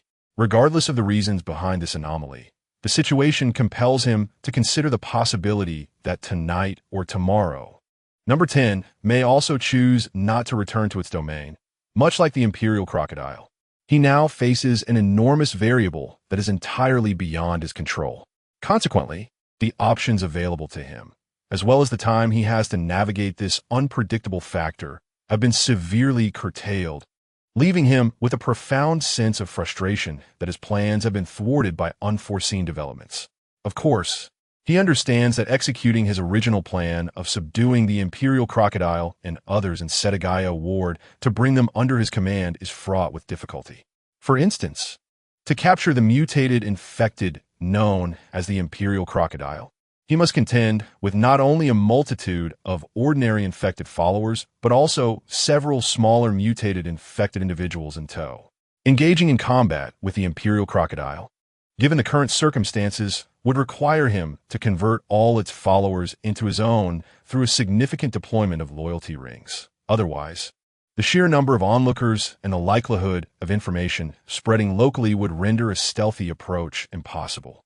Realistically speaking, achieving a flawless operation akin to No. 10's is simply unfeasible. Thus, after much contemplation, Chuan concludes that his best course of action is to confront the formidable boss directly, capturing the leader first. This approach would send a resounding message to the mutated infected in Setagaya Ward, demonstrating that even the strongest among them cannot withstand his power, a direct intimidation tactic. Provided he has previously marked all of them, allowing him to locate each one accurately, he could replicate the successful strategy he employed against number 9. Yet, he is also aware that, regardless of his familiarity with this leader-level boss, it possesses numerous minions at its disposal. In light of this, to devise an effective counter-strategy, he must select a confrontation in a confined space where he does not have to worry about its subordinates intervening. Chuan's mind races with possibilities. If he can ascertain that this boss cannot swim, he could lure it onto a large cruise ship or freighter, sailing far into the ocean, thus ensuring it cannot escape without risking drowning. Moreover, this would allow for a one-on-one confrontation in a controlled environment. However, to execute such a plan, extensive preparation is imperative. He would need to enlist number 9 to assist, along with number 2 and number 10, to block the boss's minions and buy precious time. Additionally, operating a cruise ship or freighter is not within his skill set. He would require the expertise of individuals like Shiki Hashimiya, Kazuha Nanami, and Eri Hanatani, who have previously acquired knowledge in this area. Thus, if he chooses to pursue this course of action, he must return to his luxurious cruise ship. His mind is now rapidly constructing a basic framework for the plan, awaiting number 10's return to review the recorded footage on his phone for specific elaboration, modifications, and adjustments. Then, he prepared a second feasible plan. This must exist. Thus, should his first scheme fail, he would still have a backup. Of course, before the 10th returned, Mikawa also intended to swagger about outside with a crowbar in hand, further filtering his options through this method. Approximately an hour later, the 10th returned. Mukawa approached the 10th. Holding the blood-dripping crowbar, ascended to the 10th, removed the secured phone, and entered a building. He extracted a laptop to connect to the phone and began his examination. He swiftly skimmed through the portion of the footage from the 10th's journey, fast-forwarding through it. Unexpectedly, Mukawa found himself staring at the heavily fortified hospital he had infiltrated the previous night. He immediately comprehended that he had inadvertently stumbled into the lair of the most formidable boss in Setegaya Ward. Moreover, was that the mutating infected creature capable of reproduction? However, the 10th did not approach the hospital closely. Instead, it stood at a distance, emitting loud roars as if to report some significant event. Suddenly, the ground began to tremble gently, and a deep rumbling sound rapidly approached. Due to the height of the 10th, Mukawa could clearly see a colossal entity emerging from beneath the ground. He had not anticipated that the formidable leader he nearly brushed past the night before was indeed the 10th superior. Although it could burrow underground, Mukawa's earlier notion was a versatile strategy, applicable as long as it could neither fly nor swim. Furthermore, having resolved to take action, he understood the necessity for expedience. Each passing day only rendered the creature stronger, making it increasingly challenging to eliminate. Moreover, it was bound to become active that night. Having traversed throughout the night without rest or recovery, the regional boss would certainly not be in its optimal condition. Thus, he too needed to venture elsewhere to seize the opportunity to hunt more infected beings, elevate his levels, and accumulate more attribute points to distribute. He then observed, several dozen meters ahead of the 10th, the ground rupturing. It unveiled a terrifying sight far beyond Mukawa's imagination. As the 10th moved closer, the captured images became clearer. Mukawa discerned that it was distinctly divided into 3 sections. If categorized from top to bottom, the upper portion resembled a colossal humanoid form, with 2 claw-like appendages extending outward from its shoulders, each measuring 7 to 8 meters in length. They appeared exceedingly robust, seemingly indestructible. The foremost section was not akin to crab claws, but bore resemblance to enlarged triangular spikes, exuding a menacing, penetrating power capable of piercing through steel plates. The flexible, jointed areas possessed eyes resembling basketballs in size. The head loomed large, resembling an overturned water tank, with only a half-formed visage that could barely be deemed human. Its chin was devoid of skin, exposing an array of sharp, irregularly sized teeth. The midsection was an enormous, bulbous oval, riddled with an unsettling multitude of tiny pores that sent shivers down one's spine. Moreover, numerous slender, worm-like entities, akin to large maggots or parasitic creatures, incessantly burrowed in and out as if it were a nesting ground, suggesting a bizarre symbiotic relationship between them and the grotesque form. What on earth could this be? The bewildered Chuan felt a wave of nausea as he gazed upon it. After all, when one considers the 8th specimen, it certainly bore a peculiar shape, yet lacked such repugnant and unsettling features. The lower part resembled the upper half of a frog, with 10 long limbs arranged in 2 parallel columns, reminiscent of frog legs. Each foot evolving into claws adorned with terrifying sharpness. Each limb was further marred by one cyst after another, either red or black. In Chuan's eyes, it had mutated into something exceedingly ferocious, hideous, and grotesquely distorted. Chapter 187. As swift as the wind, Chuan gazed with grave intensity. Its mode of movement bore a striking resemblance to that of crawling, mutated infectees, suggesting it could not fully stand upright. The upper and midsections exhibited a notable slant. Thus, in terms of height, it was indeed considerably shorter than Subject 10. However, should it manage to achieve complete verticality, it would undoubtedly surpass Subject 10 by at least 4 to 5 meters. Subsequently, Chuan rewound the footage, replaying the moment it emerged from the ground. As he meticulously scrutinized the sequence dozens of times, he conveniently assigned it the designation Subject 11. Following this, after Subject 10 emitted several roars, Subject 11 appeared to be retreating. It turned away, revealing its back to Chuan, who was utterly astounded to discover a seam resembling a zipper along the back of its upper half-human form. He swiftly paused the video, What could this signify? Could it allow the half-human form to split into two, adopting a Y-shape? Might it present additional modes of attack? It then retraced its original path, gradually fading away until it ultimately vanished within the confines of the hospital. Chuan raised his right hand to his chin, contemplating the implications. Judging from the video, Subject 11 seemed even more formidable than he had initially anticipated. Without delay, he set off to return. Subjects 2 and their companions were also converging towards him. Chuan hurried along, leading the trio as they swiftly departed from Setagaya district. As they approached the cruise ship, he retrieved his walkie-talkie to make contact. Before reaching the shore, where he noticed a significant stockpile of supplies and 10 small boats, with numerous women busily transporting goods. Sweating profusely, they greeted Chuan with warm smiles and enthusiastic waves. He offered a slight nod in acknowledgement and leaped into the sea, swimming towards the cruise ship and entering the observation dining hall. Maihara-yu, Nakahara-yoko, and others looked on in astonishment at Chuan's sudden return, while Hasegawa Haruka, Nishikura Miho, and Hanada Eri also approached. Naturally, Takasaki Shizen, Tsukishiro Shirori, and Hashimiya Shiger were absent, having taken individuals out on an excursion. Hasegawa Haruka promptly inquired, Chuan-kun, has something happened? The abrupt return of Chuan, who had ventured to Setagaya district the previous morning, left them all in a state of unease. Chuan responded directly, I require the assistance of the group from Sakurami-ai High School.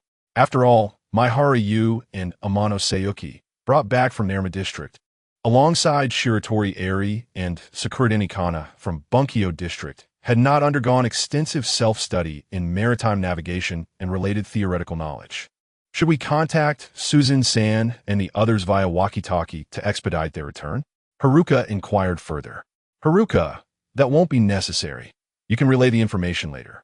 I am preparing to confront a formidable boss in Setagaya district, one that can burrow underground. Hence, I must choose a location where it cannot dig, which naturally leads us away from the land. Therefore, if Susan arrives by helicopter tomorrow, I will inform her once I ascertain that it cannot swim. Mukai spoke with emphasis, instructing Meihui and Hueli that they were to take the 2nd unit along with the 9th to Yokohama port. They should operate as many vessels as possible, whether they be cruise ships or cargo ships, steering them to the waters near Oda Ward, close to Tokyo's Haneda Airport. Thus, they must always be prepared. However, he advised them not to rush. They should allow the 2nd unit to board first for a swift reconnaissance to eliminate any dangers. The rationale behind operating multiple ships was that he intended for them to sink 1 or 2 vessels, departing with those destined to submerge. This would naturally convey to them the gravity of their actions. An unchecked exertion of power could lead to flooding and sinking. Such measures would serve to impose a certain degree of limitation on their strength. Moreover, having several ships in close proximity would naturally expand their operational range at sea, preventing them from being confined to an exceedingly narrow space. The smaller the area, the lower the margin for error. All eyes were fixed intently on Mukai, listening with unwavering focus. Some even hurried to fetch paper and pens, sketching notes as they listened. If the creature truly approached, they would maneuver the vessels to a safe distance offshore, stopping them close together, and promptly abandon ship to escape into the sea, awaiting a helicopter for extraction. Mukai continued to elaborate in detail, ensuring no essential point was overlooked. After confirming he had covered everything necessary, he stated, I have other matters to attend to and must take my leave. He needed to seek out the ordinary infected and commence his hunt for upgrades. Sakuroda ni Kanako, Shiratorieri, and the others were left momentarily dazed. Mukai's return had been abrupt, and his departure was equally swift, as if he had come and gone like the wind. The students of Sakurami-ai High School would surely need to rest well that night. Hasegawa Haruka clapped her hands softly, saying, Tomorrow, we may very well need to assist. The survivors from Sakurami-ai High, including Hashimiya Yukari, nodded vigorously. For them, whatever Mukai required, they would comply wholeheartedly, striving to excel in their tasks. At that moment, Hasegawa Haruka, embodying the role of a gentle older sister, advised, you should head to the cruise ship's control room now and familiarize yourselves with the various functions of the console, so that when the time comes, you will not panic. With Mukai-kun present, As long as he remains unyielding, the danger will certainly not extend to you. Hearing this, Yukari and the others quickly departed from the dining area. Meanwhile, Nakahara Ryoko pulled Hasawa Haruka aside into an unoccupied guest room, whispering, "Haruka, Mukai-Kuin's current course of action is exceedingly perilous. If he attempts to trap that monster, leaving it with no escape, does that not also ensnare him? Has he not considered the potential consequences of failure? When Mukai-Kuin returns, I shall accompany Aunt Ryuko, adorned in a wedding dress, to confront him. Perhaps she can inquire earnestly, or I could implore Mukai-Kuin to seek Aunt Ryuko out personally." Hasegawa Haruka blinked her eyes and spoke softly, and upon hearing this, Nakahara Ryuko was momentarily taken aback, fully grasping the implication. "Haruka, I am somewhat of a senior to you. However, I wish for Aunt Ryuko to remain here indefinitely to live on. Perhaps this is a manifestation of my misguided benevolence, which in essence bears no distinction from malice. Yet, I share a profound friendship with Yuki, and I am certain she too desires for Aunt Ryuko to live well, to find joy in each passing day." Haruka Hasegawa sincerely remarked. "To witness Aunt Ryuko depart from this place, embarking on a path towards demise, would be unbearable for me. I could not stand idly by, for I would surely regret knowing certain truths while having never dared to alter them." Nakahara Ryuko gazed incredulously at Haruka Hasegawa, astonished, and inquired, "Haruka, do you truly remain indifferent to how many women Makiko-kun has?" "I do care. Yet, Aunt Ryuko, I have been by Makiko-kun's side since the beginning, traversing this journey together. The heavens have granted me opportunities, truly. You might find it hard to believe, but now Makiko-kun can effortlessly take on 20 opponents at once, as the disparity in strength is insurmountable." Haruka Hasegawa sighed, admitting that she dares not challenge Makiko-kun alone, preferring instead to ally with others. In the future, he may even contend with hundreds, for his strength is formidable and his speed unparalleled. On this foundation, he can unleash a sort of cosmic explosion, swiftly defeating any adversary. Nakahara Ryuko stood dumbfounded. "Aunt Ryuko, I assure you I am not exaggerating. You will come to understand just how extraordinary Makiko-kun truly is." Haruka Hasegawa continued, "But with this, I can change how I address you, from Aunt Ryuko to Sister Ryuko. It is indeed fascinating how life unfolds in such mysterious and wondrous ways. I never imagined there would come a day when Aunt Ryuko and I could become such close sisters." Chapter 188, S-Class Items.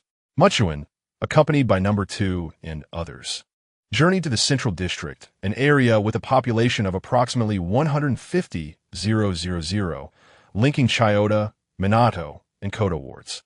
He regarded this place as a training ground. Naturally, he was disinclined to deal with mutated infectors.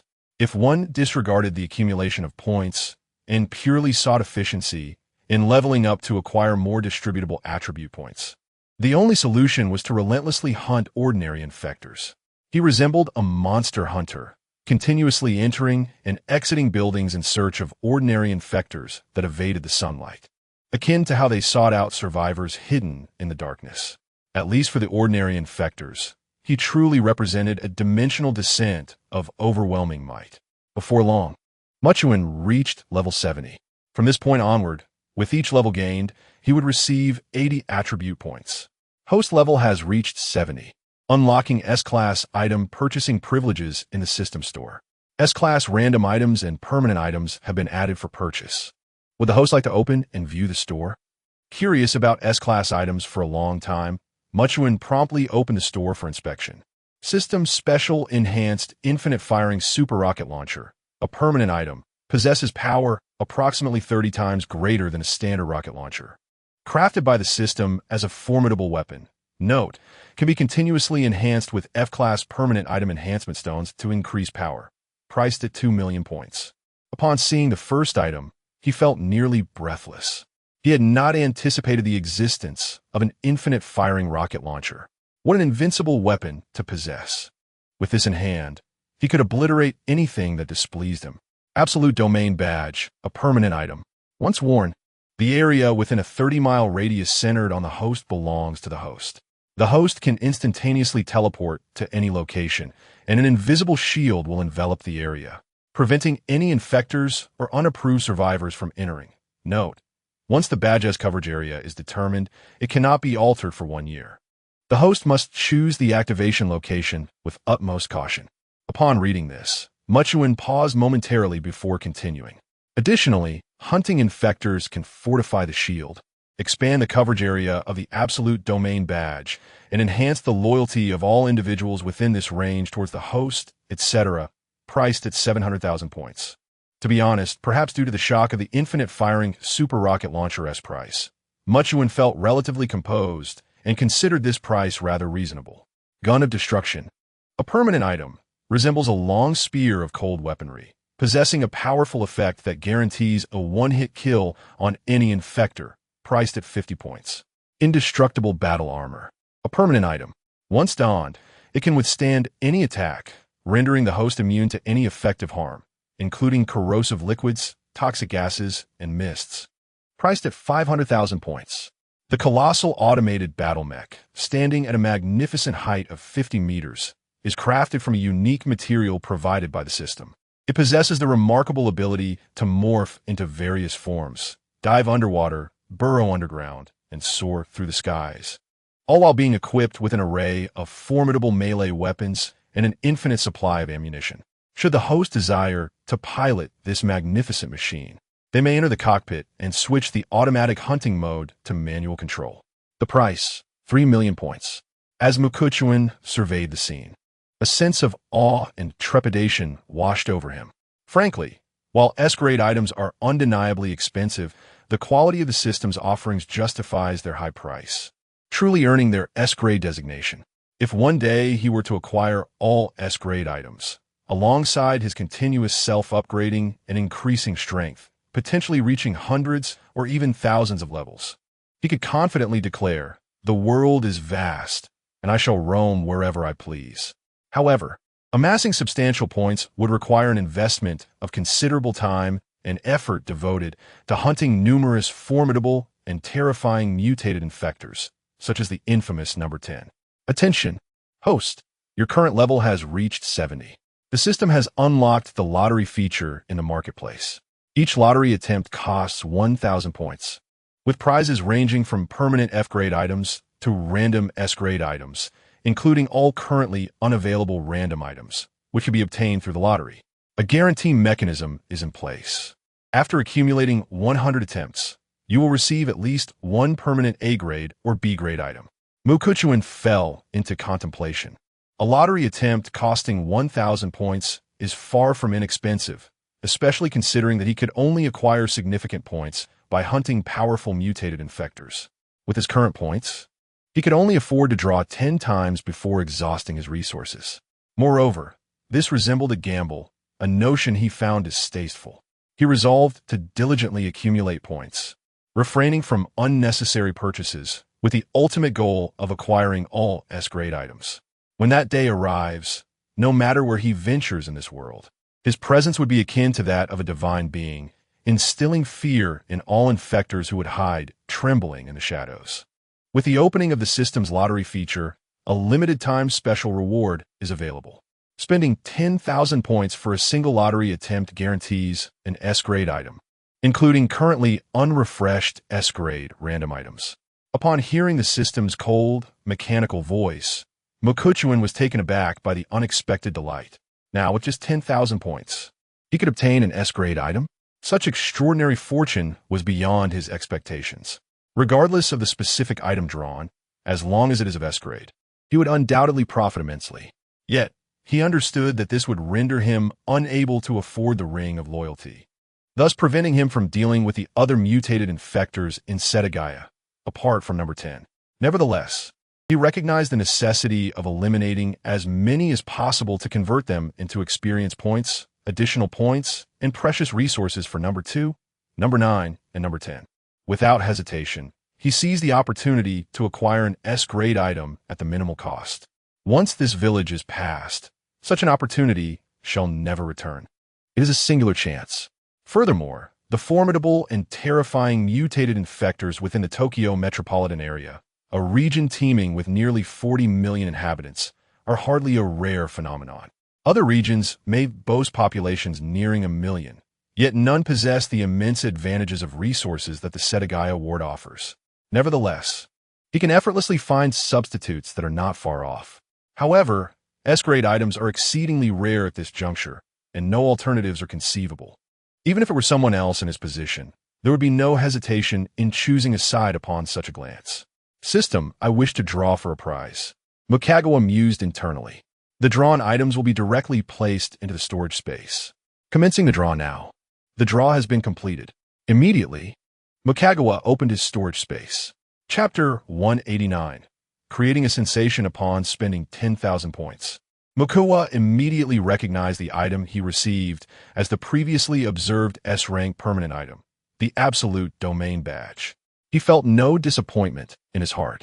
S-rank items are notoriously useful and exceptionally powerful. With this badge, he could establish a perfectly safe zone spanning a radius of 30 miles. This is no trivial matter. In fact, it translates to a circular area with a diameter of a full 60 miles, complete with a protective shield.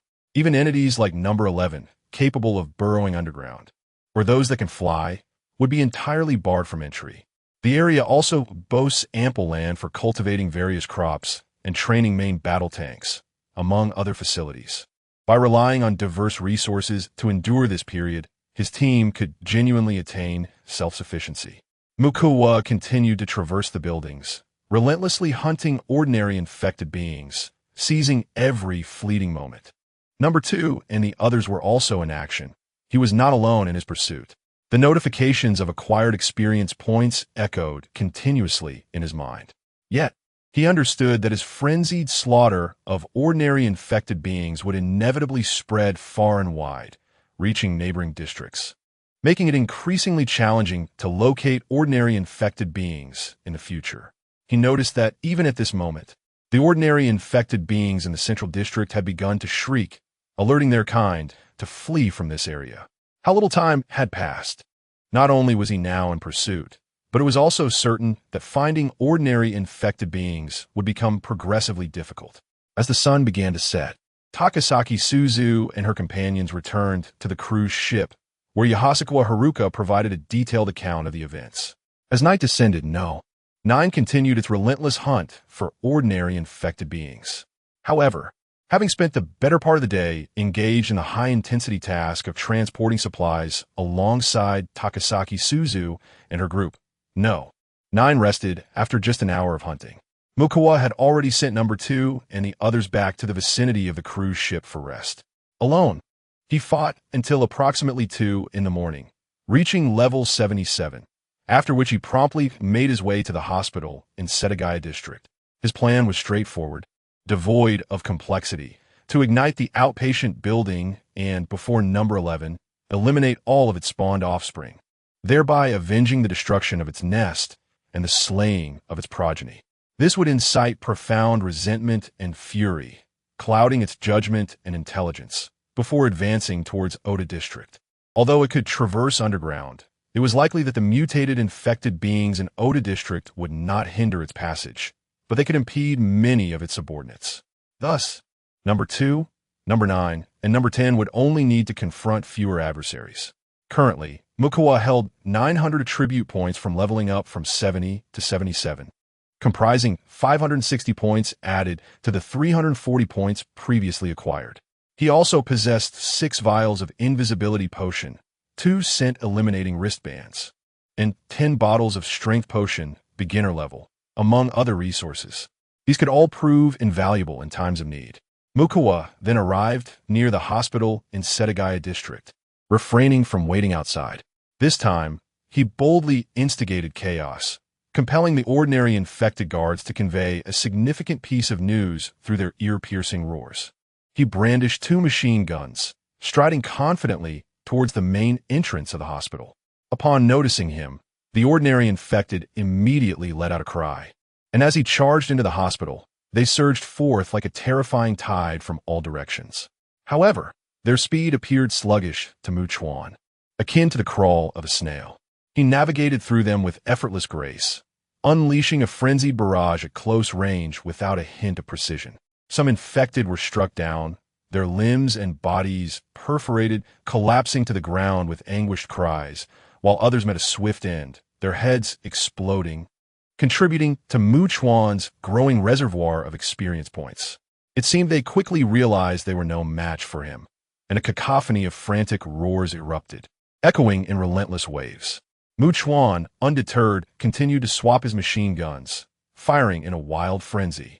His experience points soared as they persisted in their relentless assault, charging towards him with reckless abandon, delivering themselves to their demise, allowing him to reap a bountiful harvest. After nearly 10 minutes, having ascended to level 79 and accrued an additional 160 attribute points, Chuan sensed that number 10, the Imperial Crocodile, was hastening towards his location. However, 4 out of the 8 did not return. Clearly, number 11 had been alerted to the invasion of their lair and, driven by a protective instinct, rushed back with a few subordinates at the utmost haste. Chuan began to stow away his weapons, saturating the periphery and interior of the outpatient building with gasoline as he moved. As number 10 approached, he calmly ignited the gasoline. The flames spread rapidly, and the intense heat instinctively repelled the mutated infected that had arrived. Yet, number 11 crossed the sea of fire without hesitation, entering the outpatient building. At that moment, Chuan marked it with a tracking beacon, swiftly retrieving his grenade launcher, and, as he moved with the swiftness of teleportation, he detonated the 8 colossal, egg-like structures before it. The explosive bang and boom sent viscous, repugnant liquid splattering everywhere, revealing the remnants of already formed miniature mutated infected organisms. Witnessing this scene, number 11 seemed to be on the verge of madness, emitting a deafening, mournful roar. As Chuan leapt from the window, illuminated by the towering flames, he caught sight of numerous gigantic mutated infected outside the inferno, appearing like oppressive specters standing in darkness. Even now, apart from number 10, all other mutated infected swiftly dispersed, striving to shrink the encirclement and leave him with no escape. Still, Chuan commanded number 10 to join in the kill, urging it to continue its charade.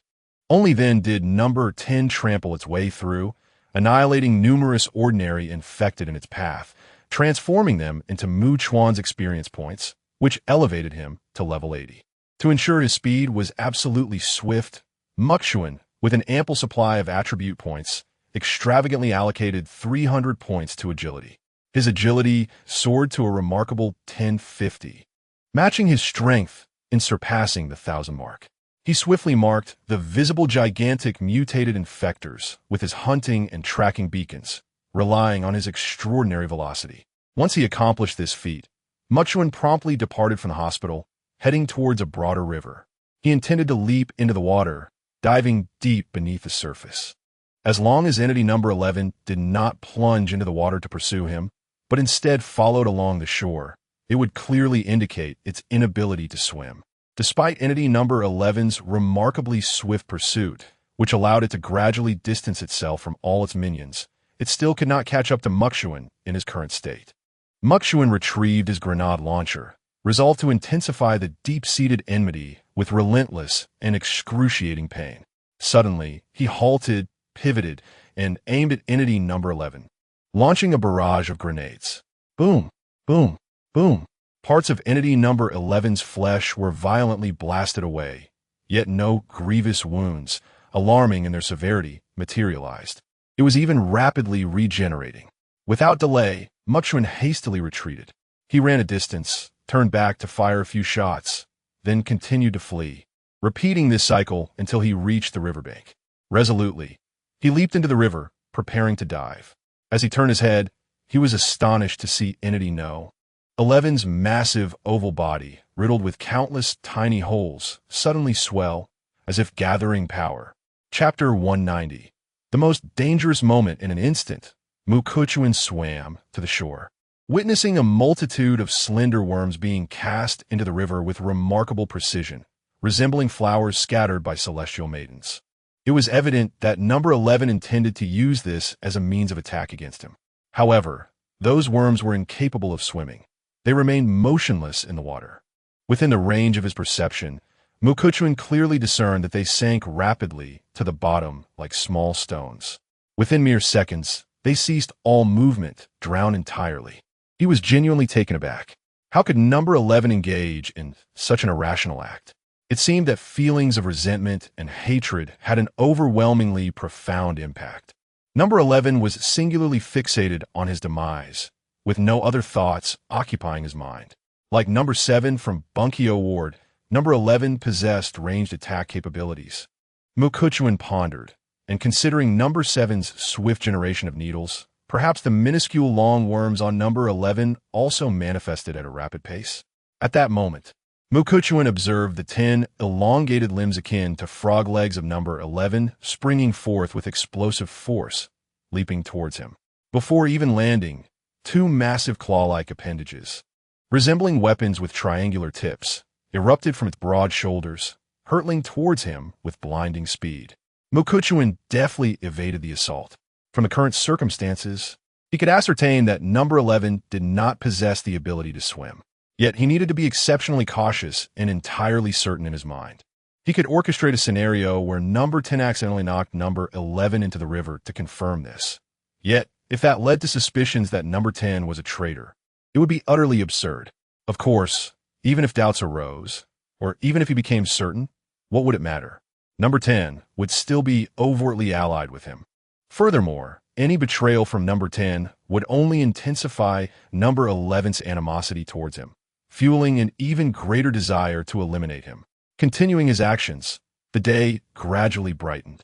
On a luxurious cruise ship, everyone gathered in the observation restaurant. Takasaki Shizen gazed at Nishizuru Miho, Hashimiya Shigeru, Kamiyama Maki, and Hanada Eri, stating, "I shall depart for Setagaya Ward. Once I establish contact with Mukuchuan, if he requires your assistance, I will return. At that time, you will also take the helicopter, and we will head directly to Yokohama port." After delivering these words, she swiftly departed, piloting the sightseeing helicopter. Before even entering Setagaya Ward, she incessantly called out to Mukuchuan via the intercom. Upon making contact, she heard his voice, "Hurry, execute." Just these 4 simple words. Takasaki Shizen wasted no time, immediately turning the helicopter around. Although there was still some distance between the helicopter and the cruise ship, she had already established communication. Subsequently, 2 more sightseeing helicopters took off. Meanwhile, at the shore, number 2 and the others, along with number 9, who had rested the night, promptly followed the helicopters. Upon arriving at Yokohama port, they found the harbor adorned with numerous containers, alongside several cargo ships and various sized cruise vessels. Indeed, there were a significant number of ships. It took some time for number 2 and the others to arrive. The 9th unit promptly commenced the clearance of the port, while the 2nd unit ascended to the vessel most readily accessible for departure, meticulously inspecting its interior. In truth, they possessed a keen sense of smell. It was unnecessary for them to enter to ascertain the presence of infected individuals or survivors. Nevertheless, for the sake of caution, Mukagawa issued orders for them to enter and conduct a swift inspection. Subsequently, the 3 emerged from the vessel, letting out a unified roar. Instantly, a sightseeing helicopter descended, and 5 individuals proceeded towards the cockpit. Upon entering, they initiated the startup procedures and departed the port. Soon after, another vessel was maneuvered away. Approximately 20 minutes later, 4 ocean-going freighters and 1 cruise ship had been successfully navigated away. Meanwhile, Takasaki Shizen piloted the helicopter back to Setagaya District, and as soon as she established contact with Mukagawa via radio, she informed him, "However, it will indeed take some time to reach the waters near Oda District. I will lure the creatures away. Let the 2 vessels approach the shore, while the other 3 remain 2 to 3,000 meters offshore. Once those 3 have anchored, the individuals on board can board the helicopter and depart." Upon hearing Mukagawa's voice, Takasaki Shizen piloted the helicopter back and, in order to conserve fuel, she opted to land on one of the freighters to coordinate arrangements via radio. The 2 ocean-going freighters piloted by Hashimiya Shigeru, Hashimiya Shelley, and others, alongside Nenami Kazuha and Koga Kiru, approached the shore of Oda District. Mukagawa was also advancing towards this location and requested a helicopter to guide him through the radio. The 11th unit was closely pursuing him. To be frank, the operation was progressing far more smoothly than Mukagawa had anticipated. Now, apart from the 11th unit capable of burrowing underground, even the 10th unit was hindered by the mutated infected individuals of Oda District unable to break through. As Mukagawa caught sight of the freighter, he accelerated significantly, leaping aboard, stowing the radio in his backpack, and shouting, "Hurry! Set sail!" The animosity had reached a sufficient peak. Should the 11th unit refrain from pursuing him and allow him to leave unimpeded, he would be utterly astonished. The freighter began to pivot, aiming for the boundless ocean. The 11th unit also emerged from the ground, revealing its horrifying, contorted form, and without hesitation, it leaped aboard, causing the vessel to sway violently. Inside the bridge of the ocean-going freighter, Hashimiya Shigeru and Hashimiya Shelley gripped on objects to steady themselves, their eyes widening in terror as they beheld the 11th unit. Now alarmingly close. Each of them gasped in shock. Mukagawa understood that the freighter's deck was exceedingly flat from bow to stern, leaving no room for evasion. It was as if both parties were fated to meet in a narrow confrontation along a direct line, facing each other at an uncomfortably close distance. In fact, Mukagawa had to maintain a certain distance from the bridge. He could not approach it. Otherwise, if the 11th unit were to attack, everyone within the bridge would be doomed. Thus, his maneuvering space was increasingly restricted, and as the 11th unit advanced, he found himself with no means to retreat. However, it is unlikely that number 11 would wish for his demise to come too easily or simply. Rather, one might presume that he intends to torment him repeatedly, to satiate his wrath and resentment. Thus, he deduces that number 11 will most likely refrain from unleashing a lethal one-hit kill assault. Nevertheless, irrespective of the circumstances, this moment undoubtedly represents the most perilous juncture for him. Having survived this, the ensuing moments will not be as fraught with danger as the present. Furthermore, since the walkie-talkie is secured in his backpack, his words are audible to them, prompting him to assert immediately, "Sail as swiftly as possible." The two cargo ships are now navigating perilously close to one another, sailing in tandem. Number 11 emits a roar that seems capable of stirring the very heavens. The hearts of Shingong Shelley and her companions tremble at the sound, leaving them dizzy and their blood surging within. Someone, with a quivering voice, remarked, "I say, these monsters are becoming increasingly terrifying at an alarming speed. Aren't they?" With Mr. Makawa present, there is no cause for concern. Shingong Shiyu stated with remarkable composure. From the past to the present, how many dangers has Mr. Makawa resolved? This time will be no exception. He will certainly vanquish it. My sister is correct. Shingong Shelley nodded in agreement, though fear lurked within her heart. Yet, with Makawa around, she felt a sense of security, as Ueshigawa Haruka had previously mentioned. As long as Makawa stands tall, danger shall not reach those behind him. He will forever embody the archetype of a superhero, captivating the hearts of women effortlessly, standing resolutely before them in the face of peril. Indeed, it is only Mr. Makawa who possesses the capability to confront these monsters. Someone sighed enviously. If I weren't in such a predicament, I would have already become Mr. Makawa's woman, just like Shelley. It's truly disheartening to have squandered a splendid opportunity to embark on a journey to paradise. Please don't say such things. I truly feel embarrassed, Shingong Shelley replied, her face turning crimson as she witnessed number 11's colossal half-body splitting apart, forming a Y shape, thus expanding its range of attack. The two appendages, resembling gigantic pincers, lunged at Makawa's legs, seeking to render him immobile. Makawa narrowly evaded the assault. Bang! The rapid strikes pierced through the deck of the cargo ship, as fragile as paper. In the very next moment, the central region of its body swelled, releasing a torrent of insects akin to countless tiny bullets, relentlessly bombarding Makawa. He bent low and pressed forward, evading the onslaught. Although the sight of the myriad of long, wriggling insects was enough to induce a shiver, their advance was not swift. Yet, they all hastened toward Makawa's rear. Now, directly ahead, number 11 was rapidly closing in, launching a fierce and aggressive assault, while behind him loomed a tide of insidious insects that severed his escape route and continued to encroach upon him. At that moment, within the confines of the cockpit, Shigeru Hashimiya and Shelly Hashimiya observed Chuan, who appeared to be ensnared in an inescapable predicament, their hearts brimming with an overwhelming sense of anxiety and urgency. Chapter 191. A Day of Enlightenment. Chuan remained unperturbed as he deftly evaded the attack from Unit 11. He knew that, should the situation demand, he could swiftly leap onto another cargo vessel. Moreover, the fact that Unit 11 targeted his legs only served to illustrate the depth of its resentment.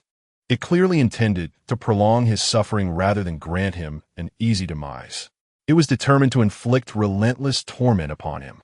However, the proximity of Unit 11, coupled with the impending swarm of insects approaching from behind, severely restricted his range of motion. Chuan estimated that he could withstand the current predicament for only a few more seconds before he would be compelled to switch ships. Meanwhile, Shiyu Shingong and her companions in the control room could do little more than anxiously monitor their course. They observed that Unit 11 was drawing ever closer, attacking from an elevated position, with its strikes increasingly angled almost vertically downward. The ferocity of this assault seemed relentless, as it penetrated the hull of the ship and created two significant breaches. Suddenly, alarms blared within the control room, and the computer screens displayed alarming indicators of water ingress. Regaining her composure, Shiyu urgently spoke into the intercom. "Mr. Chuan, the cargo ship's hull has been breached and is taking on water. Maintain control of the navigation." Chuan's voice responded, calm and composed. He understood that even with water flooding in, a deep-sea cargo vessel would not sink rapidly. Reaching the other three ships posed no significant risk. However, he desired for Unit 11 to create additional breaches, allowing the vessel to sink more noticeably, thereby attempting to convey the dire consequences of increasing water intake to his adversary. If this strategy failed, they would reach their destination, and Unit 11 would inevitably witness the cargo ship succumbing to the depths, at which point it might reconsider its approach. This would effectively weaken Unit 11's resolve. Understood. Shiyu nodded, while Unit 11, frustrated by its inability to strike the agile Chuan, intensified its vertical assault with a ferocity that was almost wild, relentlessly penetrating the vessel's structure. The ominous sounds of destruction echoed continuously, causing the cargo ship to tremble and shake. As a result, Unit 11 was incessantly breaching the hull, creating more openings for water to pour in. It seemed that Unit 11 had swiftly grasped the implications of its actions. As the swarm of insects constricted Chuan's available space to nearly nothing, he made a decisive leap from the cargo ship to another vessel. Unit 11, displaying remarkable intelligence, did not retract its long appendages. Instead, they spread across the new cargo ship, effectively blocking Chuan's return and severing his escape route. Seeing this, Chuan resolutely instructed, "Shiyu, you and the others can leave the control room now. Jump into the sea and escape." Upon hearing his command, Shiyu Shingong and her companions promptly exited the control room and swam toward the safety of the sea. Just then, a helicopter descended from the distance, lowering its height to rescue them. Miho Nishikawa handed them towels and said, "Thank you for your hard work. Compared to Mr. Makikawa, it is hardly arduous." After Shigeru Hashimiya finished speaking, she glanced at the others, aware that everyone was in a state of disquiet. She understood that Number 11 was cornered, just as Makikawa was. If anything were to befall Makikawa, it would spell doom for them all. Their fates were irrevocably intertwined with his. However, perhaps due to the incessant assault on the freighter's hull, which had caused a significant influx of water, Number 11's offensive had somewhat abated. Even now, the freighter piloted by Nanami K-Ka and Kogakeru was sailing at full speed. According to Makikawa's calculations, they would reach their destination in no more than a minute. The shore was merely 2,000 or 3,000 meters away.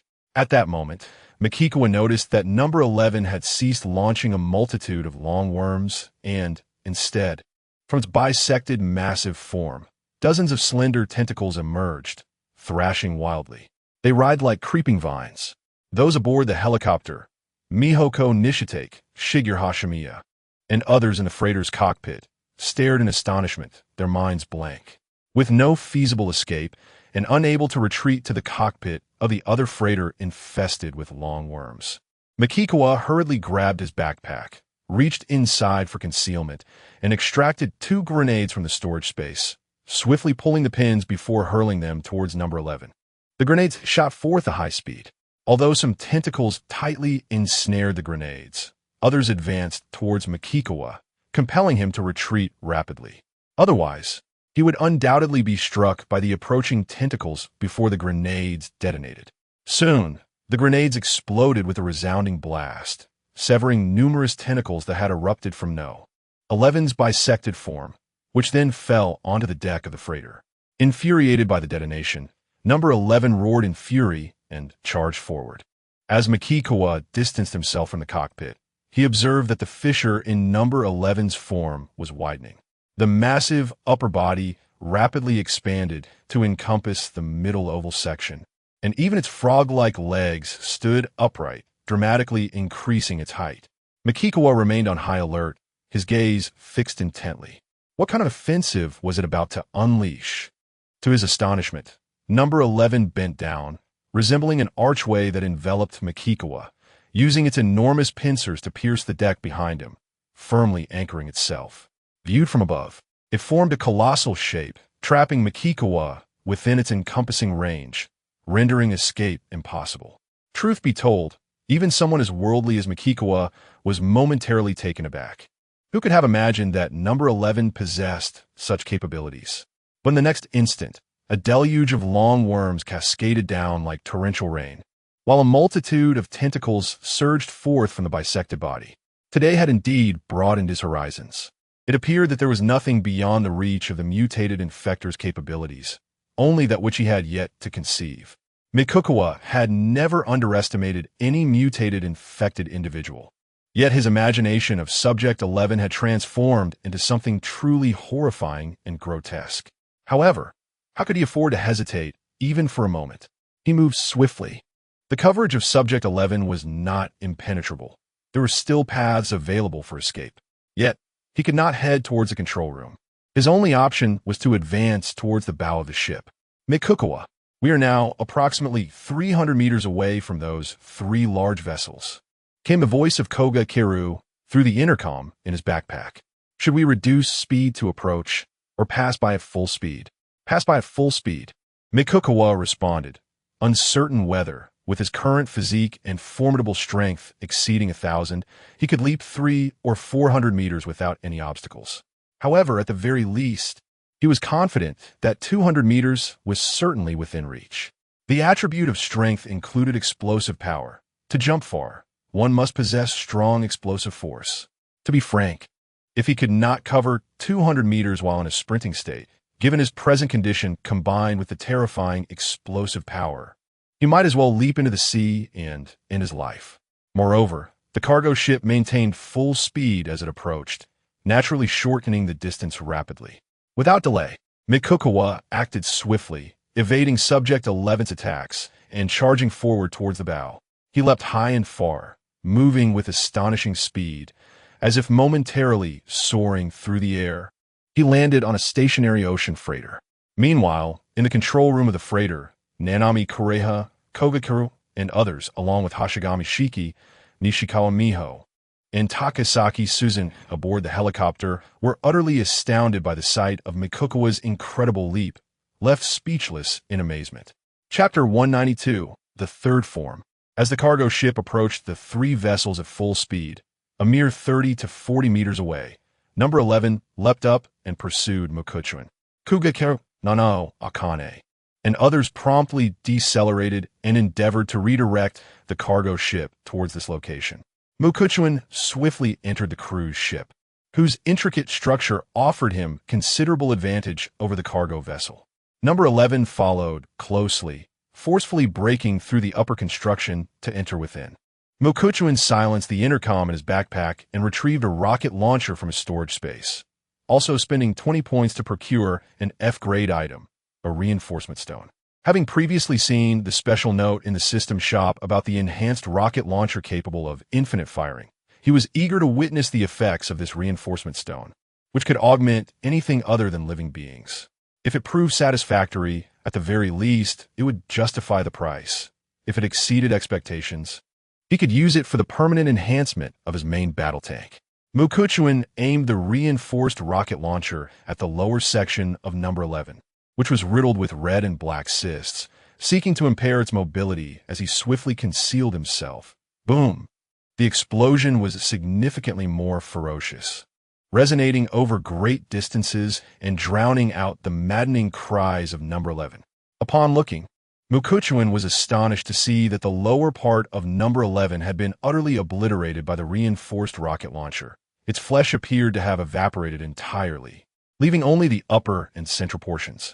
The damage was so severe that it was almost unbearable to witness. This direct assault had unexpectedly rendered the lower section of number 11 completely incapacitated. The effectiveness of the reinforcement stone truly took Chuan by surprise. Its power had increased by at least 2 to 3 times, for without such amplification, it would not have inflicted such astonishing destruction upon number 11.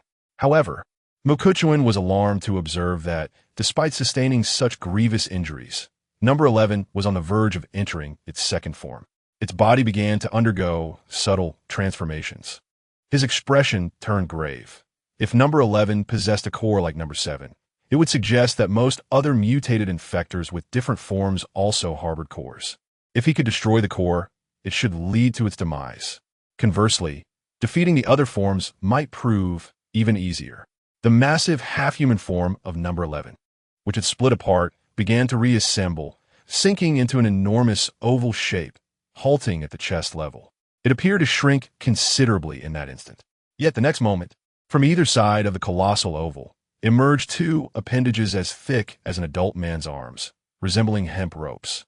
They effortlessly ensnared the lower central portion, forcibly shaping it into 2 leg-like forms, allowing number 11 to walk once more.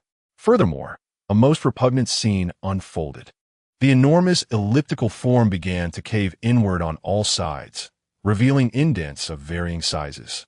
Simultaneously, a viscous substance, reminiscent of a grotesque blend of red and black, began to ooze forth pus.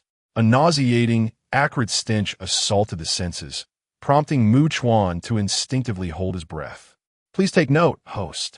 The odor is toxic, posing a threat not only to survivors, but to all living beings, including mutated infectors.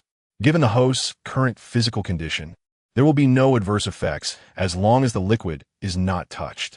However, should any trace of it inadvertently contaminate the host, even the slightest amount, it is imperative to immediately acquire the F-grade antidote, available for 20 points.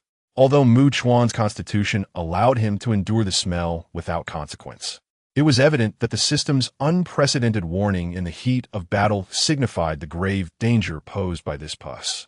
Now, he observed the colossal pincers that had sprouted from the shoulders of Subject 11. Those triangular, serrated appendages aimed directly at him. To his astonishment, they unleashed torrents of pus akin to giant water guns. Chuan was momentarily taken aback. Could it truly engage in ranged attacks? He swiftly evaded, retreating into the guest room level and traversing the corridor. Subject 11 charged forth with relentless vigor, crashing through obstacles. Yet, he had not yet discerned its core. Was it hidden within its body, or did it possess a third form?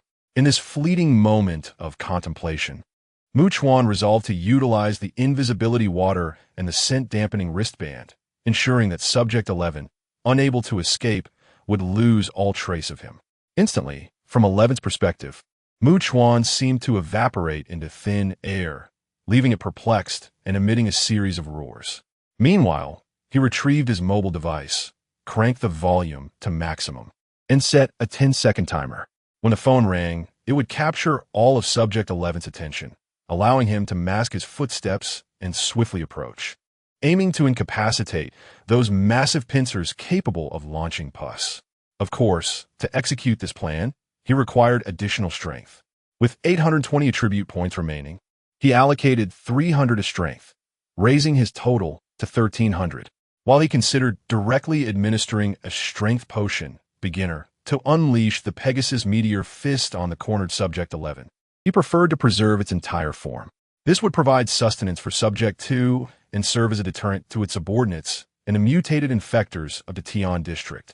Even if he could not eliminate all the mutated infectors in those two areas, instilling a deep-seated fear and respect within them was paramount.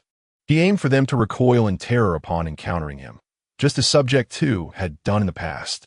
As the countdown timer on the phone reached its conclusion, the attention of Subject 11 seemed to be drawn away, allowing Chuan to launch a surprise attack. He seized one of 11's claw-like appendages and forcefully tore it from his shoulder, stowing it away carefully. This precious supernatural treasure was intended for Subject 2 and its companions, to enhance their strength rapidly. Blood gushed forth in a vivid spray, a testament to the excruciating pain inflicted upon 11. Realizing it had been deceived and confirming that Chuan was in a state imperceptible to its senses, 11 remained stationary, relying on auditory cues to detect Chuan's movements. Meanwhile, Chuan retrieved another phone and placed it by his feet, moving back and forth to record the sounds of his footsteps. He then continued on, cranking the volume to its maximum and positioning himself strategically on 11's anticipated path. True to form, 11 was lured in swiftly. Seizing the opportunity, Chuan forcefully detached another claw-like appendage from 11. As 11 emitted a heart-wrenching wail of agony, Chuan noticed that only a small portion of its half-human form was visible, thrashing violently in an erratic manner, with its arms raised high above its head. Subsequently, that half-human form began to sink once more.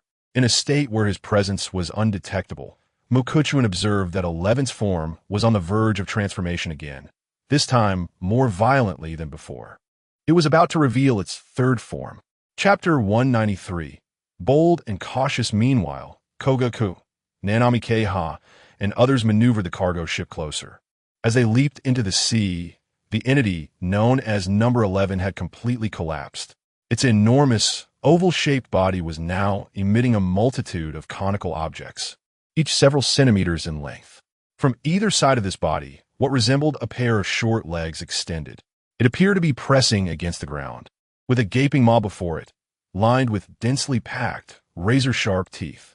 In its current state, it resembled a grotesquely distorted giant salamander, magnified many times over, dwelling in the pitch-black abyss of the unseen.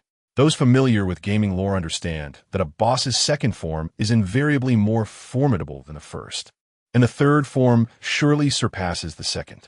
Thus, despite its reduced size, it was undeniably far more perilous. In a state of invisibility, Chuan swiftly retreated from Number 11, aiming to create distance. However, just as he had taken 2 steps back, Number 11 launched an attack with blinding speed, without any prior indication. In that fleeting moment, Chuan found himself unable to evade. There was simply no time. He hastily retrieved a 10-centimeter thick iron plate from his storage space and held it before him. With a resounding bang, a shock wave surged through him, momentarily numbing his arms. The iron plate was left utterly deformed by the impact. Discarding it, he pulled out 2 hand grenades, throwing them to mask the sound of his footsteps with the ensuing explosions. Had its auditory senses been greatly enhanced? Could it perceive the sound of his heartbeat or breath? Chuan was convinced that Number 11 had detected him through sound, but if it could hear his heartbeat, there would be no way to survive, regardless of his prowess. He could not suppress his own heartbeat. Thus, he resolved to ascertain the situation. Holding his breath, he retreated swiftly, noticing that No. 11 was scanning the surroundings and not advancing towards him. It could detect breathing, using it to gauge his position. Chuan realized the implications. Moreover, unless it possessed a 4th or 5th form, it should have a core that could be destroyed, though he had not yet seen it. If it existed, it would likely be situated on its nearly ground-hugging abdomen.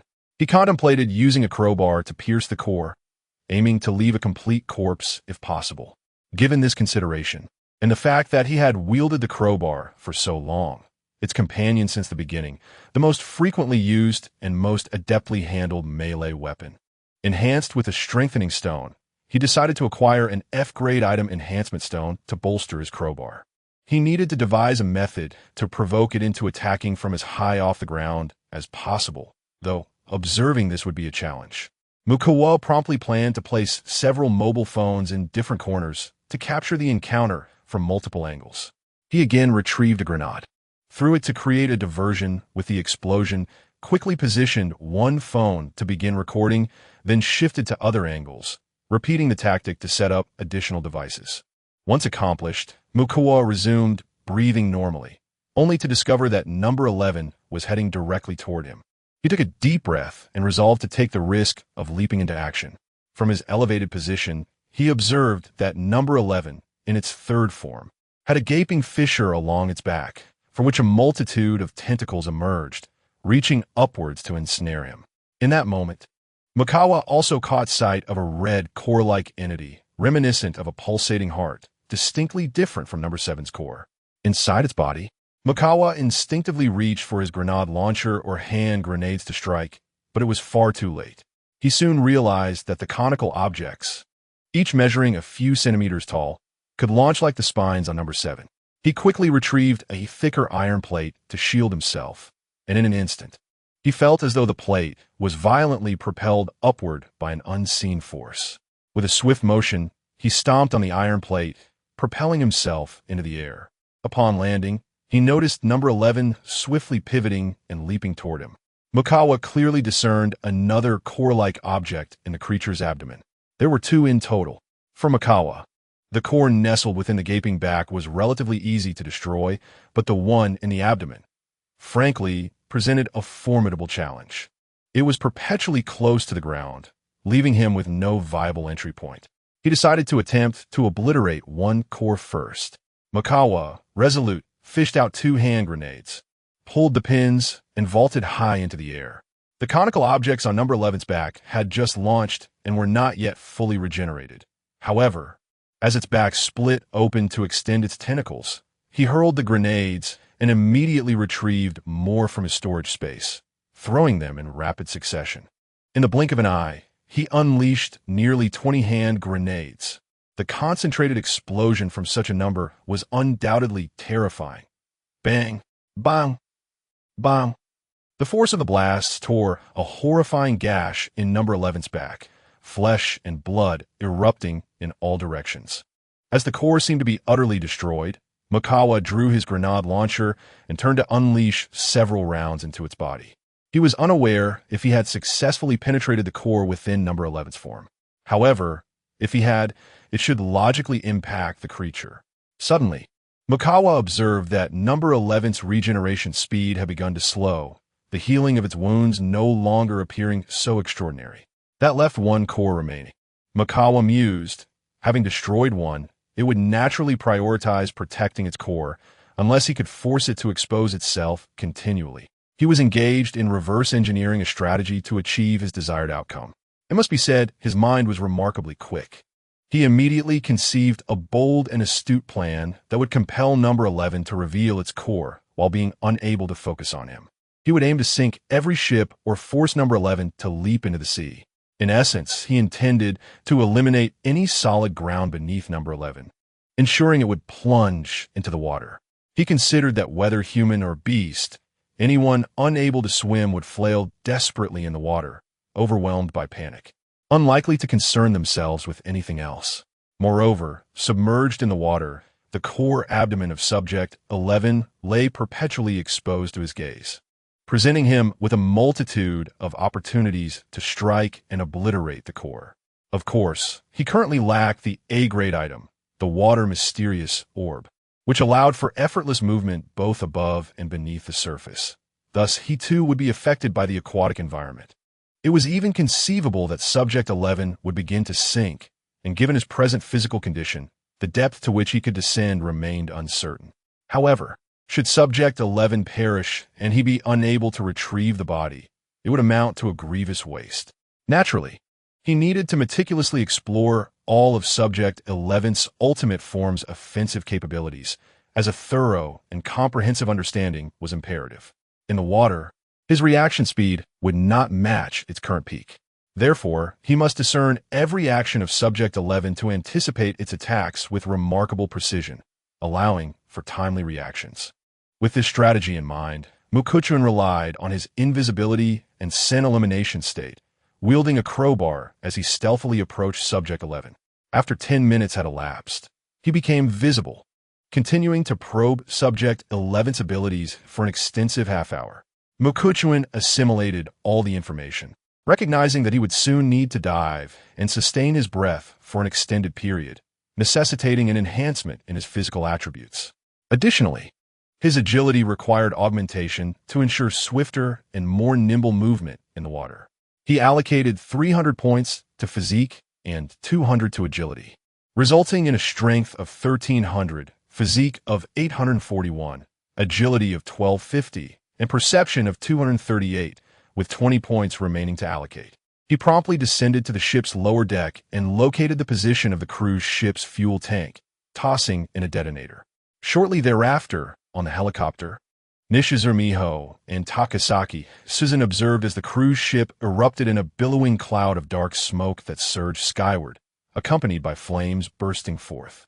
They were left utterly aghast, profoundly struck by the shocking spectacle before them, akin to a scene from an action-packed film. Then they witnessed Mukuchun leaping from the cruise ship onto a distant cargo vessel, with the third form of Subject 11 pursuing him immediately. Mukuchun moved with extraordinary speed, swiftly entering the bridge, vanishing from sight. They exchanged bewildered glances with one another. Soon after, an explosion was heard as the cargo ship's fuel tank seemingly detonated, igniting in flames. The mature and alluring Nishizu Miho trembled, her voice laced with astonishment. Is Mukuchun planning to blow up every ship? What on earth does he intend to accomplish? Chapter 194. A precise and lethal strike in a swift and decisive motion, Chuan detonated the fuel tanks of all the vessels, unleashing a billowing cloud of thick black smoke and ferocious flames that were unmistakably visible to the naked eye, accompanied by intermittent explosions. Inside the helicopter, Takasaki Sujuin and her companions bore expressions of grave concern, compelled to maneuver the aircraft as far away as possible. At that moment, everyone witnessed Chuan leap into the sea. Immediately, Hashigami Shelley anxiously called out, "We must go and retrieve him." As Takasaki Sujuin piloted the helicopter towards him, she noticed Chuan frantically waving his arms, signaling for them not to approach. Thus, she redirected the helicopter, only to see Unit 11 standing on the deck of a distant freighter, roaring defiantly. It did not plunge into the water. Chuan, who had not strayed too far, awaited its descent. It was merely a matter of time. Unit 11, far from being foolish, seemed to grasp the gravity of the situation. It could not remain atop the vessel indefinitely. Hesitating for a moment, it ultimately leaped into the water. With a resounding splash, it resembled a heavy object plunging into the depths, creating a breathtaking spectacle of towering waves. As Chuan had anticipated, Unit 11 thrashed about in the water, desperately contorting its grotesque form. The wounds on its back, inflicted by numerous explosive projectiles, had yet to fully heal, and blood seeped profusely, staining the sea around it. The salt water exacerbated its suffering, akin to salt being poured into an open wound. Unit 11 was undoubtedly in excruciating pain. Chuan swiftly grasped a crowbar, held his breath, and dug beneath the surface, swimming towards the struggling Unit 11, fixated on the core nestled within its abdomen. If he could penetrate it, he believed he could bring an end to Unit 11 once and for all. However, despite having recently augmented his agility, he found his speed in the water lacking compared to that on land. It soon dawned on him that something was amiss. Unit 11's thrashing had noticeably diminished, as if it had, in this very moment, acquired the ability to swim. Chuan recalled the method of teaching someone to swim by throwing a non-swimmer into the water, and perhaps this was applicable to Unit 11. This suggested that, contrary to the notion of being landlocked, even mutated infected beings with a modicum of intelligence could indeed learn to navigate the water, if a luxurious cruise ship were not shielded by the absolute domain emblem. It would be fair to say that even if marine creatures were immune to the mysterious virus, any colossal, mutated infected beings drawn by the overwhelming scent of living humans aboard the ship could easily capsize or even sink it. The protective barrier of the absolute domain emblem constituted the true bastion of safety. Now, Unit 11 had submerged as well. Yet, it was evident that its proficiency was lacking, and it swam at a sluggish pace. Yet in the depths of the ocean, the overwhelming presence and palpable sense of dread brought forth by such a massive form far exceed that experienced on land, causing even the heart of Chuan to quicken its rhythm. He understood that a helicopter could not possibly come to his aid at this moment. Nevertheless, he approached swiftly, unperturbed. His physique, considerably smaller than that of Subject 11, coupled with his superior agility and adeptness, rendered him far more formidable than the third form of 11. When it came to underwater hunting, the advantage was undoubtedly his. Moreover, it was evident that 11 was holding its breath, signifying that it could not possibly locate him through scent.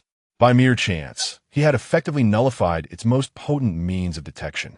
Furthermore, it would inevitably need to surface for air, at which point its body would be in an upright position beneath the water surface. Even if it floated, it would still be oriented downward, thereby exposing itself entirely. The contest now hinged on who could hold their breath the longest. As both parties navigated the depths, Chuan's speed outpaced that of 11, allowing him to skillfully evade its assaults while driving a crowbar into its body. His intent was to inflict numerous wounds, causing blood to seep into the surrounding waters, obscuring his presence from 11's sight. Clearly in pain, 11 seemed to contemplate surfacing for air, beginning to distance itself from Chuan as it swam diagonally upward. Chuan promptly pursued. The moment 11 breached the surface, Chuan noted its body was in an upright position, the core perfectly exposed. As he drew near, 11 dove once more, and he swam past it to launch an attack. After approximately 30 seconds, 11 surfaced again for air. Chuan felt perplexed. A normal adult male could not hold his breath for such a brief period. This situation struck him as peculiar and abnormal.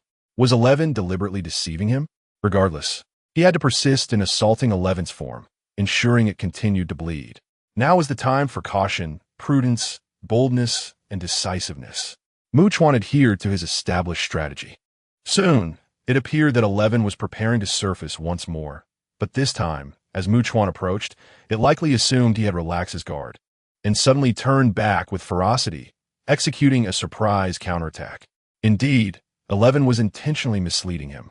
Chuan swiftly evaded the strike.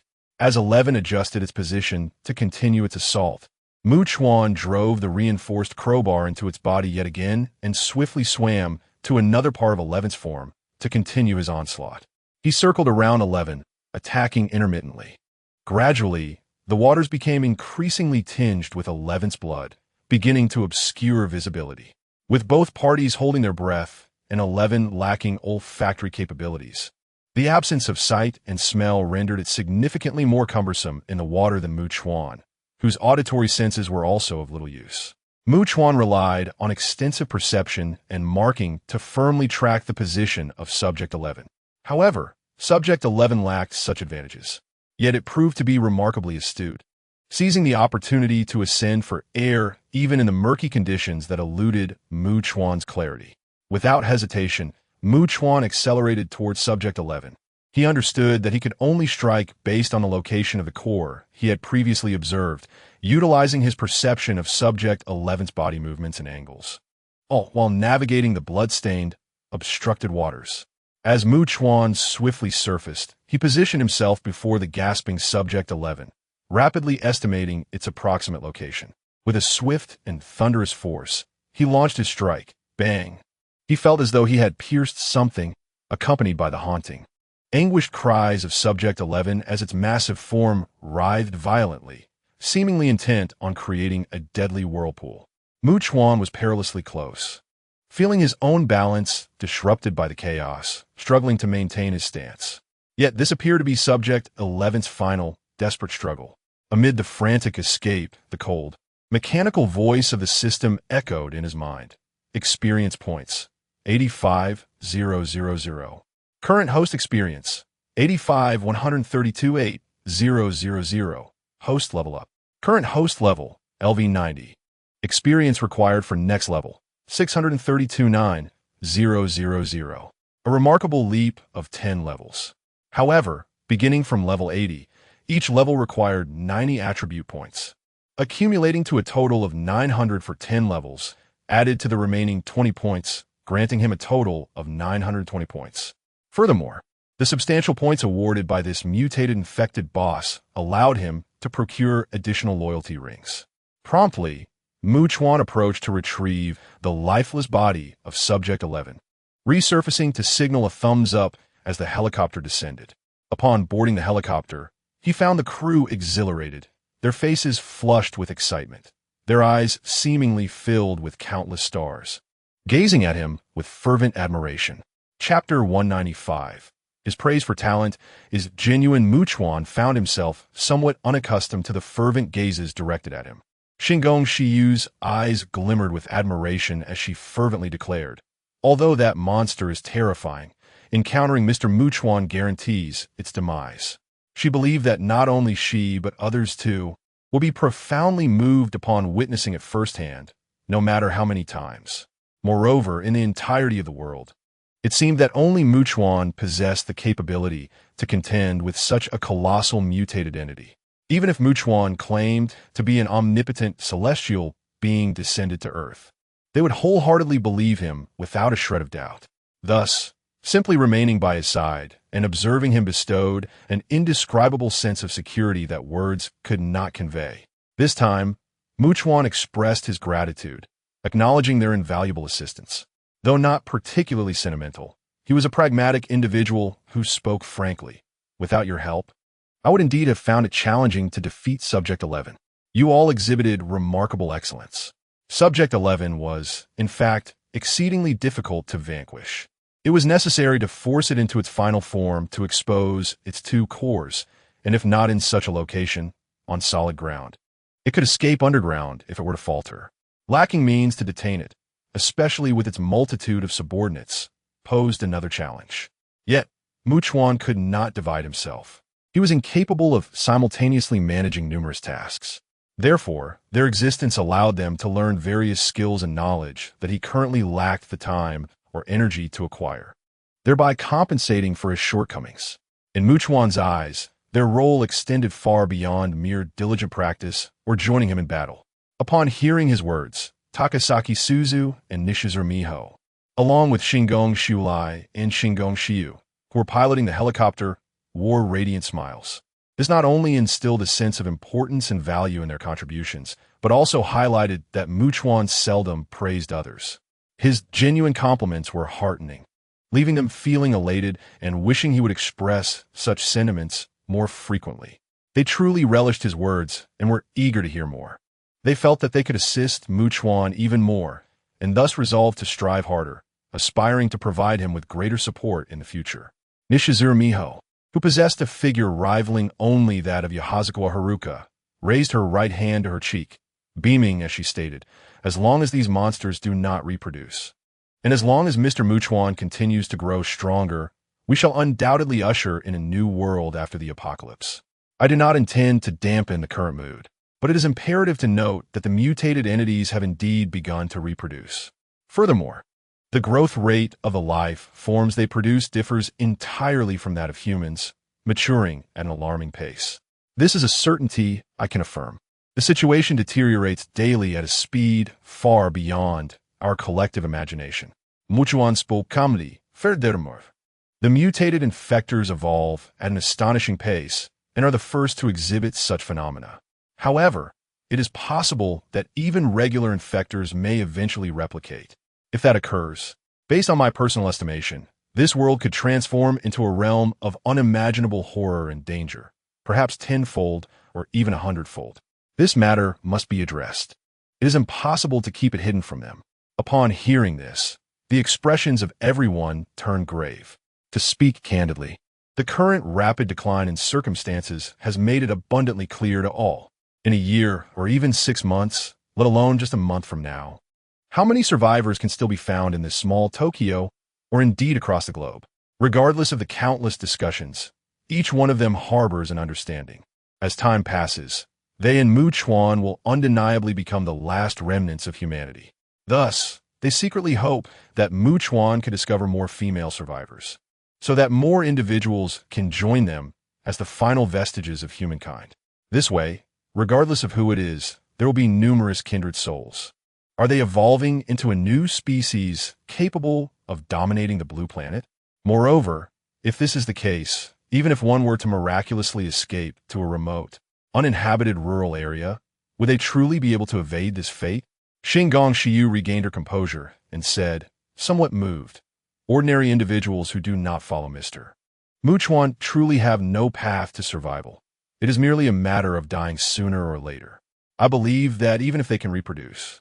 Nanami K-Ka, with her dual ponytails enhancing her speed, could not help but express her opinion. They do not cultivate or grow food and require vast amounts of sustenance. Even if they can reproduce, their numbers will likely only experience a short-lived surge before eventually declining, ultimately becoming rare species or facing extinction. Nanami, aside from us humans, how many species on Earth can cultivate or grow? Xingong Xiu interjected. But have they gone extinct? The crux is, they're not the creatures we understand. There is no need for debate. Regardless of how this world may evolve, perhaps in forms we cannot fathom, the only course of action available to us is to confront it and survive. As we still have many tasks ahead, Chuan spoke up. Of course, in a while, I will be 20 miles from the cruise ship. I need to attend to some matters. Afterward, you shall return and position the cruise ship as close to the shore as possible. The helicopters can land directly on the beach. At noon, all helicopters will fly to Setagaya district to pick up individuals. This will be the final group of survivors we can rescue at this stage. He has yet to parade around with the corpse of number 11 to intimidate all mutated infectors in Setagaya district. Currently, helicopters cannot fly. However, this task will naturally require time. It cannot be completed in mere minutes. He would need at least 2 to 3 hours to ensure that those he cannot capture or kill have fled Setagaya district before the helicopters can continuously and prominently shuttle back and forth. Certainly, due to the unchangeable effective range of the shield within a year, Chuan deliberated and ultimately chose a location near the cruise ship. Although it is evident to anyone with common sense that the best land for cultivation lies within a 30-mile radius, having any sea area, regardless of its size, seems somewhat wasteful. However, to be candid, upon landing, Chuan believes that the only means to generate electricity would be through generators or solar panels. It is simply impossible to replicate the conditions aboard the cruise ship. Nevertheless, he requires the shield to encompass and protect the vessel. After all, in Chuan's perspective, the potential for marine life to contract the mysterious virus remains an uncertain variable. Furthermore, positioning the cruise ship closer to the shore would minimize the area covered by the shield. Upon hearing this, the others nodded in agreement, and it was then that Takasaki Sujuin, piloting the helicopter, proposed, by the way, Chuan, would you like to celebrate your victory over that monstrous creature tonight? Perhaps we could hold a festive gathering? Upon hearing this, Xingong Xiuele, Guihe, and Nanami Keiha felt a twinge of embarrassment. Yet the survivors from Sakura High, aside from a small portion like Xingong Xiu, who had personal health constraints, shared a closer bond with Chuan. Moreover, as long as Chuan was aboard the cruise ship, such gatherings felt like a routine occurrence. Individuals like Takasaki Sujuin, Hasegawa Haruka, Nishizuru Miho, Kamiyama Maki, and Hanada Eri had long since grown accustomed to collaborating in battle. Of course, we can, Chuan affirmed, always diligent in his duties, yet equally aware of the importance of releasing stress and relaxing. A balance of work and leisure. Hearing this, Takasaki Sujuin chuckled. Then I shall return and inquire who wishes to join this grand and lively celebration. Chapter 196, Home. As the helicopter approached the cruise ship, approximately 20 miles away, Chuan leaped from it. He then traversed several miles, utilizing the absolute domain emblem, which allowed him to distinctly perceive the rapid formation of a protective shield expanding in all directions. Furthermore, he expelled every living creature within this area, including all infected beings, except for the women in his team, thereby ensuring that the entire 30-mile radius was utterly secure. No creature, not even an ant, could enter. Although the area was limited to 30 miles, It provided a genuinely safe haven. Mokuchuan felt a surge of emotion. From now on, he only needed to hunt the infected to continuously enhance and expand the shield as coverage, making the zone of absolute safety ever more expansive. Setting aside the larger picture, it was merely a matter of time before he fully seized control of Tokyo, a city brimming with abundant resources. In a buoyant mood, Mokuchuan made a swift movement and instantly appeared at the edge of the perimeter, promptly heading towards Setagaya district. Upon his arrival, he found number 2 and her companions, along with number 9, gathering nearby. Mokuchuan approached and climbed atop number 9, standing proudly on one of its colossal heads. Shortly thereafter, with the arrival of number 10, he produced the corpse of number 11, instructing number 10 to hold it aloft behind him. He exuded an air of triumph, ready to display his conquest with ostentation. 2 hours later, in Setagaya district, Kitami Karen and Kitami Fuka exchanged anxious glances. Since Mokuchuan had visited the tall building the previous morning, they had not seen him again. Their unease was palpable, not out of fear that Mokuchuan might abandon them for his own gain, but rather from the dread that something might have happened to him, rendering him unable to return. Such a scenario would extinguish any flicker of hope, leaving only a chasm of despair. They had also heard the distant roars and howls, which had subsided into an eerie silence, enveloping the world in a disquieting stillness.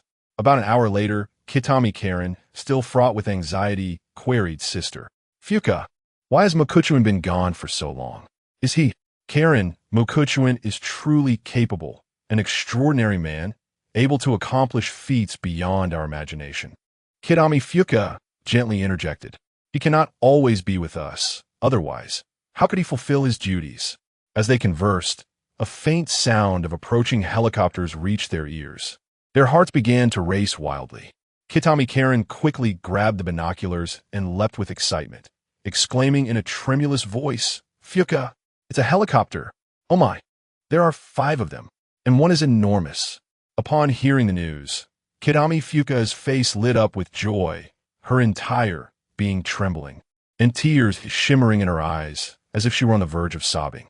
She urgently called out, "Nana, come quickly to Mama." At that moment, her daughter, who was in kindergarten, obediently approached. Kitami Fuka swiftly embraced her. As the helicopter drew nearer, the noise intensified. Then came an announcement from a loudspeaker. "Attention, female survivors. The helicopter will land in an open area, specifically in the high school playground of this region. Please proceed there swiftly." Kitami Fuka's tone became exceedingly high-pitched as she urged, "Xiaolin, grab our supplies and hurry over." Without hesitation, Kitami Xiaolin slung a backpack over her shoulders, grasped another, and exited. She noticed many others, like them, emerging with their own belongings. Each individual appeared as though they had just glimpsed a radiant beam of light piercing through the dark abyss of danger, filled with exuberance. Tirelessly following the sound of the helicopter, small groups of people congregated from all directions, growing in number. Upon entering the school, Kitami Xiaolin and her mother observed women descending from the helicopter, tasked with maintaining order. One particularly striking woman, exuding confidence, wielded a loudspeaker, announcing, "Please form a line. Board in the order of arrival. No pushing or chaos. We will ensure that everyone is taken, and helicopters will continue to arrive." At that moment, no one dared to act recklessly, fully aware that such behavior would jeopardize their chance of boarding the helicopter.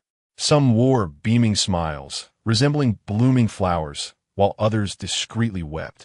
And some were so exhilarated that their faces flushed red as they chattered incoherently with those nearby.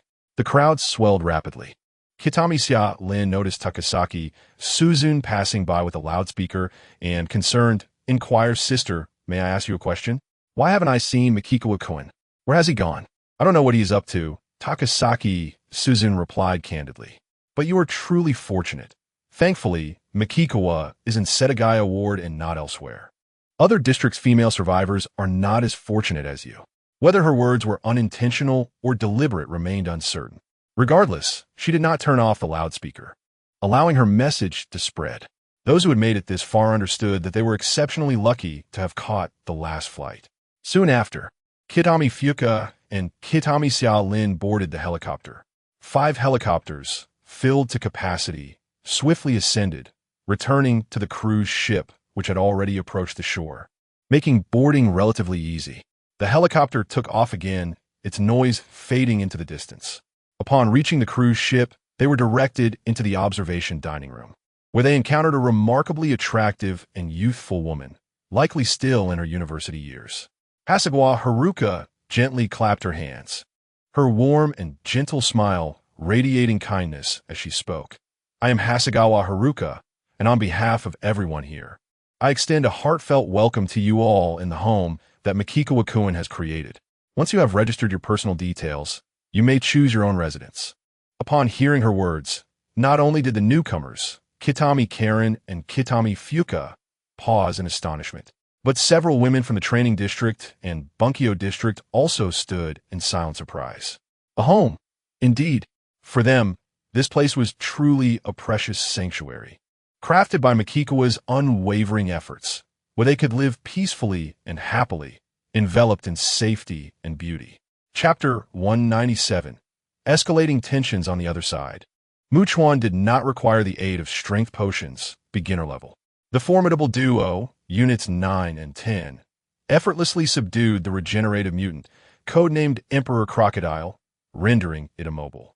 Prior to placing the loyalty ring upon the Emperor Crocodile, Chuan eliminated Unit 11, thus amassing a considerable amount of points. Furthermore, since Unit 10 brazenly paraded 11's corpse throughout the Setagaya district, ordinary and mutated infected alike fled in terror, scrambling chaotically in their desperation. Truth be told, the strategy of annihilating the most formidable infected and using its remains as a means of intimidation was proving remarkably effective, far exceeding Chuan's expectations. Naturally, he had to ensure that no infected or male survivors could approach Unit 10's territory. To this end, he dispatched Unit 2 and others, including Unit 9, to maintain a vigilant perimeter. Chuan himself circled the area repeatedly, ensuring the helicopter could safely evacuate individuals. It was not until after 3 o'clock in the afternoon, when the helicopter departed with the last batch of female survivors, that Chuan, along with Unit 2, Unit 9, and the remains of Unit 11, made their way to Haneda Airport in Oda District as the sun began to set. There, they procured a substantial supply of aviation fuel and operational aircraft. Subsequently, Chuan instructed Units 2 and 9 to partake in the remains of Unit 11. As he observed them, armed with military binoculars, he suddenly spotted several mice. These mice appeared to be of normal size. However, their eyes glowed blood red, and each bore a minuscule cyst that seemed to have recently sprouted, akin to a fresh bud. Witnessing this, Chuan's expression shifted. Was it possible that, in addition to humans, other animals were now succumbing to the mysterious virus? The virus, once solely a threat to humanity, had evidently expanded its reach to other species. Chuan genuinely believed this provided compelling evidence that the mysterious virus was rapidly evolving, enhancing its potency and broadening its range of infection beyond just humans. Perhaps the strain infecting the mice could be classified as a novel mutated variant, possessing greater infectiousness and potency, a second generation, if you will. In essence, the mysterious virus infecting mice and that infecting humans were no longer identical. There existed significant distinctions. What if the second generation were to combine with the initial strain? Would this lead to the emergence of yet another novel mutated variant? Given the current circumstances, it was highly probable that third, fourth, and fifth generations could soon arise. Thus, without the protective coverage of the absolute domain badge, remaining close to shore had become untenable. They were left with no choice but to disembark hastily. However, this decision was fraught with peril, for landing presented its own insurmountable challenges. As the present moment reveals not only the infected, but also an overwhelming multitude of insidious infectious organisms, the prospect of prevention seems utterly futile. Might avian species and marine life also be susceptible to infection? Mukawa lifted his gaze, lost in thought, observing the blood-red sky that sent shivers down his spine. He understood all too well that should birds or other flying creatures become infected, helicopters would no longer be able to venture beyond the safety perimeter. Even an encounter with a flock of infected sparrows could lead to catastrophic crashes. His team had entirely forfeited the possibility of utilizing helicopters to evacuate a significant number of survivors, thereby severing his escape route via air. Moreover, the idea of infected rats and cockroaches instilled a deeper sense of dread in Mikawa. These creatures posed a far greater threat than the infected humans themselves. Consider the reproductive capabilities of rats and cockroaches. This marked not merely the commencement of the proliferation of mutated infected beings, but perhaps, in the near future, ordinary infected individuals could also reproduce. Indeed, a second wave, capable of plunging the world into an even more terrifying peril, was already surging forth, catching humanity utterly unprepared. Mikawa mused gravely. From this day forward, he would confront not only the enigma of the infectious virus and the undead, but also an overwhelming array of infected organisms. Although today the helicopters frequently traverse Setagaya without encountering any aerial threats, he firmly believed that the specter of airborne and aquatic infections loomed ever closer. He felt certain that this day would not be far off. As for the aquatic life, he held no concern. Provided he did not whimsically decide to pilot a luxury cruise ship beyond the protective shield away from Tokyo, no issues would arise.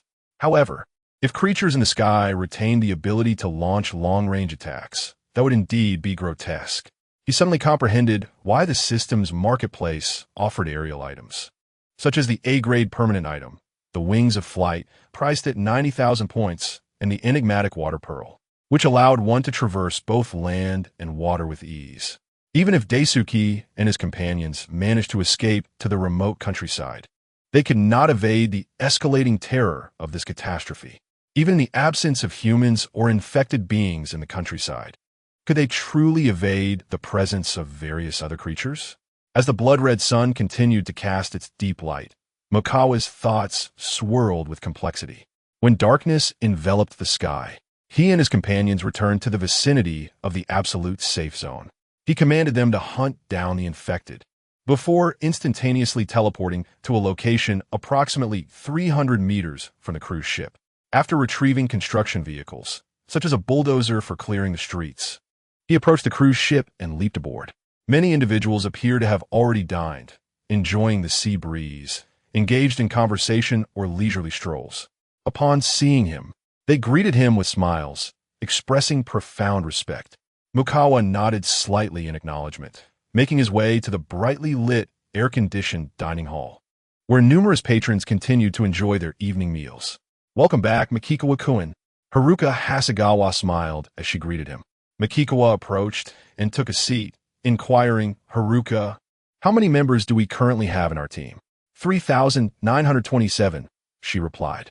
While Haruka felt elated at the sudden surge in their numbers, she also experienced a significant weight of pressure. After all, she and Ishikura Miho were responsible for managing supplies, and they were acutely aware of how much would be consumed by such a large group. It was indeed a daunting figure. Even if Mikikawa generously allocated Team 10 and the Imperial Crocodiles to assist in the constant transportation of resources, if they could not achieve self-sufficiency swiftly, they would ultimately be unable to sustain this arrangement. The resources in the vicinity would inevitably be exhausted, forcing them to venture farther afield in search of supplies. Consequently, the yield of future harvests would likely diminish, and the pace of collection would surely lag behind the daily consumption, leading to an impending collapse. "Ms. Uehara, could you come here for a moment?" Mikikawa called out. Uehara Tamaki set down her utensils and hurried over with small, brisk steps, asking, "What do you need, Mikikawa-kun?" "Tomorrow, I need you to take a group ashore and plant various crops in all the cultivable land nearby, including clearing the green belt for large-scale cultivation. For now, there is no need to worry. As long as you stay within a 30-mile radius, it is a guaranteed safe zone, and you will encounter no danger whatsoever." Upon hearing Mikikawa's words, everyone exchanged incredulous glances, yet none dared to doubt his assurance. In a world like this, he remained their sole beacon of hope. Mikikawa continued, "I must also mention one more thing. Aside from Suzune and her group, Everyone else must never leave the 30-mile radius. I have already witnessed rodents infected by the virus, transforming into infected creatures.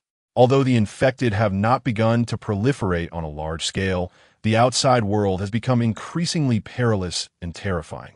Upon hearing this, the expressions of all present shifted dramatically. Survivors from Setagaya, including Kitami Fuka and Kitami Karen, raised their hands, anxiously pounding their chests, each filled with dread. It was indeed chilling to contemplate what might have transpired had they arrived here, even a day later. Chapter 198. One must have conscience. At present, Mukawa was also partaking in dinner, lost in contemplation. He resolved to delegate numerous matters, instructing them to prepare several feasible and detailed plans, which he would then review. After all, devising multiple viable plans linked to the economic monetary system necessitated a reservoir of pertinent knowledge. Lacking expertise in this domain, should he attempt it himself, he would merely conjure unrealistic and baseless notions. He possessed self-awareness. Nevertheless, he was capable of discerning and had the intellect to compare various proposals, thereby determining which was superior. If he found a plan plausible, he would ensure its comprehensive implementation. Mukawa was acutely aware that a suitably mature plan was unlikely to exist. His team could only endeavor to explore possibilities. Thus, a rough version could be executed, although numerous challenges would undoubtedly arise throughout the process. As long as they could be resolved, this economic structure could gradually stabilize and mature, perfectly suited for his team. Then Mukawa spoke. After dinner, Haruka, Suzu, Miho, please come with me. Nodding in agreement, they accompanied Mukawa after he finished his meal. The group arrived at a luxurious duplex sea-view room. Mukawa took a seat and succinctly stated, "We need to establish an internal economic system. Mukawa-kun, I truly believe we can consult Aunt Ryoko. She was formidable in her field, possessing a doctorate in economics. Since this pertains to economics." Haruka Yuzukawa clapped her hands, albeit uncertainly proposing, "Shall I invite Aunt Ryoko and inquire if she understands?" Mukawa nodded in assent. Before long, Ryoko Nakahara arrived, having been summoned by Haruka. On the way, Haruka had briefly explained the situation. Subsequently, after listening to Mukawa, Ryoko gestured elegantly, exuding a sense of grace, and remarked, "Mukawa can, to establish a stable economic structure within such a closed, small society that allows for circulation and personal wealth for all is, to be frank, not a simple task. There are numerous factors to consider. Mrs. Nakahara, could you expedite the preparation of several detailed and comprehensive plans for me?" Mukawa inquired directly. He had no interest in superfluous conversation. Could she produce the plans? If not, he would seek alternatives. With so many individuals present, there must be talent in this area. He was aware of Shirori Sakikawa, who hailed from a financial consortium. It was implausible that she lacked understanding. Haruka had specifically suggested Ryoko, and Mukawa, being somewhat nostalgic, was inclined to give his first woman and her recommended talent an opportunity. After all, despite his calm and rational demeanor, he was ultimately a person with emotions, not a soulless automaton. It is indeed possible, but it is not merely a matter of the upper lip brushing against the lower lip. I shall require a considerable amount of time. As she spoke, Nakahara Ryoko was interrupted by Takasaki Swain, who inquired, "Sister Ryoko, may I ask how long it will take?" Taken aback by the address, Nakahara Ryoko was momentarily stunned. In her eyes, Takasaki Swain was of the same generation as Hasegawa Haruka, and she ought to be addressed as aunt. The very notion of being called sister evoked a sense of discomfort within her. Hasegawa Haruka, well aware of Nakahara Ryoko's sentiments, playfully admonished Sister Swain, "I have yet to invite Aunt Ryoko to tonight's grand celebration. You mustn't call her that just yet." After a brief silence, Nakahara Ryoko remarked, "I cannot guarantee that I will devise a plan that satisfies Mikikawa-kun, and I need to consult someone, perhaps Tsukishiro Shirori. I have seen her at gatherings before. She is the daughter of the Tsukishiro conglomerate, and her background is exceptionally impressive. She is certainly quite adept in such matters." Having expressed this, she continued with notable composure, "In fact, I believe Mikikawa-kun, you should indeed speak with Tsukishiro about this. After all, if you entrust this task to me, I will still need to consult her. It would be more efficient for you to approach her directly while I serve as her assistant.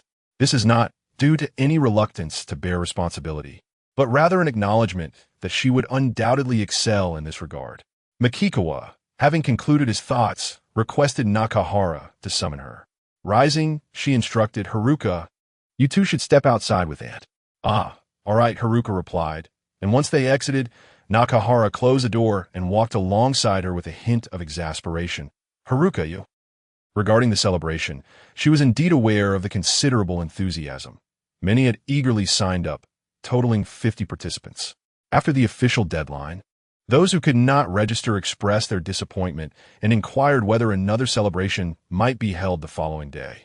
"Aunt Ryoko, I," Haruka said, her head drooping. Nakahara sighed and interjected, "Never mind. Just bring me the wedding dress. I shall wear it." Haruka responded, taken aback. "There is no wall that does not let the wind through. If you cannot even command me, what of Takasaki and the others? Should others learn of this, they might conclude that defying you bears no consequences, and your authority would diminish. In fact, if you were to make any assertions, they could use me as an example." Nakahara gently reminded her, "Moreover, Haruka, your disposition is too gentle and accommodating. If you truly wish to hold a leadership role within this team, you must adopt a firmer demeanor, for Makikawa-kun is not always present. The daily management will primarily rely on you and your peers to maintain order." "But Aunt Ryoko, I genuinely possess such a temperament," Haruka lamented. Aunt understands your amiable nature, but you are no longer the college student you once were. And indeed, none of us are the individuals we used to be."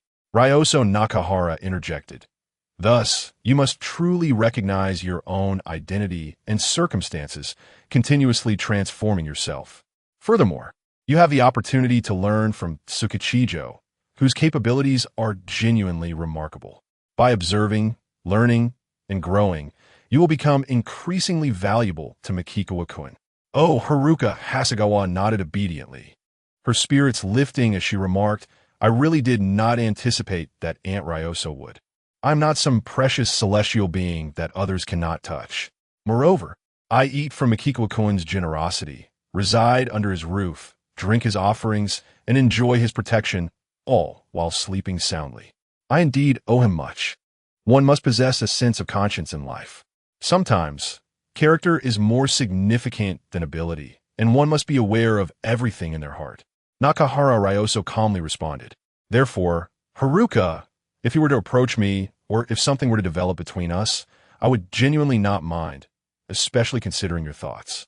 As she spoke, she gently shook her head, prompting Haruka Hasegawa to whisper, "Then does that mean I can already start calling you Sister Ryoso?" A myriad of emotions surged within Nakahara Ryoso. She never anticipated that, as an elder, she would someday transition from aunt to sister. Meanwhile, in a remote, nameless mountain village in Sakura country, perhaps even untraceable on a map, the night was exceptionally tranquil. 7 survivors had gathered, having fled from various places to reach this secluded haven. This desolate village was undeniably safe, devoid of any infected individuals. As someone stepped outside with a flashlight to address personal matters, they were suddenly alerted by an unsettling rustling sound. Instinctively, they heightened their vigilance and directed the flashlight towards the source, only to find their pupils dilate in terror. A multitude of rats, thousands of them, swarmed towards them. Each rat's eyes glowed a menacing crimson, forming a dense, dark mass that advanced with alarming speed. In an instant, a scream pierced the stillness of the night as the individual turned to flee into the house, but, in their panic, tripped and fell. The rapidly approaching horde of rats soon engulfed the person, each one gnashing and tearing with a frenzied hunger. Some even burrowed into the individual's mouth, feasting from within. Chapter 199. This is inevitable. After Tsukishiro Shirori accompanied Nakahara Ryoko and Hasegawa Haruka to join Makikawa, they engaged in a brief discussion on the matter at hand. Tsukishiro Shirori settled comfortably on the sofa, her elongated left leg draped over her right, her toes playfully nudging her slippers as she spoke with eloquence. "I believe that regardless of one's profession, whether it be a chef preparing meals or a farmer tending to crops. The monthly remuneration should ideally be the same. However, Nakahara Ryoko interjected, but Shirori. Therein lies a fundamental issue. The nature of the work and its intensity vary greatly.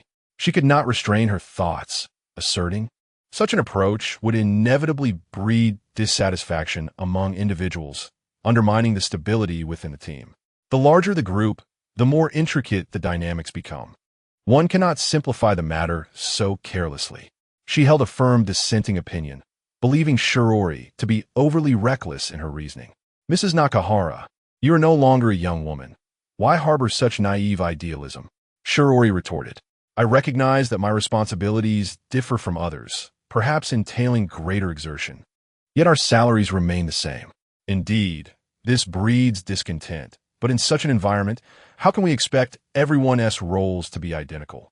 With a hint of amusement, Tsukishiro Shirori continued, we need not concern ourselves with how others might perceive the situation.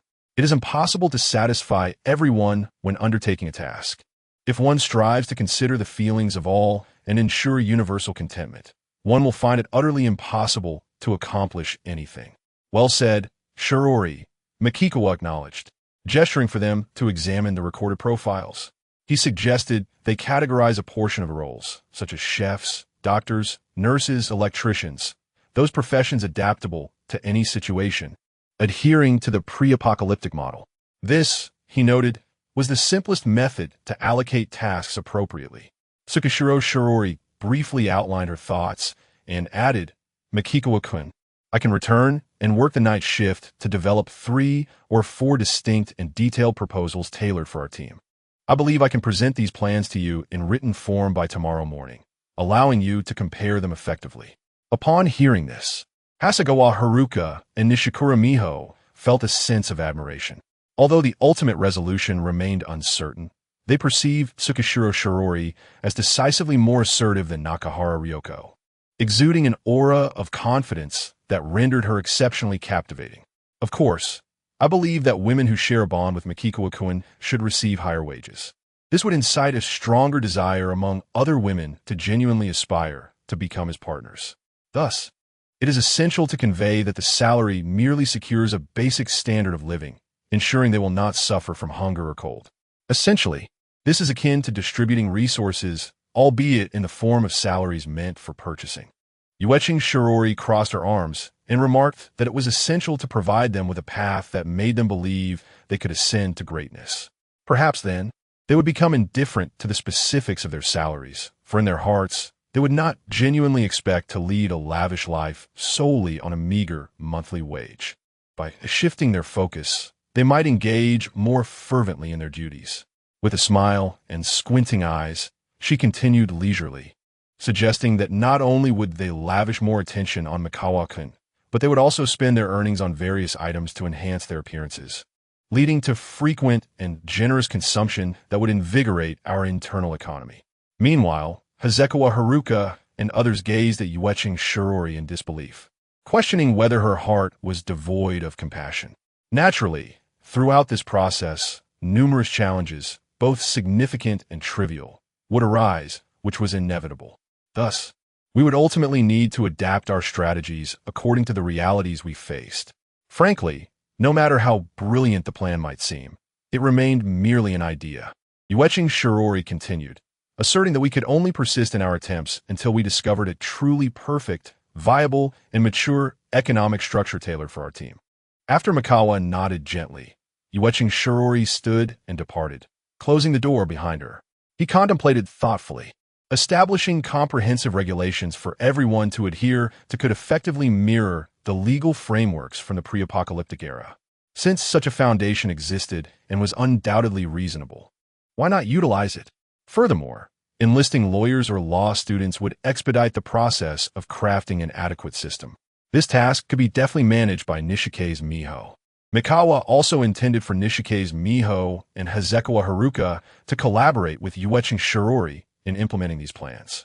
Should they prove capable of management, he would certainly facilitate their involvement.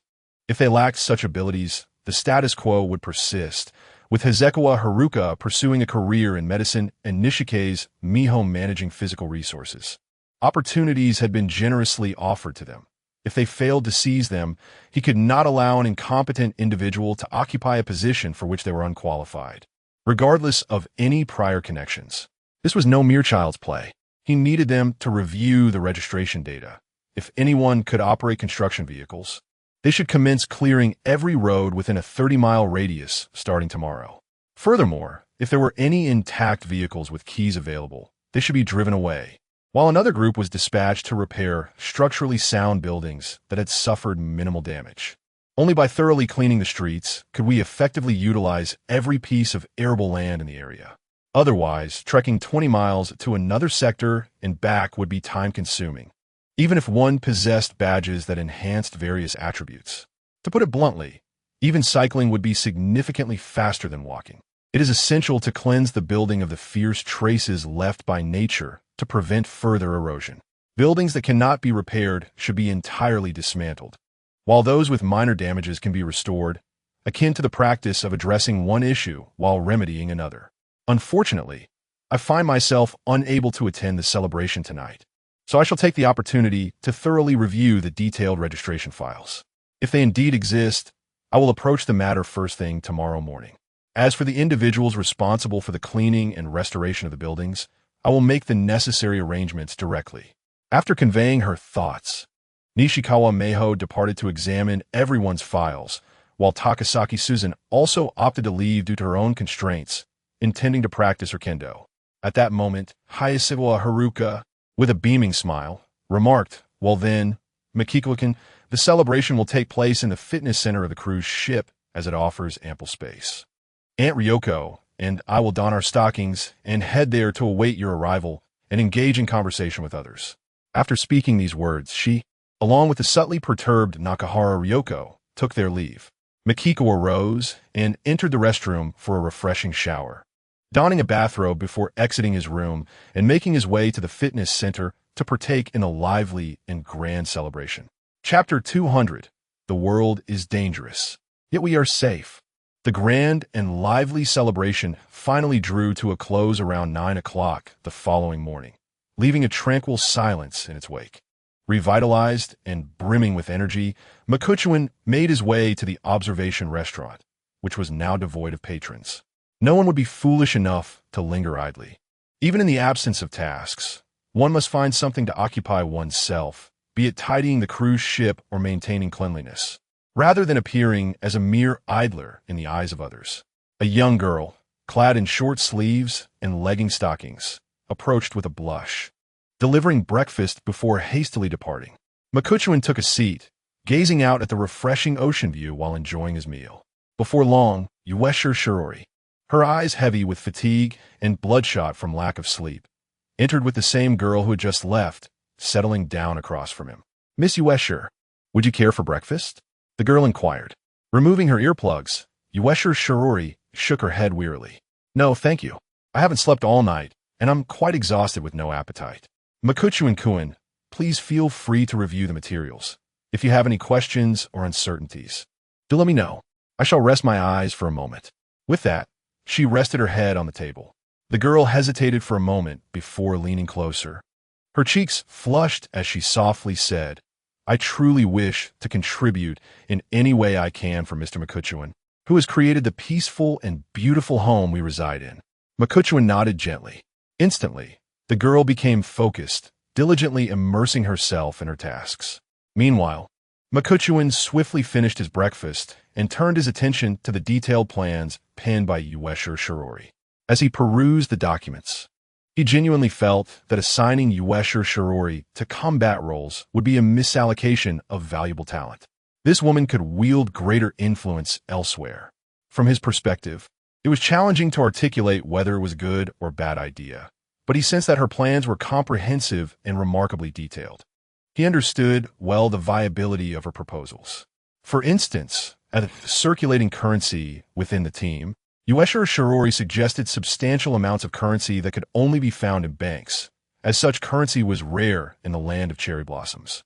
Given the current technological constraints, counterfeiting was impossible, whereas the local currency could be easily sourced. Additionally, she outlined pricing standards for various goods. He meticulously examined several different plans, comparing them to discern their strengths and weaknesses. However, this process took a significant amount of time. Yet, he relished the experience. After reviewing the documents, he briefly closed his eyes to relax, savoring the unique tenderness of the moment as he gently ran his fingers through the girl's hair. After a while, he called out, "Yueshur." Immediately, Yueshur Shirori straightened up, her eyes opening as she asked, "Makuchuan-kun, what do you think?" "I believe each plan is viable," Mukai straightforwardly stated.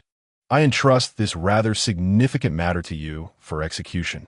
"Very well, but I have no intention of transitioning from combat personnel," Tsukumori Shirori replied with a light laugh. "So, after this period, please seek someone else to take over my responsibilities, perhaps Hasegawa or Nishikura. I wish to return to my role as an armed combatant." Surprised by her words, Mukai glanced at her. "There's no need for you to find it strange, Mukai-kun. I aspire to grow stronger, and only by continually confronting danger can I progress swiftly, nurturing greater courage and resolve. I wish to be like Takasaki-san, Shigeru-chan, and Kamiyama-chan." With a weary expression, Shirori emanated an air of languor as she spoke. Mukai nodded in respect of her personal wishes. "Understood. I might be overstepping, but if you genuinely intend to cultivate Hasegawa or Nishikura, or wish to ascertain their potential," Tsukumori Shirori interjected candidly, "I believe you should allow them to execute the plan directly. They will undoubtedly encounter numerous challenges, but as long as they can overcome these obstacles independently, it signifies growth and excellence." Pausing momentarily, she continued, "I do not intend to boast, but I have never feared problems. In fact, I find joy in them. Overcoming challenges indicates my improvement and growth." Mukai pondered her words before responding. "Thank you for your hard work, Tsukumori. You should return and rest well." "Ha! There are those here who toil even harder than I do. Of course, if I weren't so tired, I would gladly embrace such toil," Shirori playfully quipped before standing, stretching languidly, and returning to her quarters. Shigeru was seated by the bedside, engrossed in a book about Celestial Empire culture, a subject Shirori had brought back to study. It was well known that Mukai hailed from the Celestial Empire, and understanding its culture was undoubtedly beneficial. He would certainly relish discussions about it with others. However, Shigeru's sister, Yukari, who had attended the celebratory gathering, was conspicuously absent, not having returned yet. "Shiorine, have you succeeded in your transition?" Shigeru inquired casually. "Shigeru-chan, I voluntarily chose not to transition," Shirori replied as she settled onto the sofa, leaning back in a relaxed posture. "Honestly, I'm quite surprised. I thought with your character." "Shigeru-chan, your sister is rather naive. Are you really playing the knowingly asking game with me?" Shirori interrupted. "In a world like this, we all understand that only strength and similar qualities matter. To abandon a path that allows for continual enhancement of my abilities in favor of another would be quite foolish, wouldn't it?" After a brief stay at the observation restaurant, Mukai departed the cruise ship, accompanied by Nishikura Miho and others, heading towards the construction vehicles to begin clearing the disordered streets in all directions. After a while, on another side, Xinong Shildi, Yuha Vaharua, Kamiyama Maki, Hanadairi, and Umihara Tamaki, among others, arrived in twos and threes, engaging in conversation as they settled down to partake in their brunch. The gathering was quite lively, with a total of 51 attendees. The famished Yohasakawa Haruka, with an insatiable appetite, was enjoying her meal when she noticed Nakahara Ryoko sitting silently, lost in thought. With a hoarse voice, she called out, Ryoko-ne, what are you pondering?" It dawned on her just how formidable Makikawa-kun truly was. Nakahara Ryoko snapped back to reality, responding with a similarly hoarse tone. She had faced Makikawa 6 times, yet each encounter ended in swift defeat. Others had engaged with him even more frequently, underscoring his terrifying prowess. His speed was unparalleled, and his strength formidable. He could unleash thousands of powerful attacks within a minute. Indeed, as Yohasakawa Haruka had previously remarked, it seemed as if he could erupt with a cosmic explosion of energy, elevating his abilities to an extraordinary level. In the presence of Makikawa, It was no exaggeration to say that even if he refrained from unleashing his cosmic potential, managing to hold out against him for 5 or 6 minutes would be considered quite an achievement. This understanding shed light on why Yahasukawa Haruka was so magnanimous in her demeanor. Truthfully, if Mikikawa were the only one, she would implore him to seek companionship with other women. Girls like Shingon Shelly and Koga Keru, who truly comprehended the essence of what it meant to embark on a journey to paradise, were flushed with excitement. They fully grasped just how exceptional Mikikawa was. Thus, encountering Mikikawa-kun felt like an extraordinary stroke of luck. Without him, such blissful days would be unimaginable. With a beaming smile, Yahasukawa Haruka remarked, "The world is perilous. Yet we find ourselves in safety. Though the outside is dreadful, we are thriving, all thanks to Mikikawa-kun. I am eternally grateful to him. Without him, none of this would be possible. Harukane, I feel the same way. Without dear Mikikawa, we would have surely perished in Sakumiai High School," Kamiyama Maki added, her face adorned with a smile. Clearing her throat, she continued, while Omi Haratamaki raised her hand to her cheek, blushing, and said, "Mikikawa-kun has truly saved each of us. Even as the world grows increasingly perilous, as long as we have Mikikawa-kun, everything will undoubtedly improve." Chapter 201. Ripening Nutrient Solution. Chuan chose a vacant plot to serve as a repository for numerous damaged vehicles, which would subsequently be utilized to cultivate a group of automotive repair technicians. This would enable them to merge theoretical knowledge with practical skills, allowing for hands-on disassembly and assembly, learning at an accelerated pace. At that moment, the cold, mechanical voice of the system echoed in his mind. E-grade random items have been fully refreshed. Does the host wish to open the system shop? Chuan seated himself in a shaded area and leisurely opened the system shop, taking his time to examine the offerings in detail. Silencing bracelet. Eliminates all sounds made by the host for 10 minutes. Price, 50 points. Ripening nutrient solution. Not only significantly shortens the growth cycle of any crop, hastening maturity, but also enhances growth quality and yield. Note, the ripening nutrient solution can be diluted in regular water. Price, 50 points. Disposable wings of flight. Usable only once. Allowing flight for 10 minutes. Note, flight speed is related to the host's agility attribute. Price, 100 points. Combat decoy. Usable only once upon activation. It will exist for 3 minutes. Visible only to beings infected with a mysterious virus, perfectly resembling the host and indistinguishable from the real person. Possessing all current attributes of the host. Price, 100 points. Chuan gazed at the newly refreshed E-grade random items, astonished by the unexpected fortune. Given the necessity for extensive cultivation to achieve self-sufficiency, the ripening nutrient solution, which could enhance yield and accelerate maturation, was indeed an essential resource. Naturally, one bottle would not suffice. However, Chuan never hesitated or felt reluctant when it came to necessary purchases. He promptly acquired 2 bottles, each exceeding his expectations in size. Akin to large bottled spring water, approximately 15 liters each, a substantial quantity. He then resolved to seek out Mei Yuanyu, and upon returning to the cruise ship, he noticed around 30 individuals, all donning sun hats, dressed in long sleeves and trousers, and carrying backpacks, approaching his location. "Mrs. Mei Yuan, come over here," Chuan beckoned. Immediately, Mei Yuanyu jogged over, her hat swaying, drawing considerable attention. Upon stopping in front of him, she proactively spoke, "Chuan, we were just about to search for a suitable location nearby to plant crops." In response, Chuan pointed to the 2 barrels of ripening nutrient solution at his feet. Under Mei Yuanyu's curious gaze, he instructed, "Conduct an experiment. In one plot, add a drop of this nutrient solution to the irrigated water. In another plot, add 2 drops, and so forth. Record the differences meticulously every day. This is crucial." "Understood," Mei Yuanyu replied, nodding obediently without further inquiry. After calling over some people to assist with the barrels, she quietly added, "Chuan, please follow me."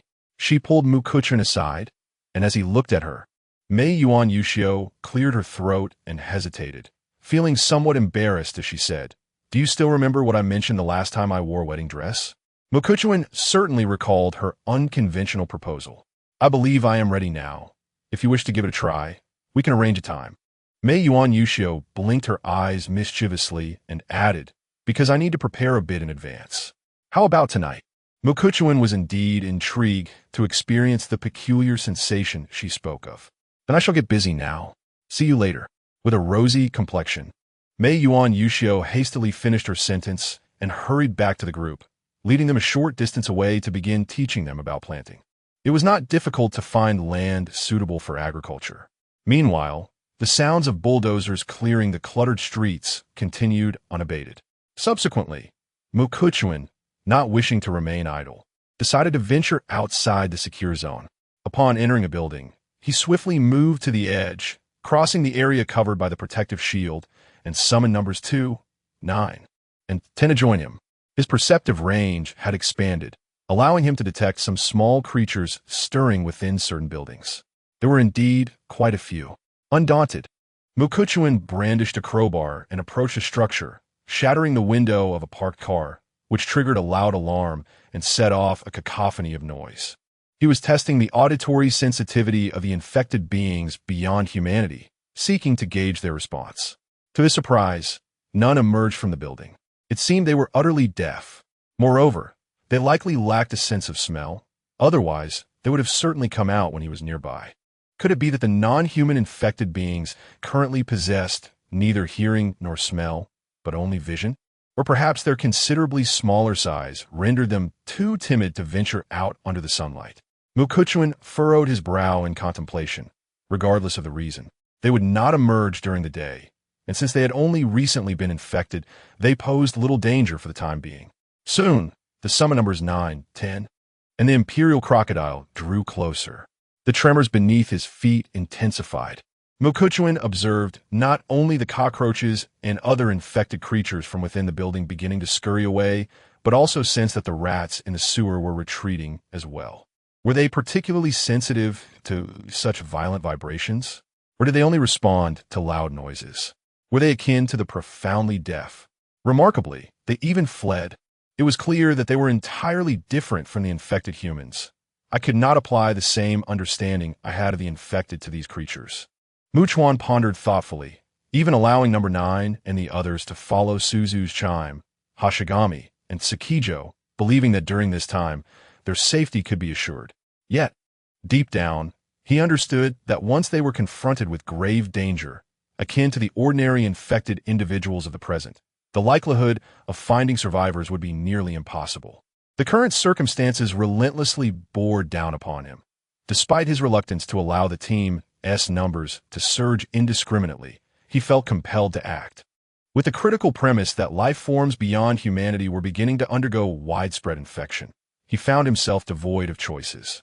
Fortunately, there existed a ripening nutrient solution to expedite the growth of various crops. He could continue to gather substantial resources from various locales, should the team face severe shortages. He could extract the stockpiles from his storage space to sustain them until the day of abundant harvest arrived. It was hard to believe that an extensive array of resources from even a singularly affluent area of Tokyo could not sustain thousands of individuals for a time. Next, Chuan contemplated a trip to Katsushika Ward. This region housed numerous factories, brimming with a diverse assortment of machinery and ample quantities of materials. The factories, abundant in raw materials, semi-finished products, and finished goods, were a treasure trove waiting to be collected and brought back. With machines, electricity, and materials, he would be able to produce a multitude of items in the future. However, he did not intend to bring back any female survivors from this district. It was best to refrain from flying the helicopter out of this secure zone, and Katsushika was too distant from the cruise ship. He could only search for female survivors in areas near the port, provide them with a route map, and summon number 2, number 9, and others to escort them safely to this secure zone. Thereafter, Chuan instructed number 9 and number 10 to create a ruckus, deliberately making loud noises to drive away the infected creatures, ensuring that Takasaki Suzu and Hashigami Shigeru could venture beyond the secure area to gather supplies with relative safety. He promptly teleported back to the cruise ship, summoning Shiratori Eri, who was attending a chemistry class. Stepping out of the classroom, Shiratori inquired, "What do you need from me?" "Chuan, if you require my assistance, I can have them study independently. Do you know how to generate power using hydro and wind energy?" Chuan asked. He required a complete power generation system. Regardless of his inability to do so himself, he knew others could. Yes, for a very rudimentary hydroelectric setup. One could dig an inlet and outlet channel by a river and create a basin, then install a generator and turbine. By allowing the river water to flow in and create a vortex, it would continuously drive the turbine, generating energy from the natural whirlpool, Shiratori explained. Of course, such a rudimentary hydroelectric apparatus would yield very little power, so do not harbor any expectations. However, constructing a large-scale system would involve an intricate array of components far more complex than what I just described, and under the current conditions, it would be utterly unattainable. "Professor Shiratori, let us begin with a small-scale project," Chuan replied. Chuan responded, "I entrust this matter to you, Professor Bainyao. You will be responsible for creating the machinery and materials needed to produce various essential items, including generators. I will seek out and procure these resources." He was acutely aware that it was currently impossible to construct large-scale hydro or wind power installations capable of supplying electricity to hundreds or even thousands of households. If they were unable to produce even small devices, how could they possibly aspire to create larger ones? Was this even feasible? He understood that the journey must be undertaken slowly, step by step. Subsequently, Chuan departed for the cinema on the cruise ship, where he began to set up the professional projection equipment he had sourced from external theaters. This way, during the evenings, they could enjoy films to pass the time. Moreover, watching movies could serve as a means of relaxation and a release from the mental strain they were enduring.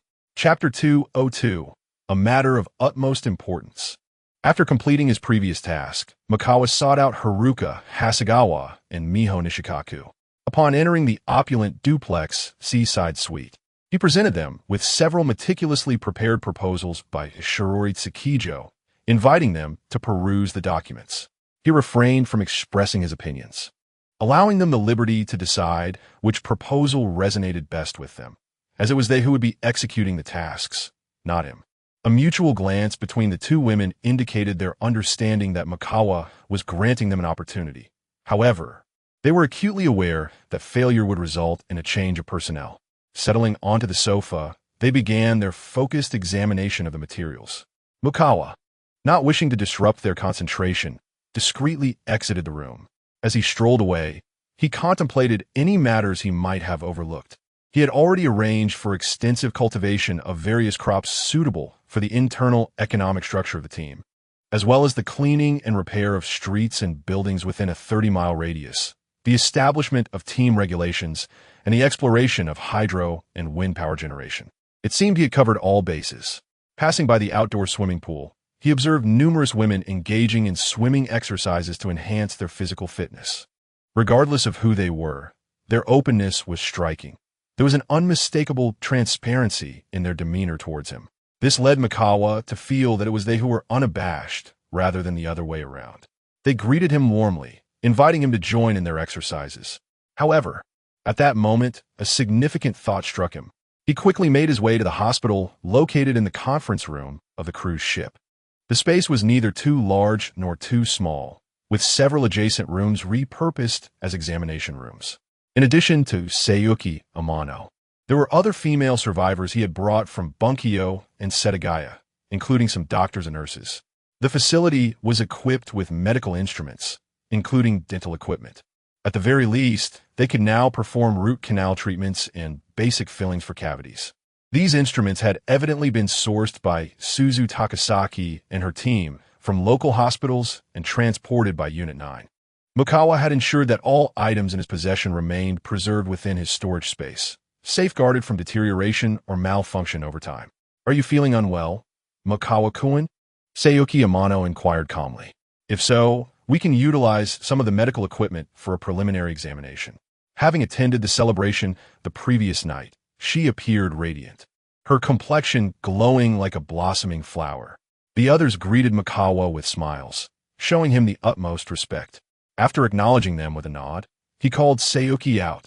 and they retreated to an unoccupied examination room. As he closed the door, she instinctively began to prepare, donning her white coat paired with stockings, unashamed of her diligent practice. Even if other women were to witness this, they might envy her close relationship with Makawa, perhaps even wishing to join in the commotion. Those who do not wish to be part of this are, in fact, reluctant to thrive in this serene, beautiful, and secure dreamlike abode.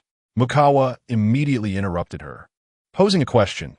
Dr. Amano, do you believe that the mysterious virus infecting humans is analogous to that which infects rodents?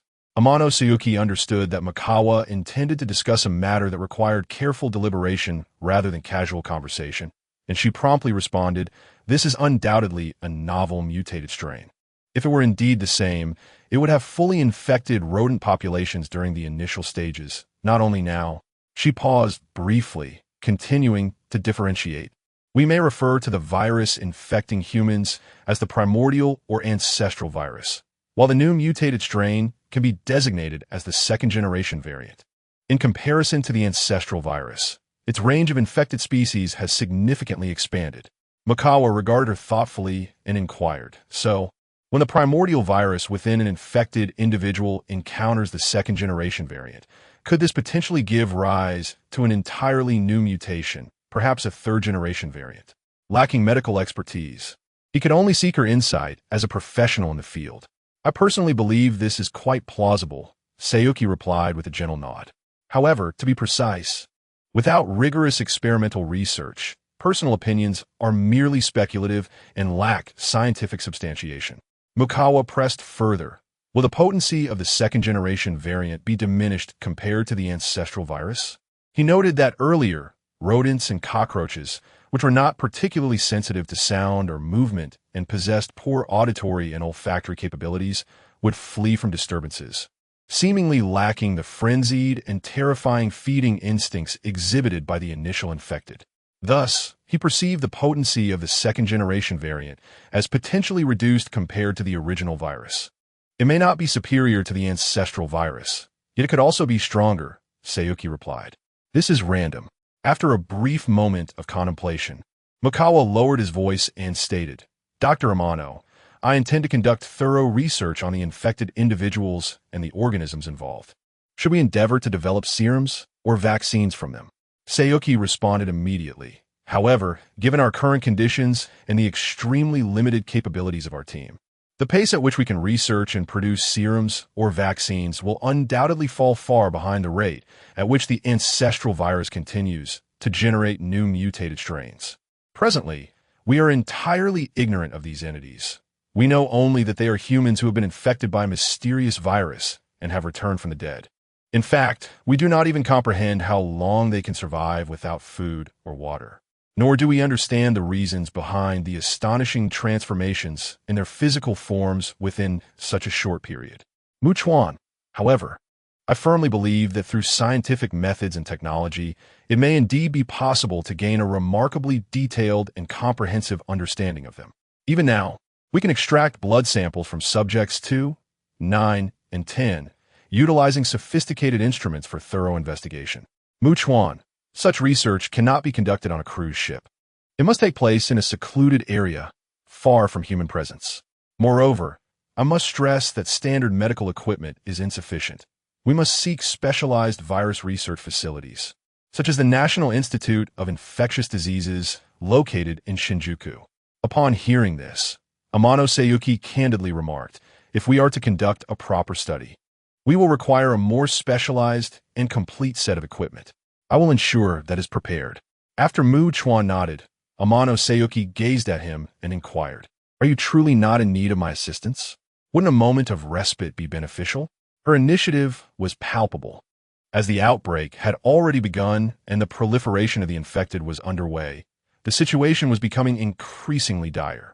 Without Chuan, all, including her, faced the grim prospect of succumbing to the infected or the infected creatures, leaving only the path of self-destruction as an option. Thus, to be candid, no one regarded last night's celebration as significant. Everyone unabashedly aimed to ensure that Chuan could enjoy himself to the fullest, relieving pressure and finding a moment's solace. After all, It was clear to anyone of sound mind that Chuan bore the greatest burden, enduring the most pressure while continuously navigating the perilous edge, guiding them toward survival and a better existence. All right, I shall also ponder what else I may have overlooked, Chuan concluded, reclining in his chair with his eyes gently closed. As Amano Seiyuki, who had been diligently practicing, wrapped her arms around his neck, he suddenly recalled something. He had scoured supermarkets and other places, and his storage space was filled with a substantial quantity of chicken, duck, and goose eggs, as well as feed. If they could be hatched, it would indeed be possible to raise poultry. Their waste could serve as exceptionally high-quality organic fertilizer, beneficial for nourishing the land. Furthermore, duck feathers could be utilized to create down comforters, among other uses. Not only would they continuously lay eggs in the future, but their meat would also provide significant nutritional value. However, the concern remained that other animals were now susceptible to the virus. He found it challenging to ensure that the hatched chickens, ducks, and geese would remain uninfected. At that moment, Chuan questioned inwardly, "System, will the organisms within the protective shield be susceptible to the virus?" No. Within the protective shield, organisms will never be infected by the virus. This is the territory of the host, and it will always remain an absolutely safe zone. Upon hearing this, a flicker of joy appeared on Chuan's face. He realized he could indeed hatch the abundant eggs of chickens, ducks, and geese in his possession, potentially raising a large number of poultry. Coupled with the existence of growth-enhancing nutrients, the prospect of consuming staple foods, fresh vegetables, fruits, and meats was now just around the corner. Chapter 203, Like a Dream. Chuan and Amano Seiyuki engaged in a brief duel, yet the disparity in their strengths was overwhelmingly pronounced, rendering Seiyuki utterly defenseless. Moreover, she appeared to be in a daze, seemingly oblivious to Chuan's words. As the match, which had scarcely begun, came to an abrupt end, Chuan exited the cruise ship in search of Omihara Tamaki, who was instructing others in the art of crop cultivation. Clad in a sun hat with rolled-up sleeves and pant legs, Omihara Tamaki greeted Chuan's arrival. "Mrs. Omihara, do you happen to know how long it typically takes for eggs to hatch?" Chuan inquired, seeking knowledge. "Generally around 21 days, Omihara Tamaki responded. "Of course, a little earlier or later is perfectly normal." "And what about duck and goose eggs?" he asked. "Those take about 28 and 30 days respectively." "There is not much difference between the two," she replied. Having absorbed this information, Chuan realized that the incubation period was indeed longer than he had anticipated. Furthermore, the growth enhancers were primarily tailored for various crops. However, with the system now offering nutrient solutions specifically designed for crops, it seemed highly probable that in the future, the system's marketplace would also provide solutions or feed that could accelerate the maturation of poultry, enhancing their nutritional quality and flavor. The items available in the system's marketplace were perpetually beyond his imagination. "I intend to leave the hatching of chicken, duck, and goose eggs to you, Mrs. Omihara," Chuan stated directly. "Absolutely," Omihara Tamaki replied with a beaming smile. "Whatever you require, I shall endeavor to fulfill it. Please feel free to share your thoughts with me. Even if others deem it impossible, I assure you I can accomplish it." As she spoke, her tone seemed to take on a slightly different nuance.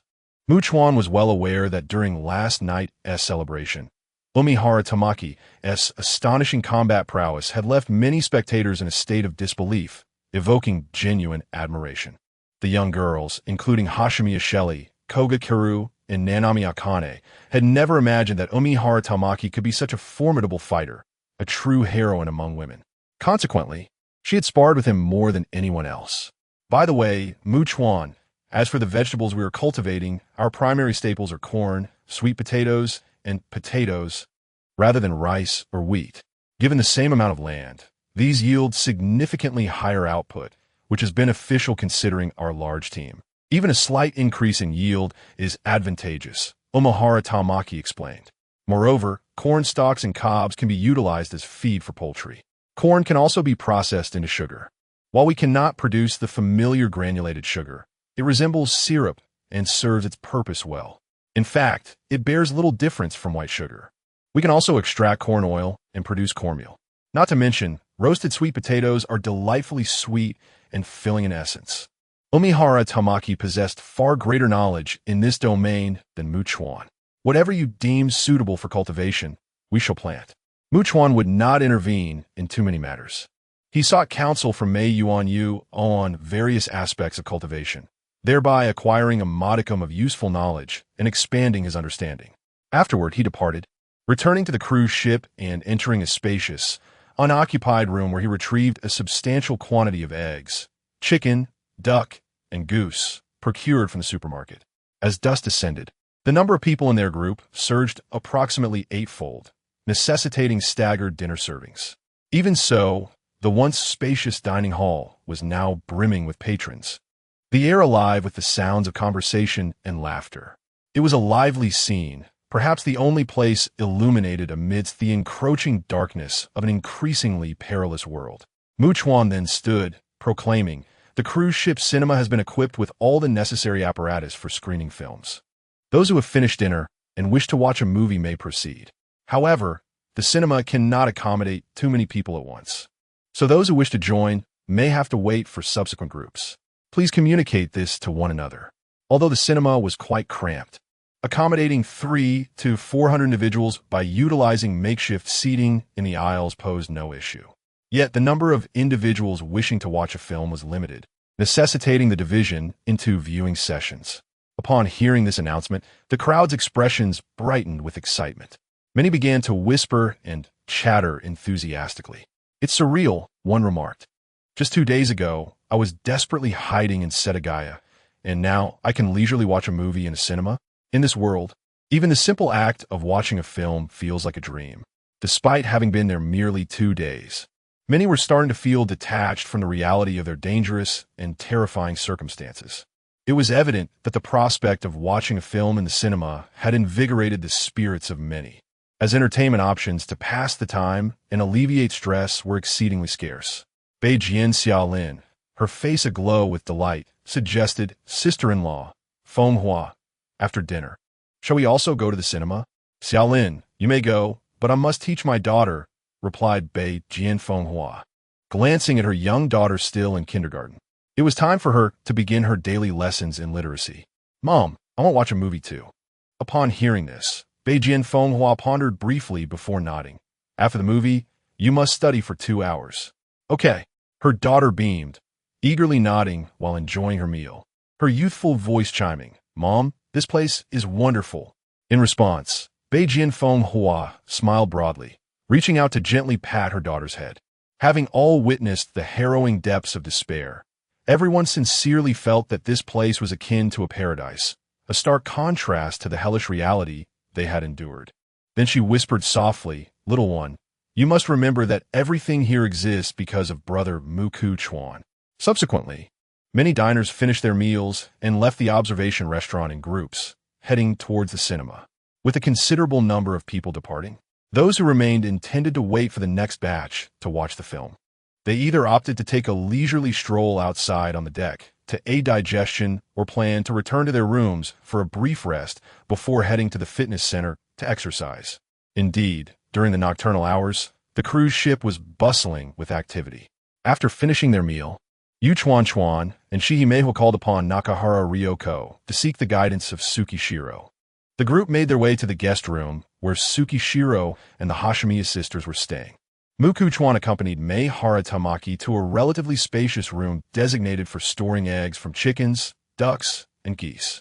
Upon entering, Mei Haratamaki was taken aback, raising her right hand to gently cover her slightly parted red lips. The quantity was indeed remarkable.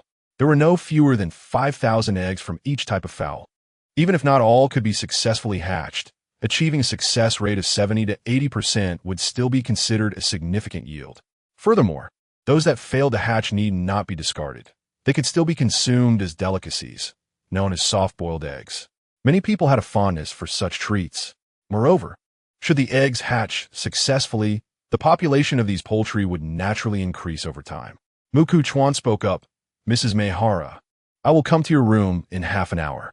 Upon hearing this, Meihara Tamaki's face flushed crimson, and with a shy glance at Muku Chuan, she quickly nodded and, her voice trembling slightly, replied, "Then, "Brother Muku, I shall take my leave now."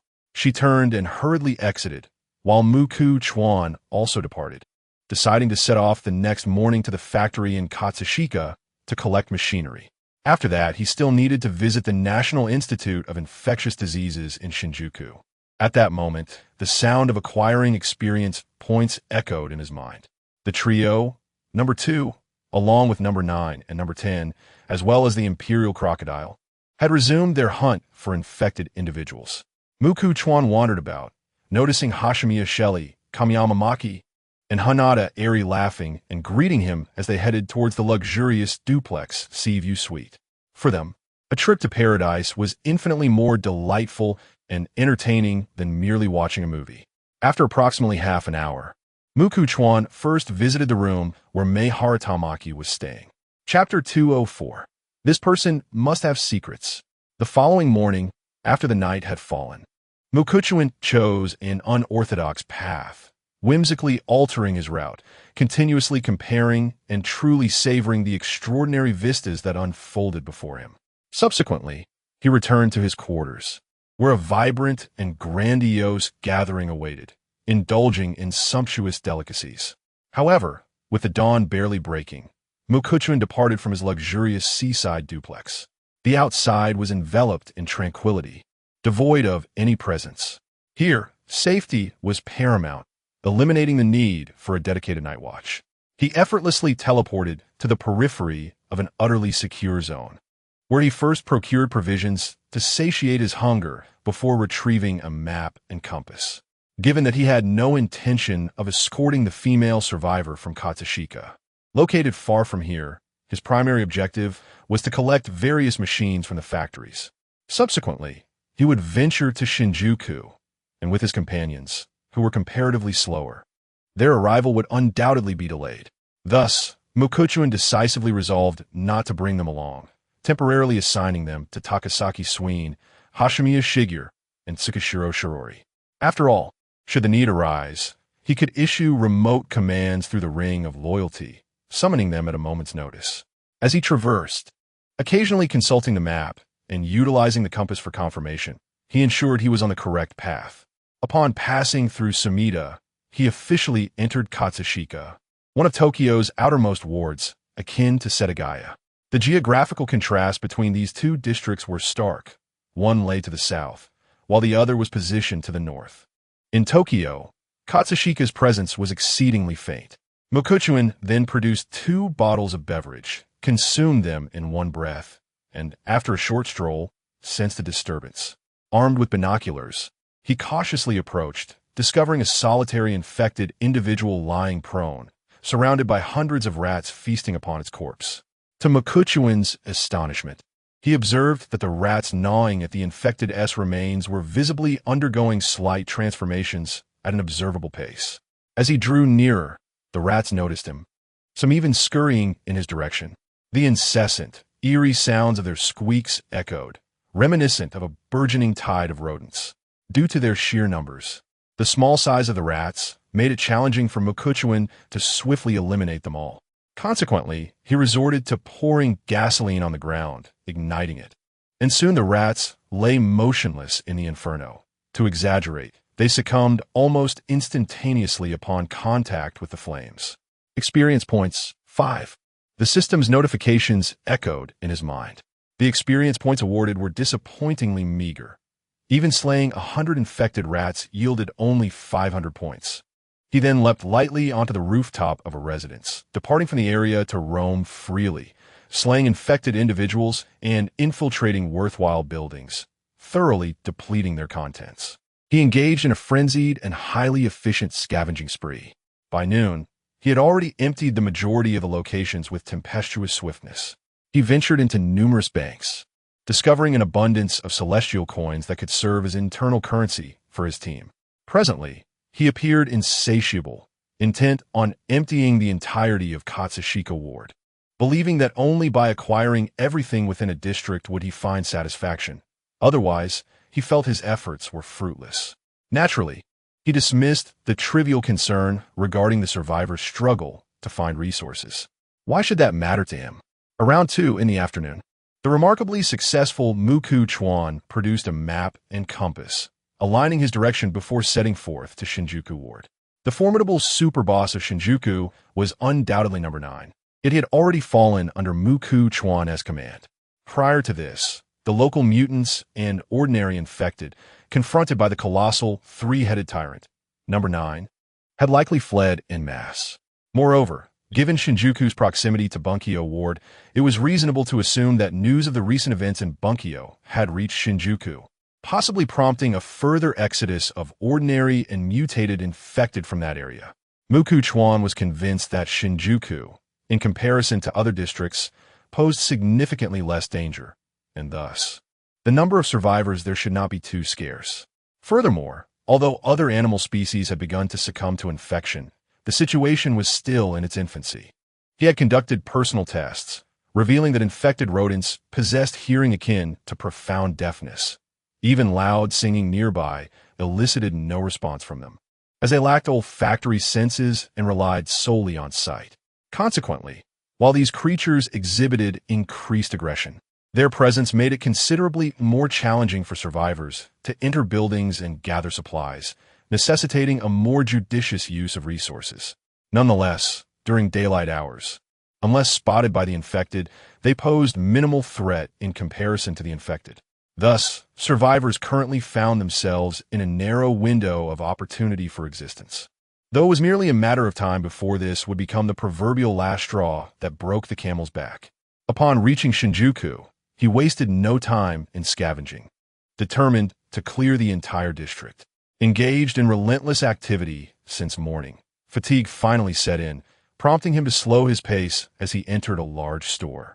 Meanwhile, a group of 7 individuals observed him through binoculars, fixated on his entrance into the establishment.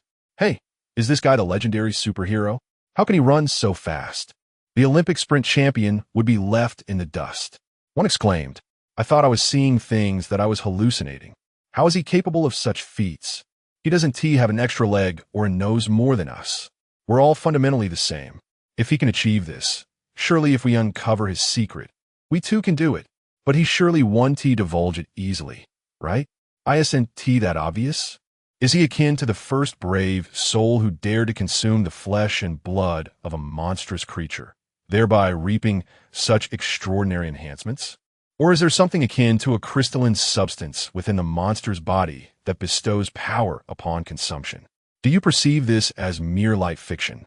Or have you truly lost your wits in contemplating the ingestion of such a creature to gain formidable strength? While others engaged in a cacophony of chatter, a resolute and fierce young man declared, he will undoubtedly emerge from that large store. We possess 3 firearms and can certainly seek him out. Once he appears, there shall be no need for idle words. We shall first shatter his legs and then compel him to divulge the secret behind his abilities. The others turned to him, aware that he was Keijima Keita, the team leader due to his connection as the brother-in-law of their captain. Captain Keijima. He might not exit through the main entrance. He could very well take another route, someone interjected. Then we would merely have made an unnecessary trip. What loss would that entail? Keijima replied. However, if we swiftly approach and conceal ourselves, should he indeed exit through the front, we can ambush him the moment he appears. Once he is in our grasp, if he refuses to reveal his secrets, well, let him find himself in a predicament of survival and despair. The others exchanged fervent glances, their hearts racing with excitement. They believed that given Makikawa's astonishing speed, he must harbor some profound secret. They were equally convinced that if they could obtain it, they too could attain the same prowess as Makikawa. Thus, they promptly set their plan into motion. Keijima and 2 companions brandished their firearms, while the remaining 4 wielded iron rods or machetes. The 7 of them shed their shoes, moving stealthily to either side of the large store's entrance, guns trained on the doorway, patiently awaiting Makikawa's emergence. Little did they know, as they sought refuge, Makikawa, rummaging within the store, possessed an extensive perceptive range, observing them from a vantage point as if he were perched atop a cloud, gazing down upon their every move. Chapter 205. Braving the bullets, Chuan was acutely aware that the 7 individuals lying in ambush outside harbored malicious intent towards him. Thus, he resolved to eliminate them. However, in doing so, he understood that he must also eradicate the entire team backing them. One must sever the roots along with the weeds. He was not one to leave matters half-finished. Moreover, if he failed to completely annihilate them, he would be gambling on the assumption that the members of Takashima Kuta's team would not seek retribution. To be candid, as long as they were not foolhardy, and provided that Takashima and his associates had not returned, they would inevitably realize that something had befallen their comrades. It would be exceedingly difficult for anyone to overlook the connection between their deaths and his unfamiliar visage if he lingered in the vicinity. Furthermore, the fact that these individuals had not fallen into the hands of the mutated infected, but were instead being kept at bay, spoke volumes to Chuan. At the very least, the area was considerably safer than he had anticipated, especially with the ominous presence of the 9th hunting nearby in the Shinjuku district adjacent to Bunkyo. Meanwhile, Takashima Kuta and his companions, hidden at either side of the store entrance, were engulfed in anxiety. Why had Chuan not yet emerged? Was it possible he had departed through another exit of the large store? They fervently hoped that Chuan would appear from the main entrance. Just then, a figure as swift as lightning burst forth from the store, and in an instant, the sound of a crowbar piercing through a skull echoed ominously. Takashima Kuta felt the searing warmth of blood splatter upon him, yet he was utterly bewildered, unable to comprehend the unfolding chaos. Suddenly, he became acutely aware of 2 intense pains radiating from his legs. His limbs had been directly pierced. Blood gushed forth as he collapsed, his trembling hands seemingly unsure of which wound to staunch. The unbearable agony surged through him like a tempest, threatening to overwhelm his very soul, leaving him to emit desperate cries of anguish. His vision blurred in that harrowing moment. In that instant, he realized that of the 7, only he and 1 other remained alive. The other 5 lay motionless on the ground, their heads shattered, resembling lifeless dogs. Takashima Kuta now comprehended that Chuan's speed surpassed what they had witnessed by a factor of several times. At this moment, Chuan stood beside him. Gritting his teeth against the pain, Takashima Kuta trembled in fear, stammering, "We merely wish to befriend you, yet you unleashed such brutality upon us." Chuan lightly tapped his crowbar against Takashima's cheek, shattering his teeth, and remarked with a sardonic smile, "Your method of making friends by lurking outside the store and aiming firearms at is indeed both unique and perilous." As he spoke, another individual, whose legs had been pierced and was bleeding profusely, witnessed Chuan drive the crowbar through Takashima's palm. A piercing scream erupted from Takashima as he endured the excruciating torment. However, in a moment of near madness, Kuta Atsushima, unable to think clearly, realized that pleading for mercy from a ruthless individual like Makikawa would be futile. He would not be spared. Desperate, he attempted to intimidate Makikawa, hoping to provoke a sense of caution and trepidation, perhaps to carve out a slender chance of survival. Though such attempts might prove fruitless, not trying would certainly lead to death. With his body trembling, Kuta hastily uttered, We have many people in our team, and our leader is my brother-in-law. If you kill us, our team will undoubtedly seek vengeance." Makikawa, however, dismissed his words with indifference, asking, "Where is your team's base? Speak, and I shall grant you a swift end." Upon hearing this, Kuta felt as if struck by lightning. Suddenly grasping the reason Makikawa had chosen to spare his life and that of another. Makikawa's intention was not merely to slay them, but to eradicate their entire survivor group, leaving no one behind. Yet, the excruciating pain in his head had clouded his thoughts, and he had failed to consider this possibility. "Do you think you can command me? You think I will just comply with your demands?" Kuta exclaimed, fear gleaming in his eyes, his resolve hardening as he spoke. Makikawa, taken aback yet understanding, realized that a coward, one who feared danger and clung to life, could never have survived in such a perilous apocalypse. They would have long been eliminated. With little patience for further dialogue, Makikawa pierced Kuta's abdomen and then turned to another individual, whose legs had been shattered and rendered immobile. Nonchalantly, he declared, "I shall grant you 3 seconds to confess. Otherwise, your arms and abdomen will meet the same fate. The fearful expression on the man's face prompted Kuda to shout with all his might, "We are doomed regardless. Do not speak. Our team will surely avenge us." Kuda's voice rang out loudly. Makikawa was uncertain whether Kuda intended to attract the infected or if others from his team were nearby.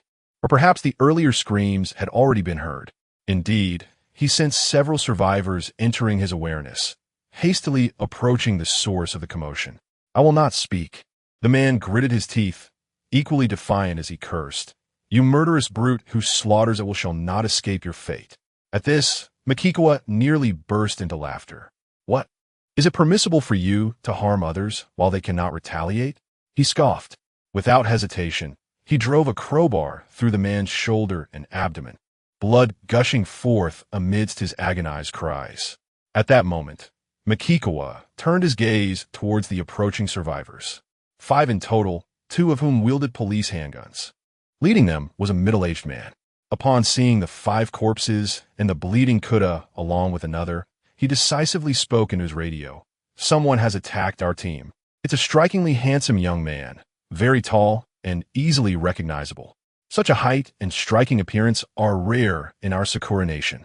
As the other 2 individuals raised their firearms to shoot at Mokuchuan, he had no intention of evading their assault.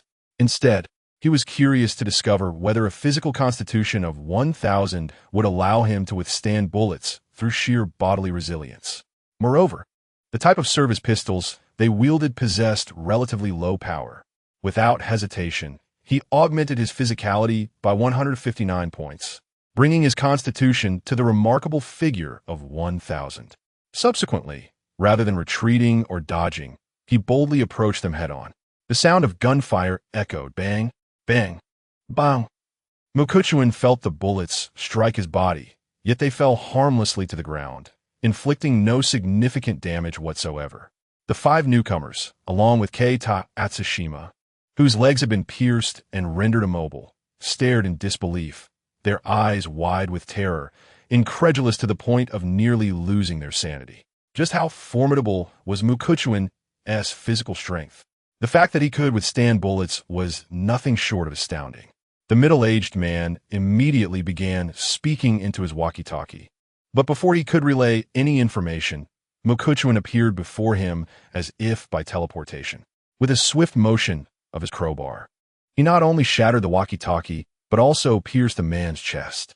As Mokuchuan withdrew the crowbar, the man collapsed, blood pouring from his chest and mouth, his pupils dilating in a haze of confusion.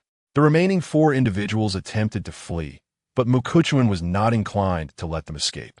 He swiftly incapacitated their legs, rendering them completely immobile, and pressed them for the location of their hideout. Suddenly, he sensed something amiss.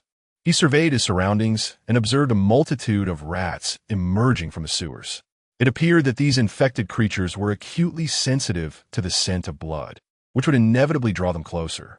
Realizing this, Mokuchuan leaped into action, retrieving a gasoline canister and dousing the ground with its contents as the swarm of rats surged forward, viciously tearing at the still-living Keita Atsushima and his companions. The scene was grotesquely bloody and horrifying, with anguished screams echoing through the air. Mokuchuan remained unperturbed. He intended to wait a while longer.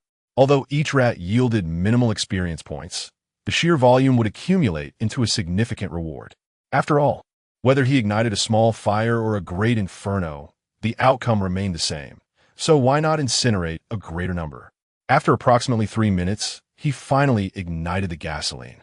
Flames rapidly spread, transforming into a roaring sea of fire, and soon thereafter, Mokuchuan's mind was filled with the continuous notifications of experience points being gained.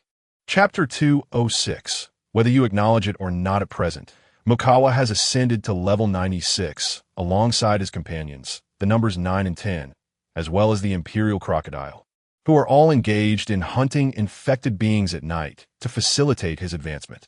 With an increase in his subordinates, the efficiency of accumulating experience points during nightly operations has significantly improved. Additionally, while scavenging in the Katsushika district, he eliminated a considerable number of foes. Since reaching level 90, He has acquired 100 attribute points for each level, totaling 600 across 6 levels. Although he previously allocated 159 points to enhance his constitution, the recent eliminations have left him with a staggering total of 1,361 attribute points. Even without discerning the whereabouts of Kota Atsushima's team, Mikawa finds himself unperturbed. Given that these individuals are active in the vicinity, it stands to reason that their base is not far from his position, and he can rely on his acute perception to locate them. Admittedly, this method may seem somewhat rudimentary, but discovering their location appears to be merely a matter of time. Moreover, with nightfall approaching, it is evident that the team members have returned to their stronghold. Mikawa promptly set himself in motion.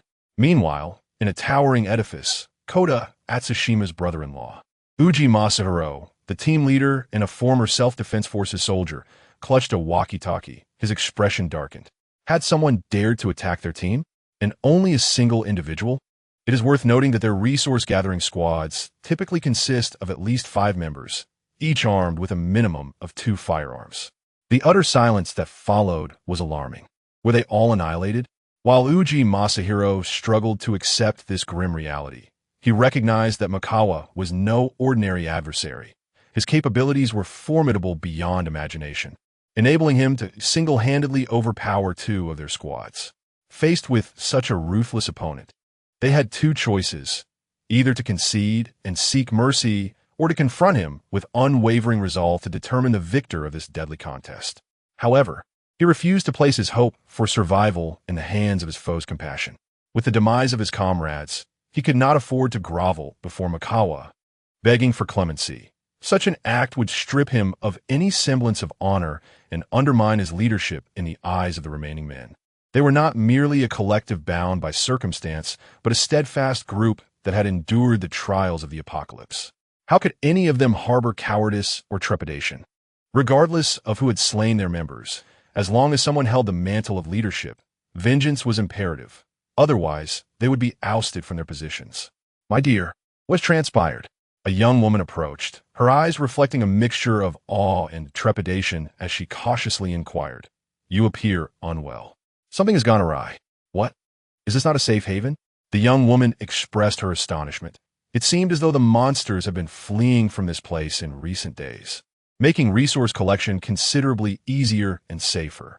Though they remained oblivious to the actual events, they were observant enough to notice that, in recent days, the infected in the Shinjuku district had been steadily retreating, with no new infected arriving from elsewhere. It is as if Bunkyo Ward and its neighboring areas have transformed into a terrifying no-man's land, where the majority of the infected dare not tread. Consequently, those who have decided to depart from Tokyo have chosen to remain in Shinjuku, halting their journey. Uji Masahide, disregarding her, seized the walkie-talkie and exclaimed, "It is I, Uji Masahide. There are still many survivor teams here, not just ours." A voice responded, inquiring whether they were about to engage and trade again. "There are some extremely dangerous individuals who have killed members of my team," Uji Masahide kindly warned. "He is a remarkably handsome man, tall in stature, and possesses a penchant for murder. Your team should exercise caution. If you encounter him, it may be prudent to strike first." He understood that locating Mikikawa with the help of his team's members would be akin to searching for a needle in a haystack.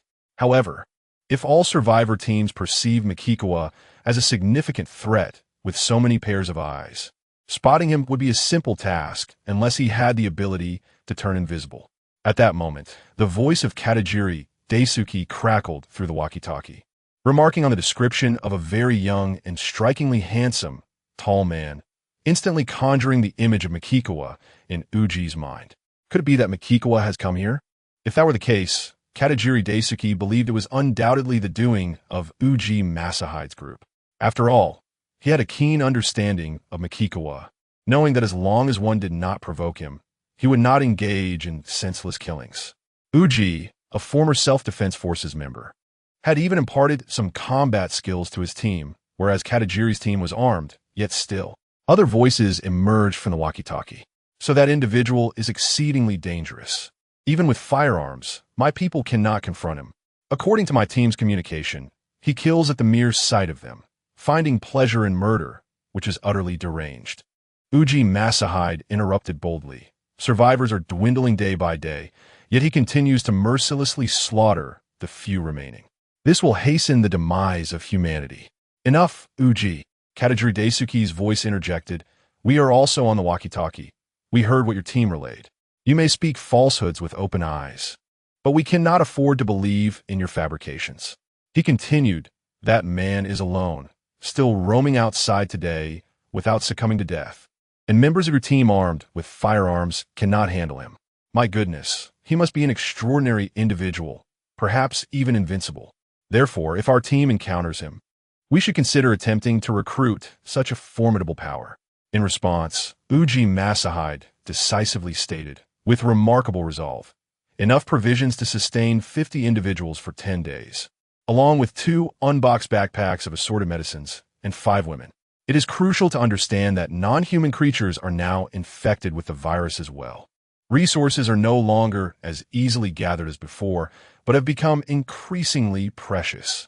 The world has transformed into a disheartening realm where men regard women as mere commodities for trade. Before the cataclysm, the status of women in the land of cherry blossoms was already dismally low. In the aftermath, it has plummeted even further. While resources and medicines are relatively accessible here, finding capable individuals is a rare endeavor. The cheerful laughter of Daisuke Tagakure, deliberately singing a discordant tune over the walkie-talkie, echoes in my mind. Surely, those who have survived to this day cannot be utterly foolish? Who would dare oppose a formidable power?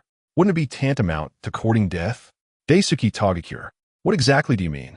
Moreover, if a powerful individual fails to establish a secure refuge to protect us, how do they differ fundamentally from monsters? Such strong entities can easily threaten our lives. If they demand resources or women from us, which team would dare to resist? Uji Masahiro, filled with indignation and a grim countenance, inquired. Thus, for us, a formidable strength becomes a terrifying creature endowed with human intellect, capable of effortlessly controlling our fates.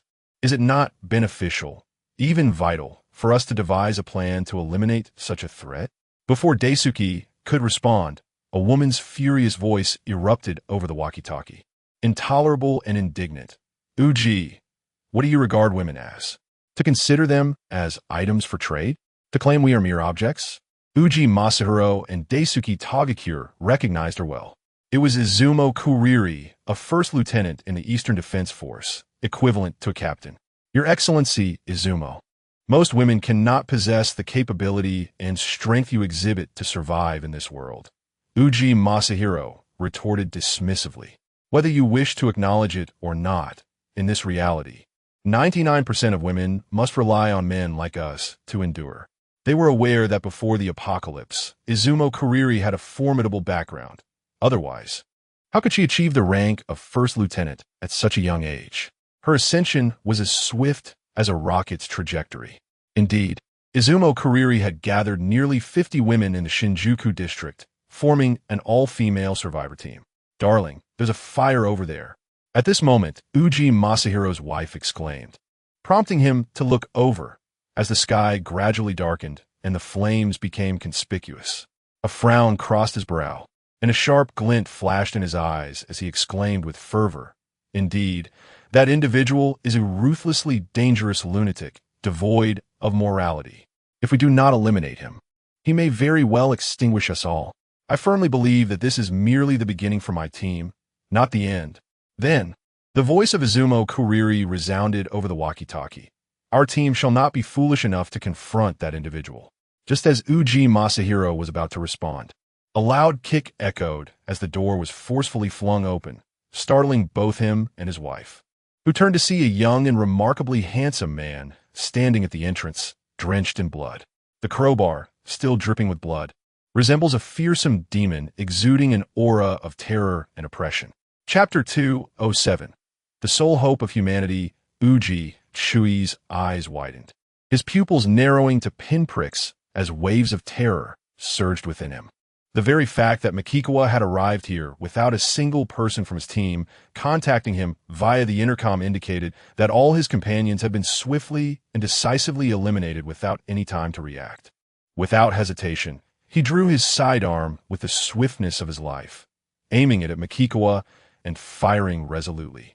Yet Makikawa did not flinch. The bullets, propelled at high speed, struck Makikawa's body as if colliding with a rare, divine metal, falling harmlessly to the ground. Uji felt as if he might shatter from shock, but he quickly regained his composure. As he attempted to aim for Makikawa's eyes, he witnessed Makikawa, silent and unyielding, moving like a bolt of lightning. In an instant, he delivered a fatal blow, shattering the skull of Uji-Chui's wife, leaving no chance for Uji-Chui to fire a second shot before he, too, was dispatched by Makikawa. On the other end of the intercom, the surviving members of the team heard the sound of a gunshot, instinctively realizing that Uji-Chui's team had likely met their end. A chilling dread surged from their feet, enveloping their entire beings in an icy grip, rendering them completely immobile. Gyuin Daifu understood the extent of Makikawa's prowess. After all, he had witnessed him single-handedly take down over 40 individuals outside the Chiyoda police headquarters. Now, he was undoubtedly several times stronger. Regaining his senses, he posed a question with a tone of confirmation. "Is that you, Makikawa-kun?" To his surprise, Makikawa responded, picking up Uji-Chui's intercom. "Mr. Gyuin, what a pleasure to encounter you again. My heavens, I never expected it to truly be you, Makikawa-kun," Gyuin Daifu exclaimed, filled with delight, while others in the team, such as Izumo Kuriri, expressed their astonishment at Gyuin Daifu's reaction. As darkness began to descend, Gyuin Daifu warmly invited, "Would you care to join us, Makikawa-kun? I have some important matters to discuss with you, but it's rather inconvenient to converse over the intercom." "Very well," Makikawa nodded. "Please inform me of your location." After receiving the directions from Gyuin Daifu, Makikawa proceeded to collect the vast supplies amassed by Uji-Chui and ignited the area to incinerate the bodies before making his way to the high-rise where Gyuin Daifu and his team awaited. Upon entering, he was greeted by the overwhelming scent of gasoline and noticed a considerable stockpile of flammable materials, clearly prepared for immediate ignition should circumstances turn dire. Ascending to the 7th floor, he encountered guards stationed at the corridor, and there was Gyuin Daifu, already awaiting his arrival. With a hearty laugh, Gyuin Daifu remarked, "Makikawa-kun, every time I see you, it brings me great joy. As long as a formidable presence like you operates in Shinjuku, we are fortunate to bask in your radiance, granting us a measure of safety." He then quickly added, "You all remain here. I shall accompany Makikawa-kun for a stroll on this floor." At once, Gyuin Daifu's team halted, refraining from following, while Makikawa and Gyuin Daifu walked together. Daisuke Koyanagi's tone suddenly became quite intricate as he slowly addressed Makikawa, saying, "It is not only humans that are affected. Even other animal species have succumbed to this affliction. Although they currently exhibit little sensitivity to movement and seem to possess poor vision, it appears they have also lost their sense of smell. During daylight hours, as long as we refrain from entering buildings to gather supplies, we face minimal danger. However, we can no longer venture into rural areas." Makikawa would never take Koyanagi and his companions back to his safe zone. Regardless of the time elapsed, he would never harbor male survivors. Thus, he merely listened attentively. Noticing Makikawa's silence, Koyanagi promptly shifted the conversation to a more pressing matter. "If you do not mind, Makikawa, I propose that you take the women from my team. Any additional hands would surely bolster our efforts, and I am convinced that your group will become humanity's final bastion of hope. Thus, the more women you have, the better." Koyanagi understood that Makikawa was an astute individual, well aware that the widespread infection among non-human creatures would complicate the already challenging task of resource acquisition for any survivor group. The scarcity of supplies rendered them even more precious, necessitating their careful conservation. In this context, women, who were generally less physically capable than men, could be viewed as a liability, consuming valuable resources without contributing significantly. Moreover, in their team, while some men ventured out during the day to gather supplies, the night posed a different set of challenges. The infected possessed acute hearing, and the darkness concealed untold dangers. After a long day, no one could afford to be well fed. The oppressive heat further exacerbated the situation. Under such dire circumstances, who would have the inclination or strength to engage with women? Moreover, who would dare to do so? In the perilous nights, everyone was compelled to remain still, ideally like motionless logs. Those who lacked foresight acted on impulse, and disregarded survival strategies would undoubtedly perish as the situation deteriorated at an alarming rate. Fortunately, Makikawa's earlier demeanor had communicated a clear message via the intercom. No one dared to offend him now. The women might even harbor thoughts of aligning themselves with someone like Makikawa, who was incapable of wielding firearms. This was certainly preferable to forcibly expelling them, which would only foster resentment. After a moment of contemplation, Makikawa replied, "Very well." He resolved to summon units No. 10 and the Emperor Croc immediately. Given the recent infection among rodents, history suggested that loud noises and vibrations would prompt them to flee. This would not only facilitate his operations, but also enhance safety in the Shinjuku district. He planned to summon units number 2, 3, and 9 the following morning to escort the female survivors from Shinjuku to the adjacent port area. Fortunately for humanity, there existed formidable individuals like Makikawa. Otherwise, extinction would swiftly ensue, and the world would be irrevocably transformed into a paradise for monsters. Daisuke Katajiri continued, "By the way, Makikawa-kun, there are quite a number of male survivors in Shinjuku Ward. Therefore, it stands to reason that there are many individuals possessing various skills and knowledge. You could indeed engage and trade with them and acquire a wealth of invaluable insights and practical experience. Would you like me to approach them on your behalf?" "That would trouble you, Mr. Katajiri." 7 books for 1 backpack of supplies, Makikawa succinctly replied. Daisuke Katajiri then added, "Makikawa, would you care to spend the night with our team? It's quite safe here, and we have someone on watch." "Thank you, but I'll pass." Makikawa shook his head.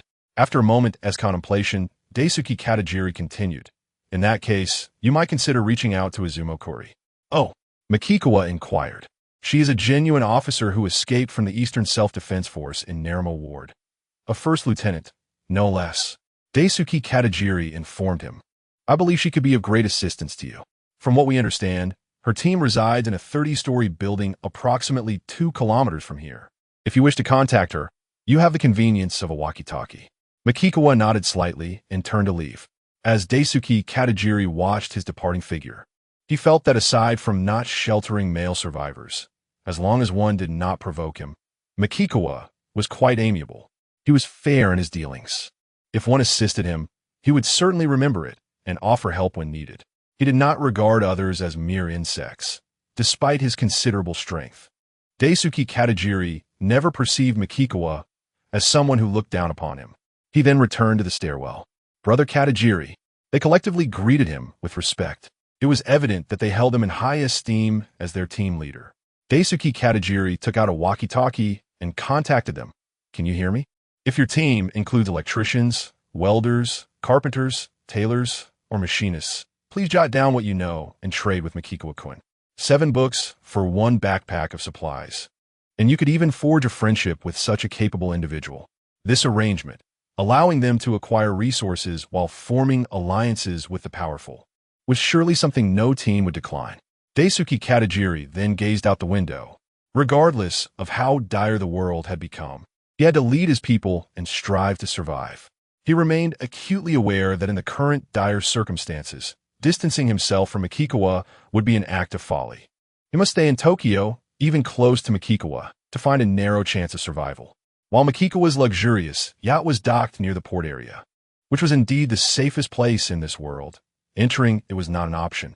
Nonetheless, he believed Makikawa would take measures to secure the regions surrounding the port, such as Shinjuku Ward, which now appeared significantly safer compared to other, more distant locales.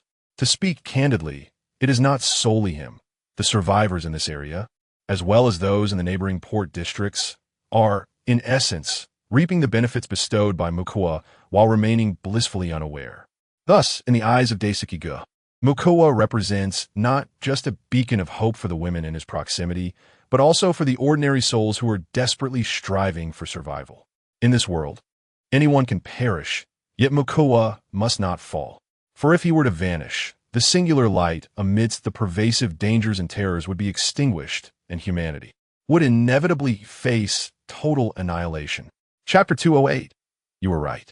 On the other side, Izumo Kuri gazed at the intercom, a hint of contemplation gracing her beautiful visage. Standing tall at nearly 170 centimeters, her posture was impeccably straight. Although her figure was not exceptionally striking, lacking the outrageous allure of Hanazawa Haruka or Nishikura Miho, it was indeed commendable. I must say, that man named Makikawa is quite formidable. It seems even firearms are ineffective against him. Since he is acquainted with Mr. Kagura, why don't we mention this to him and invite Mr. Kagura to join our team, helping us to escape from here? Truly, our chances of survival increase significantly when we align ourselves with a powerful man. Listening to their whispered discussions, Izumo Kuri interjected.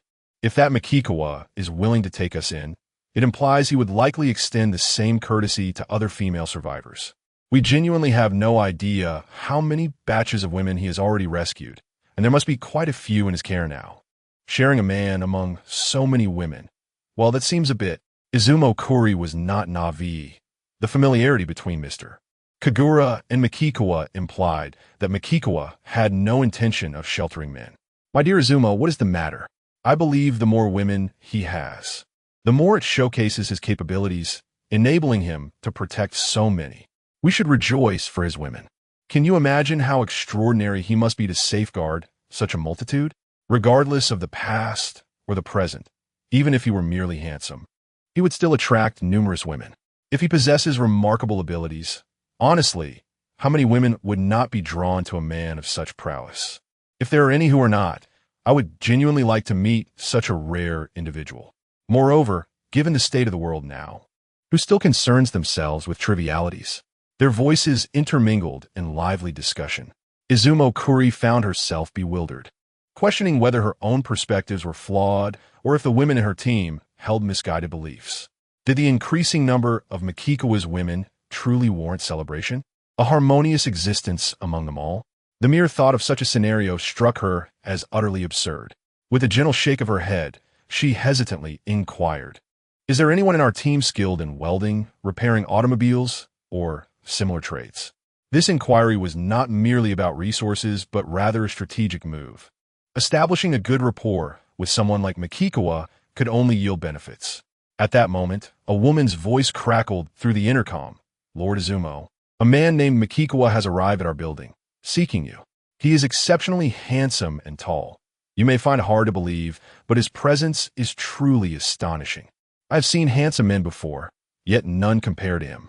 Izumo Kuri observed the expressions of surprise on the faces of the women present, astonished that their conversation about Makikawa coincided with his arrival. Yet, she was taken aback. How could Makawa arrive here so swiftly from Daisuke-gu? Was he flying at incredible speeds? Moreover, how was he able to locate them with such precision? "Please bring him up," Izumo Yuri instructed through the intercom. After a brief moment, Makawa ascended to the 15th floor accompanied by several women stationed in the corridor, entering a conference room. The weather was exceedingly hot, and lacking even a fan, the women, unencumbered by modesty, were dressed quite lightly. However, in Makawa's eyes, this was of little significance. One must understand that the outdoor swimming pool on a luxurious cruise ship, basking in the sun, was a truly breathtaking and extraordinarily candidly beautiful sight. Izumo Yuri scrutinized Makawa meticulously. No matter how she viewed him, it was difficult to believe he was a formidable warrior. Rather, he resembled a pampered boy toy, adept at charming, affluent women. Yet, she conceded that men of such appearance could easily captivate the hearts of most women, much like how men are mesmerized by unparalleled beauties. The attraction between the sexes is ever present. Clearing her throat, Izumo Yuri said, "Mr. Makawa, I am Izumo Yuri, trusted by all to lead this team. Please have a seat. For now, we can only offer you a bottle of beverage." After Makawa sat down, a woman presented him with a drink, unabashedly taking a seat beside him. With a playful smile, she teased, "Handsome, you truly look so young. Would you like me to teach you some fascinating things? Or perhaps you know even more and could guide me instead?" Makawa found no interest in trivial chatter. He stated directly, "I have heard from Mr. Gu about Miss Izumo. My team is in need of talents like you, and I have come to extend an invitation for your team to join us." In his perspective, Izumo Yuri could potentially aid him in training a genuine armed force. Takasaki Suzu was ultimately a police officer, not a professional military officer. Especially within the absolute domain shield's coverage, everyone would be influenced, enhancing their loyalty to him. Thus, he could confidently distribute the vast array of equipment, such as firearms and ammunition, he had procured from the training area to the armed personnel, ensuring they were fully equipped. Once the streets were cleared, they could commence training with main battle tanks. Izumo Yuri pursed her cracked lips and inquired, "Mr. Mikawa, how many people do you have?" Mikawa replied, "We are just a few dozen short of 4,000. Upon hearing this staggering figure, everyone was taken aback, incredulous. The mere fact that so many individuals had gathered together and remained safe was a powerful testament to the existence of a sanctuary where thousands could live securely. Furthermore, one could only imagine the amount of resources required to sustain such a large group each day. Even with frugal consumption, it was a figure beyond their comprehension. This, in turn, implied that Mikawa's team possessed an impressive capability for efficiently gathering substantial supplies. The gaze of many women present shifted as they regarded Mikikawa, their expressions reflecting a willingness to pay any price to venture into such a place. Izumi Kuri felt a deep-seated skepticism. Was it possible that Mikikawa's territory was a no-go zone for both infected individuals and mutated creatures? "I will also have my subordinates escort you there," Mikikawa stated plainly. "However, it will not just be your group. There will be women from Mr. Kegawa's team and other female survivors from Shinjuku, so we will depart tomorrow at noon." After speaking, he rose and left, planning to gather more supplies during the night. With so many individuals in his group, the more resources he had, the better. Mikikawa was swift in his comings and goings. One woman remarked with amusement, "Not only is he tall and handsome, but he is also young and remarkably capable. If I were to have a relationship with him, I would be the one benefiting immensely." "Absolutely, especially with that aloof demeanor. It makes him all the more alluring. I adore this kind of cool, distant, handsome man." Tomorrow, they would be heading to Mikikawa's place, yet they had managed to collect numerous supplies. Certainly not enough to carry everything. Thus, they resolved to eat as much as they could to conserve resources, for none had experienced true satisfaction in a long time. "I've completely forgotten what it feels like to be full." They chattered excitedly, their faces alight with joy. After about half an hour, they heard a faint sound. Instantly, silence fell among them, and their expressions turned pale with fear, huddling together in trepidation. Izumi Kuri, summoning her courage, cautiously approached the window with binoculars in hand. The night obscured visibility, yet the sounds grew increasingly ominous, inducing sheer terror. It was evident that two massive mutated infectors had entered Shinjuku, even passing near the tall building where they resided. Without needing to use the binoculars, their colossal forms were unmistakable, one towering at least 26 or 7 meters, and the other stretching over 25 meters in length. The sense of oppression was utterly staggering. Witnessing this, her heart felt as though it might shatter. The two creatures dispersed, seemingly intent on separate paths. Once they had moved further away, Izumi Kuri, her complexion pallid and her scalp tingling, stammered, How can there be such enormous, terrifying monsters? Why did they arrive so suddenly in Shinjuku? Can we even remain here any longer? Can Mr. Mikikawa and his elite subordinates handle these two beasts?" Another woman asked, her voice trembling with anxiety. Then, Izumi Kuri took out a walkie-talkie, attempting to communicate with other teams, but was met with a voice trembling in fear. "What's happening? Why have two super terrifying monsters appeared out of nowhere?" Nowhere was safe. It had become a playground for these creatures, and their presence seemed all too normal. Yet, she firmly believed that Mikikawa would be able to confront them. The intercom crackled to life with the voice of Daisuke Kaguyama, assuring everyone that as long as Mikikawa-kun was present, their safety was unequivocally guaranteed, and there was no need for excessive concern. However, someone lowered their voice to question, "Are you truly convinced that Mikikawa is invincible? What exactly does he possess to confront those two terrifying monsters?" Daisuke Kaguyama responded with unwavering conviction, asserting, "Indeed, you are correct. Mikikawa-kun is the invincible warrior." In that moment, not only did the speaker fall silent, But even those listening, including Izumo Kuri, were left in utter disbelief, their expressions frozen in astonishment. Chapter 209.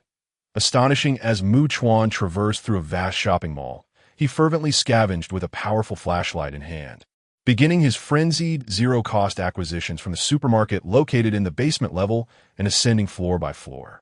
His current need for various supplies was immense, not merely food and drink, but also medical supplies, clothing, stockings, and shoes.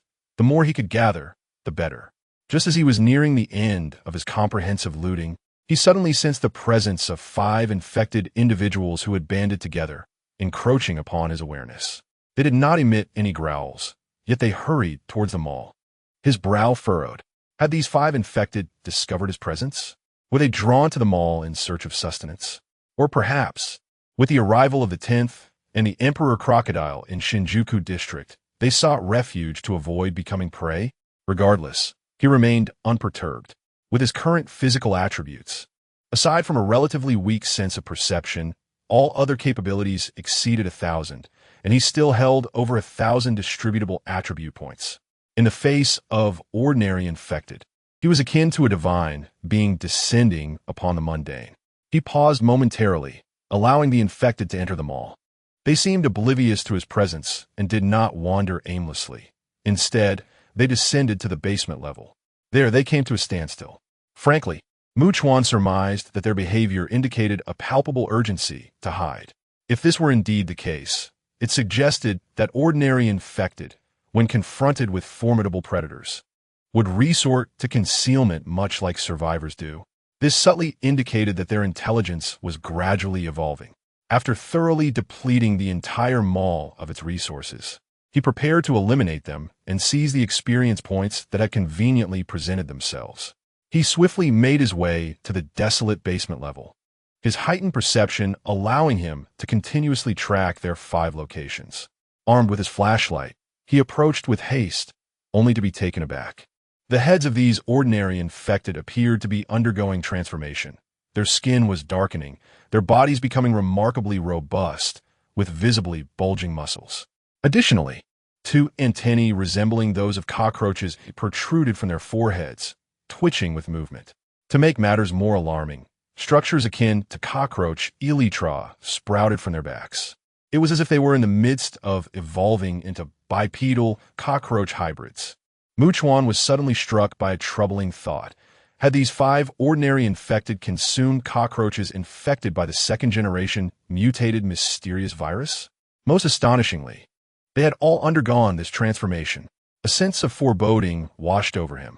This could potentially confirm that the original mysterious virus, which solely infected humans, had seamlessly integrated with the 2nd-generation mutated strain capable of infecting non-human creatures, swiftly forming a 3rd-generation variant. The notion of 2 entirely distinct species merging into a completely new entity was both horrifying and astonishing. This heralded infinite possibilities. Certainly, upon sighting him, the 5 ordinary infected individuals emitted a low, guttural growl, their hardened wings quivering as they suddenly lifted off the ground, launching into a rapid aerial assault. Astonishingly, they exhibited a ludicrous ability to fly short distances, reminiscent of cockroaches. In a swift motion, Chuan brandished his reinforced crowbar, unleashing a fierce onslaught. Bang! Bang! Bang! In the blink of an eye, he punctured the skulls of the 5 infected beings in rapid succession. Experience points 190. As the system's notification echoed in his mind, Chuan realized that the experience awarded was merely a token sum for vanquishing ordinary infected. Should they be classified as mutated, the yield would surely be far greater. Standing still, he found it impossible to quell the turmoil within. These 5 ordinary infected vividly illustrated the terrifying reality of the fusion between the original and 2nd-generation viruses, an amalgamation far more frightening than he had ever imagined, defying the simple arithmetic of 1 + 1 equating to 2. After all, this fusion enabled ordinary infected to possess traits akin to those of various other species. Moreover, if ordinary infected exhibited such capabilities, what could be said of the mutated ones? One could even hypothesize that if infected creatures like cockroaches and rats consumed either mindless ordinary infected or those of higher intellect, they too might acquire wisdom and the traits of their mutated counterparts. For instance, if they ingested the flesh and blood of a colossal mutated infected, could they rapidly attain a similar gigantic form? At present, he could not ascertain. Yet, observing the circumstances, it was evident that if ordinary and mutated infected were to consume avian creatures, flies, mosquitoes, earthworms, rats, cockroaches, fish, and other such beings, the emergence of airborne, burrowing wall climbing, and swimming infected would not only be unsurprising, but rather anticipated. Even now, he could categorize them into several distinct types: aerial, burrowing, wall climbing, and so forth. Among these, the most formidable would undoubtedly be the flying mutated infected, equipped with long-range attack capabilities, even if bestowed with an S-class weapon. A devastating gun capable of annihilating any infected creature in a single strike. Chuan recognized that without the ability to engage in aerial combat, he would find himself at a significant disadvantage. Furthermore, he was acutely aware that the reproductive capabilities of creatures, such as rats and cockroaches, already formidable, would likely be further enhanced under the influence of the mysterious virus. Previously, in the Katsushika district, he had observed rats gnawing on the corpses of ordinary infected, knowing that such consumption would lead to a noticeable increase in their size. Should they grow to the dimensions of chickens, ducks, cats, or dogs, the infected could feasibly prey upon them, thus broadening their dietary range, especially since these creatures harbored viruses, irrespective of which consumed whom. The outcome would inevitably yield a new breed of beings far more terrifying. 1+1 yielding results far beyond 2. With a heavy heart, Chuan meticulously examined the corpses of the ordinary infected, searching for anything akin to cockroach egg cases. Yet he found nothing. He then retrieved 2 bottles of beverage from the storage space, opened them, and consumed them in one go before departing from the now desolate shopping mall, becoming increasingly vigilant in his quest to gather various supplies. Approximately an hour later, a desperate roar erupted from Subject 10.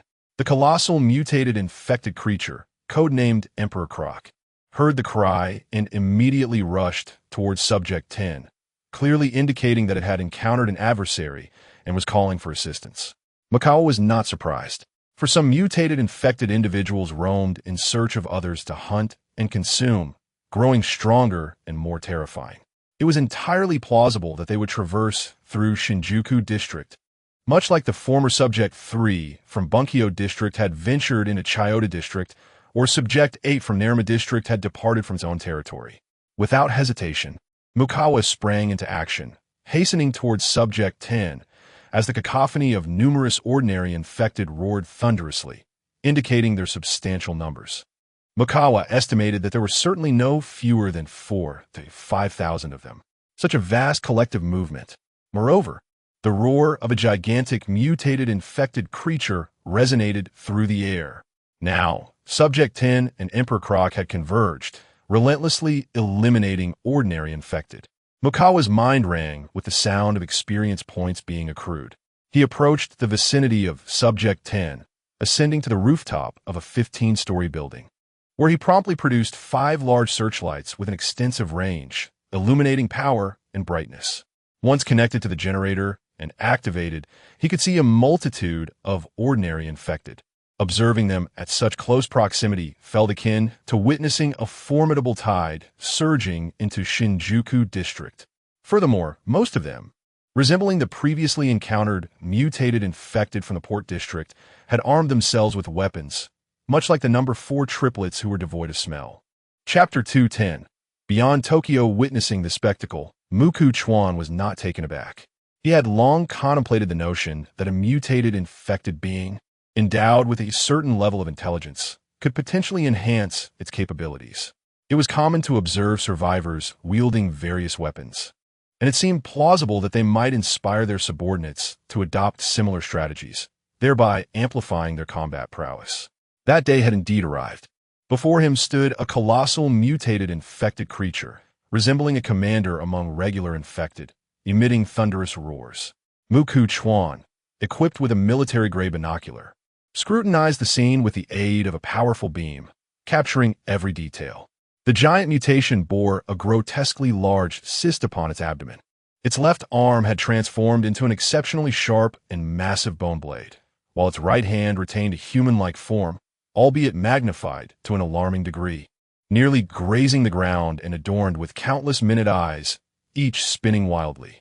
Its head was a sight to behold, not resembling a human skull, but rather that of a horrifying, twisted entity, a being so bizarre it could never exist on Blue Star. If Chuan were to attempt a description, he might liken it, albeit faintly, to an enormous stick insect, writhing chaotically like a spider, ensnaring its prey. 3 whip-like appendages extended from its head, each tipped with crescent-shaped blades. Its legs were encased in a shell reminiscent of that found on crustaceans, as if clad in an impenetrable armor. This was merely the front view. The mysteries of what lay on the back of this creature, designated as number 12, remained undisclosed. However, no. 10 and the Emperor Crocodile were far from feeble. Hailing from the affluent Setagaya district of Tokyo, known for its abundant resources and rapid evolution, they exhibited remarkable strength and ferocity. Especially notable was their previous consumption of the flesh of number 11, a formidable boss, which had granted them a significant enhancement.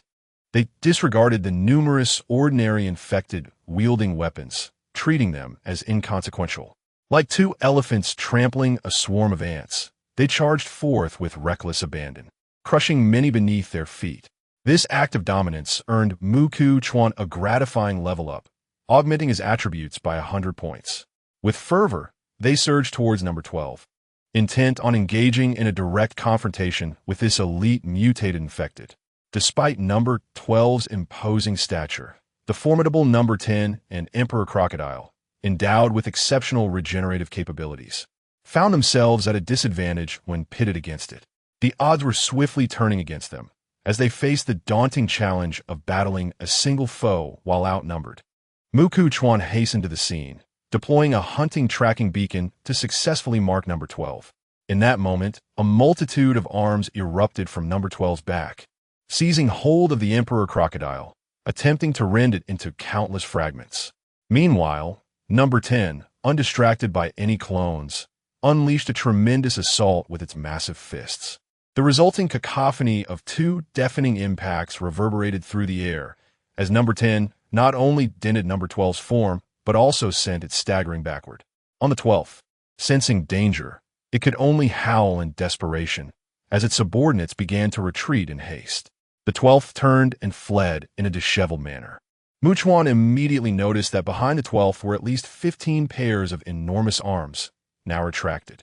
His expression remained composed.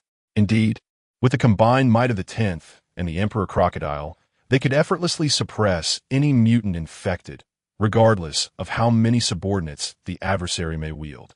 Had the 12th not retreated, even without his intervention, it would undoubtedly have met its demise that very night.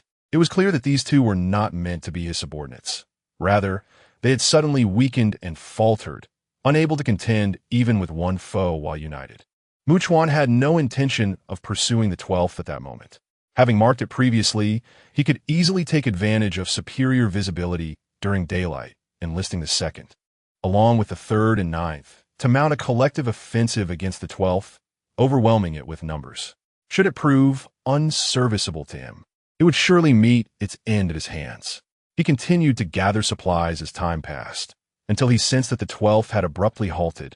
Thanks to the mark he had placed, consulting his map, he discovered that the direction was towards the once familiar training area. A sense of unease washed over him. Suddenly, an epiphany struck him with the force of a thunderclap. As he recalled, the training area housed a population exceeding 700,000 for the peculiar 8th. This represented an abundance of both sustenance and rare resources for enhancement. Why, then, had the 8th chosen to leave the training area for the adjacent Tashima district? Reflecting calmly on the situation, he realized that the 8th had abruptly departed the training area, swiftly traversing to the neighboring Tashima district and subsequently arriving at Bunkyo, where it ultimately encountered him, meeting its demise and becoming sustenance for the 2nd, 3rd, and 9th. Thus, a conclusion could be drawn. The 8th had not left the training area in search of mutant prey. If that were the case, the training area itself would suffice, and the Tashima district would certainly harbor similar threats. In fact, the 8th's route was evidently one that distanced it from the training area at the fastest pace possible. Chuan recognized that this was a crucial aspect he had neglected to contemplate. It was quite possible that the 12th had ventured to the training area at that time, prompting the 8th's sudden exodus. Furthermore, with the map in hand, he clearly understood that the training area lay at the outskirts of Tokyo, bordering 4 districts: Sugamo, Nakano, Tashima, and Itabashi. Each of these districts boasted a population significantly lower than that of the training area, implying a relative scarcity of resources. In terms of the snowball effect of power, it was indeed challenging to find a mutant infected more formidable than the 8th. Thus, according to Chuan's personal deductions, it was highly likely that the 12th originated from regions outside of Tokyo, rather than being a local mutant infected. Tokyo's population exceeds 10 million. But when considering the entire metropolitan area, the total approaches 40 million.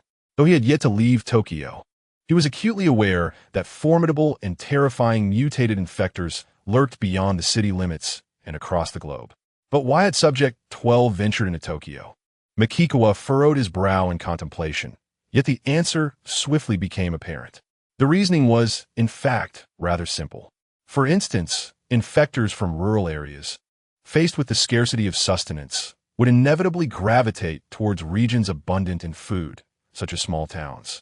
Those that survived the brutal culling would undoubtedly continue their migration towards places rich in resources. Subject 12, after all, would not likely head towards areas devoid of nourishment.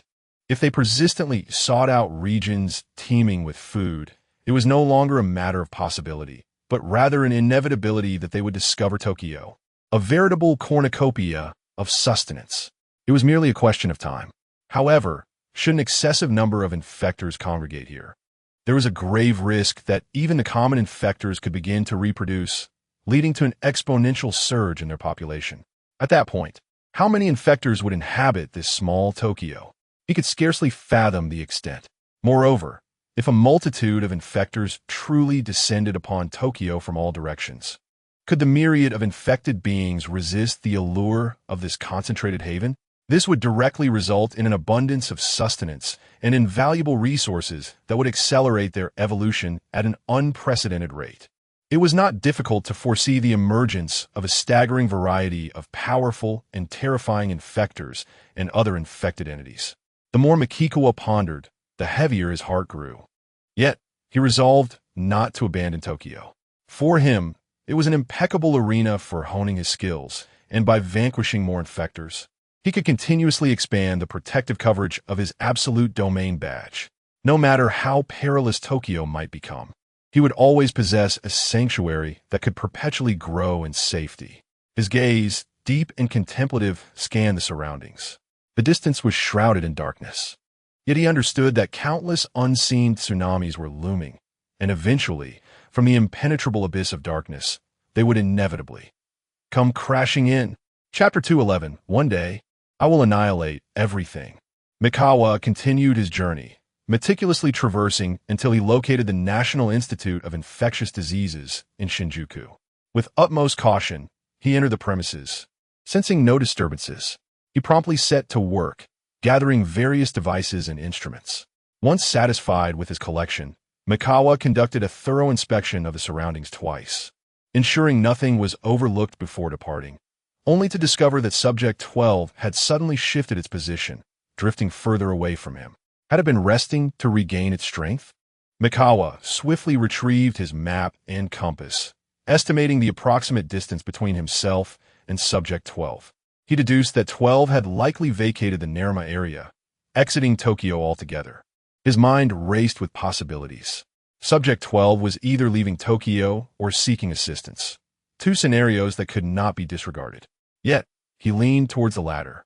This inclination stemmed not only from a potent intuition, but also from a knowledge that 12 had instructed its subordinates to employ a variety of weapons to amplify their overall combat efficacy, a testament to its remarkable intelligence, rivaling that of Subject 2. Moreover, Subject 10, the Emperor Crocodile, was undoubtedly perceived by 12 as a valuable asset, one that could be consumed to enhance its strength significantly. Logically and emotionally, 12 would be reluctant to relinquish such a prize, likely intent on acquiring it. For instance, if Subject 10 was not under its command, why would 12 have fled without pursuing? Even if it could not eliminate 10, it would strive to engage and consume as much flesh and blood as possible. Furthermore, even ordinary infected individuals understood the importance of camaraderie and communication. Was it conceivable that mutated infected beings, evolving at a far more accelerated pace and possessing heightened intelligence, would be less adept at collaboration than their ordinary counterparts? Such a notion seemed implausible. However, 12 would certainly hesitate to seek out entities stronger than itself, lest it become a mere morsel for the dogs. Likewise, it would disdain seeking those considerably weaker. Thus, the potential allies it could consider were limited to those of comparable strength, where neither could overpower the other, fostering a scenario where collaboration based on mutual benefit could arise. Nonetheless, this would inherently limit the number of potential allies, as it was improbable for a multitude to emerge all at once. Yet, should 12 indeed be in search of allies to mount a resurgence, Shinjuku would inevitably transform into a bloody battleground. Mikawa remained unfazed by the prospect of 12's return, regardless of its intentions. He planned to summon Subject 2 along with its two subordinates and Subject 9. If 12 were to make an appearance, he would instruct Subject 2 to lead 9, 10, and the Emperor Crocodile in a direct confrontation. After all, Mikawa regarded Subject 2's command abilities as commendable. He was also eager to cultivate its leadership skills, believing that opportunities for growth were essential for Subject 2 to eventually command a larger cohort of mutated infected beings with greater efficacy. After some contemplation, he resolved to seek out Daisuke Kagekun. Although Mikikawa is not a saint, he possesses knowledge beyond the helicopter repair skills he acquired from Daisuke Kagaki. Outside the Metropolitan Police Department in Chiyoda Ward, a team led by Iwao Kumi confronted him due to firearms issues. And despite being unaware of Mikikawa's capabilities to resolve the situation, Kagaki chose to side with him. Even though some time has passed, Mikikawa has not forgotten this incident. He recalls his personal speculation that a gang battle might erupt in Shinjuku Ward, and intends to inform Kagaki to evacuate with his team. If they were to be caught in the crossfire, ordinary people would face dire consequences. Thus, Mikikawa returns to Kagaki. Meanwhile, Kagaki, who is alone in a corner, smoking to alleviate his anxiety, is alerted by his team members that Mikikawa has arrived. Quickly extinguishing his cigarette, he descends with a serious demeanor and quietly states, "Mikikawa-kun, please convey your important message." He reflects on the terrifying sounds of battle caused by the monstrous creatures. They all heard it and felt a sense of dread. Yet, Mikikawa remains unfazed, casually wandering outside and arriving here. He truly fears nothing. Kagaki-san, a significant change may be imminent in Shinjuku Ward, Mikikawa states calmly. I cannot assert that it will definitely occur. It is merely my personal conjecture. I trust you, Mikikawa-kun. Kagaki, a straightforward man, inquires, where should we go? In fact, before Mikikawa's arrival, he had already resolved to use the intercom at dawn to inform Mikikawa that they would be leaving, although he was uncertain where to find him. He planned to gather his team and contact other groups to unite and depart for Chiyoda Ward, which borders the port area. After all, with the terrifying mutated creatures wreaking havoc, anyone with a semblance of sense would not linger here. They are not like the fearless Mikikawa. For them, the only viable option in the face of imminent danger is to seek refuge in relatively safer locations. Regardless of the path they choose, they must operate within the bordering port area, Bunkyo or Chiyoda Ward. Mikikawa notes that he has conducted operations in Bunkyo, and news is spread widely that many ordinary and mutated individuals have already fled. Chiyoda Ward, with a population of only about 60,000, is the least populated area in Tokyo, which is particularly significant as it is also his birthplace, especially since the number 2 and number 9 mutated creatures have shifted their hunting ground from the port area to the bordering regions. Thus, compared to other districts, it is relatively less perilous. Very well, and do not forget to come and collect what you need when the time comes, he adds. Daisuke Kageyama nodded and said, Actually, Makiko-kun, I am concerned about one issue. Please, Mr. Kageyama, go on. Is it possible that one day, Makiko-kun might suddenly leave the harbor district? I will remain here. That is reassuring. Daisuke Kageyama smiled with relief and resolved to use the radio and other means to contact survivors in the Tokyo area, urging them to gather in the neighboring districts of Shinjuku, Chiyoda, Chuan, Shinagawa, and Shibuya. Those who already resided in these areas must not be foolish enough to leave. Proximity to Makikawa is synonymous with safety, increasing the likelihood of discovering a viable refuge for survival. Then, Daisuke Kageyama turned his gaze toward the darkness outside the window and suddenly inquired, "Have you ever doubted yourself, Makikawa-kun?" No. Understanding the essence of Daisuke's question, Makikawa responded with a calm demeanor, "One day, I will shatter everything." Upon hearing this, Daisuke Kageyama turned to him, lost in thought as he gazed at Makikawa. His words were almost inaudible, yet they emanated a profound sense of unwavering confidence, as if he radiated a brilliant, dazzling light. Makikawa-kun, to speak candidly, if I were a woman, I would undoubtedly fall in love with a man like you. After jesting, Daisuke raised his right hand and patted Makikawa's shoulder. The fact that you took the time to come here and share your thoughts with me fills me with joy and surprise. However, I recognize how busy you are, and I do not wish to squander your precious time further. Next time, when you find yourself less occupied, I would be delighted to treat you to a fine meal. Very well, Mr. Kageyama, I shall take my leave now. With that, Makikawa departed, continuing his relentless pursuit of gathering supplies and hunting infected creatures. In addition to his activities here at Site 10, the Imperial Crocodile was also engaged in hunting, alongside Units 2 and 9 in similarly affected areas near the harbor. He was accumulating experience points at an astonishing rate, having already reached level 100, with a total of 1,761 attribute points available for allocation. The cold, mechanical voice of the system echoed in his mind. Chapter 212, The Artifact of Team Combat. Congratulations, host. Your level has reached 100. You are rewarded with a special lottery ticket that significantly increases the probability of obtaining items and props of B grade or higher. Please note, the coverage area of the Absolute Domain badge has been enhanced, now extending over a radius of 33 miles. The strength of the shield has also been fortified. All living beings within the expanded coverage area have been eliminated. Makikawa genuinely appreciated the system. Reaching level 100 not only granted him a special lottery ticket, but also augmented the shield's range from an initial 30 miles to 33 miles upon achieving 10 additional levels.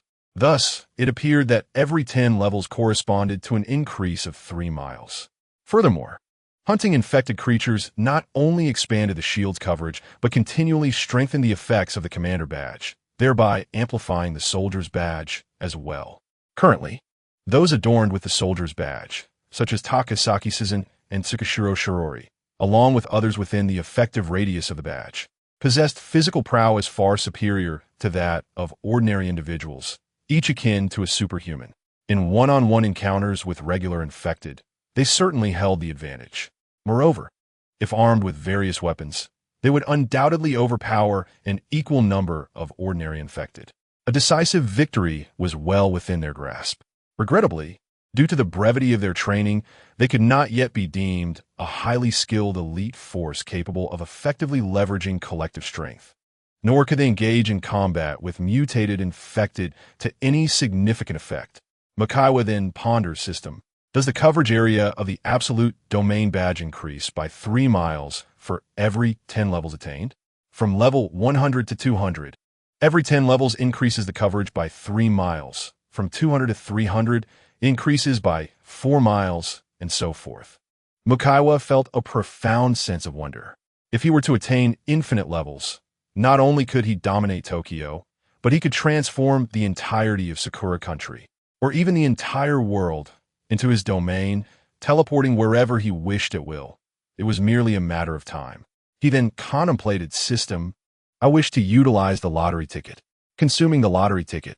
The lottery has concluded, and the items drawn have been placed into your storage space. Upon opening his storage space, he beheld a palm-sized object resembling a clock. He examined it closely. It was not an S-grade or A-grade item. but rather a B-grade random item, the stasis clock, valued at 4,000 points. This was no trivial acquisition. It could purchase 10 loyal rings. Its effects were indeed formidable, capable of significantly slowing the speed of all infected within a 100-meter radius for a duration of 5 minutes. Although it could only be used once per day, he was quite pleased. Having drawn this with a free lottery ticket felt as though it had fallen from the heavens. Then an idea struck him, and he inquired, "System, if I reach level 200, will I be awarded another special lottery ticket? You will receive 2 tickets. Upon reaching level 300, you will receive 3 tickets." And so forth. In response to the words spoken, Chuan, in a rather pleasant mood, inquired, "By the way, once the stasis clock is employed, will it affect the mutated infected individuals under my command?" "No." "Then, is it possible to enhance the effective range of the stasis clock? For instance, by utilizing enhancement stones?"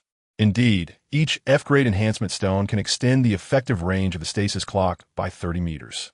Enhancement stones are not particularly expensive, costing merely 20 points each. By purchasing 30 stones, one could augment the range by an impressive 900 meters, effectively spending only 600 points. In Chuan's eyes, this B-grade item, the stasis clock, is akin to a divine artifact for team battles. Just imagine, if all hostile infected within a kilometer radius had their speed considerably reduced, while his side enjoyed an uninterrupted 5 minutes of advantage. Such a significant benefit would make it nearly impossible to lose in a team battle. Chuan has always been generous with his points. Without hesitation, he expended 800 points to acquire 40 enhancement stones, thereby increasing the stasis clock's effective range to encompass a radius of 1,300 meters. As dawn broke, Chuan first ventured to the vicinity of No. 10 and his companions. He retrieved a large container from his storage space and filled it with various supplies, including flour, rice, an assortment of vegetables, canned meats, clothing, stockings, and books, among others. The crawling emperor crocodile possesses a far superior carrying capacity compared to the upright number 10. Chuan could securely fasten 8 containers to its back while additionally stacking another layer atop. The emperor crocodile could transport 16 large containers of supplies in one go. Conversely, No. 10 could only manage to move 8 or 9 large containers with its limbs, which would already be a strenuous feat naturally. He also included several complete sets of medical equipment, encompassing dental and ophthalmic tools, various surgical instruments, and a substantial supply of medications. Once all was arranged, with No. 9 and number 2 arriving, Chuan instructed number 9 to carry the containers brimming with abundant supplies. No. 2 and its 2 smaller subordinates were unable to manage such laborious tasks. However, since they had come, he ensured they were laden with several bulging backpacks filled with books, preventing them from returning empty-handed. Subsequently, Chuan proceeded to visit Izumi, Curie, and the others. After greeting them, he took a loudspeaker and called out, gathering all willing female survivors to come to his location. He then entered the conference room of the high-rise where they resided. Some women who had kept watch the previous night were catching up on sleep. Upon spotting Chuan's arrival, Izumi, Curie, and her companions immediately inquired, "May we ask if Mr. Chuan's elite subordinates have arrived?" "Yes," Chuan replied. "However, I still need to gather other female survivors. We plan to depart around noon. You all have walkie-talkies. Once you are nearby, please communicate in advance. Arrangements will be made for you. And do inform my team members to avoid leaving the absolute safe zone for the time being." But Chuan, there were gigantic monsters fighting here last night, and the commotion was truly terrifying. A woman, her face etched with worry, spoke in a trembling voice filled with tension and fear. There were even 2 that passed by our high-rise residence. One resembled 2 colossal monsters fused together, walking back to back, while the other was akin to a prehistoric crocodile. We witnessed it with our own eyes. With so many of us gathered, heading towards the territory of Brother Chuan, could it be that the ones escorting you to my place are indeed them? Upon hearing this, Izumi, Yuri, and the others were left utterly astonished, their mouths agape, their eyes wide with disbelief, as if struck by lightning. What did he just say? Could it be that those 2 gigantic monsters are his subordinates? Chapter 213. How fortunate it is to be here. Everyone was engulfed in a wave of astonishment, as if caught in an unbelievable whirlwind. Who could have anticipated this? Who would dare to imagine such a scenario? Izumo Yuri gasped, her complexion paling as she stammered in disbelief. Mr. Mikawa, you can actually make those monsters listen to you? Mikawa nodded nonchalantly, offering no further elaboration before swiftly departing. The group remained frozen in place, resembling statues, as they struggled to process the shocking revelation. After what felt like an eternity, one individual finally broke the silence, a shiver running down their spine as they exclaimed with exhilaration, "Mr. Mikawa is not merely an invincible warrior. What would he possibly be incapable of? We are truly fortunate." Another voice, lost in thought, murmured compared to the women who have already gone to Mr. Mikawa. "Our luck seems rather poor. If only we had encountered him during the initial outbreak, things would have been so different. Why didn't fate allow me to meet Mr. Mikawa sooner? Yet, I suppose encountering him now is still a blessing." With a gleeful tone, someone added, "Survivors from other regions like Osaka or Nagoya would never have this opportunity. We are indeed more fortunate than many." Meanwhile, Izumo Yuri, overwhelmed by turbulent emotions, trembled as she whispered, "Even those kinds of monsters. This is truly absurd. Could he possibly be a divine being?" Around noon, the male survivors had left Shinjuku district at dawn, unwilling to linger any longer. The female survivors, escorted by numbers 2, 9, and others, made their way to a luxurious cruise ship located in the harbor area. Mikawa had placed soldier insignias on them, enhancing their stamina and speed. Given that the harbor was adjacent to Shinjuku, they arrived near the cruise ship in no time. Izumo Yuri and her companions gazed in awe and trepidation at the colossal mutated infected beings, known as Number 10 and the Emperor Crocodile, returning with large containers. Despite knowing they were under Mikawa's command and would not harm them, the oppressive aura and the thunderous sound of their footsteps instilled an overwhelming sense of fear, making it difficult to breathe. Nevertheless, it must be noted that the escort provided by numbers 2 and 9 was exceptionally secure. No infected beings or other creatures dared to approach. They had entered an absolute safe zone, where they were able to communicate via walkie-talkies. "I am Izumo Yuri. May I ask your name?" Yuri inquired humbly, acknowledging their status as newcomers in the presence of those more experienced. "Takasaki Suzune," came the response. "Where do you hail from?" Izumo Kuri promptly informed, "We are survivors from Shinjuku district, and Mr. Mikikawa has dispatched his subordinates to escort us here." "Ah, those little creatures know the way. They will guide you to the cruise ship. I'll notify Haruka, and she will make the necessary arrangements for you." The voice of Takasaki Suzu echoed through the walkie-talkie, to which Izumo Kuri responded, "Mr. Mikikawa has also advised you to refrain from venturing outside the designated safe zones for the time being." "Understood," came Takasaki Suzu's reply as Izumo Kuri and her companions continued on their way. Meanwhile, outside, Takasaki Suzu and her group were met with Shikigami Shirgu's calm remark. "Another batch of people has arrived. It seems our team's daily resource consumption will increase. Indeed, our priority is to enhance our capabilities as swiftly as possible to provide substantial support in the battles against the beloved and the monsters," chimed Kamiyamamaki. "Other matters are not for us to ponder. Those are for our leader to consider. Indeed, we should not concern ourselves with what does not pertain to our roles," added Tsukiyuki Shirori, raising an eyebrow. "Shirgu, you are young yet think too much, which is why you worry so. Nevertheless, it is unavoidable. Even non-human creatures are now fully infected. If we do not gather more female survivors now, where shall we find them later?" Takasaki Suzu shrugged. "Time is of the essence. We must race against it. We have so much to accomplish, and every location requires additional manpower. More people can only be advantageous. I wish for our team to number in the thousands. No, in the hundreds of thousands." With her hair tied in dual ponytails, Hanada Eri smiled brightly. "Suzu, with that many people, our dear one might be utterly exhausted." "That is precisely the effect I desire," replied Takasaki Suzu with a hearty laugh. "I am genuinely curious about how many people it would take to defeat Mikikawa. Are you not intrigued?" They continued their light-hearted conversation, albeit with 9 and others temporarily absent as they had been reassigned. Their resource collection was now limited to backpacks, which proved to be quite inefficient.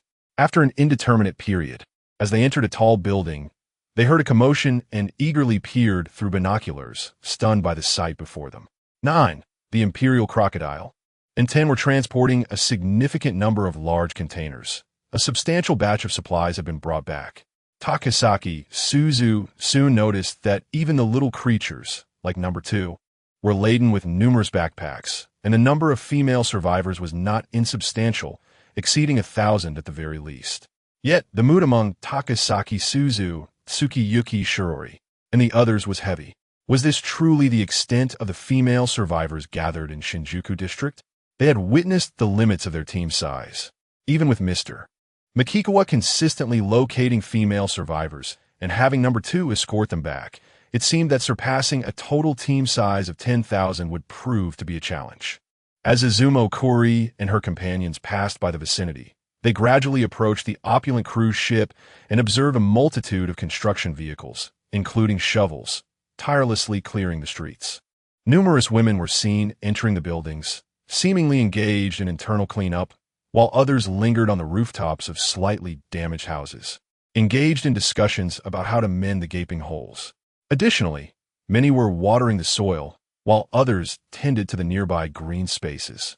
It became evident that these lands were clearly designated for the cultivation of various crops. In this extraordinarily peaceful and tranquil atmosphere, there was an unmistakable air of prosperity and vitality. Of course, some women were seated beneath the grand trees, appearing to have labored tirelessly until now, taking a moment to rest in the shade. Given the sweltering heat and the reprieve from the sun, they were quite unabashed, sitting there consuming bread, sipping water, and engaging in light-hearted banter. However, this scene struck Izumo Kuri and her companions as utterly absurd. Were these individuals truly devoid of any sense of modesty? Mei Harayu, who was resting with a fan in hand, looked towards the approaching Izumo Kuri and her group, greeting them with a warm smile and a wave, exclaiming, "Hello, welcome to your arrival." In truth, Mei Harayu had also gathered additional manpower, expanding her planting and breeding team to 300 individuals. Such extensive and efficient cultivation, along with the clearing of more land, required far more than just a handful of workers, not to mention the need to incubate chicken, duck, and goose eggs for future rearing.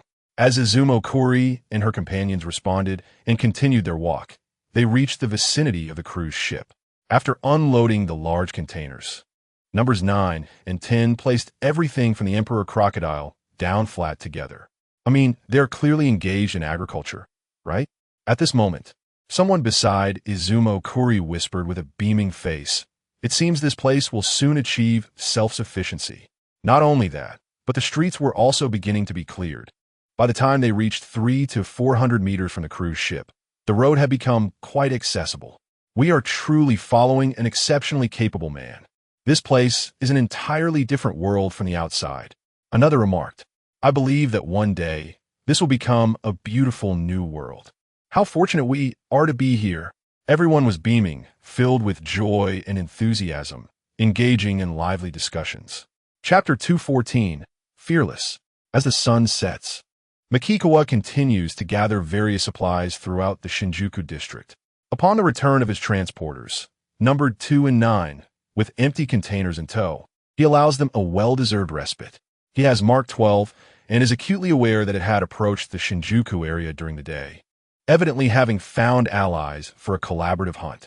However, it has halted approximately 10 kilometers from Shinjuku, seemingly resting to regain strength before making its move.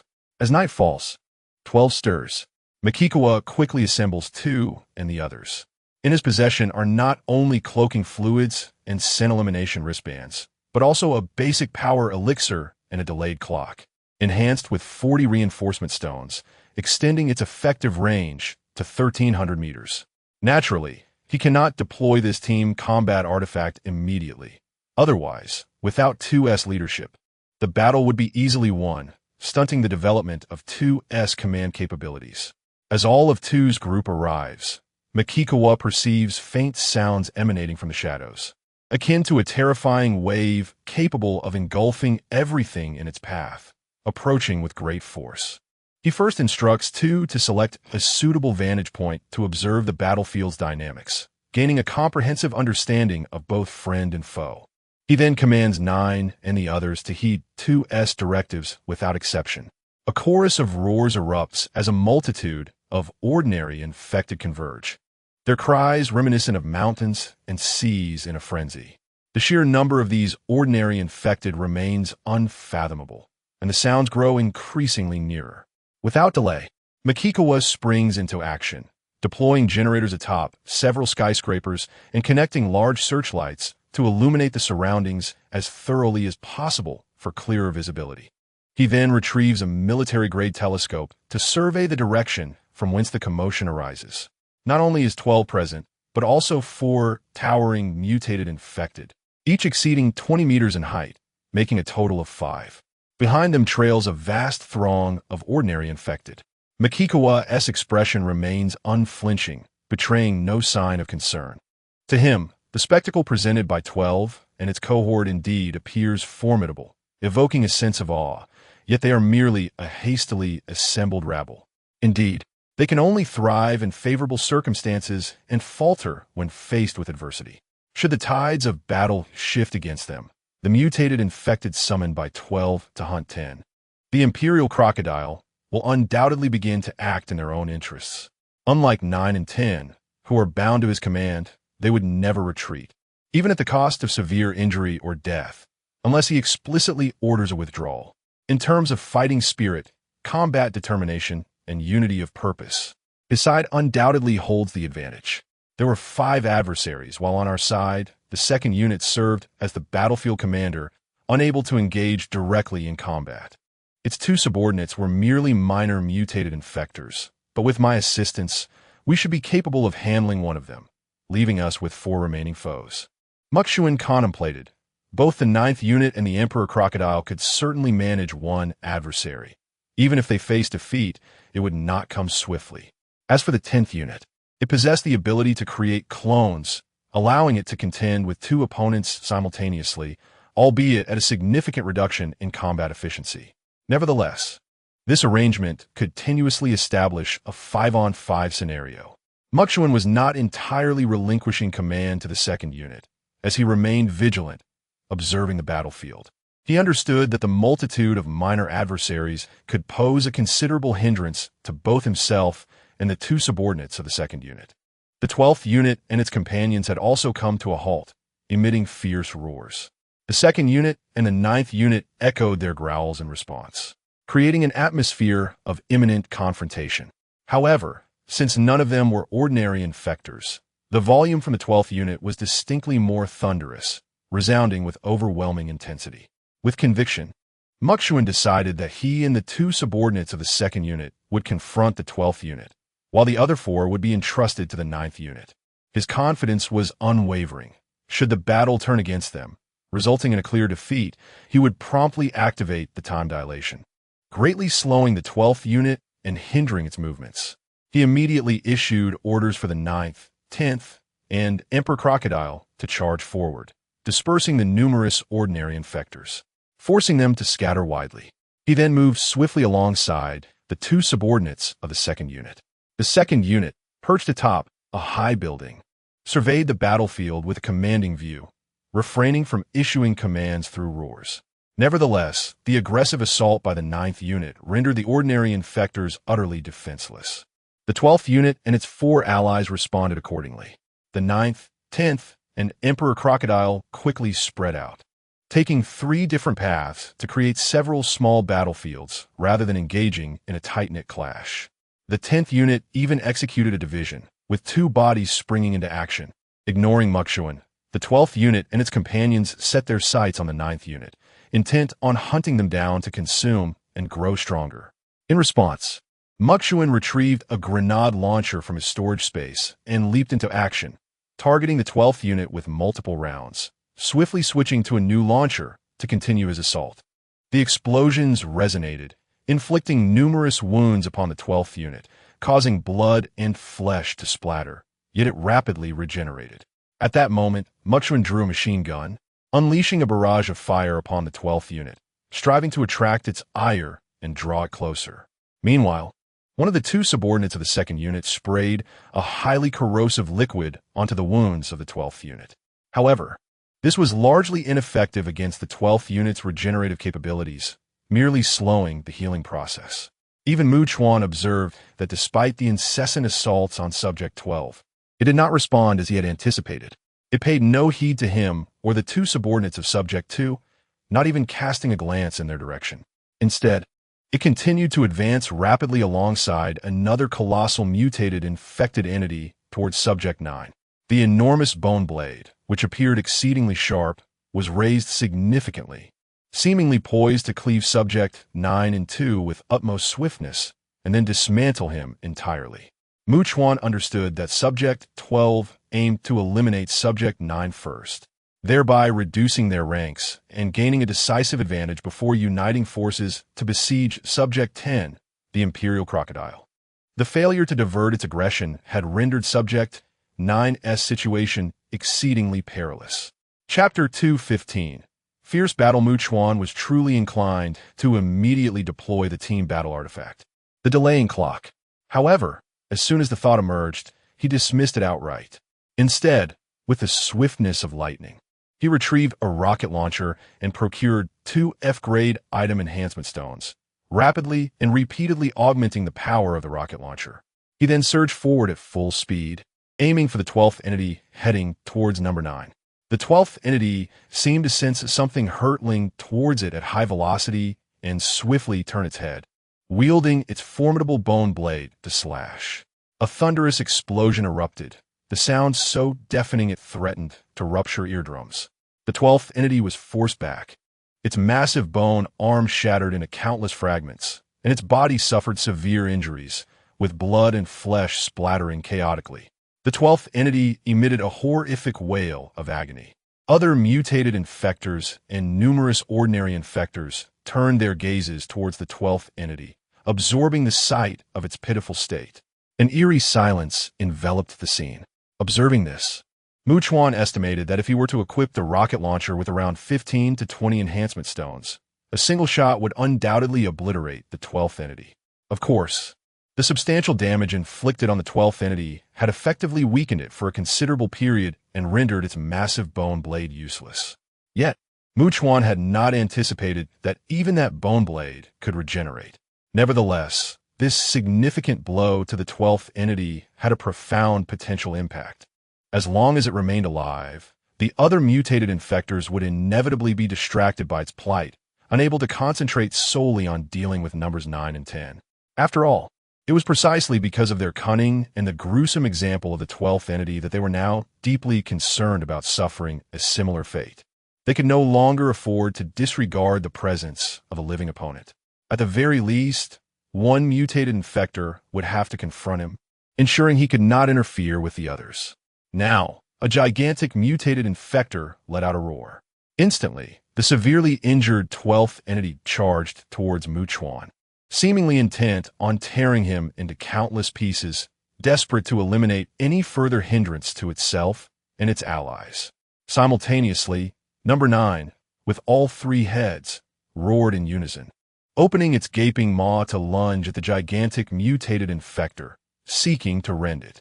Number 10, divided into 2, was notably weakened and had no choice but to confront both gigantic mutated infectors head-on in such a state, finding the battle exceedingly arduous and immediately at a disadvantage.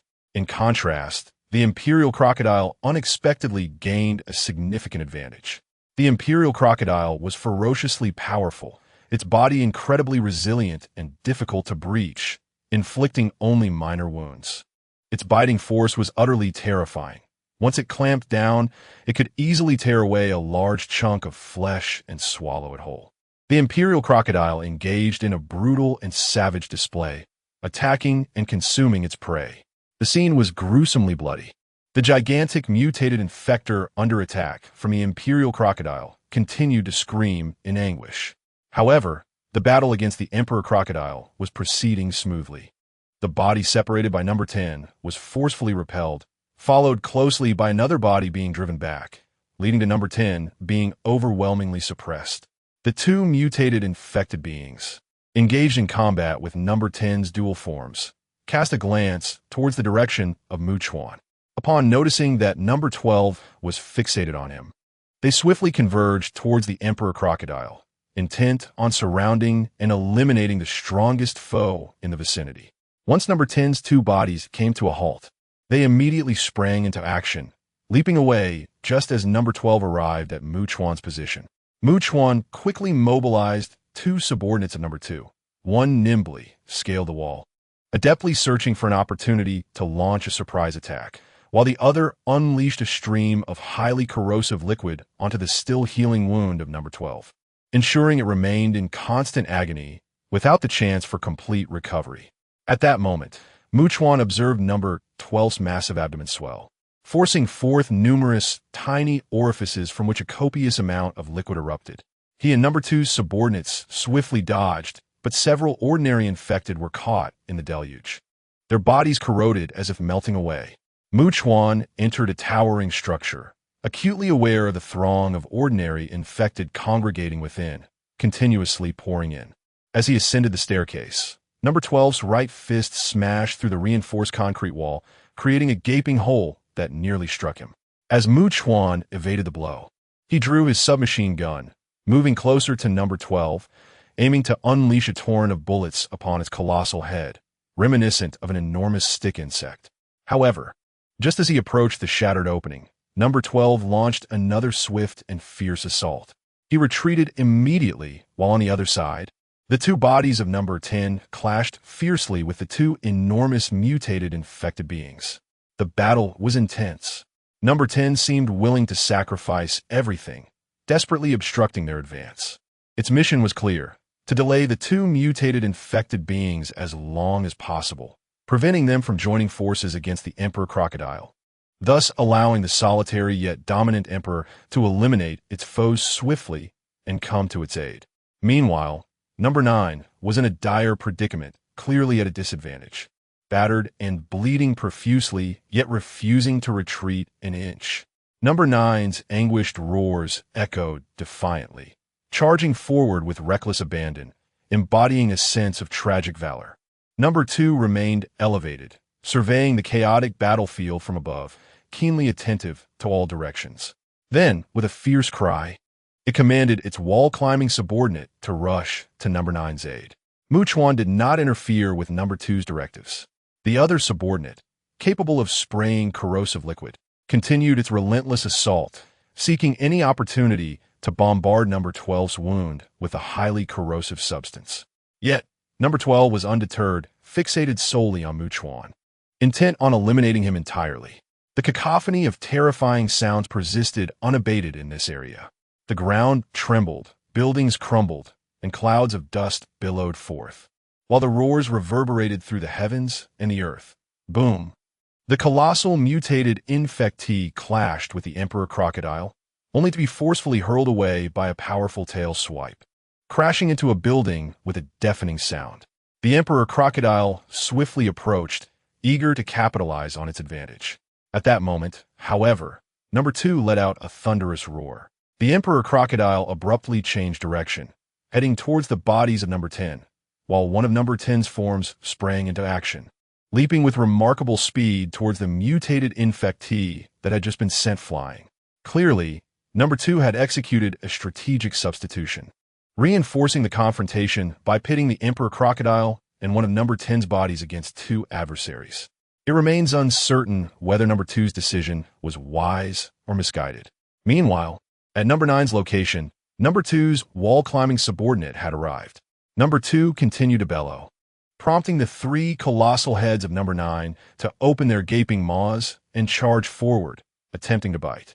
Simultaneously, number 2's subordinate, resembling a nimble monkey, swiftly ascended onto the mutated infectee, agilely darting towards its head, seemingly aiming for its eyes. However, the mutated infectee forcefully repelled number 9, raising its right hand to strike down at number 2's subordinate. Rather than continuing its ascent, number 2's subordinate quickly leapt down to escape. A resounding bing echoed as the mutated infectee's attack inadvertently struck its own body.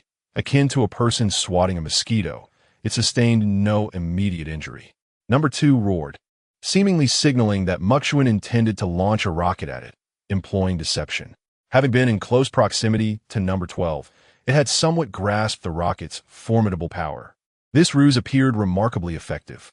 Maintaining its posture, it suddenly glanced swiftly in Chuan's direction, giving number 9 the opportunity to charge forward and deliver a decisive blow. Pushing it back slightly.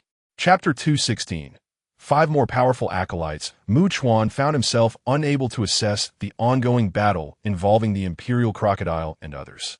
Instead, he raced through the high-rise, pouring gasoline in haste. The 12th was relentlessly bombarding the walls, while a multitude of ordinary infected surged upward from below. As Chuan ascended to the 16th floor, he sensed a significant influx of ordinary infected and promptly ignited the gasoline. The flames rapidly spread downward as he continued his ascent. Soon, the air was filled with the heart-wrenching cries of the ordinary infected, and his mind echoed with notifications of experience gained and even level-ups. Consequently, no ordinary infected dared to enter the blazing high-rise. Chuan dashed away at full speed, leaping into another building. Despite the 12th's furious roars, not a single ordinary infected dared to follow him. Suddenly, a roar pierced the air. Chuan turned to witness the 10th's body, fists clenched, delivering a powerful blow that shattered the head of a previously subdued, mutated infected. Yet it remained alive. Killing the mutated infected and obliterating its head proved ineffective.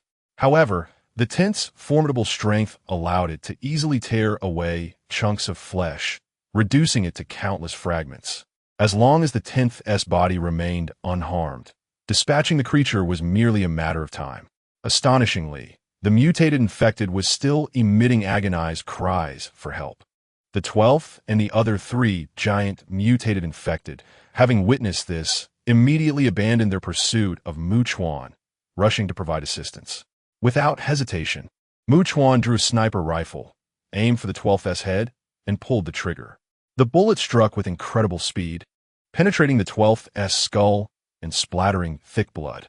As the massive head, akin to a bamboo worm, writhed in agony, Chuan fired again, taking another shot. The second bullet found its mark once more. Nevertheless, the 12th charged towards the 10th's body, landing with a crushing blow from its right arm. If the 10th had retained its dual body state, it would have withstood the impact. However, with only one body, it was entirely overwhelmed, pushed back as the 12th pressed forward with ferocity. Meanwhile, the mutated infected, with its head obliterated, sprouted eyeballs, regaining sight as it rapidly regenerated and advanced towards the 10th. The second was already roaring incessantly. Instantly, the 10th's body retreated hastily, while the 12th and the grotesquely mangled, mutated infected chose not to pursue, but rather hasten towards the Imperial Crocodile and the 10th's other body, aiming to surround 2 with 4. Thus, the Imperial Crocodile and the 10th's remaining body fought while retreating, eventually merging into a single entity, compelled to face 2 against 4. On the 9th's side, although the second's other subordinate provided assistance with sporadic ambushes, achieving parity remained a daunting challenge. Chuan's expression turned grave. In battle, neglecting the essential system items and equipment proves to be far more challenging than one might anticipate. At this moment, the scale is still relatively modest. However, the slightest misstep in retaining the aggro of the 12th entity could lead to a significant shift in the tide of the conflict. Should this evolve into a large-scale military engagement, the complexity would undoubtedly escalate. Thus, Chuan comprehends that the commander of his armed female legion must be a true leader of exceptional caliber.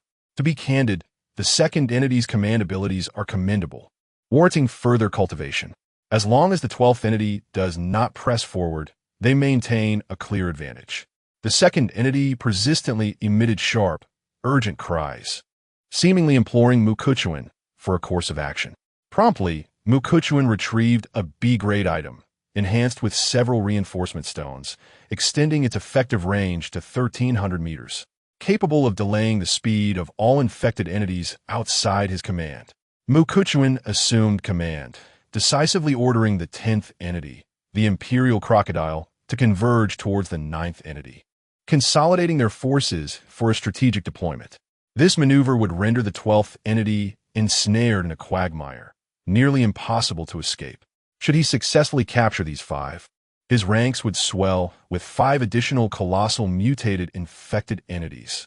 As they approached the 9th entity, now significantly concentrated, Chuan activated the item.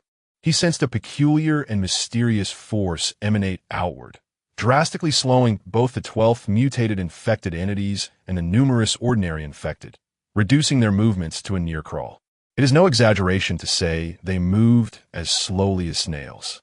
Even the 9th entity, in the presence of its adversaries, no longer feared attacks. As 3 colossal heads opened wide, voraciously tearing into substantial pieces of flesh, feasting on the treasures that would augment their strength. Chuan swiftly commanded the 2nd and 9th entities to initiate communication. Those willing to serve him should kneel, while those unwilling were to remain standing. The 2nd entity promptly descended from the rooftop, bellowing commands, prompting the 10th entity to mimic a kneeling gesture, though its diminutive size rendered it less conspicuous. The 10th entity complied without hesitation. Yet, their interpretation of kneeling seemed to manifest as lying down, their massive forms collapsing to the ground before they rose again, continuing their assault alongside the imperial crocodile. The 9th entity ceased its feast, perhaps envisioning a future of camaraderie and solidarity with its companions. It unleashed a flurry of attacks. Meanwhile, the 12th entity, hindered by the severe reduction in speed, could only endure the onslaught, unable to retaliate. Despite possessing a degree of intelligence, the 12th entity, unaware of the circumstances causing its predicament, recognized that survival necessitated submission. Without hesitation, it slowly lowered itself to the ground. The 4 allies it had summoned, wishing to avoid demise, followed suit. Not only they, but the ordinary infected wielding weapons also relinquished their arms, appearing to surrender as they too slowly knelt. These ordinary infected could indeed comprehend the roars of the 2nd entity, sharing a common desire to survive. Chuan purchased 5 loyalty rings for the 12th, and after affixing them to all the ordinary infected lying on the ground, he contemplated the overwhelming number of these common infected. To be frank, the sheer quantity of ordinary infected rendered the application of the loyalty rings impractical. Furthermore, investing in loyalty rings to control these ordinary infected was hardly worthwhile. Although these ordinary infected were under the command of the 12th and would undoubtedly heed their orders, Chuan was acutely aware of their significant numbers and potential utility, such as their current consumption of rats and cockroaches, which could further transform their state. However, he could not fully master these infected. Thus, he could not confidently employ them without reservation. In the presence of the 12th, he decided to eliminate all those who had ceased to resist and now obediently lay down, following their subordinates. Even with the restraint of the loyalty rings, engaging in such actions was best avoided. Consequently, Chuan commanded the 12th to lead their subordinates to operate in the Shinjuku district, with orders to eliminate any infected beings encountered. He then issued commands to the other 4 mutated infected, designated as 13 through 16, instructing them to guide their subordinates toward Shibuya, then into the Meguro district, and ultimately to the Shinagawa district to hunt down the infected. This would not only yield a substantial amount of experience points, but also allow their subordinates to demonstrate their value. Following this, Chuan directed the 2nd in their team to proceed towards the Chiyoda and Chua districts. He resolved to have them frequently traverse these areas in the near future, repeatedly engaging in activities. The primary objective was to thoroughly cleanse the surrounding regions near the port area, where he felt absolutely secure, thus enhancing safety in those locales. This strategy was undeniably sound. Chapter 217. Comprehensive Health Check. Makua continued to gather various supplies and hunt down the infected. It was only after dawn that he returned. Now, he needed to establish a laboratory to thoroughly study the infected and the organisms they harbored. He discovered a suitable 6-story building located approximately 20 miles from the cruise ship. On the roof, solar panels were installed on all 4 walls, and several generators were set up. He also retrieved a variety of equipment and instruments salvaged from the National Institute of Infectious Diseases in Shinjuku. Once inside the entrance on the 1st floor, He brought out several wardrobes filled with sets of biohazard protective suits, medical gloves, disinfectants, and other essentials. According to the system's previous guidance, within the coverage of the absolute domain badge, no infected organisms would appear. Thus, even if one were to sustain a wound and accidentally come into contact with the blood of an infected creature, there would be no cause for concern.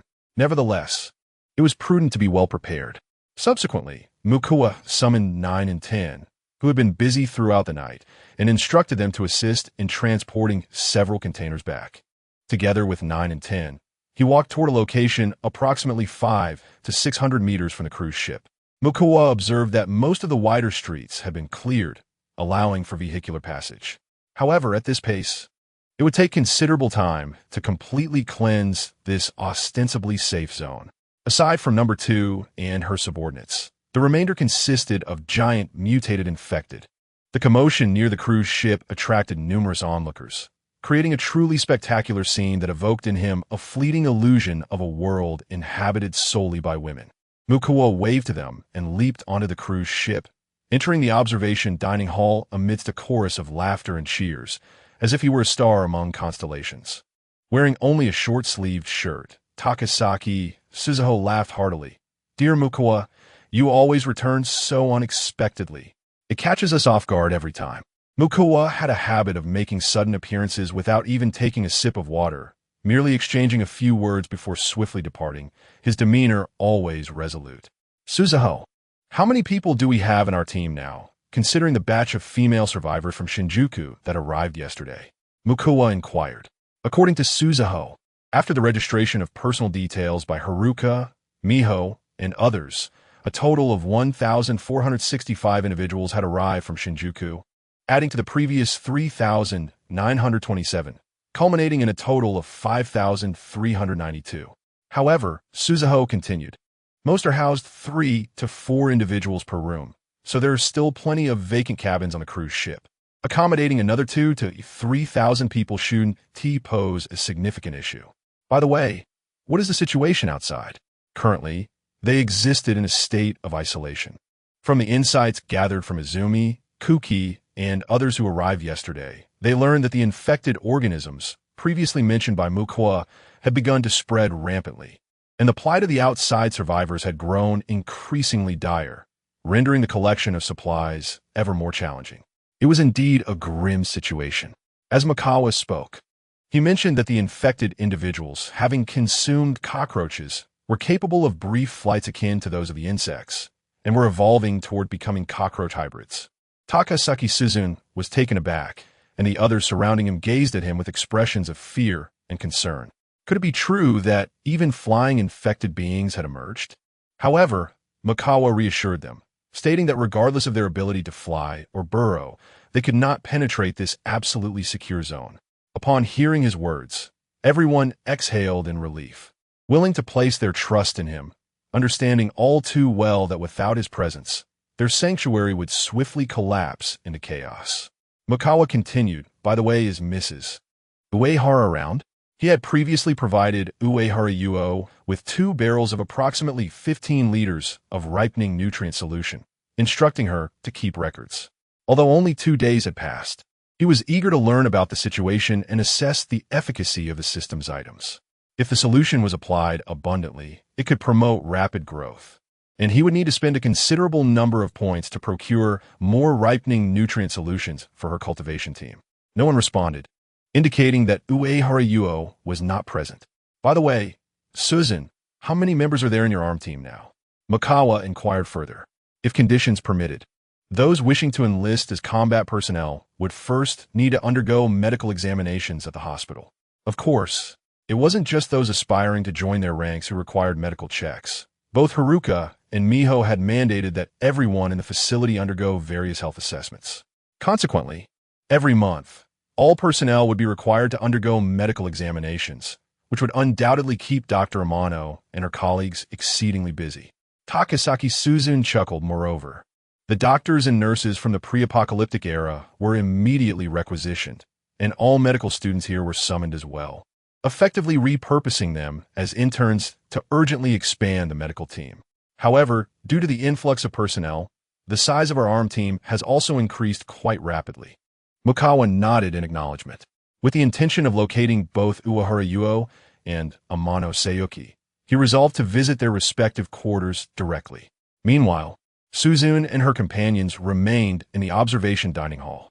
A dedicated chef was now responsible for preparing 3 meals a day, along with approximately 60 to 70 young homemakers assisting in the process. Their sole task was to manage the meal preparations, which for such a large group was indeed a demanding undertaking. Compared to others, they had to adhere to an early-to-bed, early-to-rise routine. Given the large number of people, the observation dining hall could not accommodate everyone, resulting in a buffet-style dining experience where individuals could take as much as they desired.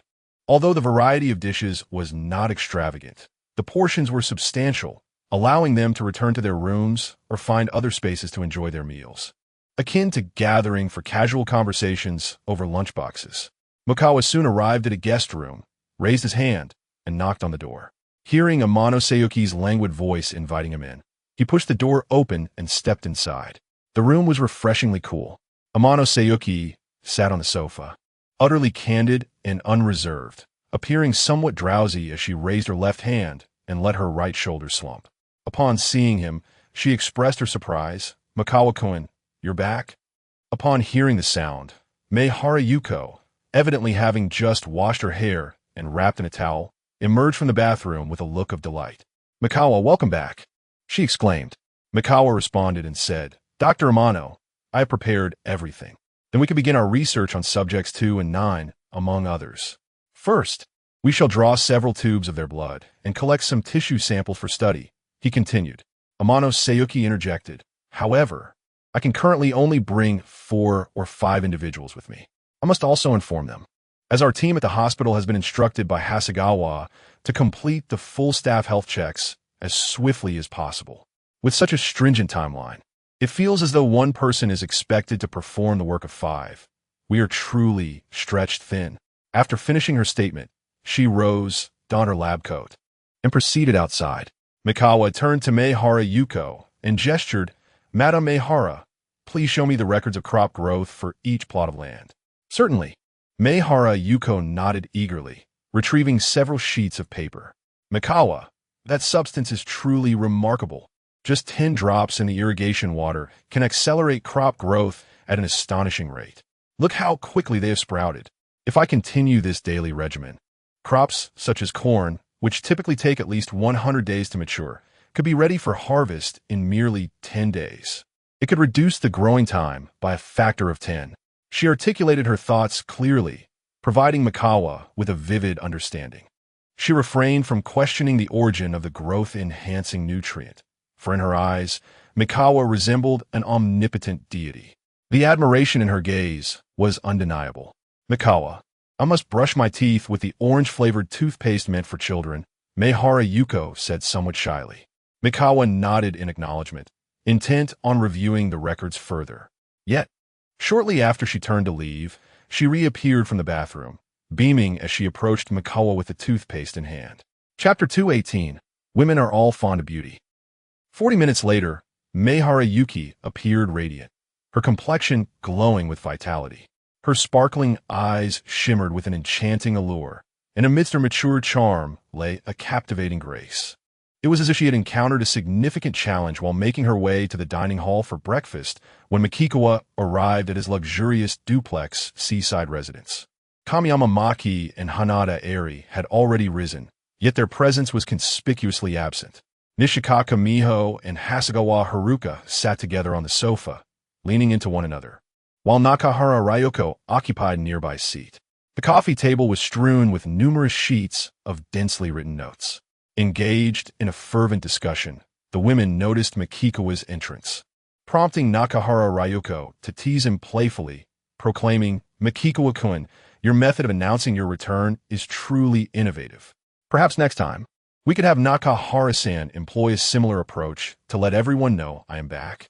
With an air of nonchalance, Mikikawa inquired, causing the mature and alluring Nakahara Ryoko's cheeks to flush noticeably.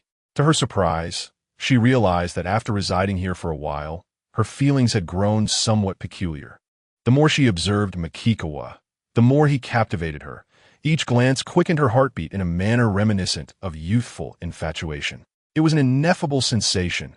Her loyalty towards him deepened, and as long as he was content, she found herself willing to overlook everything else. In essence, he had become increasingly exceptional in her eyes, evolving into an irreplaceable figure within her heart. At this moment, she smiled brightly, casting him a flirtatious glance. If not for Hasegawa Haruka and Nishikaka Miho's presence, she would have disregarded her own composure, intentionally engaging Makikawa in conversation to alleviate his perpetual stress. Noticing her silence, Makikawa approached, his hand gliding over the toys favored by men, and inquired, "Haruka, Miho, how is your progress with the tasks at hand?" Indeed, they were diligently implementing the plan devised by Miss Tsukikage. Hasegawa Haruka, somewhat exasperated, responded, "However, it is only upon actual execution that we realize the formidable challenges inherent in fulfilling all aspects of a single plan." "There is no need to rush," Makikawa replied calmly. "And should you encounter insurmountable issues, do not hesitate to seek guidance from Tsukikage. She can serve as your temporary mentor." He genuinely wished to witness the growth of Haruka and her companions, willing to grant them the necessary time. "Makikawa-kun, if we wish to implement a comprehensive trial, we will require a currency that circulates internally. If possible, we could arrange for salaries to be disbursed on a daily basis in the near term," Nishikaka Miho thoughtfully articulated. "In 2 or 3 months, everyone should have accumulated some savings, at which point we can transition to a monthly salary system. For now, we have enlisted 5 accountants to manage the daily distribution and tally of wages. I discovered a substantial amount of Tianchao currency at the bank and arranged for its transport back on the 10th. Makawa remarked later, "You can send someone to transfer it onto the cruise ship and select a vault for storing the currency. Tonight, we must distribute daily wages and, starting tomorrow, activities such as breakfast and movie watching will require expenditure, marking a definitive shift into a consumption model. Additionally, in the shops along the shopping street at night, salespeople will be selling various goods. We have also decided to implement a rotation system for those wishing to work in the evenings to earn extra income." Nishizuru Mayo added, "Certainly, I believe most women enjoy shopping.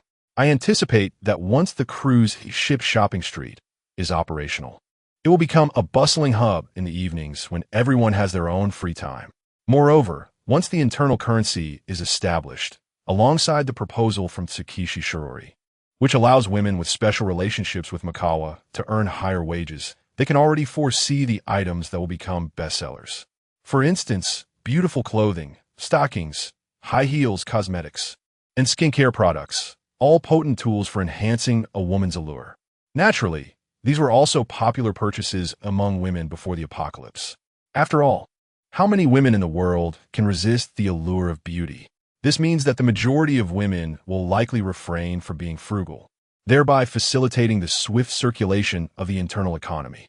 Only through this process can they identify more issues and address them specifically, making the existing economic structure more suitable for the team. Makawa, on a side note, mentioned, "We also have a considerable number of young girls here, around 60. I believe we should establish a dedicated elementary school to teach them literacy." Hasegawa Haruka continued, "Although we indeed have elementary school teachers available for direct assignment, we are currently entangled in deliberations about whether to charge tuition and the lack of suitable teaching materials, among other concerns. Teaching young children is not akin to Professor Shiratori instructing Sakuradani Kana, Kiori Yui, and the female university students." Upon hearing this, Makawa felt he needed to visit several elementary schools to procure various textbooks for the students. It is essential to nurture the young girls, enabling them to read and write and attend classes. In this world, everyone must continue learning throughout their lives, striving to acquire as much useful knowledge as possible. For instance, whenever he has the chance, he seeks advice from Uehara Yuko regarding agriculture and husbandry. As for tuition, there will be none. It will be compulsory education, with only meal costs to be covered. Makawa succinctly stated, "As for the textbooks, I will take care of it." As his words hung in the air, Nishizumayo lightly cleared her throat, her face tinged with a blush. Yet she spoke with utmost seriousness. "Makawa-kun, I have found convenience starting today. Furthermore, I believe Mrs. Uehara is no match for you, and I have been quite busy lately, feeling physically and mentally exhausted. Therefore, I genuinely wish to embark on a long overdue journey to paradise for some relaxation. I feel the same, she added. Hasegawa Haruka immediately beamed and inquired, Sister Ryoko, would you like to join us? Nakahara Ryoko paused for a moment, not particularly bothered by the question. After all, they had previously donned wedding dresses for a celebratory soiree, which had been a grand and lively affair, impossible for anyone to forget. However, this also left her acutely aware that it was solely the three of them who would collaborate to confront Makikawa, a battle that could drive them to the brink of madness, or even lead to their metaphorical demise on the battlefield. Is it really just the three of us? Nakahara Ryoko could not help but confirm. Huh. Hasegawa Haruka and Nishikura Miho exchanged astonished glances, surprised that she preferred to engage in a battle with such numerical disparity. They had not anticipated this revelation. Their incredulous expressions made Nakahara Ryoko feel an overwhelming rush of embarrassment. Her cheeks flushed as she hastily clarified. What I mean is, with such a significant gap in strength between us and Makikawa-kun, it wouldn't just be a crushing defeat.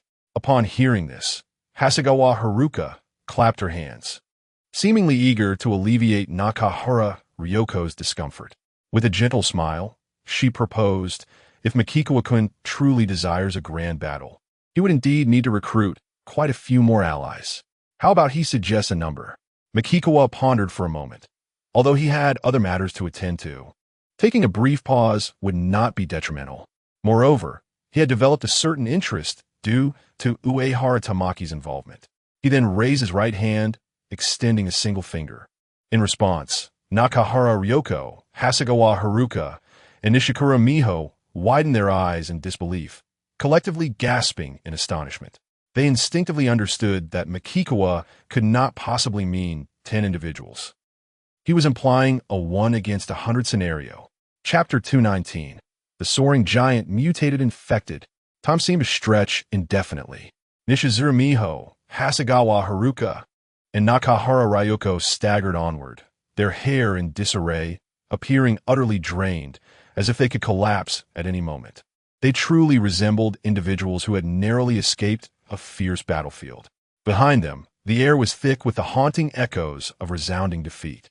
After a while, Nishizuru Miho bent at the waist, resting her hands on her knees, her voice hoarse as she struggled to inquire, Haruka, Ryoko, are you all right? I nearly lost my mind back there.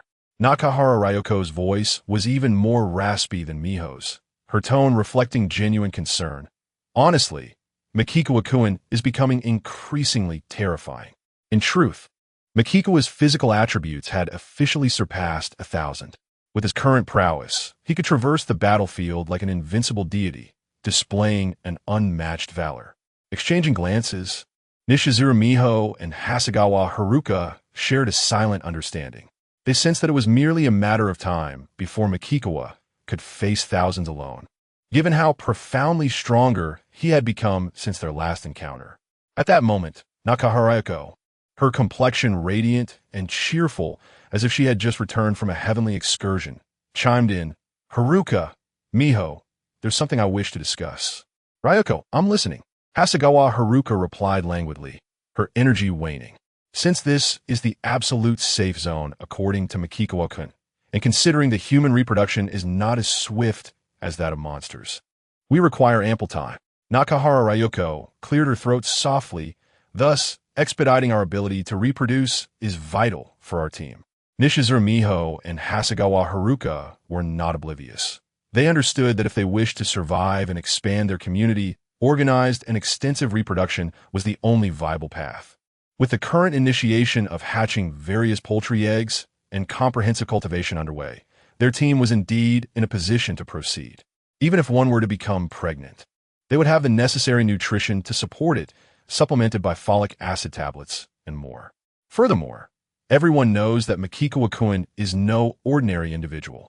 Many would likely believe he is a god of boundless abilities, and he regularly undergoes thorough examinations at our hospital, ensuring that he possesses exceptional genes. Thus, We can certainly bear healthy new hopes, Nakahara Ryoko continued. Ryoko, I believe Makikawa-kun must have contemplated this matter. I understand that even if he hasn't articulated it, he has been pondering many things while creating this beautiful sanctuary and guiding us toward survival, Hasegawa Haruka interjected.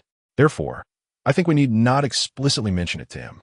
As long as he deems it appropriate, with him being the only man among us, he must embrace this significant responsibility, she concluded. As she pondered, Nakahara Ryoko remarked, Haruaki, as well as Miho, you ought to observe how Kamiyama Maki and Hanada Eri affectionately address Makikawa-kun as darling. In contrast, Takasaki frequently alters her terms of endearment, calling him anything from Makikawa big brother to even Makikawa old man. However, unlike you both, she does not consistently use a singular term of address. To be candid, I feel that your manner of addressing Makikawa-kun seems rather distant, lacking the warmth and intimacy one might expect. Doesn't Ryoko-ne also refer to him in such a manner? Although our relationship bears similarities, it is fundamentally distinct from yours. Nakahara Ryoko interjected, I believe you both could refer to him as darling or husband. Well, it feels somewhat awkward to call him that, Harugawa Haruaki shyly admitted. Ryoko appeared taken aback, almost incredulous, and responded, Haruaki, you can join forces with others to battle Makikawa-kun, yet you find yourself embarrassed over such trivialities? Your shyness is quite perplexing. However, let me tell you, understanding how to make a man value and cherish you is indeed a scholarly pursuit, not merely a simple task. Then, how about you teach Miho and me properly, Ryoko-ne? Harugawa Haruaki proposed. Yes. Nishizu Miho seemed equally intrigued by the idea. Makikawa had been engaged in battle from dawn until the crimson hues of dusk. It must be said that such fierce combat indeed accelerates the passage of time. Subsequently, Makikawa, accompanied by Amano Sayuki and 5 female doctors who had also participated in the battle, arrived at the research facility located approximately 20 miles from the cruise ship. While they familiarized themselves with the environment of the research institute, Makikawa had already procured blood-drawing tools and sought out the subjects labeled number 2. Extracting 3 vials of blood from each of the mutated infected individuals, affixing corresponding labels to each. From just the 3 labeled number 2, along with number 9, number 10, and the newly acquired subjects from number 12 to number 16, a total of 33 vials of blood were collected. Moreover, Makikawa also gathered a vial from each of the ordinary infected individuals under the command of number 12, culminating in over 130 vials of infected blood and various tissue samples to be returned for thorough examination by Amano Sayuki and her colleagues. Following this, he did not linger there. Instead, he left the research facility to check his level. He had reached level 106, with a multitude of subordinates. Even if he were to idle, the rate of experience gain would be both swift and substantial. Starting from level 100, each level grants 100 to 110 attribute points. At level 6, that totals 660 points, combined with the previous 1,761 points. He now held a total of 2,421 points to allocate. He refrained from hastily distributing these points. Should he encounter formidable mutated infected individuals, he would allocate points strategically to address the challenge. Of course, the points acquired from defeating subject number 11 were nearly depleted, and he found himself with scant points remaining. Thus, he was compelled to actively seek out and eliminate mutated infected individuals to amass a significant number of points, like the grotesque number 8 and the third form of number 11. Successfully defeating them would yield thousands of points, along with a vast accumulation of experience and corpses. Furthermore, as long as he could locate them, he could summon a total of 11 mutated infected under his command, coupled with the time dilation clock, a formidable artifact for team battles. He harbored no concerns whether facing a solitary foe or a multitude. Suddenly, Mukawa teleported to the edge of an absolutely secure area and ventured out, intending to gather the trio comprising number 2 and the others, when he unexpectedly spotted a dark figure approaching in the distant sky. He swiftly retrieved his military-grade binoculars for a closer inspection. It was flying. As it drew nearer, its size became increasingly apparent. Mukawa discerned that its wings were not avian, but rather resembled those of a mosquito, elongated and slender in proportion to its massive frame, vibrating at a high frequency. However, its flying speed was not particularly swift. Its mouth had evolved into a long, proboscis-like appendage akin to that of a mosquito, measuring 2 meters in length. An alarming sight indeed. On either side of its shoulders and at its chest, enormous eyeballs darted about, seemingly searching for sustenance from the heights. Its elongated tail, trailing behind, was adorned with cysts of varying sizes. In its colossal hands, it clutched several still-living survivors.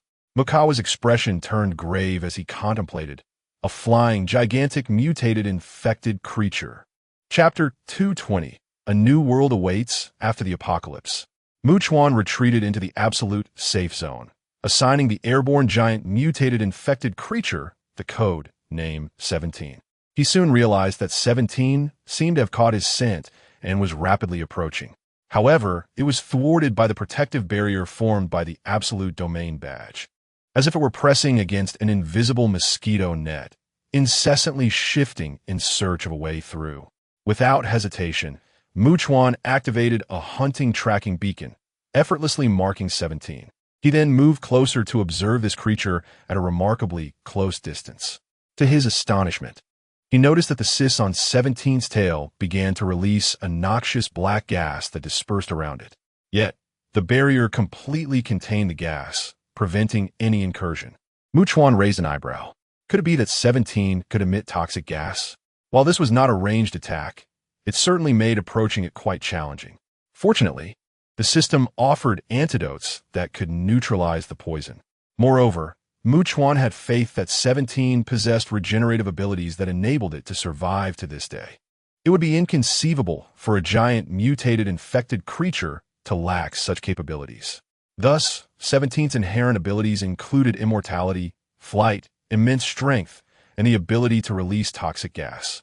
Furthermore, among the newly refreshed E-grade random items, there was a one-time use pair of wings that would allow for 10 minutes of flight, combined with the battle artifact, the time dilation clock, which could also be employed in one-on-one combat.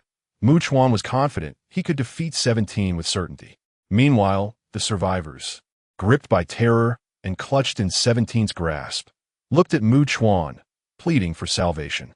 "Big brother, help us. Please save us." Their cries, laced with desperation and hysteria, echoed in the air.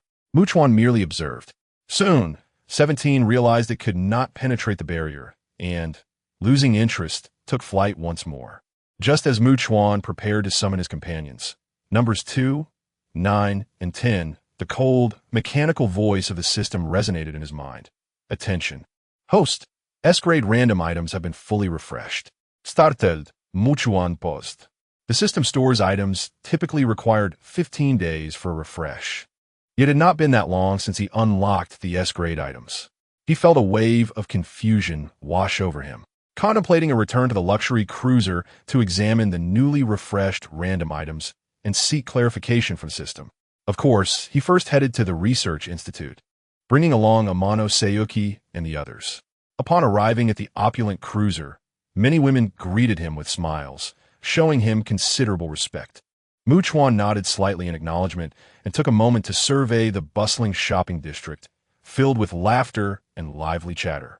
Afterward, he returned to his luxurious duplex sea-view suite. Yu Hasegawa Haruka and Nishitaka Miho were not present. With his eyes closed, Chuan opened the system store, holding his breath in anticipation. The mysterious virus purification device, a random item, once utilized, can completely eradicate the enigmatic virus plaguing the world. All infected creatures, except for the host-controlled infected beings, will perish instantly upon the virus's elimination, leaving only those able to die a natural death. The price, 10 million points. Chuan discovered that this S-grade random item was the sole offering from the system refresh. Yet, it ignited within him a glimmer of hope to genuinely bring an end to this apocalyptic world.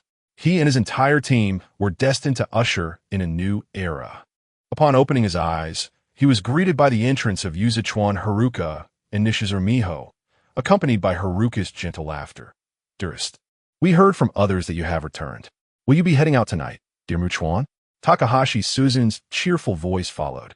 I have to go out with Tsukike's this afternoon, so I will indeed miss that lively gathering. We feel genuinely regretful. How about we host another one tonight? Suzun, let him rest well. Miho interjected with a light cough. While you all traveled to paradise, we struggled through the day, Kamiyama Maki remarked with a hint of melancholy. Mu Chuan, maintaining a calm demeanor, responded, Very well, let us host a grand gathering tonight. Eri Hanada, with her twin ponytails, expressed surprise, Dearest, are you not going out tonight? Both she and the others were enveloped in disbelief.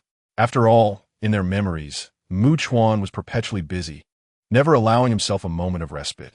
I seldom grant myself a break, Mu Chuan replied.